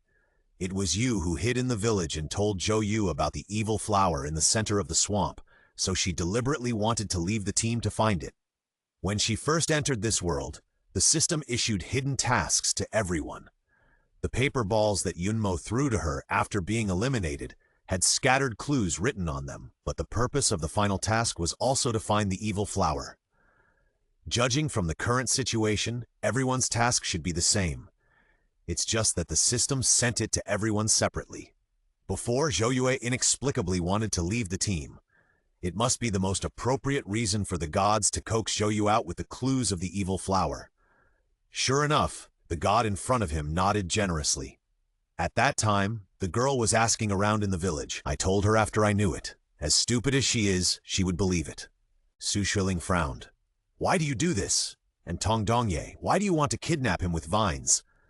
The god could have waited until they arrived at the castle together before taking action, but he tricked Zhou Yue into taking Tong Dongye away in advance. This seemed to be a completely unnecessary thing to do. Little girl. The god chuckled, stretched out his hand and gently scratched Xueling's face with his long nails. You are still young and don't know anything. She looked up at Jiangnan, who was tied in the air and had never said a word from beginning to end, and said, Your team is not weak at all, but Zhou Yu is conceited and Tong Dongye is greedy. If we don't start with them first, once you find that there is a problem here, you will try your best to leave. Then my long-planned plan will be ruined? After the god finished speaking, he paused and then chuckled. But there is one thing you are wrong about. I didn't kidnap Tong Dongye, I just used some jewelry, and he followed me and left obediently. Jewelry. Xueling shuddered subconsciously when she heard these two words. Are those chilling eyeballs? The god stood up and looked at the bright red nails on his hands. Your companion can be regarded as conscientious and responsible. I just gave him 2 beads, and he was willing to stay here and wait for his companions. Shut up! Lei finally couldn't bear it anymore and cursed. The god looked up at him with a very pitying expression. I didn't do anything, but you humans have endless desires, and you can do anything just for a little sweetness. You turned him into fertilizer? Xueling looked at her and asked. The god smiled when he heard it.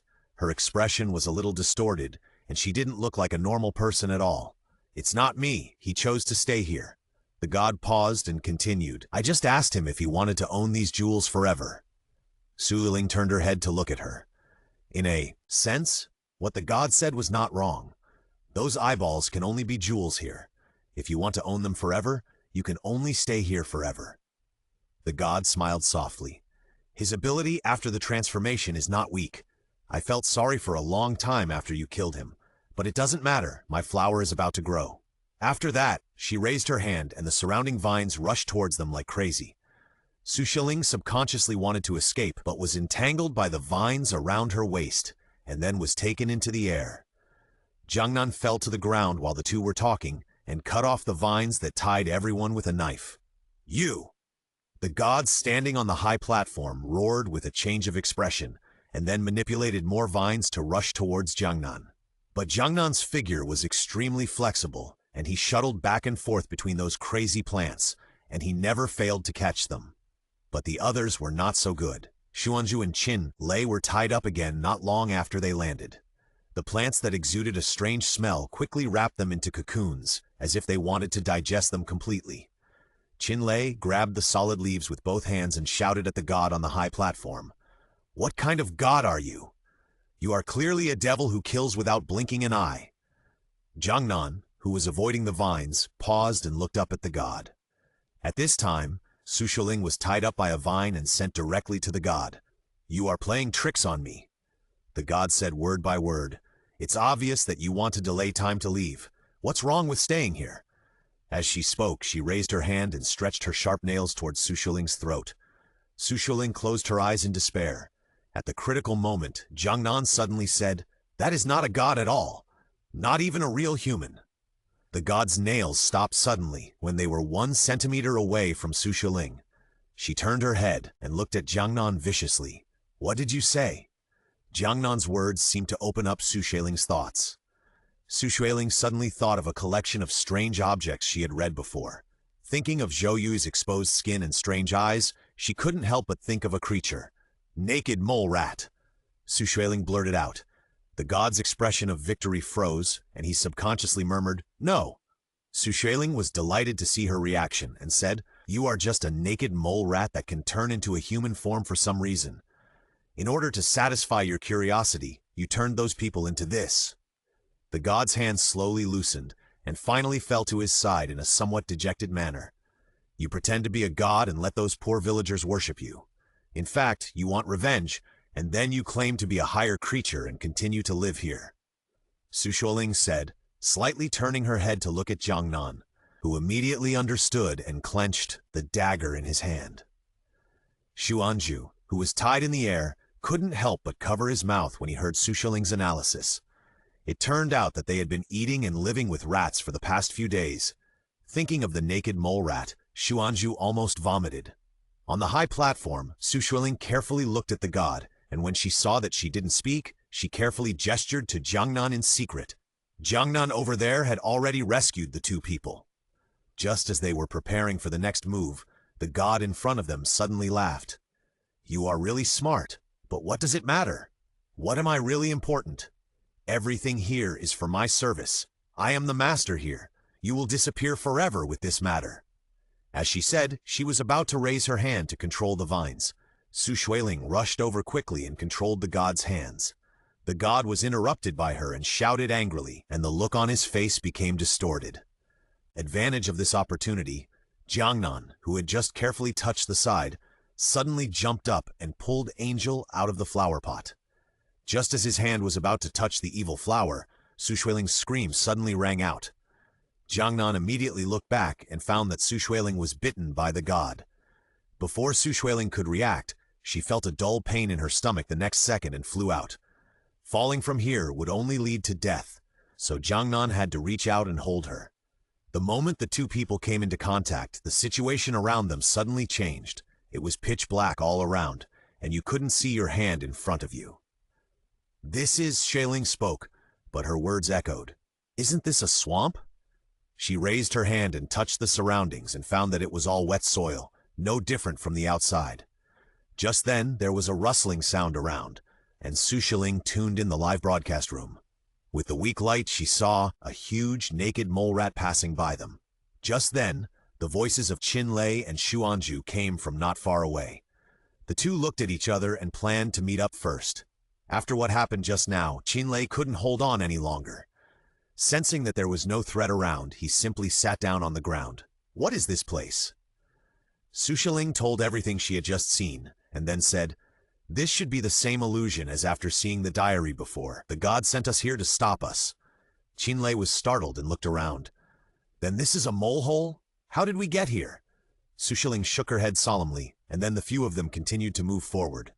After crossing a long path, they saw a hall. Surprisingly, the moles here were as big as the ones admitted, and they were chattering about something. "Quiet," a female voice said at the end. Xuanju stammered for a long time. "Can they talk?" But no one else paid attention to him, because the female voice spoke again at this time. "We live longer than other animals, and have extremely smooth skin. Why can we only live in the dark underground?" The fierceness in the voice made them feel cold all over. "As long as we go to the ground, humans will trample on us at will. We are more advanced than humans. Why should we be treated like this?" As soon as she finished speaking, the naked mole rats around her chirped in agreement. The female voice was not in a hurry. After they finished their discussion, she coughed lightly, and the surroundings suddenly fell into silence again. Xueling heard a familiar male voice say, "The nightmare flower will give you eternal life, fulfill your wishes, and let you become the gods and masters of this world." As soon as these words came out, there was a silence in the hall until one of the voices shouted, "Become a god!" Then other voices followed suit.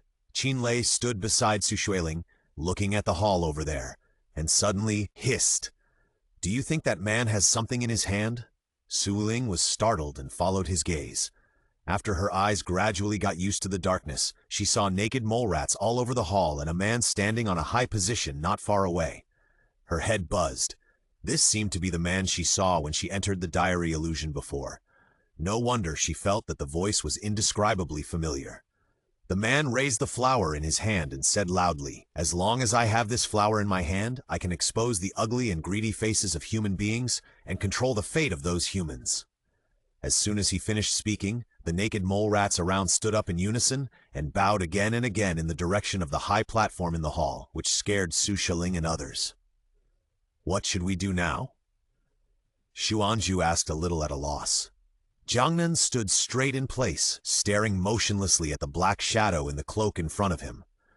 After a moment of silence, he said lightly, "See what they want to do."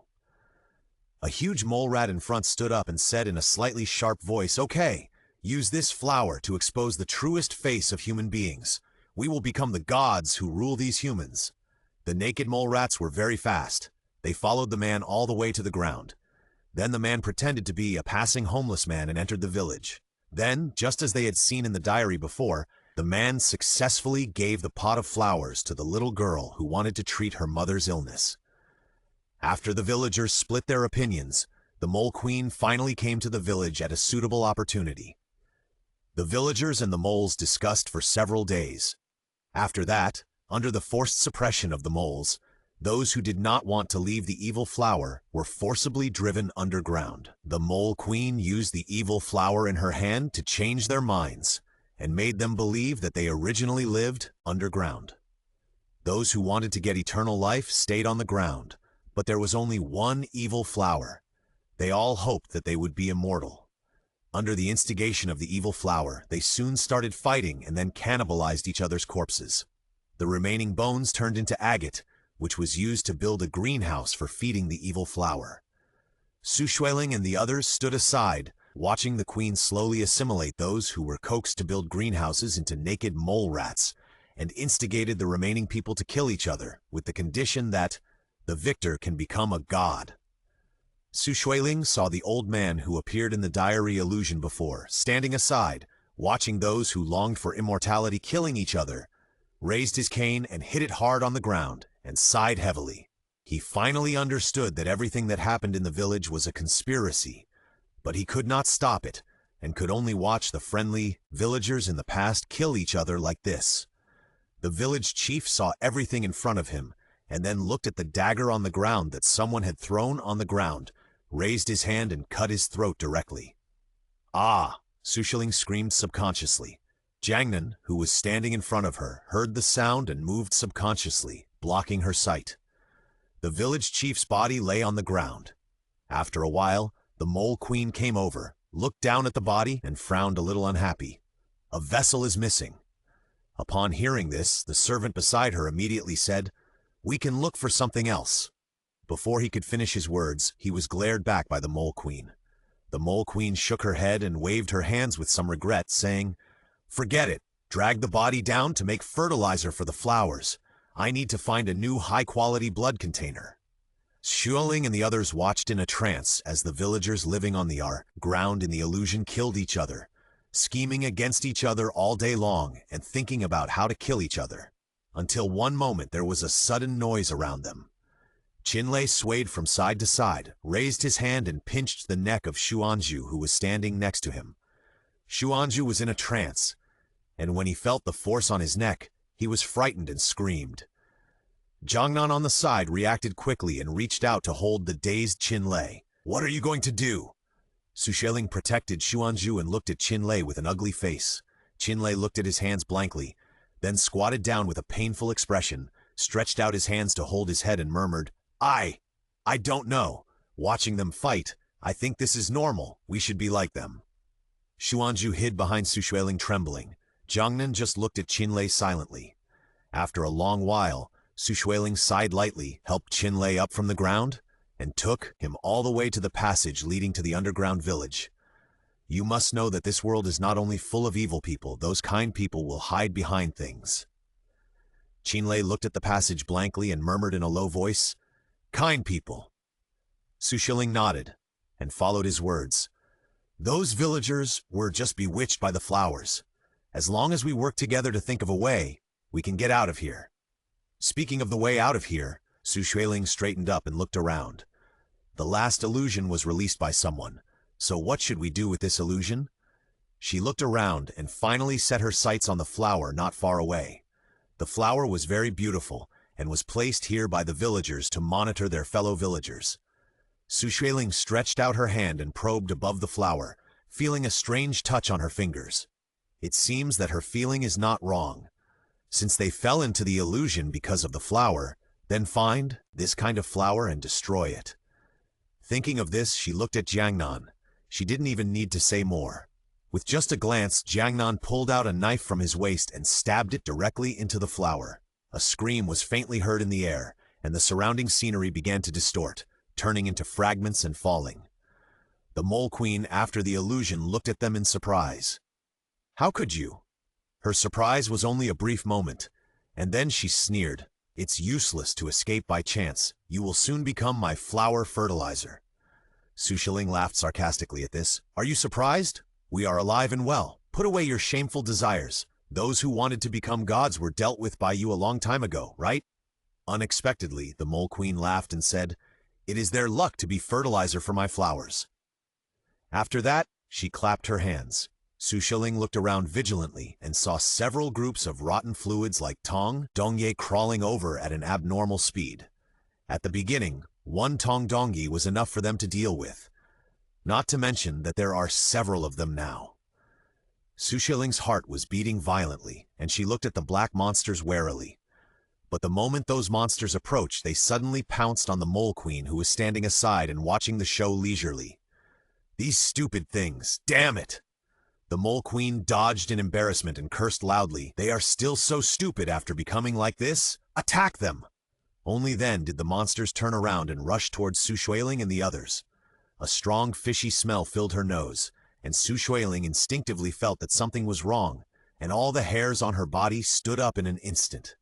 She vaguely felt that the origins of these seemingly filthy things were not simple. "Head! There are several heads in there." Just as Xueling was thinking about what to do next, Xuanju behind her spoke first, with a sharp cry that was totally unlike what a human could make.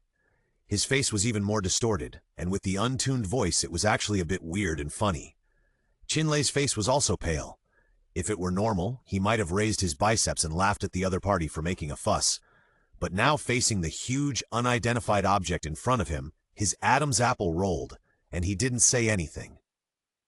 Seeing that mass of things getting closer and closer, Xueling pursed her lower lip, slightly lowered her center of gravity, and was ready to strike at any time. After all, in this world she has seen too many monsters, whether they are people with bad intentions or gods, walking around everywhere. Even teammates cannot be fully trusted, and it is always good to be more prepared. If that thing suddenly pounces on her. Just as Xueling was thinking about which angle she could perfectly dodge the attack of this thing, her arm was suddenly gently pulled by someone. The temperature of that hand was slightly lower than that of an average person. It was Jiangnan. Jiangnan's profile was cold, with sparse hair draped over his forehead. His pupils, which could absorb everything like a bottomless conversation, did not shift at all. Xueling could feel that he was also in a very tense state of alert. His face remained motionless, but his lips slightly opened, whispering a signal. "Don't act rashly, this thing is not coming for us." "Not coming for us?" Xueling's mind was confused for a moment, but she soon understood that this mass of rotten meat had been moving very fast since it entered their sight.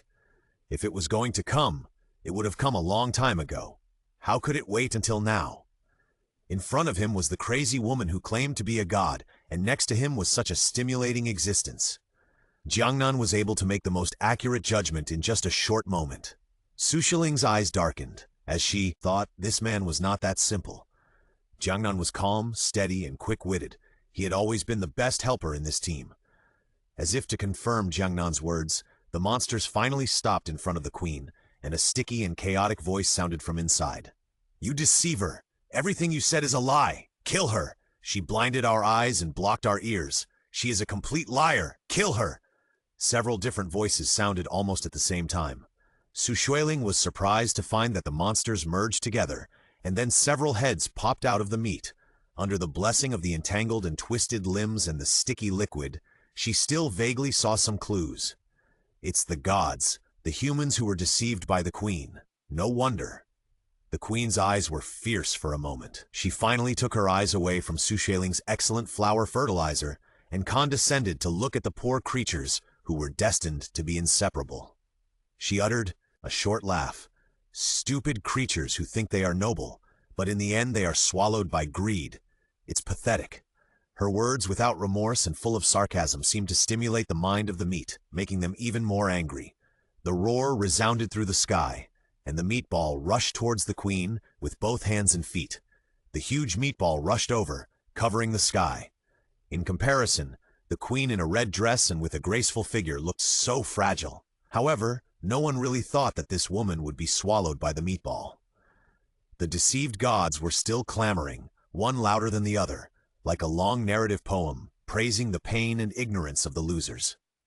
The queen just stood there quietly, raised her hand slightly, and the vines broke out of the ground beside her, piercing straight into the meatball like a sharp blade, and making a teeth-grinding sound when stirring.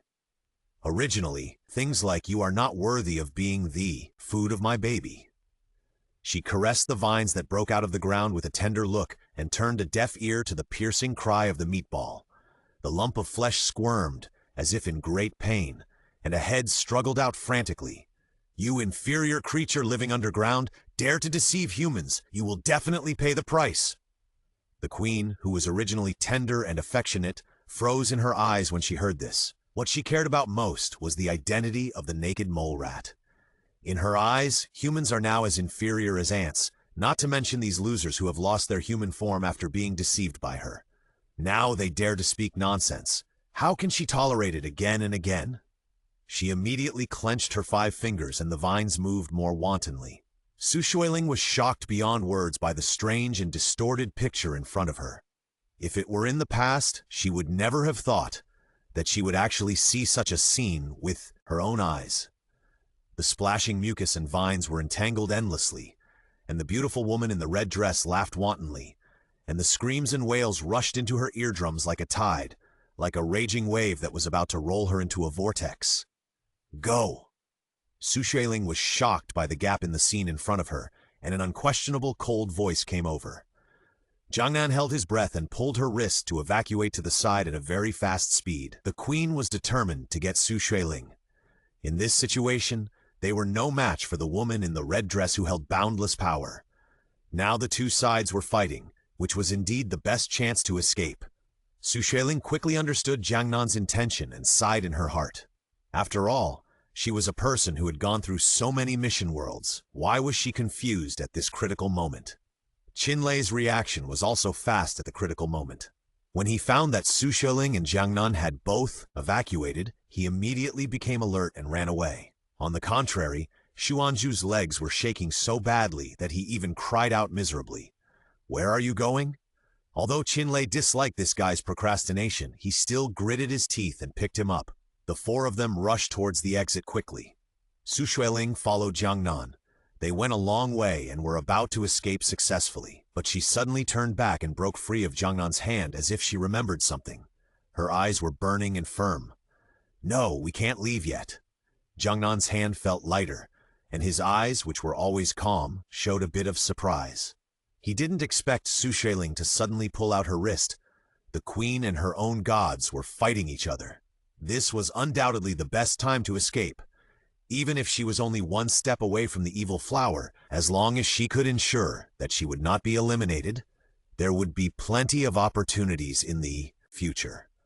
After spending so much time with Xueling, he didn't think that she was so eager for quick success that she couldn't even see this level. She must have her own reasons for doing this. Jiangnan spoke slowly. "What exactly do you want to do?" Xueling watched Jiangnan's face change again and again. Knowing how much psychological struggle he had gone through during this period, she couldn't help feeling a little guilty. But she still had something she couldn't let go of, and she had to do it now. Jiangnan's unreserved trust made Xueling feel a little better. She nodded slightly. "I'm going to save Anji." As soon as this name appeared, Jiangnan understood Xueling's intention. He frowned, said no more, and followed Xueling to the greenhouse. The greenhouse made of bones was hit hard by the fight between the queen and the meat. There were many bone fragments scattered on the ground. Xueling stepped on the ground with her souls, resisting the discomfort in her heart, and walked to Anji according to her memory. That was also the location of the evil flower. The greenhouse was extremely quiet, forming a sharp contrast with the fierce fighting outside. The vines quietly clung to the wall, as if they were really harmless to humans and animals like flowers and plants in the real world. The seemingly calm and peaceful scene often contains the greatest murderous intent, and Xueling knew this very well. Besides, there were faint rustling sounds in her ears, like someone whispering, or like countless living things moving underground. Even Xueling, who had been through many battles, was tortured by this atmosphere, and her scalp was numb. She just wanted to find Anji as soon as possible. She always felt that Anji had the answers to all the questions. Even if she let go of these, it was not her usual style to abandon a little girl. Fortunately, Xueling's memory was not bad. After walking a few steps, saw Anji hidden by the vines. The originally thin and pitiful girl was lying quietly on the ground with a sunken cheek. Xueling's heart suddenly hurt. She knew in her heart that Anji's vitality was passing away every second. "It's okay. Everything will be fine." She carefully touched the flower vines, and after finding that there was nothing unusual around, she carefully pulled out the flower branches on Anji's body and dug Anji out of the vines. Seeing Anji's body completely emerging from the plants, Xueling breathed a sigh of relief. Anji has been rescued. Next, we just need to get the flower. After changing the position of the person in her arms, Xueling spoke to Jiangnan. The tall man looked at her silently, nodded, and made a gesture to take Anji, but the surrounding environment was boiling at this moment. The sudden change did not change Jiangnan's expression too much. There was a bit of gloom in his eyes. Sure enough, they will not let go of the food they have easily. Leave the person to me. You go find the flower. The surging vines rushed out from the ground in an instant, twisted like the scales of a demon. Xueling resisted the attack of the vines with ease, and after exchanging a glance with Jiangnan, the two ran in different directions. The vines were still coveting the vitality of Anji, and were mainly attacking in the direction of Jiangnan. But when they found Xueling approaching the evil flower, they turned their guns and rushed towards her. "This flower is your lifeblood, right?" Xueling dodged the attack of the vines and approached the evil flower step by step. Whether it was the queen in red or the god who had become a piece of meat, all these tragedies were caused by the evil flower that looked harmless, holy, and beautiful. This beautiful flower that seemed to be untainted by dust was extremely dirty and ugly in Xueling's eyes. If it weren't for the system's task, she really didn't want to touch the flower piled with human lives. Unfortunately, although Xueling looked down on the evil flower, this flower was a priceless treasure for some people. For example, those gods who were blinded by desire and finally became neither human nor ghost. They were originally fighting with the queen in full swing. Although the mole queen held power, the regeneration ability of these creatures that had already left the human category was also amazing. The two sides actually reached a stalemate until Xueling approached the evil flower. The queen didn't have time to react. These maggots driven by greed and desire rushed over first at a very fast speed and were completely different from before. How dare a mere mortal touch the divine flower? Their attack was fierce and unexpected. Xueling dodged in a somewhat awkward manner, rolling on the ground, with many small cuts on the bone fragments. What a shabby divine flower, if it weren't for the lot mission. Who would be willing to touch it? While dodging, Xueling's tone was still not relaxed at all, with a contemptuous and cold expression. However, although she said so, she knew in her heart that just now was her only chance to take the evil flower. Now that the meatball has discovered that the queen will come soon, she will continue to stay here and wait for death. If you don't make a decision, you will suffer from chaos. You can only make a long-term plan later. After quickly analyzing the situation on the field, Xueling immediately withdrew. The flower of the evil demon is still there, and she bets that the gods will not come after her. "Qinlei, is it really okay for us to hide here all the time?" Xuanzhu looked behind a huge bone fragment. Qinlei's face was also not good, but there was ambition in his eyes. "What do you know? When they all go after Xueling, it will be the best time for us to pick the flower. It turned out that Lei had been secretly following Xueling from the beginning. Xueling was trying to save Anji, and he wanted to steal the flower while the chaos was going on. I really don't want to play this crappy task anymore. Whoever gets the flower first can go out. Do you still want to go out and fight that crazy woman?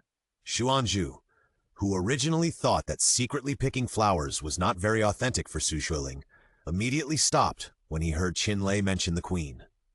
He was really afraid of the pink-skinned woman. Seeing that Xuanzhu no longer had any objections, Lei slowly moved towards the evil demon flower. The meat god was still looking in the direction of Xueling. As long as he could get the flower, everything would be over. Lei was so excited that his hands were shaking. Once, twice, he finally approached the stem of the evil flower. Lei swallowed his saliva slowly, and when he was about to pick it with one hand, a huge shadow suddenly enveloped him. Tick, tick, tick, tick, the mucus dripped down. Player Lei, dead and out. Player Xuanzhu, seriously injured and out. Xueling immediately left the center of the battlefield and found Jiangnan with Anji. She guessed correctly that the gods were only concerned with checking whether their precious flowers were damaged and had no time to chase her. However, the two of them had not run far when they suddenly heard the system's emotionless broadcast. She was a little surprised. Lei and Xuanzhu should have run out of the greenhouse just now, so how could they be suddenly eliminated? According to the time, she could have escaped by coming back to save Anji, but why were those two killed instead? Is there any murderous intention outside that has not been discovered? At this time, Jiangnan spoke coldly, as if to answer her confusion. Lei has been secretly following you just now. He probably wants to take away the evil flower during the chaos. Facing this man who seemed to have a god's perspective, Xueling always had endless surprises. Did you know from the beginning that Lei was following us? Jiangnan nodded, his expression as usual, as if he didn't think there was anything wrong with watching Lei die. The queen and those monster gods are in the greenhouse. They won't watch people take the flowers away. It's such a simple truth. Just think about it and you will know. Xueling sighed, with an indescribable feeling in her heart. The gods and the queen are certainly greedy, but isn't Lei's action caused by greed? At this time, she was a little confused, whether they entered this copy or the system had written them into the copy from the beginning. We don't have time to feel sad for Lei. Lei's act of picking flowers must have angered the gods and the queen. Now there are only two of us who are still in the game. You took Anji away. Guess who they will chase? Jiangnan's words interrupted Xueling's thoughts. A rumbling sound came from behind her. The queen stood on the rolling vines with a ferocious face. You bold outsiders, put down my nutrients, and I can still leave you with a whole body. Anyway, it's going to be used as fertilizer. What's the difference between a whole body or not? Xueling rolled her eyes and complained in her heart at an inappropriate time. The queen was obviously really angry. She didn't even care about her demeanor, which she always valued, and drove the overwhelming monsters to attack them. Your Majesty, you went to great lengths to chase the fertilizer. Aren't you afraid that the fruits of your victory will be stolen by others? Xueling glanced at the woman in the red skirt who was chasing her relentlessly behind her and spoke directly to the point. Obviously, the evil flower was the most important thing to the queen. Even though Xueling's attempt to steal the flower and take away the fertilizer was extremely abominable, there were still those gods who were no longer human and were waiting for her. She couldn't and didn't want to let them take advantage of her. The hesitation on the queen's face was caught by Xueling. She knew that her words had worked, so she fled even faster without saying anything. My babies are enough to deal with people like you. I'll deal with you after I deal with those things. The mole queen didn't hesitate for too long and made her own judgment. Feeling the heavy pressure behind her dissipate, Xueling breathed a sigh of relief. You are very smart and know what she wants. Suddenly, Jiangnan's voice slowly sounded, and Xueling breathed a sigh of relief. It was not easy to confront the queen, not to mention that they were still on the run. But this man was so steady, even when he spoke. The vine monsters behind them were chasing them relentlessly. They were ordered by the queen to crush the humans in front of them into dust, and they spared no effort. I don't know how far they will chase us before they give up. Xueling threw a small dagger to cut off the vines that were about to reach her ankles, and spoke softly. As soon as she finished speaking, she heard Angie speak. You became like this because you wanted to save me. Angie was in a very bad state after being used as fertilizer to absorb her vitality for so long. The little girl's eyes were full of guilt. She glanced at the surging, strange tide behind her, and fell back into Jiangnan's arms as if she had lost her strength. It's so strange. It's obviously the first time, but I seem to have seen it countless times. Angie's mumbling fell into Xueling's ears. She kept a suspicion in her heart, but did not say it clearly. She just comforted her. I want to save you, Angie. Don't think too much. Your mother is still waiting for you at home. You can't just give up like this. Speaking of her mother, Angie's gray face finally improved a lot. She nodded, just as a response to Xueling's words. The three of them hid for a long time, and Jiangnan's face finally became solemn. This is not a solution. Angie's condition is very bad. We can't delay it any longer. Xueling's face was full of helplessness. She knew what Jiangnan said, but in the current situation, it was already very difficult for them to find a gap in the invisible strange tide to breathe for a while. So how could they find a place for Angie to recuperate? Everything can only end if we get that flower, but... Xueling fell silent, and Jiangnan remained silent. They were now far away from the greenhouse, and with Angie who was dying, and the queen and the gods watching closely, it was not easy to find the evil flower. There will always be a way. The system designed this world, so there must be a solution. After a while, Jiangnan's eyebrows slightly raised, and he said this. Although it seemed to be a sentence without reason, Xueling felt a lot better in her heart. You are right. There will always be a way. Your spirit is admirable, and I deserve my bow to you. A strange voice came, and someone laughed softly in the darkness. Xueling and Jiangnan's expressions tensed instantly, and they both grabbed their weapons at the same time. Please don't be nervous. I'm here to help you. A familiar face finally emerged slowly under the cover of darkness. Xueling looked at him with doubts. You are the leader of the queen's servants? Jiangnan also recognized this man. He stood up and protected Xueling behind him. His cold face showed hostility without any disguise. We are on different sides. Why do you want to help us? How can you help us? Facing Jiangnan's suspicion, the servant leader looked very relaxed. He spoke slowly, his tone full of confidence. I can find a safe place for you to hide, and I can also... After a slight pause, he said, help, you get the flower. Help us get the evil flower? Do you know what you are talking about? Xueling sneered first. With the beautiful example of the previous servant leader, she would not easily trust anyone now. Not to mention that the other party was a blatant enemy. They would not fall into the same trap a second time. Obviously, Jiangnan did not believe the shocking words of this uninvited guest. He shook his head. His weapon was already unsheathed, and the cold light reflected a silver puddle at the bottom of his pupils. Although it was shallow, the coldness and murderous intent in it could not be ignored. Sorry, your words are not credible. Seeing Jiangnan's murderous look, the servant leader was not panicked at all, but instead put on an embarrassed expression. He raised his hand and scratched his head, moved his feet as if he wanted to do something, but in the end he did nothing. He just scratched his head again, looking thoughtful. After a while, sighed and said as if he had decided something. Did you enter this world through the system? The word system fell clearly into Xueling's ears, like a thunderclap.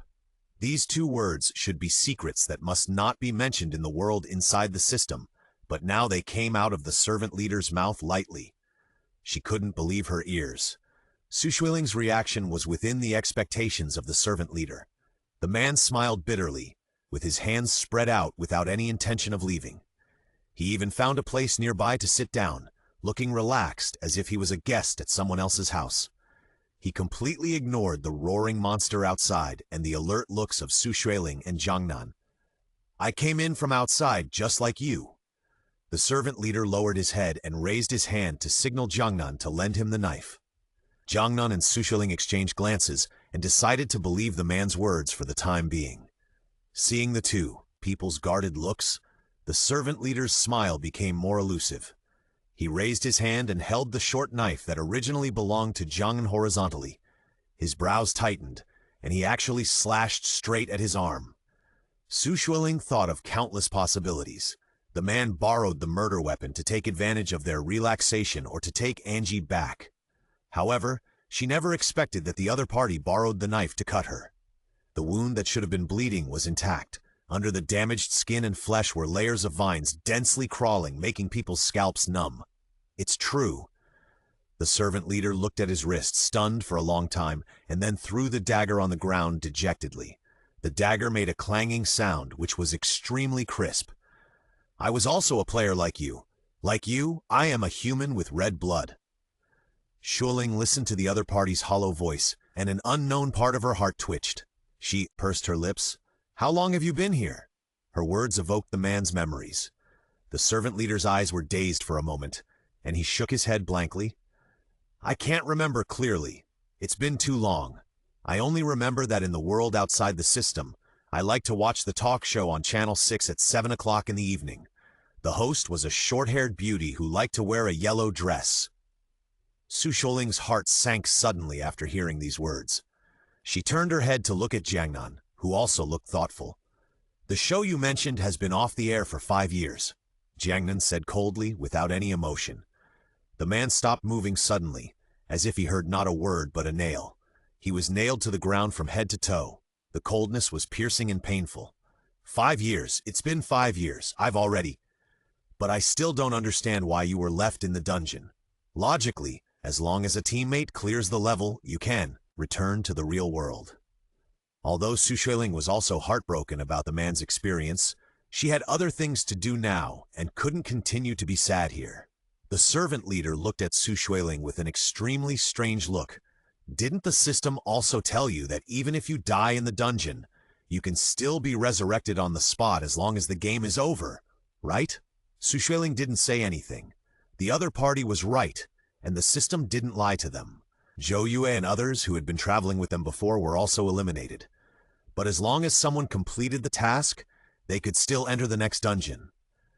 You have all been deceived. This is a complete scam. I was judged by the system to have lost the qualification to pass the level, so I was completely locked in this dungeon and became the person I am now, neither human nor ghost.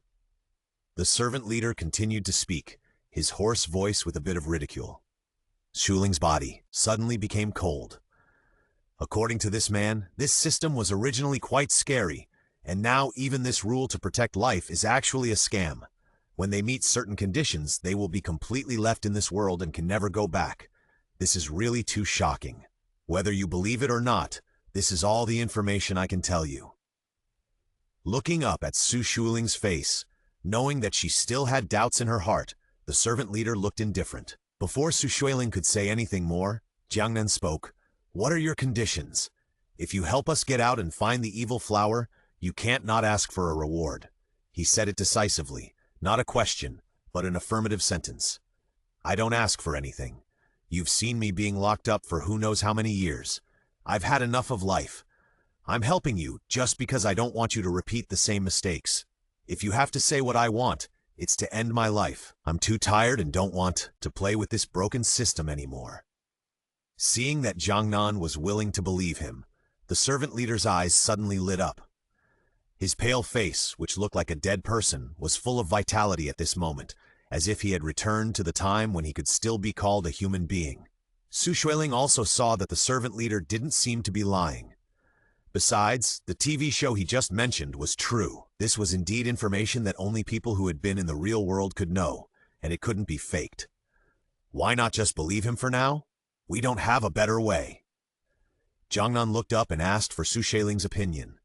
Xueling made up her mind. Just as she was about to speak, a roar came from the cave entrance, accompanied by a rumbling vibration from underground. Her face changed immediately. They found us! The servant leader jumped up from the ground first, his fingers moving at a strange rhythm, totally not human-like, the vines intertwined under his command to form an airtight net.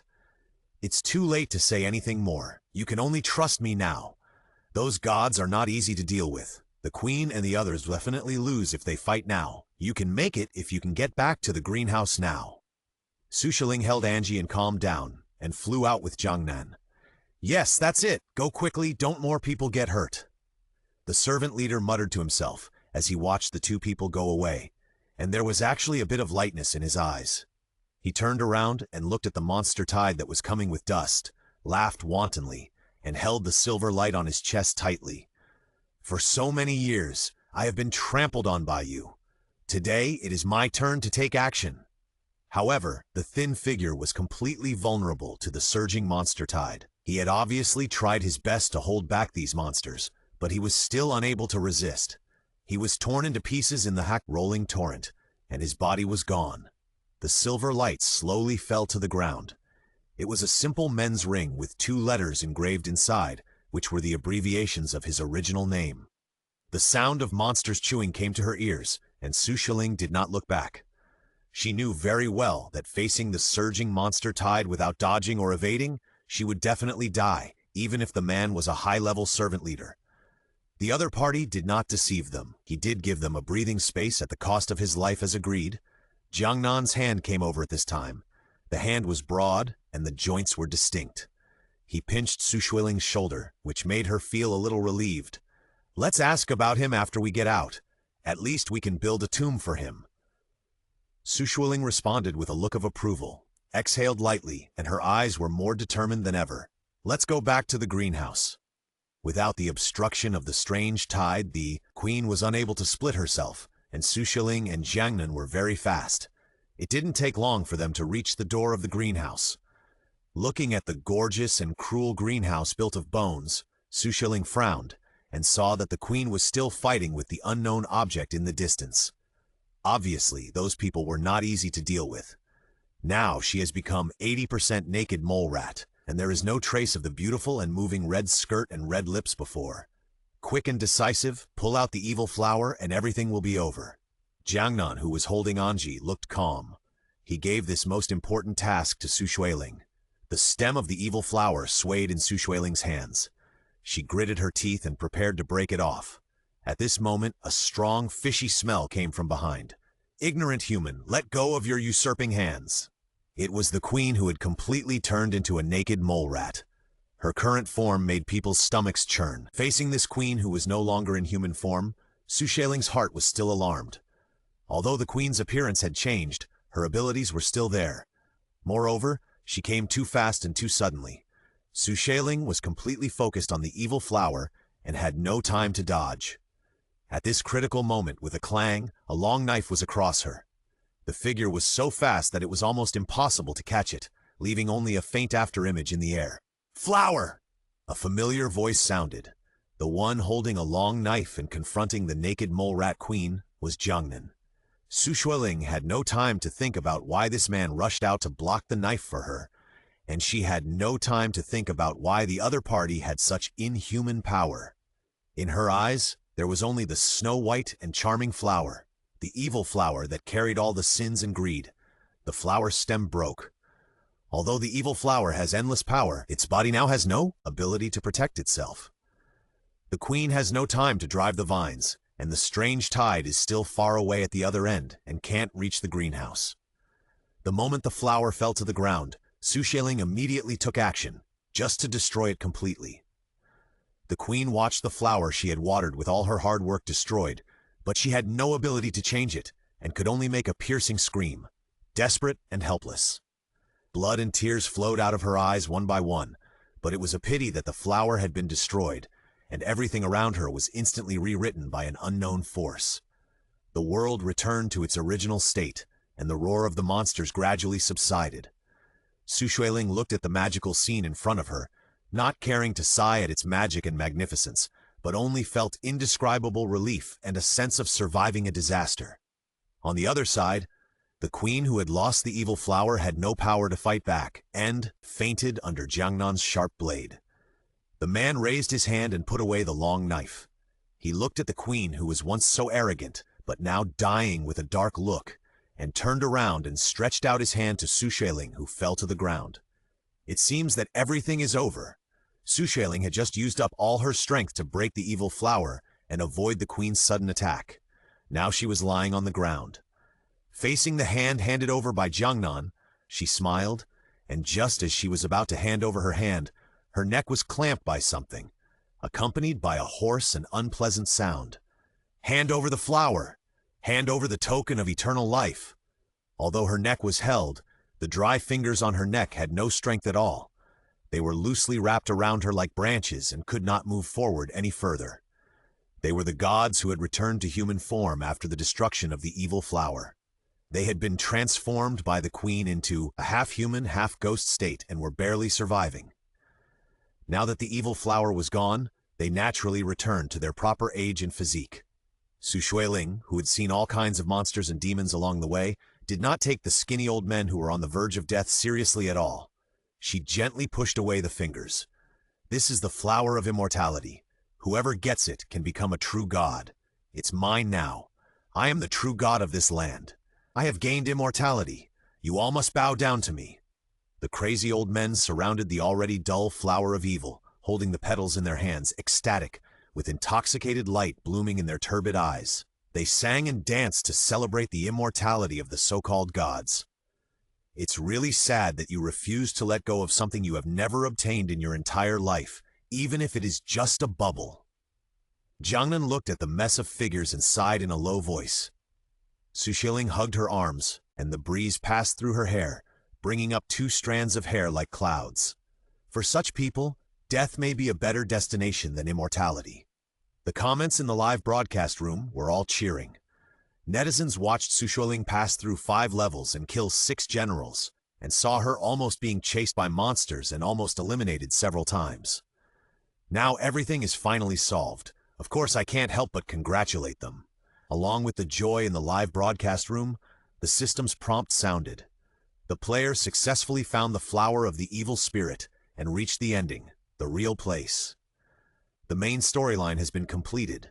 The emotionless voice of the system was like the sound of nature at this time, and the live broadcast room was quickly covered with bullet screens, singing a triumphant song. Ling Ling is mighty! This is too exciting! Oh my god, what level of audio-visual feast is this? Too brain-burning. Everything seemed to be going in a good direction, but Xueling frowned. Although the system had just prompted that the ending had been reached, it added that the main storyline had been completed. Was it hinting that the matter had not been completely resolved? Was it telling her that there was another link that she accidentally missed? Unfortunately, the system did not give her extra room for thinking. A short electronic sound beeped, and another prompt was released on the system panel. Players who have completed the game can choose to end the dungeon or continue the side story. Please choose. The matter has been settled. The system has determined that the task has been successfully completed.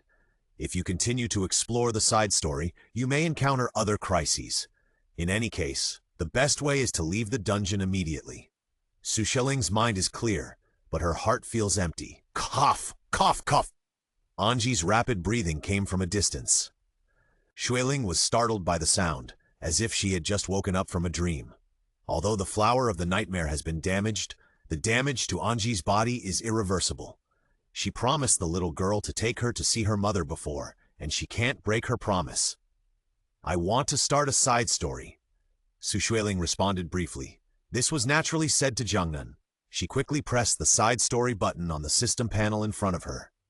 The system sounded a short electronic sound again, indicating that the player had made his choice. Let's go and send Anji back. To Xueling's surprise, Jiangnan didn't say anything, but acquiesced to her decision to take Anji back. He looked so cold, but he was unexpectedly quite humane at this time. Under Xueling's suspicious eyes, Jiangnan calmly picked up Anji, and the 3 of them walked towards the underground village where Anji was. Although the world without the evil flower was still not so beautiful, it was much cuter without the vines and monsters that wanted people's lives everywhere. Xueling followed Jiangnan, crossing the swamp with 1 foot deep and 1 foot shallow. She pursed her lips and whispered, I thought you would choose to leave the dungeon. Jiangnan paused for a moment and rarely smiled. Am I so unkind in your eyes? Xueling was speechless by this sentence and didn't know how to respond for a while. If she agreed, she would be completely unable to respond. If she didn't agree, she really didn't think Jiangnan had anything to do with the word human touch. I must fulfill my promises, no matter what the reason. Fortunately, Jiangnan didn't really plan to wait for Xueling to speak, but threw out the answer to the question on his own. His sharp profile was shrouded in a thin mist, which made him look much softer. Besides, I do have some things that I want to figure out. I know. Xueling listened to Jiangnan's words and muttered in a low voice. She felt from the beginning that this great god with a mysterious origin and extraordinary skills was not a good man. Now it has indeed proved her guess again and again. "What did you say?" Jiangnan didn't hear Xueling's low mumbling clearly. He only saw the woman suddenly lowered her head to think about it, and he couldn't help but be a little curious.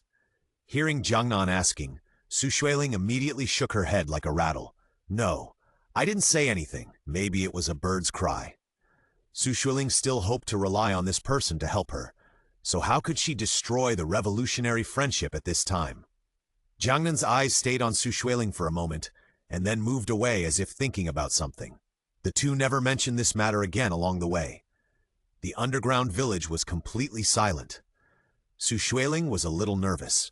Jiangnan also noticed something was wrong. The two of them quickened their pace and walked into the village. This made them stunned. In such a large village, there were all skinny people on the verge of death. They were dying and didn't even have the strength to stand up. They looked like skeletons. How could this happen? Could the evil flower also affect the underground village? Although Xueling hated the queen and those monsters, she felt pity for these people in the underground village. After all, they were the ones who rejected the evil flower in the beginning and didn't want too much. "I'm afraid it's not that simple." Facing Xueling's question, Jiangnan groaned and motioned Xueling to look at his arms. Anji, who was supposed to be lying quietly in Jiangnan's arms, now widened his eyes and sat up straight as if he was in his last moments. He looked extremely mad. Go home. Go home, my mother is still here, at home." Intermittent mumblings came out of Anji's mouth. Xueling and Jiangnan had no other choice but to rush to her home, as Anji said. The deeper Xueling went into the village, the more shocking she felt.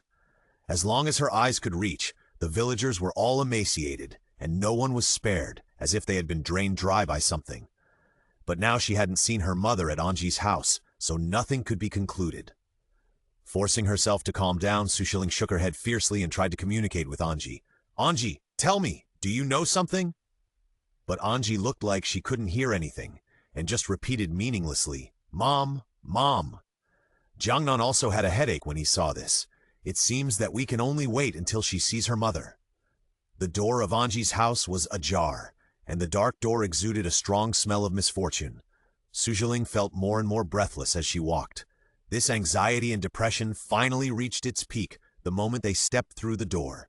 The bed of Anji's family was still there, but there was no mother on it. It was clearly a pile of bones. There was no flesh left, and it was obvious that she had been dead for a long time. Xueling was shocked by the scene in front of her. How could this happen? Where is Anji's mother? No one could answer her question. Anji broke free from Jiangnan, and her wailing was so suppressed that it was heartbreaking. "That's it. It's true. I know everything." Anji cried and laughed, but the emotion in her eyes was so sad. Xueling couldn't bear it, and secretly pinched a handkerchief and wanted to hand it over, but Jiangnan had already walked to her side. His dark eyes looked at Xueling quietly, and Xueling stopped moving her hands. Anji didn't need a handkerchief to wipe her tears. She just needed to vent her feelings. "What do you remember?" Jiangnan spoke softly. His voice seemed to have the power of hypnosis, making people unable to help but answer according to his questions. Tears were all over her face. She opened her mouth and suddenly pulled out a twisted smile, and finally said, "Mom." Anji's mindless murmurs stopped after a long time. She stared at the skeleton on the bed, with a nostalgic expression on her face. It was the nostalgic expression of all children in the world who were nostalgic for their mother's arms. She walked step by step into the pile of bones on the bed, without any fear on her face. Then, under Xueling's stunned expression, she carefully pulled up the skeleton's hand, and gently rubbed it with her tear-stained hand, as if she was enjoying a warm palm. Xueling couldn't bear to look away, and just happened to see Jiangnan's jawbone next to her. His lips were very pale, pursed calmly, and looking up, there was a pair of dark eyes that were always a bit cold, as if no matter how lyrical the scene was, he couldn't move him. "What are you looking at?" Jiangnan suddenly opened his thin lips. Xueling was a little unresponsive. She pretended to cough, and then looked away, to cover up. "What's the situation now?" She looked away and asked casually to break her embarrassment. Jiang glanced at her lightly and said, "Wait for the truth." It's already within reach. As soon as he finished speaking, Anji over there seemed to have finally finished her recollection. She gently raised her head, her big black and white eyes looked dim. Thank you. You made me remember everything. Unlike her crazy mental state just now, Anji actually regained her sanity at this moment and looked like a normal girl. Of course, this had to ignore her action of holding the hand skeleton. What exactly happened here? Xueling seized the opportunity and stepped forward to ask softly, "My mother and I have long died in this nightmare-like place." Anji's eyes drooped slightly, and crystal tears slid down again. Xueling blinked, a little confused. Dead? But wasn't Anji alive in front of him? Jiangnan frowned for a moment, then relaxed. There was not much surprise on his face. He said, "When we brought her in before, she said something that seemed to have happened many times." "Yes, I have happened many times." Anji nodded, obviously agreeing with Jiangnan's statement. She told a story objectively, like an outsider. "The flowers here are full of curses. We are all trapped in the curse, and the dead will be reborn again and again. And I." When she said this, her eyes were suddenly filled with fear. She stretched out her hand and looked at her body with fear and disgust in her eyes.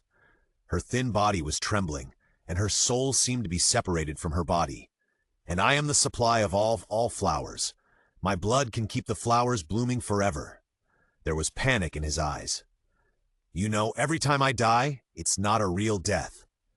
She looked at Xueling and Jiangnan with a pale face and eyes full of help. "That monster, it will make me live again. It will make me grow again." She pointed at herself with her hands stiffly and shouted in despair. "I am not the real me. I have lost the meaning of living in regeneration after regeneration. This body is made by monsters, and I will become the nutrients of flowers again. Infinite death, infinite rebirth. Now she has recovered all her memories and is almost insane. This is a torture without a time limit." Xueling's pupils shrank slightly. The corpses piled up in the greenhouse turned out to be Anji's. All the greedy people failed to escape in the end. They were all captured by the bait released by the devil flower, and then they were trapped here forever and became the next batch of monsters, just like the servant leader. There is no death here.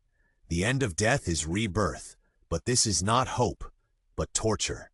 Looking at Anji, who almost lost her mind again, Xueling wanted to comfort her, but she opened her mouth and couldn't say a word in the end.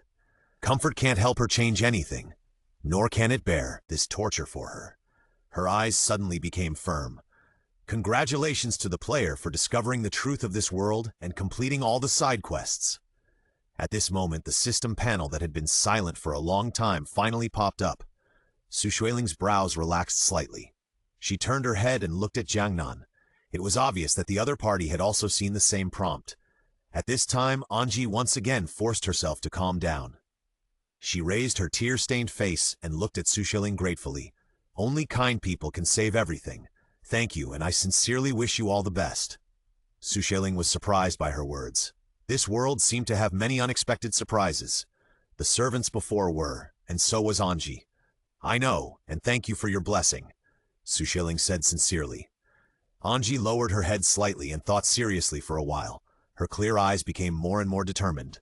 "Can I ask you to do me another favor?" asked in a low voice. Jiangnan nodded slightly. "You say? Can you kill me?" Anji looked up and looked at the two of them calmly. Xueling was confused by this strange request. Jiangnan beside him didn't seem surprised. "You can choose to commit suicide." Anji thought they were going to refuse, and immediately said, "No, it's not. I can't kill myself, only fire." At this point, her eyes were full of yearning. "There is no clue about the person who sent the flowers. Maybe they will come back. I don't want to fall into the cycle again. Burning will end a person's soul." She sighed softly. "That's the legend we believe in." Jiangnan rarely did not point out that this is not scientific, or there is no such science in this world.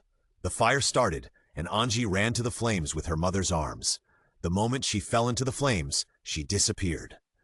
After seeing this sad story in the live broadcast room, they sighed one after another, and the public screen was filled with the words, "Good night." Xueling also sighed silently, hoping to get a new life. After devoutly blessing Anji, Xueling looked up, but saw a bony hand placed in front of her hair. Xueling looked up in surprise and saw Jiangnan standing beside her.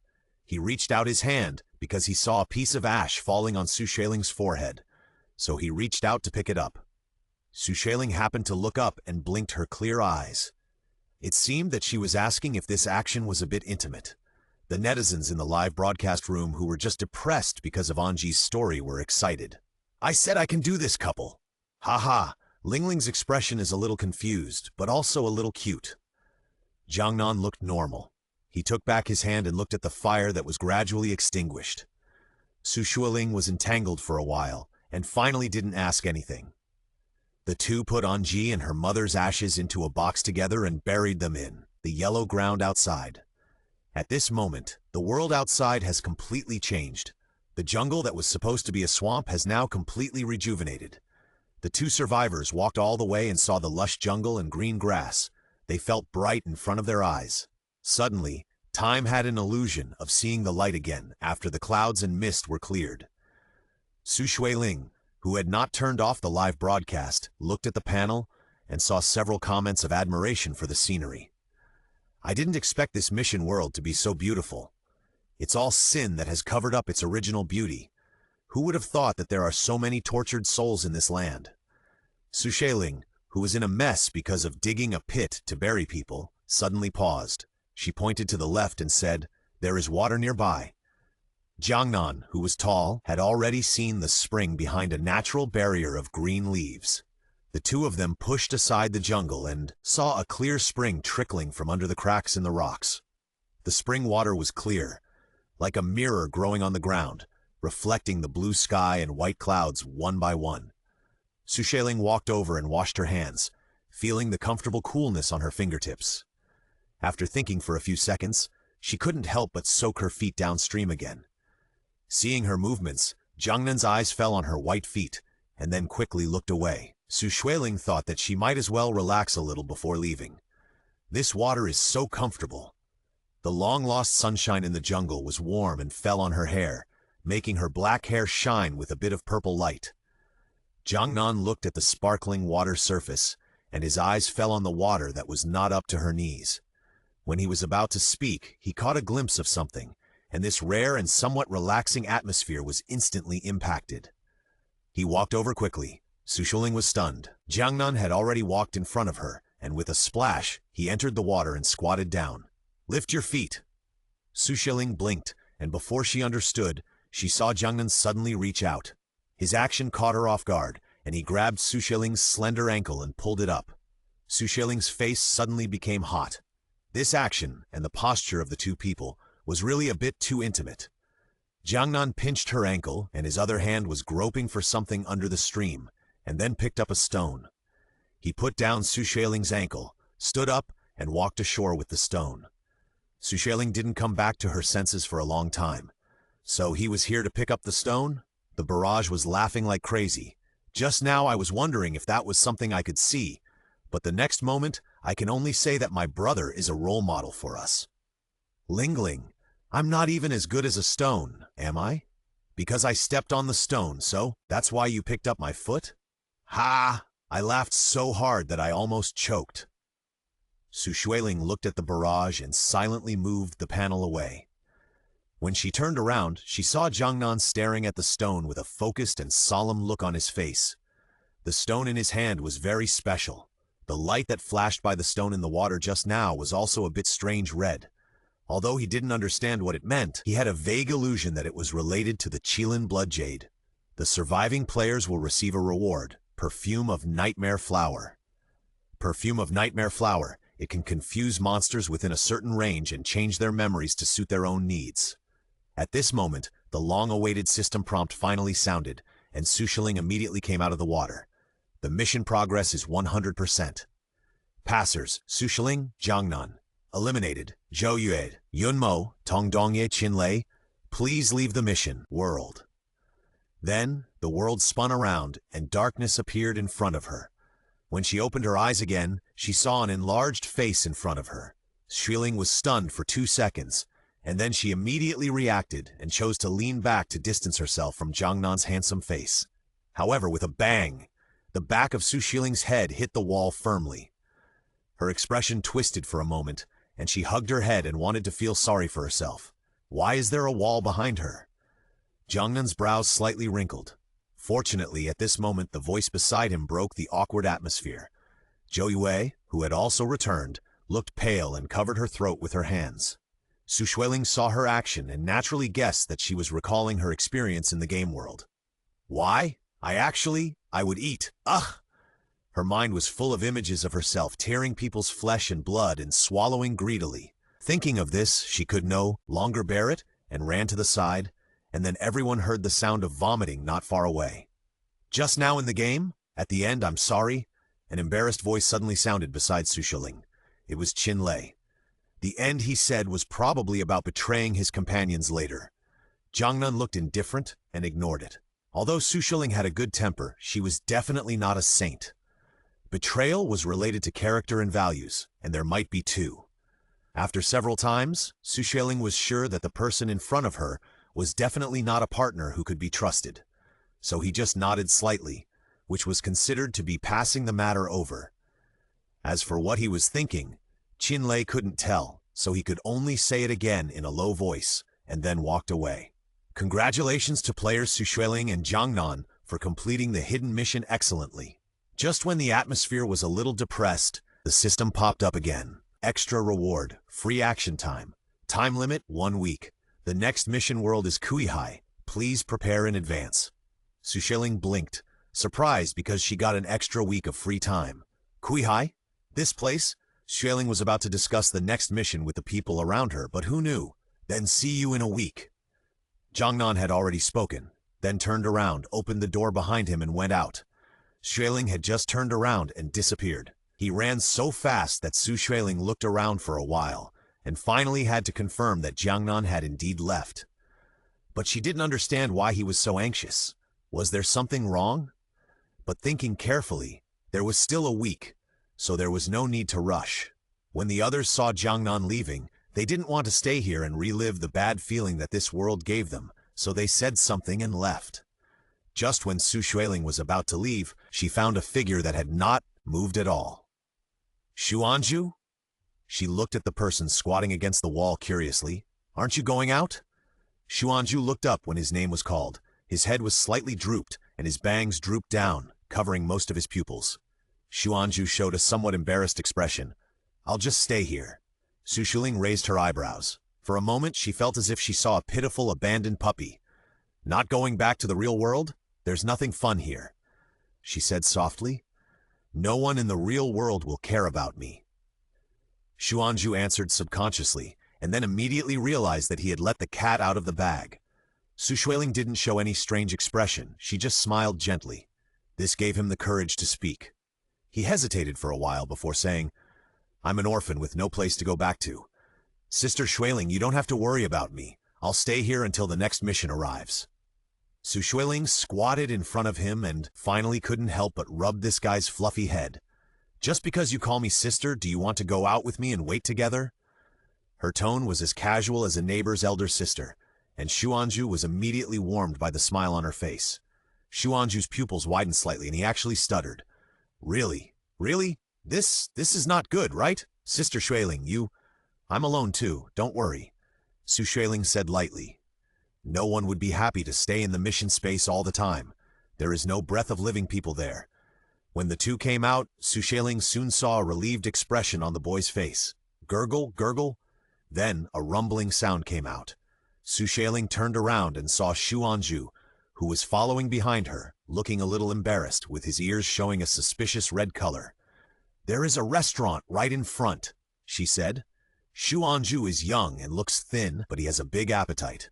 Half an hour later, Xueling saw a pile of empty bowls on the table in front of him, and it was difficult not to look sideways. Did I eat too much? Xuanju was also a little embarrassed. It's okay, just eat enough. Xueling smiled. Xuanju gave people the feeling that she wanted to protect. Xuanju's eyes lit up and he said, Then I want to eat 2 more bowls. Xueling tried to hold back, but she still laughed. Okay. Xuanju was even more embarrassed now. I'm sorry, Sister Xueling. I will treat you back when I get the money for my part-time job. Part-time job? What part-time job do you do? Xueling raised her eyebrows. The waiter brought the food up quickly. Xuanju said while picking at the front of him, I can do everything. Handing out flyers, delivering takeout, and doing some hourly help. Although he said it easily, Xueling could still hear the sadness behind his words. How could an orphan, a person who has no one to rely on in this world, not have a hard life? Once Xuanzhu started talking, he couldn't help but say a few more words. Later, I was tired from working, so I went back to the basement. I just lay down on the bed to rest, and the system came to me, so I met Sister Xueling and you guys. Xueling couldn't help but frowned. You didn't know what it was, so you agreed to it? Xuanzhu lowered his head again, but soon said, he said he could give me the home I wanted, and because of this, I didn't think about it and agreed directly. The expression on Xuanzhu's face was very pure when he said this. Xueling was subconsciously stunned. She never thought that in this fast-paced world full of greed, one day she would hear such a pure and simple idea. She sighed and looked at Xuanzhu. She actually had a maternal illusion in her heart. Now, do you regret it? She put down her chopsticks and asked, this game system may take your life. She didn't forget what the servant leader said. Xuanzhu was stunned when he heard this, and the rice he shoveled into his mouth seemed a little tasteless. The system world is indeed cruel. There he saw death and experienced death. Thinking back on it now, it made his back shiver. Seeing the light in Xuanzhu's eyes gradually disappear, Xueling felt that she had asked too much. Who wants to recall the dangers and blood in the mission world after coming out? Sorry, let's not talk about this, she said to make amends, but the next moment she bumped into a pair of sparkling eyes. Xuanzhu raised a clean smile to her. I don't regret it. It was the same clear eyes again.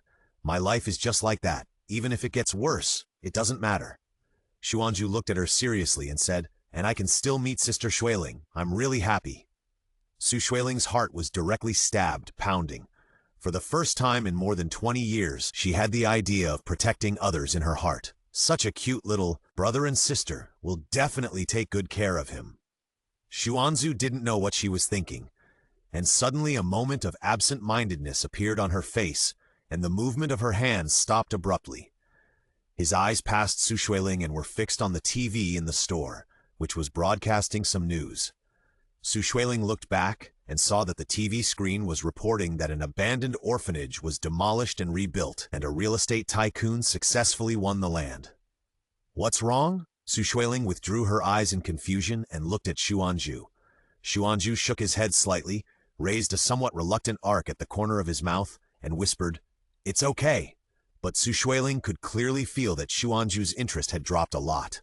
After he finished his meal, Xueling took him to visit a lot of snack bars, as if to make up for the food he lacked in the mission world. Soon, the sky darkened. Sister Xueling, thank you for treating me to so many delicious foods today. Today we will. As soon as Xuanzhu finished speaking, someone patted his shoulder. Xuanzhu? A casual voice sounded from behind.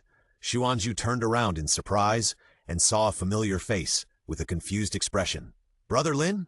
Where have you been? Although the man asked this, his eyes were fixed on Xueling, and even his smile was a little meaningful. Who is this beautiful girl? How do you know her? Xuanzhu turned around in surprise and saw a familiar face with a confused expression. Brother Lin? Where have you been? Although the man asked this, his eyes were fixed on Xueling, and even his smile was a little meaningful. Who is this beautiful girl? How do you know her? This person who suddenly came was very purposeful, staring at Xueling without moving his eyes away. As for Xuanzhu, although he was holding his arm around her, the resistance in his eyes clearly proved that he was not familiar with the person next to him. Brother Lin? He hesitated, not knowing what to say. Xueling knew his character. She smiled and pulled Xuanzhu over. She said, I'm Anju's sister. She didn't introduce herself, but her tone was strong. Although she was the shortest among the three, for some reason Lin Jin felt a sense of pressure from her gentle eyes. Are you kidding? He thought to himself, and the smile on his face was a little forced. So it's your sister. I don't know what your beautiful sister's name is. Is it convenient? It's not convenient. Xueling smiled slightly, revealing her cute little tiger teeth. Lin Jin choked. Xueling didn't miss the disbelief and retreat in his eyes. Xuanzhu, who was standing behind Xueling, didn't expect Xueling to be so straightforward and almost laughed out loud.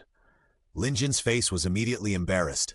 He didn't know what to do with Xueling, but he dared to scold Xuanzhu. You kid, what are you laughing at? What sister? You are just a gigolo. They all rented the same basement. Didn't he know who Xuanzhu was? He is just an orphan without a father or mother. And where can he get a sister? Xueling couldn't help but snorted. If you have nothing to do, please don't disturb us, Mr. Lin. Lin Jin was a little unwilling, glared at Xuanzhu and said quickly, Wait for me. If you have the guts, don't come back. After that, he ran away in shame. Seeing this, Xueling couldn't help but roll up her sleeves. She didn't dare to find fault openly, but only dared to scare people secretly. Even if she had a good temper, she couldn't hold back her sense of justice. Sister Xueling, it's okay. He doesn't have the courage. He just dared to scare people. Xuanzhu hurriedly grabbed her. Xueling saw that the man had indeed run away, so she had to give up. But looking at Xuanzhu, who looked like a pitiful little thing behind him, she was still worried and simply said, Xuanzhu, why don't you come back with me? Xuanzhu was stunned. I'm worried about people like this causing trouble for you. Xueling made a well-reasoned analysis. Besides, if you get injured before entering the mission world, it might affect you, so I thought about it and decided to take better care of you. You can stay at my house for the next few days. Xuanzhu looked at her hesitantly, obviously a little embarrassed. Sister Xueling, is this not good? It's fine as long as I say it. Xueling rubbed his forehead. It's decided. Xuanzhu hesitated for a while and finally nodded, but when he was going back to Xueling's house, he couldn't help but say, Sister Xueling, can you take me to a place? I want to go and see it. Xueling was puzzled, but naturally agreed. Soon the taxi stopped in front of a ruined wall. Xueling glanced blankly at the messy place around her, and then looked back at Xuanzhu, who was particularly silent along the way. Xuanzhu's eyes were fixed on a building not far away with half of its wall charred. There was also a shaky plaque on it, with the words Future Star Welfare Home written on it. The handwriting was a little blurred, as if it had been abandoned for a long time. Xueling couldn't help but think of his life experience, and then the scene on TV flashed through her mind. Isn't this the welfare home that was about to be demolished and expropriated as land? This is where I have always grown up. The director and others treated me very well. I had my childhood here. Xuanzhu had never told anyone about this matter in his heart, and his throat was a little hoarse now. But then a big fire suddenly burned down the entire welfare home. Xueling didn't know how to comfort him, so she just became a silent listener. Xuanzhu was embarrassed. I'm sorry, Sister Xueling, I forced you to listen to these old stories of mine. Xueling couldn't help but feel distressed, and quickly said, It's okay, I like to join in the fun. Xuanzhu smiled again. I don't know if it was because of his childhood experience, but he rarely smiled on his face, but every time he smiled, he was particularly well-behaved and pitiful. Xueling felt that she was hopeless, so he quickly said, These things have passed. People always have to look forward. Now that we have entered that world, we have the opportunity to change everything. Xuanzhu nodded slightly. He listened, and then showed a relieved expression. Thank you, Sister Xueling. Xueling was satisfied. The two of them calmed down and went back to Xueling's house together. Xueling has always lived alone, and she didn't think it was inconvenient to have another person. On the contrary, because they had to do the task together, it was more convenient for Xueling to get to know this child. After a day like this, Xueling was a little restless. She remembered that when the task was completed, system prompted her with the information of the next task point, the sea. She didn't know this place at all. There seemed to be no useful information on the internet, so how should she prepare? After thinking for a while, Xueling naturally thought of Jiangnan. Sister Xueling means that you want to find Jiangnan? Xuanzhu sat on the sofa obediently and asked a question after hearing her suggestion. Yeah. Xueling nodded. He has high strength and intelligence. He can be said to be the #1 in our team. It's definitely right to ask him for things you don't understand. Sister Xueling trusts him very much? Xuanzhu couldn't help asking. Xueling coughed and thought seriously. Well, Jiangnan is indeed a teammate she can rely on.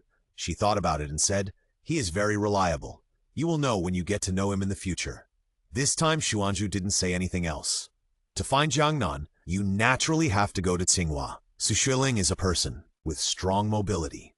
The next day she came to the gate of Tsinghua University with a backpack and Xuanzhu behind her. However, a high-end university is worthy of being a high-end university. The security guard at the gate saw that the two people didn't look like students of the college at all, and immediately stopped them. Who are you looking for?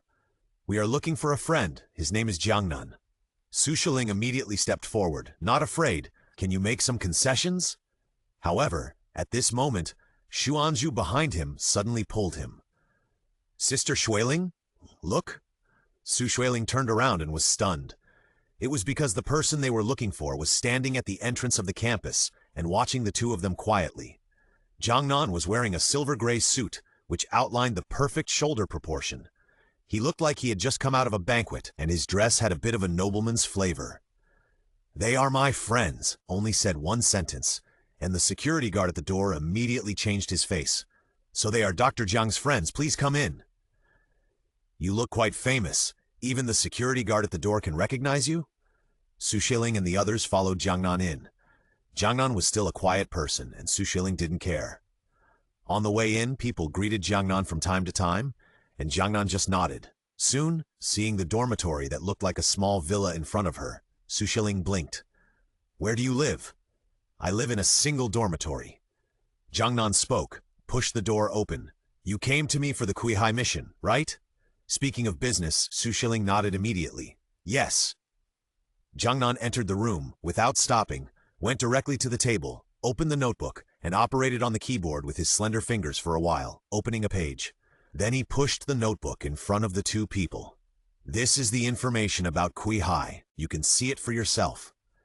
"So detailed. Why can't I find it on the internet?" Xueling took a closer look and finally saw something. "Your webpage? The school library?" Jiangnan rarely explained. "It is indeed not found on the internet. This is the information entered by the school library. The original content is recorded in a wild history. The information shows that Kuihai is a dead sea with extremely high concentration, located in the lowest place on land in the world.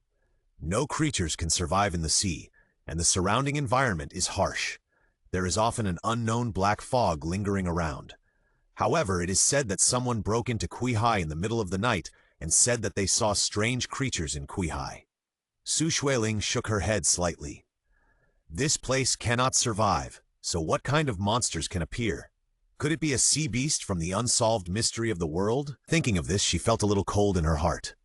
"This mission location is related to the sea. You don't want us to go into the sea, do you?" Xuanzhu, who had been silent all the time, asked in a low voice. Jiangnan raised his eyebrows slightly and reminded, "There shouldn't be anyone among us who can't swim, right?" Xueling shook her head. "I can go into the water." Xuanzhu also shook his head slightly. "Then it depends on the other few people. I hope they are prepared." Jiangnan took back the notebook with a calm expression, not looking very worried. Although they had experienced several mission worlds together, their relationship was not harmonious, and there was no way to communicate, so even if they wanted to remind each other, they couldn't do it. Regarding this, Xueling didn't force it. After saying goodbye to Jiangnan, she took Xuanzhu to prepare equipment together. Loading world location, Kuihai. A week passed quickly, and the system interface popped up with a countdown in the lower right corner. Xueling looked at the ticking time, carrying her backpack, took a deep breath, and pulled Xuanzhu to open the door.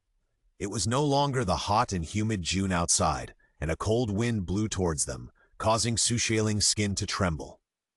The system explained that the mission location was directly teleported this time, and Xueling and Xuanzhu closed their eyes as prompted. When they opened their eyes again, they had indeed arrived at the mission world. A thick black fog gathered in front of them, and the surrounding environment seemed to be stained with a mass of black. People could not be seen 1 meter away, and of course it was impossible to tell whether it was day or night. "Anzu?" Xueling subconsciously touched the side.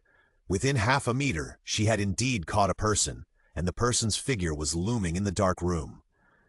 It was just that the feel seemed to be wrong, and the height was a little too tall, which did not seem to be what Xuanzhu should have. "Sister Xueling, I'm here." Just as she was thinking, Xuanzhu's voice came from a few meters behind her. Xueling, her scalp suddenly tingled. Since this person was definitely not Xuanzhu, what kind of creature was she holding? A beam of strong light suddenly lit up at this moment, hitting Xueling. The bright light that had just blurred her eyes almost made her unable to open her eyes. Fortunately, the light was not directed at her eyes, but at her shoulders. "I am Jiangnan." Jiangnan's voice suddenly rang in her ears. Xueling breathed a sigh of relief. She felt relieved. As long as it was not some inhuman creature, it would be fine. Sorry, I recognized the wrong person. Yeah. Jiangnan seemed to agree with her words. After a moment of silence, he said, let go first. Okay. Xing realized that her hand was still holding the person's clothes, and she quickly let go as if she was burned. Sister Xueling? Xuanju's voice was getting closer and closer.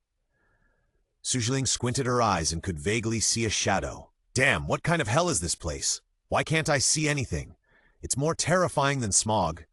From the voice, it was Tong Dongye. Zhou Yue's familiar complaints also rang out. It's this kind of ghost place again. When can we enter a normal place? Yun Mo's voice came from a relatively close place. It's a bit gloomy here. I'm here. Qin Lei also shouted, but the voice was still far away from them. At the same time, their system panel also popped up, emitting a faint light, so a group of people could see each other's position. Congratulations to the player for triggering the task. Please accept the task. Task target. Go down to Quihai and find the tears of the mermaid. Xueling also opened the live broadcast room at the same time. The live broadcast system has been loaded and the current popularity is 1206. As soon as the live broadcast started, netizens saw a black space in their eyes and were dumbfounded. I'm here to see Lingling again. My wife is so old? Lingling was offline just after coming online? Sorry, I didn't lose the line. But this time the task is a place full of black fog, so you can't see me clearly. Xueling was helpless. Hey, Xueling, can you always broadcast live when you do a task? Now is the time to discuss how to complete the task. It's so dark. How can we go into the sea? We don't know what's in the sea. Who dares to go in? Zhou Yu's voice was as harsh as ever, and the old fans in the live broadcast room had already remembered her. Why is she always there for every task? Going into the sea? Exciting. I want to contract Lingling's swimsuit limited skin. It's mainly because I can't see. I sighed and wished I could turn into a gust of wind to blow away the fog. Xueling was helpless. The netizens in the live broadcast room seemed to be particularly active because they had just started a new task. At this time, Jiangnan suddenly said, come here. Perhaps Jiangnan's previous performance in the task was very stable. Since he said he would go, everyone was hesitant, but they followed him forward one after another. After walking about 200 meters, the thick fog in front of them began to fade. Everyone was delighted and their steps could not help but speed up. Soon, the front was suddenly clear. The black fog disappeared, and what appeared before his eyes was a coarse gravel beach and a huge deep blue sea. The sea was windless and calm like a mirror, reflecting the whole world. The seawater gathered here, and there was no bottom in sight, nor the edge of the sea.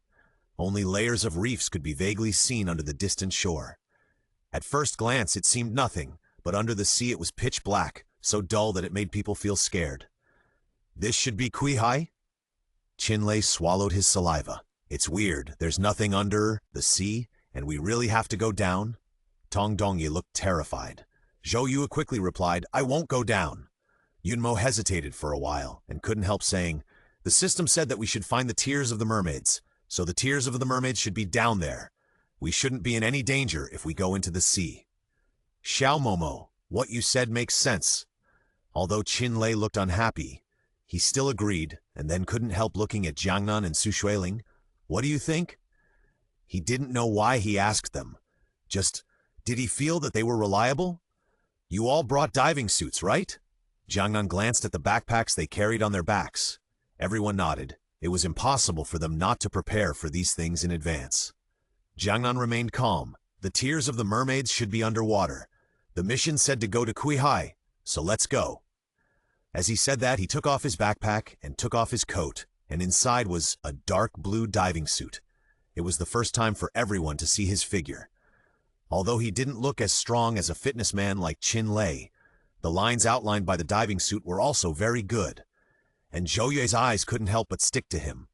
Xueling suddenly realized that she had already prepared for it. She was wearing a lavender diving suit. Xueling has a great figure. Qin Lei quickly noticed Xueling and said with his eyes brightened, what are you looking at? Hurry up and go into the water to find her. Zhou Yu also had a good figure, but compared to Xueling, she was not very attractive. He could not help but say something sour. Qin Lei was scolded and felt unhappy. He muttered, I didn't look at you again. While they were talking, they had packed up. The Dead Sea has a high salt content and a large buoyancy in the water. Zhou Yue and others were inexperienced at first and floated on the surface when they entered the water, as if they were on a buoyancy bed. This won't work. Put a stone around your waist, otherwise you won't be able to get down at all. Xueling glanced around and saw the large rocks on the ground. She quickly suggested. Naturally, no one objected. Soon, everyone tied the rocks with the prepared ropes and held them in their arms. They entered the sea again and finally sank this time. There was silence under the Dead Sea. After 10 meters, visibility began to decrease. After 30 meters, the surroundings became completely dark. It was impossible to see anything 5 meters away. The water around was very clear, but there were no fish. If it weren't for the low water pressure, they almost thought they were in a vacuum. This feeling made people feel a little stressed. Xueling saw a shadow in front of her and trembled a little. She couldn't keep up with the pace of the person in front of her, so she swam up and patted the other person's shoulder. Xueling saw the other person looking back. It was Yunmo's little face. It was not convenient to talk in the water, so she could only blink her eyes as a comfort. Although Yunmo liked extreme sports, he was afraid of water. At this moment, he was relieved and a little embarrassed, but he still followed Xueling's pace and swam down together. Although they were far behind, they all had waterproof flashlights on their diving suits, so they could still know where the others were. However, at this moment, a light suddenly shook, and the movement trajectory of the light beam was not natural, as if it was struggling. Xueling noticed it and swam over in confusion. The others seemed to have noticed something was wrong with their teammates and swam over. The strong light from Xueling's flashlight penetrated the darkness and hit the other person's body. It was a red diving suit. She remembered that this was Zhou Yue. She just didn't know what the other person was doing. She swam over and patted her shoulder. Zhou Yue seemed to be startled and slapped her back quickly. Xueling reacted quickly and leaned back, but she was still scared. If she didn't dodge, judging by the force, the diving mask on her face would definitely be knocked off. She frowned, and the flashlight accidentally shone on Zhou Yue's face. She saw that her face was extremely pale and full of fear. I don't know if it was because the strange environment around her made the atmosphere terrifying, but Xueling was actually scared. At this moment, a shadow swam over silently from behind. The light fell on the other person's diving suit, which was dark blue. Jiangnan grabbed Zhou Yue's shoulders. His grip was very strong, but the effect was immediate. Zhou Yue's face twisted for a moment, and then she calmed down. When she saw Jiangnan, she grabbed his strong arm tightly as if she had found her life-saving straw, and then pointed at her feet. Everyone saw that something was entangled under her feet. Due to the dark environment and limited light, everyone could only see that thing swaying in the water and tightly wrapped around Zhou Yue's calves. No one dared to move for a while, and their faces were all horrified. However, if no one dealt with that thing, wouldn't Zhou Yue be abandoned here? Xueling did not hesitate and quickly took out a dagger from her diving harness. Yunmo wanted to say something, but he didn't stop her in the end. Xueling swam down and found that the area was close to the seabed. It was pitch black below, and water plants were swaying in the water from time to time. And it was these water plants that were entangled with Zhou Yue. To prevent herself from getting entangled by the waterweed, Xueling did not dare to go too far down, so she leaned on Zhou Yue and used a knife to cut off the waterweed wrapped around her legs. The broken waterweed flew out and just covered the searchlight on her forehead. Xueling's vision became increasingly unclear, and she could only rely on her intuition to cut off the waterweed with a dagger. Until there was only the last cluster left, Xueling felt in a trance, as if she saw that the waterweeds gathered around her seemed to be increasing. An illusion? Wait! The relevant information about Quihai Lake that she had checked on the computer suddenly flashed through her mind. Quihai Lake is a dead sea, and no living creatures survive, so logically, there should be no waterweed here at all. She was startled, and the seawater surrounding her seemed to penetrate into her bones through her diving suit, and it was cold. She quickly cut off the last cluster of waterweed on Zhou Yue's legs. Zhou Yue felt the tension on her legs disappear, and she was so excited that she kicked her legs randomly. Xueling was still a little stiff, and she happened to be kicked on the shoulder. She didn't feel any pain, But she was stepped into the water, and she threw herself uncontrollably towards the black water grass. Xueling's heart was about to jump out of her throat. In the silence, her mind was blank, and the only thing she could feel was her heartbeat. I won't be out so soon. With this thought, she landed in the black water grass. It was an unexpectedly soft touch. There was no pain. The black water grass was like a long-haired quilt, softly sweeping over her body, unexpectedly comfortable. Xueling turned her head, and at this extremely close distance she saw that these sea grasses were soft and slender. But when she pressed her hands on these water grasses, she unexpectedly felt a hard touch. Xueling grabbed a bunch of water grass and pulled it up along with the stone underneath. What kind of stone is this? It was a human skull. Xueling gasped in fear. At this moment, a person swam down quickly above her head, grabbed Xueling's hand, and suddenly pulled her up from the huge water grass. Xueling was so scared that her whole body was stiff. When she looked up, she saw the person who pulled her up in the light. It was Jiangnan. But his face was more solemn than Xueling had ever seen. Xueling thought he was looking at her at first, but she realized that something was wrong. When she lowered her head, she saw the large piece of water grass just now, which could be called a mass grave. All the water grass was separated by the flow of water. A pale, incomplete skeleton seemed to be faintly translucent. And those water grass? No, it should be hair, which was constantly spreading out as if to catch up with everyone. Run!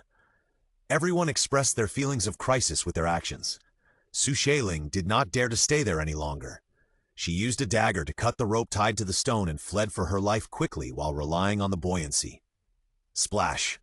A series of sounds emerged from the water. Xueling finally swam up from the water. Couldn't wait to breathe. Looking around, several people had terrified expressions on their faces. Quick! Get to the shore! Quick! Qinlei didn't need to shout. They knew what to do. However, Jiangnan's face, which had just taken off the diving mask, was solemn.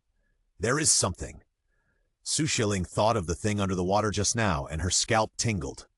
After Jiangnan said this, she suddenly felt that the feeling of being stared at by something became more and more obvious. Don't think about it. Hurry to the shore. If we don't get ashore, we have no chance of winning, Qinlei shouted. Others also swam to the shore eagerly. However, at this moment, Xueling heard a faint sound coming from all around her ears. It was vague, as if someone was whispering in her ear, as if someone was singing affectionately. It was so ethereal, as if it came from the deep sea. Did you hear anything? Xueling looked at Jiangnan beside her and whispered nervously. However, she didn't get an answer from the other party. Her eyes were fighting, and in the blink of an eye, she fell into the water without knowing anything. The people who were swimming around had already laid flat on the Dead Sea, like a boat that had lost power. When Xueling opened her eyes again, she didn't know what time it was. It was quiet all around. She looked around, and the coast that was right in front of her was gone. She seemed to be thrown into the endless sea, and the teammates who should have been with her were nowhere to be seen. The only thing that could be confirmed was that this was still the Dead Sea, and she would not sink. She didn't care about anything else, and groped back. Fortunately, the backpack was still there. But what should she do now? Are they all in trouble? Everything was so quiet that it seemed to indicate something ominous, causing Xueling to panic. She patted her face to cheer herself up. Finally, she turned on the live broadcast system. Soon, the netizens who were still waiting saw her current situation. It's Ling. Why is my wife in the water? It's a pity that there is no swimming limit, but the diving suit limit is also good. Come on, Ling. Didn't you find anything wrong? Is it too quiet? Xueling saw that the barrage was so lively, and the panic was finally calmed down. She said, "This is my mission location, Kuihai, which is also a Dead Sea. Now I have a problem." As she said that, she briefly explained everything she had just experienced. You can see the current situation. All my teammates and I are missing. At this point, she was a little worried. Ling, don't be afraid. As long as the system doesn't tell you to be out, they should be fine. Ling, if you're afraid of being alone, just keep the live broadcast going. We'll be with you. Thank you. Xueling smiled and gradually calmed down. She wasn't the type to sit and wait for death, so she simply found a direction and went out. She didn't know how long she had been swimming, but the netizens who had been helping her check the surroundings suddenly sent comments in surprise. Ling, look, there's someone in front. I saw it too. Ling Ling, look, your teammate. Wow, what a coincidence. Isn't this my husband? The person who could be called husband by the live netizens must be Jiangnan. Xueling's feeling of emptiness and worry was relieved a lot. She looked in the direction the netizens said, and sure enough, she saw a dark blue shadow 20 meters away, which was Jiangnan. Jiangnan! She raised her hand and called out excitedly. The other party heard the voice and stopped. Soon, the two of them met up. Where are they? Jiangnan wiped the seawater that splashed on his face, then frowned and glanced around. Although this action was not deliberately cool, hormones were still overflowing. A lot of people in the live broadcast room couldn't help licking the screen. My husband is so handsome, he flirts without knowing it. I am the water drop on his face. Enough upstairs, stop being a fangirl. Xueling shook her head. I was the only one beside me when I woke up, and I found you after a while. Jiangnan frowned. Then you still have the mind to start a live broadcast?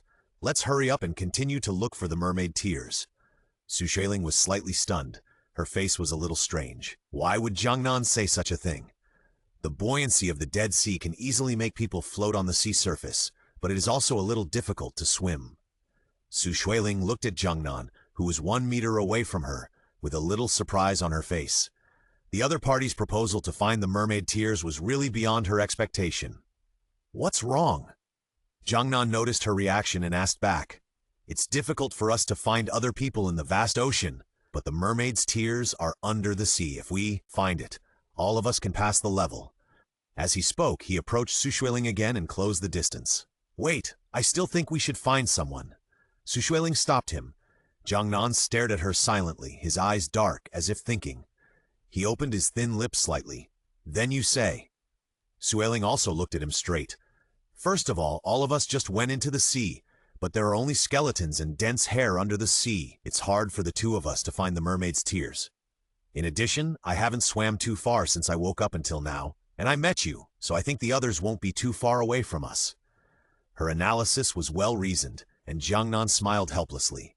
What you said makes sense. Sorry I didn't consider it comprehensively enough. Then let's find other teammates first. Xueling's heart skipped a beat.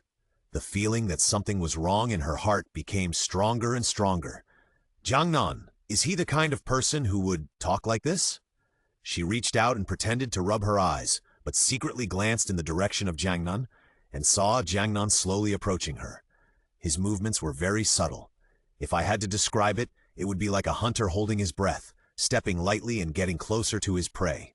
Was she too nervous and had an illusion? At this moment, the live broadcast barrage was still scrolling across the screen. Satisfied, the handsome guy smiled more today than ever before. I've taken a screenshot. I swear, this is my desktop. Xueling glanced at the live broadcast. Her pupils shrank slightly, but this nerve reaction was only a momentary thing. In the blink of an eye, she suppressed all the emotions in her eyes. Everyone should be tired. I still have to find the rest of my partners now, so I'll turn off the live broadcast first. Xueling smiled at the screen and said, I have to get down to business. There was a sudden wailing in the live broadcast room. Ling Ling, don't be so heartless. We just want to see more handsome guys. We can help you find someone. We found your handsome teammate for you. You're just throwing him away after you use him. Ling Ling, you big pig's hoof. Woo woo woo. However, no matter how the netizens wailed, Xueling had already turned it off. When she turned around, Jiangnan was very close to her, floating on the sea half a meter away from her. Xueling pointed casually and said, You swim over there, and I'll swim over here. Keep a distance of 3 meters and expand the field of vision to find people. Jiangnan hesitated for a moment, looked at the distance between them, and nodded quickly.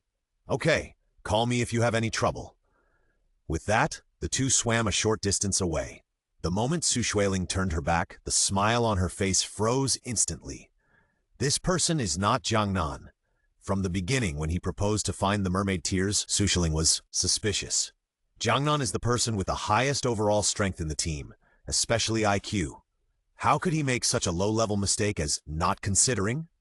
Moreover, he cared about her live broadcast, and the small movements that kept approaching her, which gave her a sense of oppression, were not an illusion.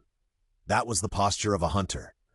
Fortunately, The other party was not in a hurry and was happy to play with her. Xueling glanced at the 3-meter distance between the two with her peripheral vision and quickly thought of a rescue plan in her mind. But what was frustrating was that she was almost trapped in a dead end. Now she was probably like an antelope playing under the lion's mouth. I have heard of the legend of the popularity of mermaid tears before. Xueling was nervous in her heart, but her face remained calm. At this time, she didn't know what kind of mood she was in when she asked this question. Jiangnan said indifferently, "What, legend? Mermaid tears are the tears of mermaids. It is said that when mermaids are extremely sad, they will leave precious tears and then turn into pearls. So maybe what we should look for is a pearl?" Xueling said half-jokingly. She didn't know if she would be eliminated soon, but if she could, it would be best if she could get something useful out of her. However, she did not get a response. Xueling was thinking, and at this moment, she suddenly saw 2 shadows on the sea 30 meters ahead. Xueling's heart skipped a beat, and it seemed that one of them was Qin Lei. Qin Lei's diving suit was fluorescent yellow, very conspicuous. There was another person in front of him, and the two were very close. However, Xueling was a little far away from them, and she couldn't see who it was for a while. Xueling opened her mouth and was about to call him, but soon she found something wrong. Qin Lei's posture was weird. He stood upright in the sea, with only his body above his shoulders exposed on the sea. At this time, he had his back to Xueling, his neck slightly tilted forward, and he was in close contact with the person in front of him. What was going on? Xueling blinked quickly. Maybe the two were just whispering. For her, Qin Lei might be a life-saving straw, and she naturally couldn't let go of this opportunity. However, just when she wanted to swim over, she saw Qin Lei and the people around him dived underwater. The water was clear, and Xueling could clearly see Qin Lei's fluorescent yellow shadow arsing on the water surface. Going to leave? Xueling shouted anxiously, "Qin Lei?" At this moment, Qin Lei, who was underwater, surfaced. But this was not what Xueling wanted to see.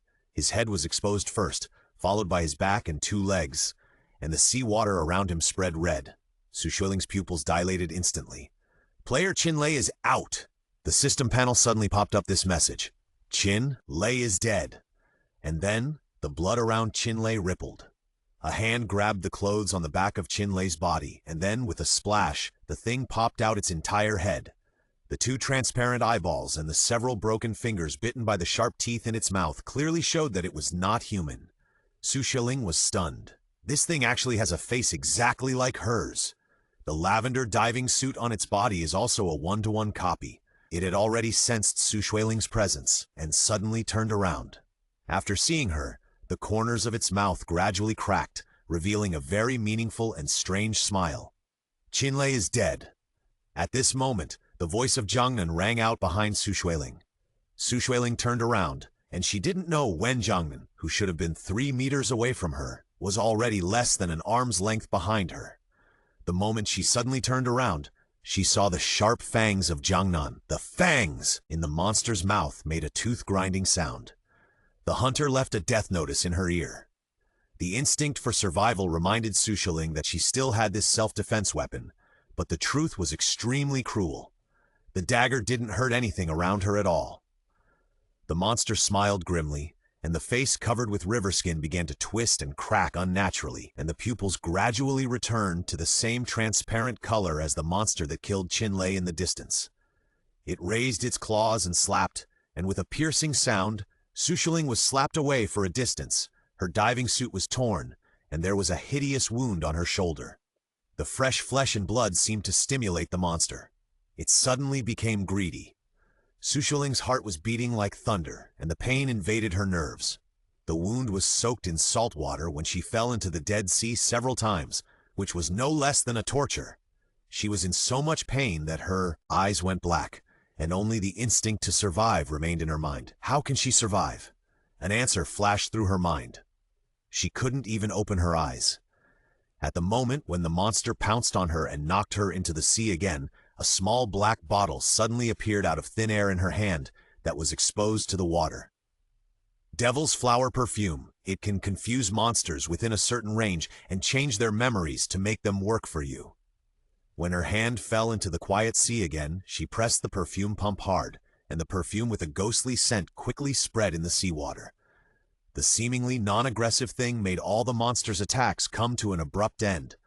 It slammed into the water in a stalemate posture of rushing towards Xueling. At the same time, a piece of memory also flooded into Xueling's mind. The memory was like a newspaper fragment destroyed by a hurricane, and the information was completely unorganized. Xueling sometimes saw a strong light, sometimes heard a beast-like roar, the sound of slapping the cage and a sharp needle. Is this suffocating memory of that monster? When she was sent out of the water again by the buoyancy of the Dead Sea, Xueling wiped the seawater off her face and took a deep breath. Feeling the movement behind her, she turned back again and saw Jiangnan with a painful face, holding his head and roaring, and seemed to be slowly taking off his disguise, revealing his transparent skin. The overall shape is still human, but the whole body is transparent, like a crystal.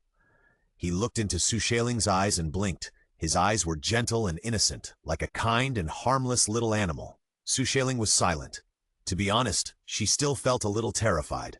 The perfume of the devil flower seemed to have the ability to control monsters. So now, is it obeying her orders? In any case, after confirming that there was no danger to life, Xueling finally relaxed a little. She took back the perfume of the devil flower and then turned to look in the direction of Qinlei's body. But at this time, there was no one there. Xueling frowned. It seemed that the monster ran away at some point. It didn't come to attack her. Just as she was thinking, her arm was poked by the transparent monster next to her. It pointed in a direction. Xueling looked up and saw a figure swimming in the distance. The familiar dark blue figure, who else could it be but Jiangnan? When the other party saw her, there was no joy on his cold and handsome face, but a vigilant expression. Coincidentally, Xueling had the same expression. The two of them were in a stalemate on the water for a while, and finally Xueling broke the deadlock first. I can start a live broadcast. Live broadcast is a function attached to the system. Even if those monsters can transform into her appearance, they can't do what real players can do. In order to prove herself, Xueling directly opened the system panel and turned on the live broadcast. The live broadcast netizens waited hard in front of her live broadcast. When they saw her start the broadcast, the first screen was Jiangnan not far away. A group of female men immediately showed excited expressions. Ling understands me. Show me your husband when you start the broadcast. System. User Ling, my wife rewarded the anchor with 20 balloons. Ling, there is a transparent monster next to you, but it looks so well behaved. Cute. Wait, didn't you see that Ling's shoulder was injured? I feel so bad. What kind of broken world actually injured my wife? Suddenly, everyone gave rewards to show their comfort, and even told her to take good anti-inflammatory bandages, otherwise it would get infected. Xueling was somewhat flattered and quickly said, I'm fine, I can take care of this minor injury. She didn't expect that she would receive so much concern when she asked for an ID. She felt warm in her heart. After seeing her live broadcast, Jiangnan on the opposite side relaxed his vigilant expression. He also opened the system interface and used the system that only players have to prove his identity. Xueling realized later that her live broadcast seemed to be a bit of a one-shot deal. She had already opened the system interface, so why did she have to do it again? Sure enough, the Tsinghua scholar would never be inconsiderate. He would only make others think inconsiderately. Thinking of this, Xueling felt an inexplicable sense of security in her heart. Jiangnan swam closer and stopped 2 meters away. He raised his eyebrows and looked at the transparent monster next to Xueling that seemed to be harmless. There was a look of inquiry on his face. What's going on with it? I used the perfume of the devil flower on him. Xueling explained, we should be able to keep him. He is harmless to us and may be able to help us when necessary. The combat ability of this monster is not weak. If we encounter any danger again, this is also a guarantee of life. Both of them are owners of the perfume of the devil flower, so they naturally believe in its efficacy. Jiangnan did not hesitate. His vigilance against this monster was reduced to the lowest level. He just opened his mouth, as if he wanted to say something, and finally looked at Xueling again, as if he had gotten the answer, so he didn't ask. Xueling was a little puzzled and couldn't help asking, what's wrong? Most people wouldn't think of bringing a monster around, Jiangnan said. Xueling choked. So is this irony or praise? She simply changed the subject. I don't know what the other people are like. At the moment, it seems that this monster is good at disguise. If you meet it alone without a way to save your life, you will have almost no chance of winning. Let's go find someone now. Yeah. Jiangnan agreed, looked at the transparent monster beside her again, and suddenly whispered another sentence. I should have kept it earlier. Xueling glanced at him twice. She felt a little curious. For example, how did Jiangnan deal with the monsters that approached him? If Xueling didn't ask, Jiangnan would naturally not say. After all, Jiangnan didn't talk much, let alone share these things. In the vast sea, it is most difficult to distinguish directions. Xueling simply treated the exposed wound, and the two chose a direction to swim together. The place where I woke up is about 20 minutes of swimming distance from here. Preliminary estimates show that it should be within 1,000 meters. Jiangnan asked, What about you? Xueling blinked blankly and then opened the system panel to check the time when she started broadcasting. 30 minutes ago, if our speed difference was not too big, I think it was about 1,000 meters away. Jiangnan suddenly smiled. Probably the two of us were walking in a straight line opposite each other. Xueling was stunned for a moment when she heard what he said, and then said seriously, Actually, you want to say that our meeting is 90% due to fate, right? Jiangnan raised his eyebrows without comment. In his heart, he thought that meeting Xueling was a blessing in disguise. At least she was a teammate who could cooperate. Xueling! Jiangnan, so you are here! At this moment, a loud shout came from a certain direction. The transparent monster beside Xueling heard the noise and subconsciously dived into the sea. Seeing its reaction, Xueling was slightly stunned, and then she saw a fluorescent yellow figure over there. Just a few minutes ago, Qinlei's body was in front of her, and now she saw a lively Qinlei greeting them. Xueling's mouth twitched slightly, and she looked at Jiangnan. Jiangnan's expression was exactly the same as hers. She approached Jiangnan and whispered, What should we do now? A silly monster swaggered in front of them to act. Jiangnan tilted his head slightly and met Xueling's eyes. Can't you control monsters? It's time to show its function. Xueling looked at the transparent monster behind her and blinked. Is this why the most advanced hunters often appear in the form of prey? Can you kill him? She asked. The transparent monster, under the influence of the perfume of the devil flower, obeyed Xueling's orders. His eyes became colder and colder, like crystallized ice. He nodded without hesitation. As he spoke, he disappeared silently into the water. Qinlei over there didn't see the happy expressions on the faces of the two people. He seemed a little surprised. He swam towards the two people and asked, What's wrong? Are you unhappy to see your teammates? Why are there only two of you? I thought I was the only one who was lost. The monster had a very accurate grasp of Qinlei's personality. If Xueling hadn't seen Qinlei die in front of her, she would have been deceived. We just ran into you and were about to look for you. Jiangnan's expression was flawless. He even waved to Qinlei. If there is no one over there, let's go to this direction to find them together. Qinlei couldn't help but be happy when he heard it. He swam over quickly. Little did he know that this was a bait. Under the deep blue sea, the transparent monster seemed to be completely integrated with the seawater, waiting for Qinlei to approach. Qinlei seemed to feel something, and his nose moved slightly. Xueling observed carefully, and at this moment, the hand holding the dagger behind his back not only tightened, he found his own kind. If the monster hunting failed, the rest would be up to them. Just when Qinlei came to a place 2 meters away from the two, the underwater transparent monster suddenly rushed towards him like a cannonball.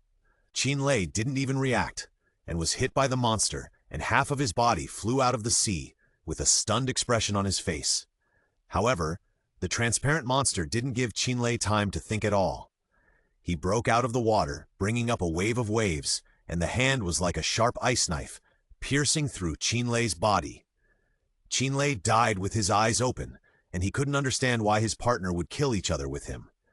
When Qinlei died, the surface skin gradually faded, revealing his transparent appearance, and fell straight into the sea. Xueling could not help but gasp when she once again faced the killing power of the transparent monster. If it weren't for the perfume of the devil flower, she would have been out by now. Player Yunmo is out! Before Xueling could completely relax, the system suddenly gave a cold reminder. Xueling almost immediately looked at Jiangnan beside her. Jiangnan shook his head, slightly, but his expression became more and more solemn. Since they were separated, these few people were in a game of total annihilation. Fortunately, the two of them met. Luck does play a big part, and Jiangnan pondered for a moment and changed his mind. It's been less than an hour since we woke up, and 2 people have been eliminated. We don't need to waste time looking for others. Although this sounds cold, it is true. Perhaps their speed of finding people is not as fast as the speed of these monsters hunting. Okay. Xueling thought about it and agreed. Then let's go find the mermaid tears. After walking for a quarter of an hour, they encountered a small island floating on the sea. The two swam for a long time and then decided to rest on the surface to replenish their energy. Then they re-equipped themselves and swam towards the sea. Perhaps because of the different location, Xueling did not see the seabed covered with hair this time. The two continued to dive deeper until 120 meters, when they finally touched the seabed. There was no hair here, but there was still a large pile of dead bones. The searchlight on the head shone down, and all they saw were pale dead bones, which looked even more creepy. Xueling raised her eyebrows and was about to continue when the diving suit that had been glued to her shoulders suddenly had bubbles. Oops, her diving suit was just torn. Although it was tied with something to prevent water from leaking in, the pressure here was too high, and the balance between the inside and outside of the body was still broken. As if seeing her embarrassment, Jiangnan took action in time, cut off the rope that tied her to the stone with a knife, and pushed her up to the sea. Xueling's head was buzzing, but she had to give up.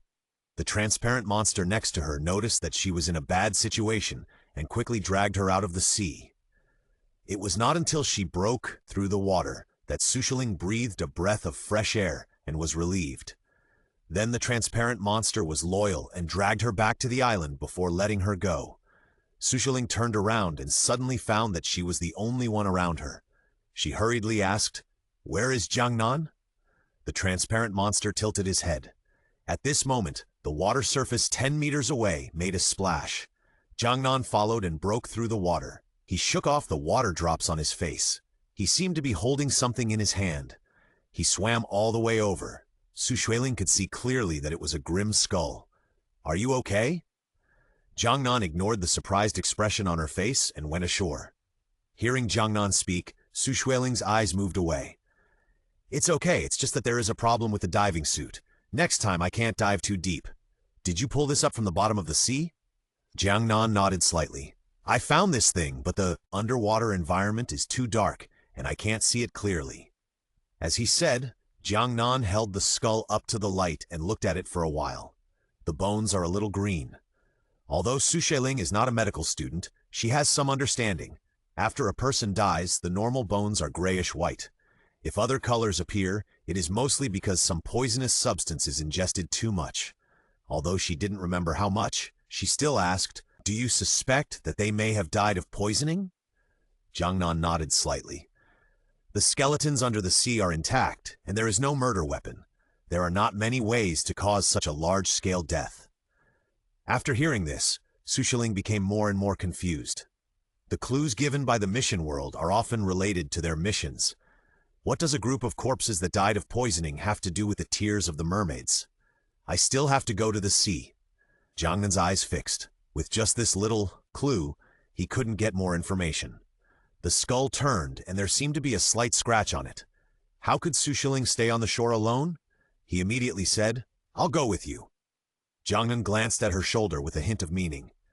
"Wait a minute, I'll treat the wound first." Xueling saw the gauze soaked in seawater and untied it quickly. However, the next moment she was stunned. The shoulder that was originally scratched by the transparent monster was now smooth as before, without any scars. Seeing this, Jiangnan took a step back and stared at Xueling. Xueling took a while to react. "Wait, I don't know what's going on at all. I'm real." As he said that, he hurriedly showed the system interface.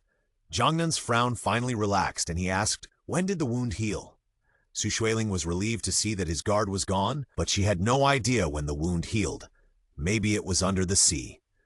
There were more and more unknown puzzles, and all of this was probably related to the things on the seabed. The two did not hesitate for too long. To be on the safe side, Xueling wrapped the gauze back and followed Jiangnan into the sea again. The transparent monster was very fast in the sea. With his help this time, the time it took for the two to return to the seabed full of bones was shortened by half. Jiangnan picked up a bone, looked at it for a while, and handed it to Xueling. Xueling was looking over with doubt and saw 2 teeth marks on the bone under the light. What does this mean? Are there other creatures that eat human flesh in the sea? She felt a chill on her back, and at this moment, in her peripheral vision, a shadow slid past from a distance. She glanced over suddenly, and the light just caught a section of the tail of a big fish. There's something in the water not far away. Xueling pulled Jiangnan and pointed over there. Jiangnan also saw it, hesitated for a moment, and motioned to follow. There were no other clues here except the skeleton, so they could only take the risk to take a look. But the big fish swam too fast, and they didn't see its figure again. Instead, they saw a huge sunken ship standing on the seabed 50 meters away. Under the dim light, the white paint on the hull was shiny. Xueling glanced at Jiangnan beside her, and after exchanging glances, the two reached a consensus to find out. At this moment, a sound suddenly came from the water, like a human whisper. It was ethereal and distant, but it seemed to be everywhere. Xueling was startled. It was the sound that made them faint before. She suddenly felt a sense of crisis, and sure enough, a wave of sleepiness quickly swept over her. Xueling had to bite her lower lip, trying to use the pain to wake up her mind. However, it was useless. In a trance, it seemed that someone was holding her hand tightly and swimming forward. She opened her eyes and saw the ship approaching. Then the world spun and everything went black. The ethereal whispering stopped abruptly. "Xueling, wake up!" After an unknown amount of time, Xueling felt someone patting her face. She slowly opened her eyes and saw Jiangnan's face close at hand. There were water stains and water droplets on her eyelashes. "Where are we?" Xueling spoke subconsciously, and soon found something wrong. She widened her eyes and touched her face. There was no oxygen mask. Did she come out of the sea? Then she scanned the surrounding environment. This seemed to be a room separated by iron plates. The iron plates were not rusty, and at the end, there was a door. Except for the puddle of water that the two of them brought in, there was no other trace of water. "We are inside the ship?" Jiangnan stood beside her and looked outside. Xueling stood up hurriedly, and then she found that the seawater outside the ship seemed to have solidified. It was surrounded by seawater, but the inside was extremely dry, and there was even oxygen. "This ship is clearly abandoned. Why is there no seawater inside?" Xueling was surprised. It may be a problem with the pressure here. Jiangnan frowned and obviously couldn't explain it. He wiped the surroundings with his fingers and found that there was no dust. "We seem to have entered an independent space. Seawater can't enter here, and the things here are not over-oxidized. It's like abandoned by time." Xueling tilted her head to look for it, but didn't find the transparent monster. "Where is the transparent monster? I seem to be pulled here by someone. It should be it." "I was also pulled here. It may not have come in," Jiangnan pondered. "Since it brought us here, there should be something strange here. Since we are here, let's go and look for it together." Xueling naturally had no objection. She stood up and walked over to open the only door, and saw a passage that could accommodate 2 people walking side by side. There were other rooms around, and none of them were locked. The two opened them one by one and found that they were full of porcelain or antiques. It should be because of the shipwreck. The objects were tilted and broken all over the floor. "It is probably the ship of the archaeological team," Jiangnan said. He pushed open another door, and there were some large boxes inside. They were very old, and the cracks in the boxes revealed the walls of bronze bottles. Xueling walked to the last room. When she opened the door, she saw that there was nothing in the room except a table. She walked in puzzled. There was a large drawer on the table. When she opened it, there was only an old and yellowed book. There was a registration record label on the cover, which read 60s 93.4.3, S03 93.4 to S01. Xueling flipped through 2 pages, and the content was basically the same. The first page was the year, month, and day, and the second page should be the registration number.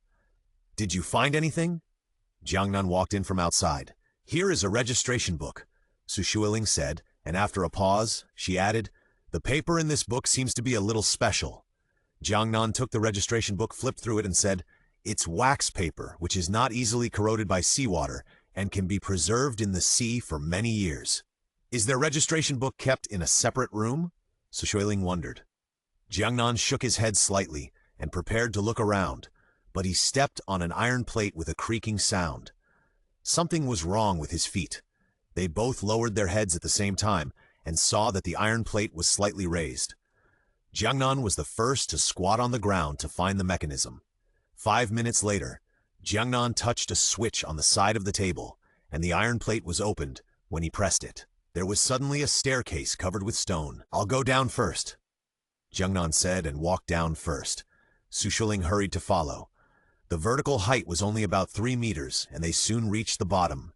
Jiangnan led the way in front. When the flashlight in his hand was directly shown on a certain point, it was suddenly reflected back and forth. The divergent light allowed the two to clearly see the scene in the basement. Xueling took a breath.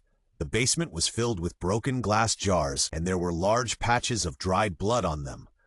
Even though it was a long time ago, the air in the basement seemed to still be mixed with a faint smell of blood. Xueling came down the stairs. The bottom of the basement was a little flooded, and she stepped into the water. Looking down with the light, she saw a blood stain on the ground, which seemed to be left by dragging, and it seemed like something had crawled on it. It should have been left before the water accumulated. Her face was solemn, and she had guessed how tragic the things that happened here were. Xueling glimpsed that Jiangnan, who was walking in front of her, suddenly stopped, as if he had discovered something, and saw him holding a flashlight and shining it over. Xueling looked over, and her face turned pale, and her stomach was immediately churning. In the light, there were more than a dozen dry skeletons in uniforms. It was just that their limbs were twisted, and if they were not restrained by the uniforms, no one knew where they would be scattered. The body should have been moved by something, and besides... Jiangnan remained calm. He strode over, started to search, and quickly said, "The number of these people should be the S01 we saw at the door." Xueling leaned over to take a look, and saw handwriting on the dry skin of his hands. Although it was a little unclear because it was soaked in water, it was vaguely the number that Jiang had just mentioned. It should be followed by his name, but unfortunately only Song was known, and the rest was unclear. She frowned, and then bravely found a body with relatively intact limbs and a bulging chest, and unexpectedly found another wax paper booklet. Experiment. Body 009 Observation Report. The handwriting was not worn out and could still be seen clearly. The wax paper was well preserved and the content was clear. The handwriting was the same as the handwriting on the registration book outside, and it might have been written by this person. After turning a few pages, it said that their research team, codenamed S001, came to this sea area in June 1692 to study an experimental subject called 009. The following months were all mentioned briefly without any progress. Until December 3rd, 1692, our wait finally saw hope. The captain said that he saw a huge fishtail 50 meters away from our ship. The next page jumped to March 23rd, 1693. We caught them. And then it was the same date as the register on the table outside. April 3rd, 1693, we found that these beautiful creatures are omnivorous species, but they prefer carnivores to seaweed, and they have a strong reaction to some sounds. April 5th, 1693, we found that they are afraid of the noise made by ships. Several pages down are descriptions of the species they observed. The two soon found something wrong. There was no description of 009 in this booklet until now. Or in other words, 009 should be related to the recorded creatures. Turning to the end, there were several pages missing. "It's torn here," Jiangnan said. Looking at the content again, unlike the previous report on observing the habits of organisms, the handwriting of the record report suddenly became sloppy. August 6, 1694. I know it's all over. This may be the last report of my life. In order to find the habitat of 09, some of our colleagues decided to dive deep, while I and a small number of people on duty stayed at sea. We clearly read the weather forecast before going out to sea, but we still encountered a storm. In the storm, I heard a beautiful and ethereal voice. I confirmed that it was the voice of our experimental mermaid, but it was completely different from what I usually heard in the laboratory. At that time, my brain was drowsy. At such a critical moment of the storm, I wanted to fall asleep. Everything was wrong, but I still fainted. When I woke up again, I didn't know where I was. I saw the sea above my head, but there was no sea water around me. It was like another world under the ocean. I found my colleagues in the basement, but there were corpses everywhere. It was a horrible sight. All the test subjects had broken the fish tank. It was the test subjects who escaped and killed my companions, leaving me alone here. I knew that death was waiting for me. I hurried to C009, but found that it had disappeared long ago. The test subject must have taken it with him when he escaped back to the sea. I don't know how long I can live. I will definitely be killed or starve to death. I want to return to my hometown, but who can save me? The sloppy handwriting and the desperate narration ended here completely, and there was no more content afterwards. I think he was killed shortly after writing the diary. Xueling felt a little depressed. Those test subjects should be mermaids. As for this 009, Jiangnan was not affected by the diary in the report. He frowned and analyzed. It should be the key to our finding the mermaid's tears. Xueling pursed her lips and quickly put her mood in order. Pa! A clear sound of water splashing suddenly came from the left side of the two people. Xueling was startled. On their left was another passage in the basement, just one door away from them. The two of them were in perfect harmony, turning off the flashlight at the same time, and Jiangnan even pulled Xueling. Xueling was caught off guard by his action and stepped on something again, falling to the ground. Fortunately, they were not far from the corner. Jiangnan just leaned his back against the wall, and Xueling fell over, just pressing against the inside of his legs. Although her eyes were dark, Xueling also guessed that her posture was somewhat ambiguous, and she wanted to break free, but was held firmly by Jiangnan. She blinked innocently and met his dark eyes, as if to say that she would not move. Jiangnan did not speak, but her whole body was tense. In the darkness, the other senses of the two people who lost their vision were infinitely enhanced. They heard something crawling in the shallow water of the basement. Xueling was stiff. She could smell a strong, fishy smell. Jiangnan also felt something strange. His calf touched something soft and slippery. After the thing crawled past his side, his leg became wet. It must be the fishtail that swept past his leg and stuck some mucus on it. Hearing that the thing seemed to pass over them and crawl farther and farther, Xueling finally couldn't hold on any longer. She tried to hold back her nausea and covered her mouth slightly with her hand. This small movement made the creature that was about to crawl away stop moving forward. Xueling was stunned. How could this be discovered? The next moment, there was a sound of water splashing, and the thing turned its head. Xueling instantly felt the water splashing all over her face. Then, in the darkness, she seemed to see a sharp knife light. Swish! It sounded like the sound of a blade piercing the flesh. A drop of cold liquid fell on her face, and the smell of blood suddenly became extremely strong. Jiangnan grabbed Xueling's arm and shouted, "Run!" It was not the first time that Xueling experienced Jiangnan's powerful strength, but this time, she almost thought her arm was going to be dislocated. However, now was not the time to worry about it. She staggered 2 steps and turned on the flashlight. When she turned around, she illuminated Jiangnan and the thing behind her. A strange and sharp roar sounded. The creature seemed to be stabbed by the light, and it retreated a few meters in fear and hid in the water. However, Xueling remembered the pale face that flashed by just now. It must be a mermaid. That face was bloodless, and it was difficult to tell whether it was male or female. The deep blue eyes, pink lips, and the black hair like seaweed. Don't be in a daze. Just as Xueling was uncontrollably trying to figure out the face that flashed by, Jiangnan shouted in a low voice. He turned around and ran towards Xueling, pulling her arm and half dragging her out of the nearest door. The mermaid behind her immediately reacted and rushed towards Xueling and the others, half swimming and half crawling. Before the two of them took a few steps, the water behind them was already splashing loudly, as if they were chasing after them. Jiangnan had to run while covering his retreat. In a moment, all the movable shelves on both sides of the passage they were walking on were pushed down by him. This kind of obstruction did have some effect. The mermaid who was about to catch up with them was hit hard and screamed in anger. Xueling had sharp eyes and saw a room with a sign, "Control Room," in front of her. The content of the report flashed through her mind. Mermaids are afraid of the noise made by ships. Sea ships are equipped with broadcasts and loudspeakers. Could this be their only chance of survival? Bang! The mermaid's hand with black scales directly smashed the iron frame. The mermaid opened her mouth and roared angrily, revealing a mouthful of sharp teeth. It jumped over urgently, and the whole huge fishtail swung towards Jiangnan fiercely.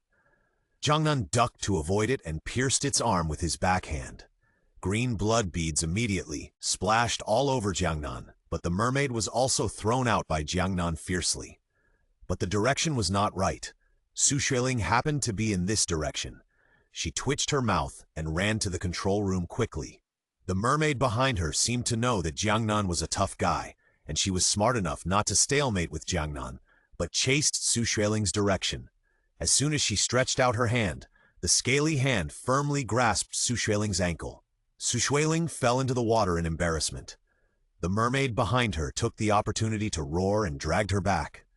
Just as it was about to bite her calf, a sharp knife stabbed across the sky. With a click, the mermaid's sharp teeth bit on the knife, and people were sweating all over and their teeth ached. Xueling's heart was pounding, and she quickly raised her foot to kick the mermaid back. Jiangnan took the opportunity to take back the dagger, but the mermaid's hand had already grabbed his arm, and its sharp nails pierced his flesh like a knife. Blood flowed out.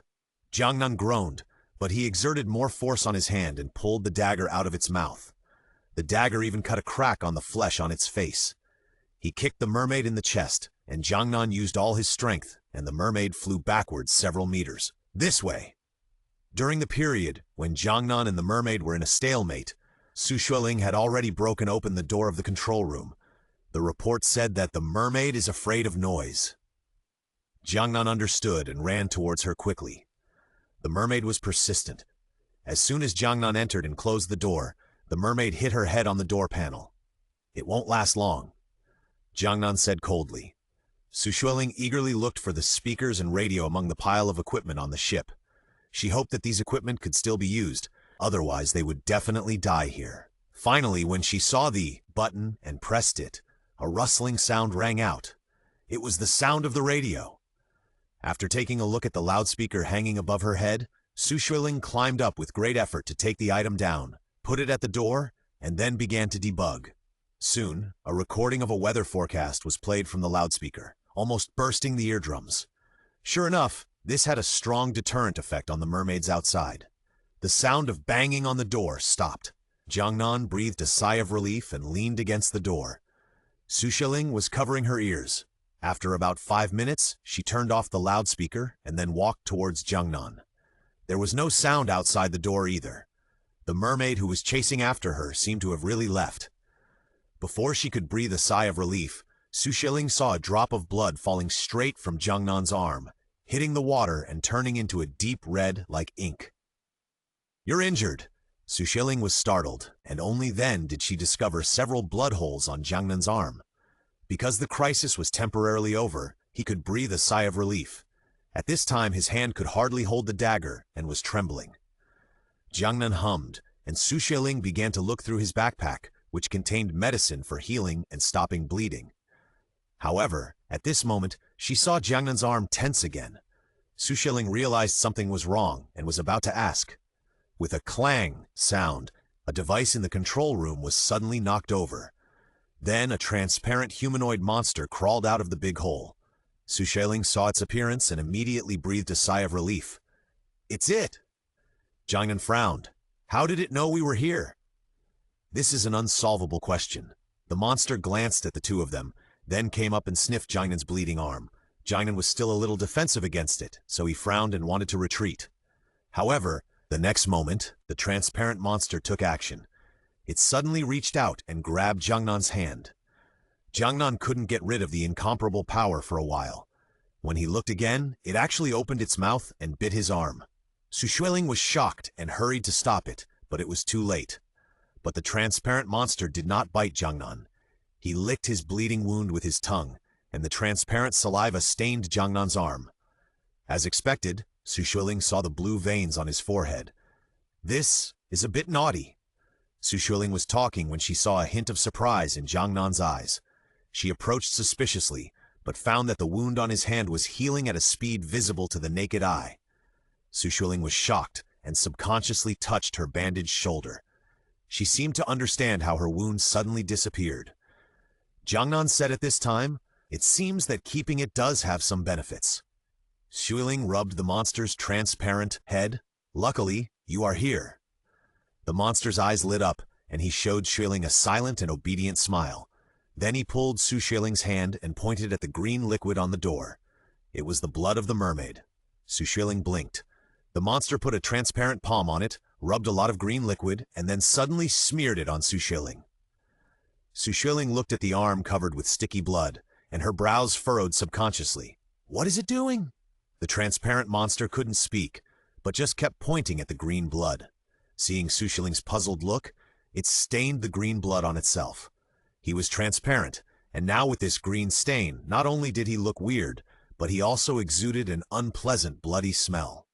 Before Xueling could say anything, the transparent monster turned around and leaned against Jiangnan again. Jiangnan raised his hand in front of him reflexively, his palm against its chest, and his hand was stained with green blood. His brows furrowed immediately, and he tilted his head to glance at Xueling. His eyes seemed to ask, "This is yours. Why don't you take it away?" The transparent monster blinked and moved again, obviously wanting to get closer, or was Jiangnan hiding? Xueling couldn't help but asked, "Are you guys playing?" Jiangnan looked at her again in silence. Then he turned to look at the confused transparent monster. "You mean you want us to collect these mermaid blood?" The monster's eyes suddenly sparkled like diamonds, and it nodded like garlic. Xueling was surprised. Is there any use for this mermaid blood? However, the transparent monster has helped them many times. Since it said to collect it, it must have a certain reason. So the two looked at each other and collected the blood on the wall. Seeing that there was not much mermaid blood, Xueling wanted to go outside to look for it, but the transparent monster shook its head and blocked the door to prevent the two from going out.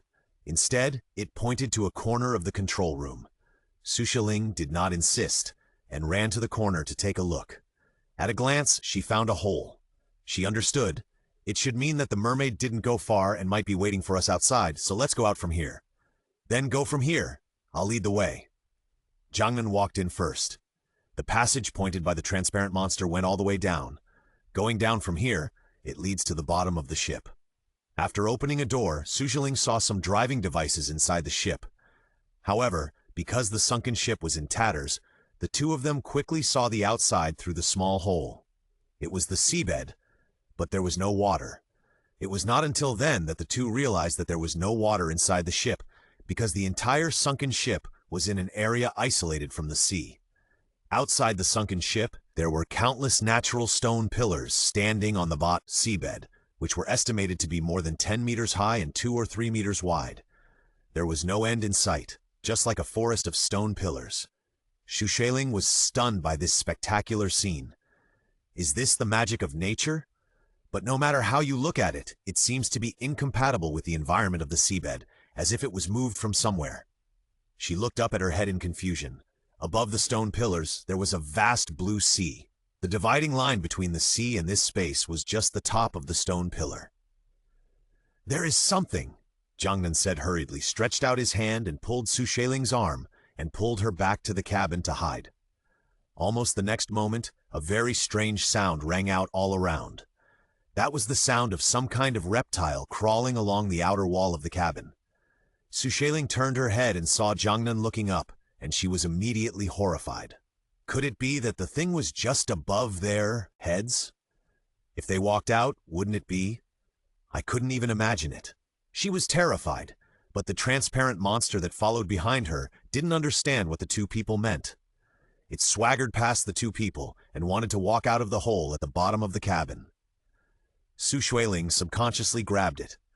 The transparent monster turned its head innocently and blinked its big transparent eyes at her, as if asking why she was pulling it. Xueling's mouth twitched slightly and she was about to let go. A face suddenly stretched out from the edge of the broken wall, with red eyes wide open, staring at Xueling's hand. It was Zhou Yue's face. The distance was very close, and the ghost's wet black hair even fell on the transparent monster's head. At that moment, time seemed to stand still. Xueling froze in place, and the transparent monster still blinked stupidly.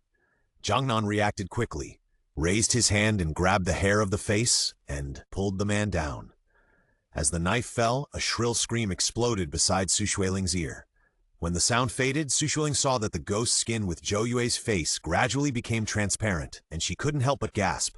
"Let's go! There will definitely be a second one," Jiangnan said as he stepped out of the cabin, and the rest of the words were suddenly stuck in his throat. Su Xueling followed from behind and finally understood why he stopped abruptly. There were 3 companions standing outside who were staring at them covetously, namely Qin Lei, Yun Mo. The most outrageous thing was that there was also Su Xueling. They should have been attracted by the movement here, but even though they were staring at Su Xueling and Jiangnan, they did not pounce on them immediately, but their eyes were full of fear. What are they afraid of? The transparent monster pulled Su Xueling at this time and pointed to the green mermaid blood on his arm. Su Xueling suddenly realized they are afraid of mermaid blood. Jiangnan, who understood the situation, immediately smeared the mermaid blood he had just collected on the blade. The 3 monsters looked at it, and their faces were full of unwilling expressions, but they did not dare to move forward. "Let's go." Jiangnan took the lead, and Su Xueling and the transparent monster behind him immediately followed. The 3 did not enter the stone pillar forest, but walked along the edge of the forest. After a while, the transparent monster grabbed Su Xueling again and pointed in a direction. Looking in the direction pointed by the transparent monster, the green diving suit was very eye-catching on the gray seabed. Su Xueling hurried over. Jiangnan was too late to pull him, so he could only follow. Xuanju lay quietly on the seabed, with the diving mask on his face scattered to one side. Fortunately, this place is isolated from the seawater. Otherwise, another person would be eliminated. Su Xueling patted his face, and Xuanju slowly opened his eyes. Seeing that it was Su Xueling, his eyes immediately lit up. "Sister Xueling, why are you here alone?" Hearing Su Xueling's question, Xuanju recalled some bad memories, trembling slightly, and his voice was filled with fear. "Sister Xueling, I was abandoned by Sister Zhou Yue." "Zhou Yue? Did you meet her?" Jiangnan asked. "Yeah." Xuanju lowered his head uneasily. He said, "After I woke up, there was no one around me. I was scared and wanted to find Sister Xueling, and then I met Zhou Yue. Then I saw Qin Lei and Tong Dongyi. I felt that they were wrong. I wanted to remind Sister Zhou Yue and told her. At this time, Qin Lei's eyes suddenly turned red and wanted to bite us." At this point, Xuanju's lips trembled for a long time, and then he said, She thought I was a drag, so she left me. I was scared and fainted. When I woke up, I saw you." This is not that she thought he was a drag. It is clear that she pushed Xuanju out as a shield and ran away. Su Xueling frowned fiercely. "Those things? Why don't they hurt you?" Jiangnan suddenly squatted down and looked into Xuanju's eyes. Xuanju was like a frightened rabbit, and he didn't dare to speak. The atmosphere suddenly became tense. Jiangnan's words clearly meant that he didn't believe Xuanju. The dagger in his hand still had the green blood of a mermaid, which looked scary. I didn't lie," Xuanju said tremblingly. The transparent monster next to him saw that the atmosphere between these people seemed a little wrong, and couldn't help but sticking his head out from behind Su Xueling.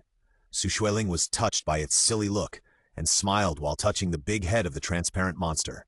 When her eyes returned to Jiangnan and Xuanju, she comforted him. "Anju, don't be nervous. Tell me what happened in detail." To be honest, she didn't doubt Xuanju. Xuanju nodded hurriedly, and he reached into his backpack and quickly took out a stone stained with green mucus. I don't know, but this is the only thing on my body that I picked up. It should be it that saved me." Mermaid blood. Su Xueling saw what was stained on the reef at a glance. Jiangnan also retracted his gaze, nodded slightly, and stood up as if he had believed him. Xuanju immediately breathed a sigh of relief. Seeing his timid appearance, Xueling smiled and said, "Let's go together. No one will doubt you. Let's leave here first." Xuanju nodded, a little embarrassed, and quickly got up. The 3 of them walked forward together. On the way, Xuanju explained to Su Xueling where he found the stone. After he woke up, he found a reef nearby, and the reef was full of this green liquid. Out of curiosity, he took a few pieces. Su Xueling couldn't help but sigh that his luck was simply against the sky. No wonder he could survive from the hands of 2 monsters. There were no clues on the seabed, and there were monsters and mermaids around. For safety reasons, the 3 people and 1 monster decided to leave here first and return to the sea. Leaving this strange space and entering the sea area, Xueling swam in the air. With the help of the lights of several people, the whole picture of this stone forest was captured in his eyes. She couldn't help but think of the habitat of the mermaids mentioned by the researcher in the diary. Could it be here? No one told her the answer. You can't talk in the water. Jiangnan made a gesture to swim upwards, and the three of them followed the transparent monster up. After swimming for about 10 minutes, the transparent monster suddenly stopped moving, stood upright in the water, scratched its ears and cheeks, and looked a little uneasy. Before it wanted to express anything, Xueling's flashlight had already shone on a figure above. She looked at Jiangnan, and Jiangnan happened to look at her. A void? However, the figure was not far above their heads. Just thinking about it, the transparent monster suddenly swam to Xueling's side, grabbed Xueling's hand and brought her up. It was too fast. Xueling felt its anxiety, as if it wanted to take her away from here quickly. But Jiangnan and Xuanzhu were still behind, so she naturally couldn't leave them behind. She pulled the transparent monster, and when he turned his head back, she pointed at Jiangnan and Xuanzhu behind him. The transparent monster understood what she meant. Although anxious, it still turned around obediently and pulled Jiangnan and Xuanzhu up. The buoyancy in the Dead Sea is too great. Although Xueling did not move, her body still went up uncontrollably, and naturally she was closer to the person who was waiting above their heads. Xueling carefully looked around, but the other party did not move at all. When they were only 2 meters apart, Xueling thought about it and chose to swim over. But she soon regretted it. This is a corpse. With the help of the light, Xueling saw his face, a puppet face sewn together with needle and thread. The left half of its face is Qin Lei, and the right half is Yun Mo. The cross-stitched blood thread in the middle is rough, red and black, and the skin is wrinkled at the junction. It seems like a prank. Xueling's stomach cramped. Player Zhou is out! The system's prompt sound rang unexpectedly. Xueling's face froze. She didn't know if it was because of the atmosphere. After hearing the news of her teammate's death, Xueling felt panic and sadness for no reason. There were also a few more shadows behind her. Xueling turned around and saw Jiangnan and Xuanzhu with equally ugly faces. Jiangnan told her with his eyes to leave here first.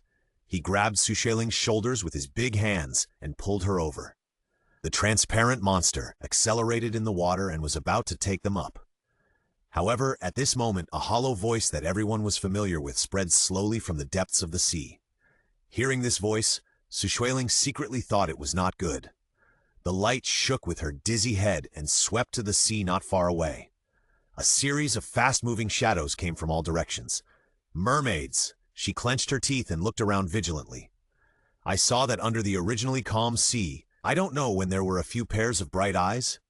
Every time the black fish tail was caught by the light, it disappeared from her sight. How many are there? Xueling couldn't count them all. She only saw countless fishtails, sharp claws and long hair like seaweed. Those items that should have been symbols of beauty were now the sickles of death. Just a mermaid could make her and Jiangnan difficult to deal with, let alone the current situation. Without the protection of the noise in the sunken ship, Xueling felt 2 words: dead end. A shudder rose from her back. The transparent monster was also a little at a loss. It just showed uneasiness because it felt the presence of many mermaids in the sea. At this moment, it tried its best to lead everyone upstream to get rid of these pursuers, but the 3 people under it were affected by the mermaids singing and their heads were dizzy. The only thing Xueling could feel was Jiangnan holding her arm tightly. He must have used quite a lot of temper, and Xueling's whole arm was numb. However, even so, they could not escape far. Mermaids are the masters of the sea. Xueling only felt a black fishtail passing by her eyes, and the next moment, a magnified face appeared in front of her. The face was as white as cream but bloodless, and the black eyes reflected Xueling's figure. Xueling forced herself to be conscious and opened her eyes with difficulty, and she could see something that did not match its beauty. Its eyes were empty and emotionless, and those beautiful eyes seemed to have turned into dead things. Xueling saw it stretch out its hand. The fingers were slender, the nails were sharp, and they were covered with blue-black scales. However, she didn't know if it was an illusion, but Xueling saw the traces of festering, and through the thick seawater, she still smelled a strong, rotten smell that was suffocating. The other's pink lips slightly raised, and when he opened his mouth full of sharp fangs destroyed the beauty of this sea creature. The mermaid rushed straight to her face. Xueling, Xueling! In a daze, a familiar voice came to her ear. Xueling woke up suddenly. Her forehead was covered with cold sweat, and her chest was heaving up and down. What she saw was Jiangnan's worried face, but her mind was still the last picture she saw before she fainted. The mermaid opened her mouth full of fangs and rushed to her. She subconsciously checked the scars on her body, but found that she was intact. She was stunned. Was it a dream? What's wrong? Jiangnan's voice was a little hesitant. A nightmare? Xueling was still in shock and couldn't speak for a while. After a while, she asked, "Where are we?" This question hit the point. Jiangnan saw that she was fine, stepped back, and let her see the surrounding environment clearly. This is a stone chamber. The surroundings were hard cliffs and rocks. There was a small window 5 meters above the head, through which the blue sea water could be vaguely seen. 2 meters to the left of Xueling was an iron door. Dungeon? Xueling couldn't help but ask after seeing the surroundings clearly. It should be? Jiangnan had just woken up not long ago, and there was an unconscious Xuanju next to him. Hearing the voices of the two, Xuanju finally responded. Jiangnan said, "We were taken back to that strange space by the mermaids again." Xueling felt very lucky that she was not killed, but she still couldn't help wondering. The mermaids imprisoned us but didn't kill us? Why? I'm still not dead? Xuanju sat up with difficulty, his face full of shock, and then heaved a sigh of relief. Is this considered a lucky thing? But at present, no one knows when the mermaids will attack. Jiangnan made an objective analysis. He stood up and touched the iron fence that sealed the only exit tightly, and his emotions were unclear in his eyes. Xuanju's breath froze on his face. At this moment, a fishy and corrupt smell suddenly came from the side. Xueling was startled and hurriedly pulled Jiangnan back from the iron gate. Then, a hand stretched out from the guardrail of the iron gate. In its hand, it was holding a plate with 3 pieces of meat on it. The 3 people in the dungeon were stunned. They looked at the hand holding the plate. This hand was exactly the same as the mermaid's hand that Xueling saw before she fell into a coma, covered with blue-black scales. After waiting for a second or two, a loud noise suddenly came from above. This was the first time Xueling saw the mermaid clearly in such a bright place. Its fluffy hair casually drooped on its exposed upper body. Its face was delicate and beautiful, like a porcelain doll, but its eyes were empty and black. Maybe because there was no water here, the mermaid could not stand and could only sit on the ground. A 2-meter-long tail was covered with scales, more like a snake tail than a fish tail. There were some thin, bumpy fins on both sides, as if they had been torn. The mermaid placed the plate of meat in front of them, and then a sharp sound came from her throat. Xueling didn't understand, and a plate of Jiangnan had already been said with a cold face. "I don't want to eat it." The mermaid tilted her head and took the plate back. Then everyone saw it grab the meat on the plate with one hand, tear it into pieces, and stuff it into its mouth. Xueling subconsciously looked away and happened to see Jiangnan's profile. He was staring at the mermaid eating without any discomfort. She could even see a little research in his eyes. After the mermaid finished eating, she threw the plate on the ground, and the plate collided with the gravel, making a clanging sound. Xueling turned around and saw the other party's mouth full of meat shreds split open, as if he was about to speak to them. "Don't!" Human voice? Xueling, who was ready to cover her ears, was startled. She thought she had heard it wrong. "Don't be afraid." She couldn't believe it, and at this moment, another sharp voice of a mermaid came from a distance. The mermaid crawled away quickly, and the fishtail even accidentally hit the plate just now, making another clanging sound. "It can speak human language." Xueling looked at Jiangnan excitedly. Jiangnan lowered his eyes and pondered for a moment before nodding. "I heard it." After a pause, he looked at the iron door in front of him meaningfully again. "Before, I was wondering why there was such a dungeon under the sea, and this iron door, which seemed to be man-made. But since it can speak, these are not surprising." "What did you guess?" Xueling felt that he had something to say. Jiangnan shook his head slightly. "I'm not sure yet. Let's find a way to get out now. There are no guards outside." Xuanju pointed to the door of the cell and said with some sorrow, "The door of this cell has a lock. We can't get out without the key." As soon as these words came out, Xueling's hope was gone. She pulled up an iron door. The iron railing was as thick as half of her arm, and she couldn't get it even if she tried her best. Xueling looked at the padlock again. It was very solid. She definitely couldn't open it without tools. "Do you have any other ideas?" Xueling looked at Jiangnan, who also looked at her, hesitant to speak. "Where's your transparent monster?" Jiangnan reminded. Xueling then remembered its existence and looked around. Sure enough, there were only 3 of them in the cell. The transparent monster was their last hope, but the transparent monster was obviously afraid of the mermaids. I wonder if it was hurt or dared to enter the mermaids' territory. At this moment, a series of light footsteps suddenly came from outside. "Speak of the devil!" Xueling and the other 2 turned around and saw the crystal-like transparent man. There was a bunch of keys hanging on the other's hand. Seeing Xueling, it raised a silly smile showing 8 crystal teeth. Here you are." Xueling smiled happily at Jiangnan. Jiangnan glanced at her sideways and said nothing. The cell door was opened smoothly, and the 3 escaped from the cell. Only then did they have a chance to see the buildings outside the dungeon. In front of them was a stone passage, and there were many stone pillars standing around along the way, all of which were traces of man-made. Xueling was getting more and more confused. How could there be so many buildings on the seabed? The stone pillars they had seen before, and the underground palace-like buildings now. Where exactly is the habitat of the mermaids that the researchers in the diary are looking for? And what does all this have to do with the mermaid tears? Just as she was puzzled and was about to turn around at the end of the corridor, suddenly, a fishy and rotten smell came to her face. The smell that was obviously different from that of humans stimulated Xueling's nerves. She pursed her lips and her face changed suddenly. Jiangnan's nostrils twitched slightly, and he obviously noticed this abnormality. The 2 of them were the first to feel that something was wrong and stopped. Xuanzhu obviously didn't have this insight and was still groping forward. Fortunately, Jiangnan reacted very quickly and pulled him back. The smell of decay became stronger and stronger. The 3 held their breath and stared. Sure enough, a shadow not far away became clearer and clearer. It was a mermaid. No matter how many times she saw it, Xueling could not get used to the appearance of these creatures. They were too different from the little mermaids who sang and saved people in fairy tales. The obvious fangs and clearly visible fins clearly showed that these guys were not good people. Xueling bit her tongue hard and forced herself to concentrate. The shadow was getting closer and closer.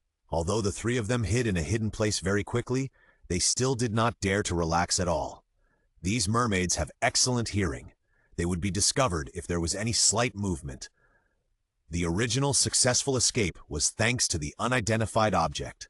Xueling did not want to go back to the cage. Fortunately, the mermaids did not expect that their prisoners could save themselves and leave in such a short time. After a simple patrol, they turned around and left. Fortunately, we were not discovered. Xuanzhu was so scared that his back was wet. He patted his chest fearfully. Xueling was not in the mood to celebrate their escape. In her mind, there were more important things to pay attention to. You noticed it too, right? Jiangnan half leaned on the broken stone statue beside him. The statue was entangled with seaweed, but the carving was still excellent. Xueling and Jiangnan hit it off immediately and she nodded. Indeed, the architectural style here is too mature, as if some creature had lived here before.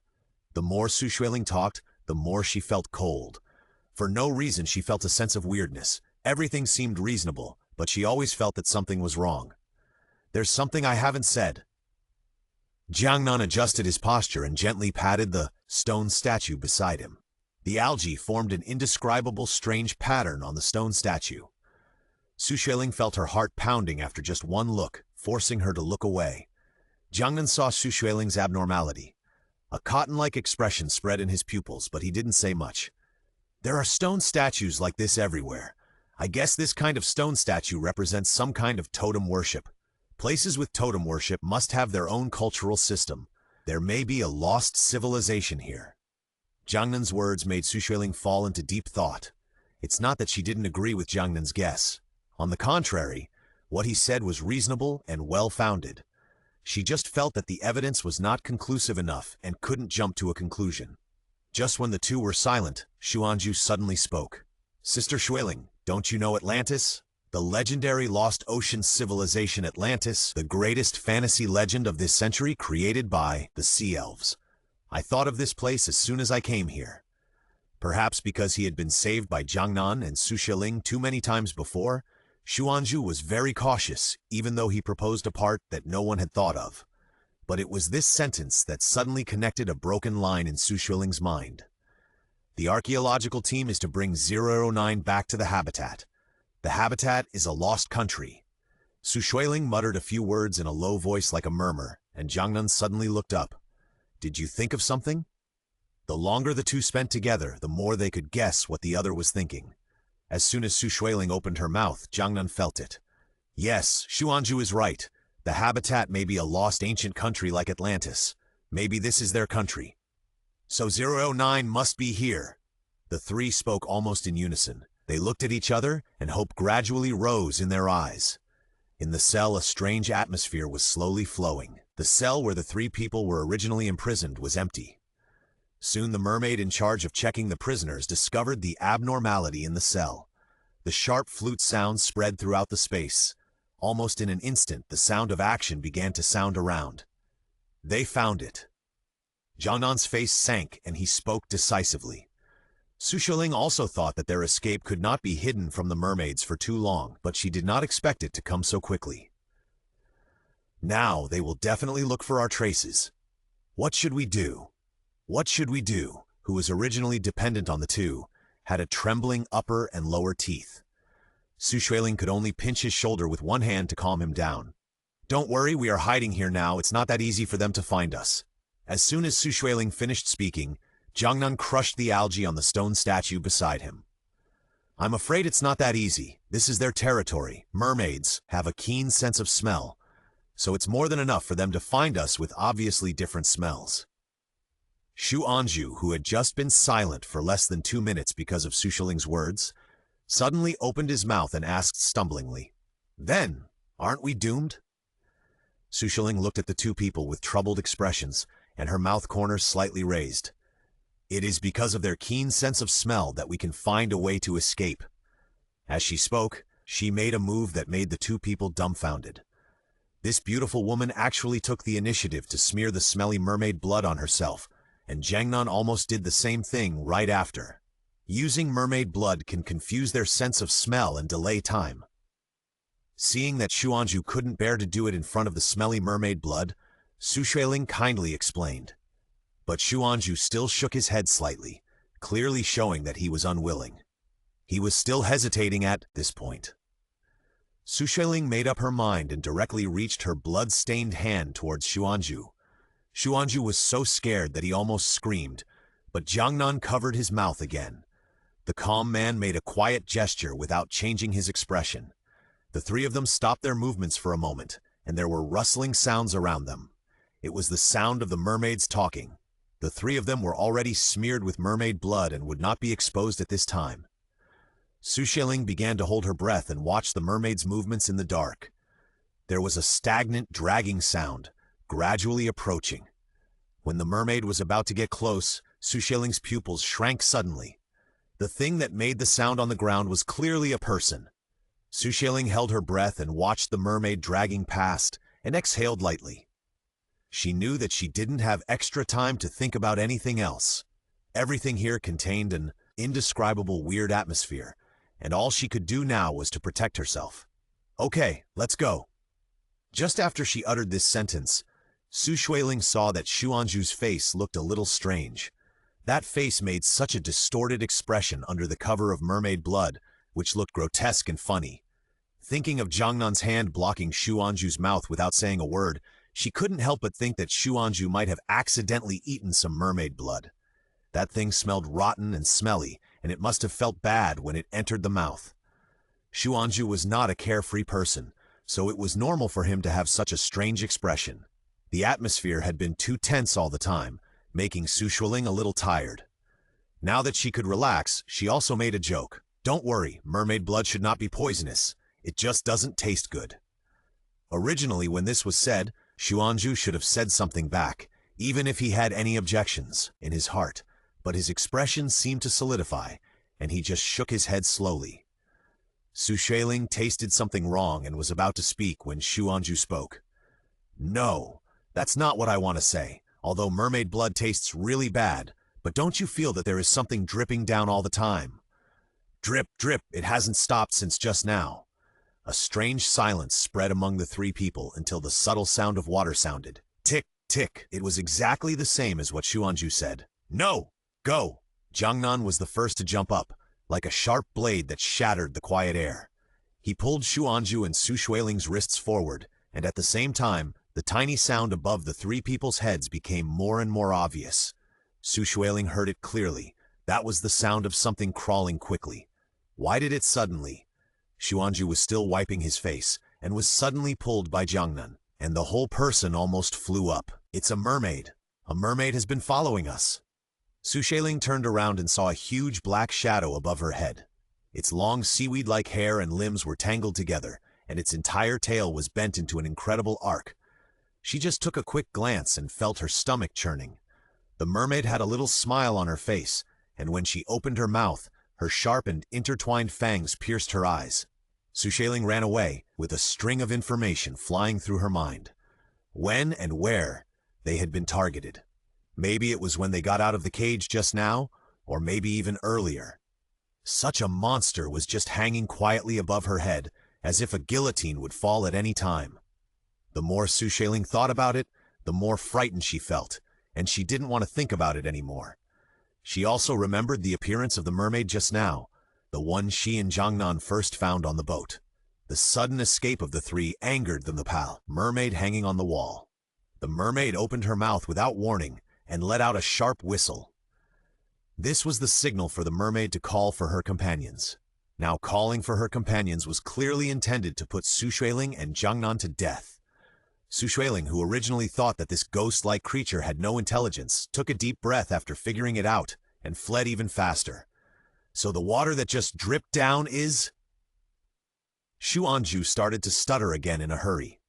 Xueling couldn't help but feel helpless when she saw him like this, so she didn't forget to explain while moving quickly. Yes, it's the saliva of that mermaid. If you accidentally eat it, you will have kissed her indirectly. The words indirect kiss made Xuanju's already pale face even paler, and his cheeks bulged high.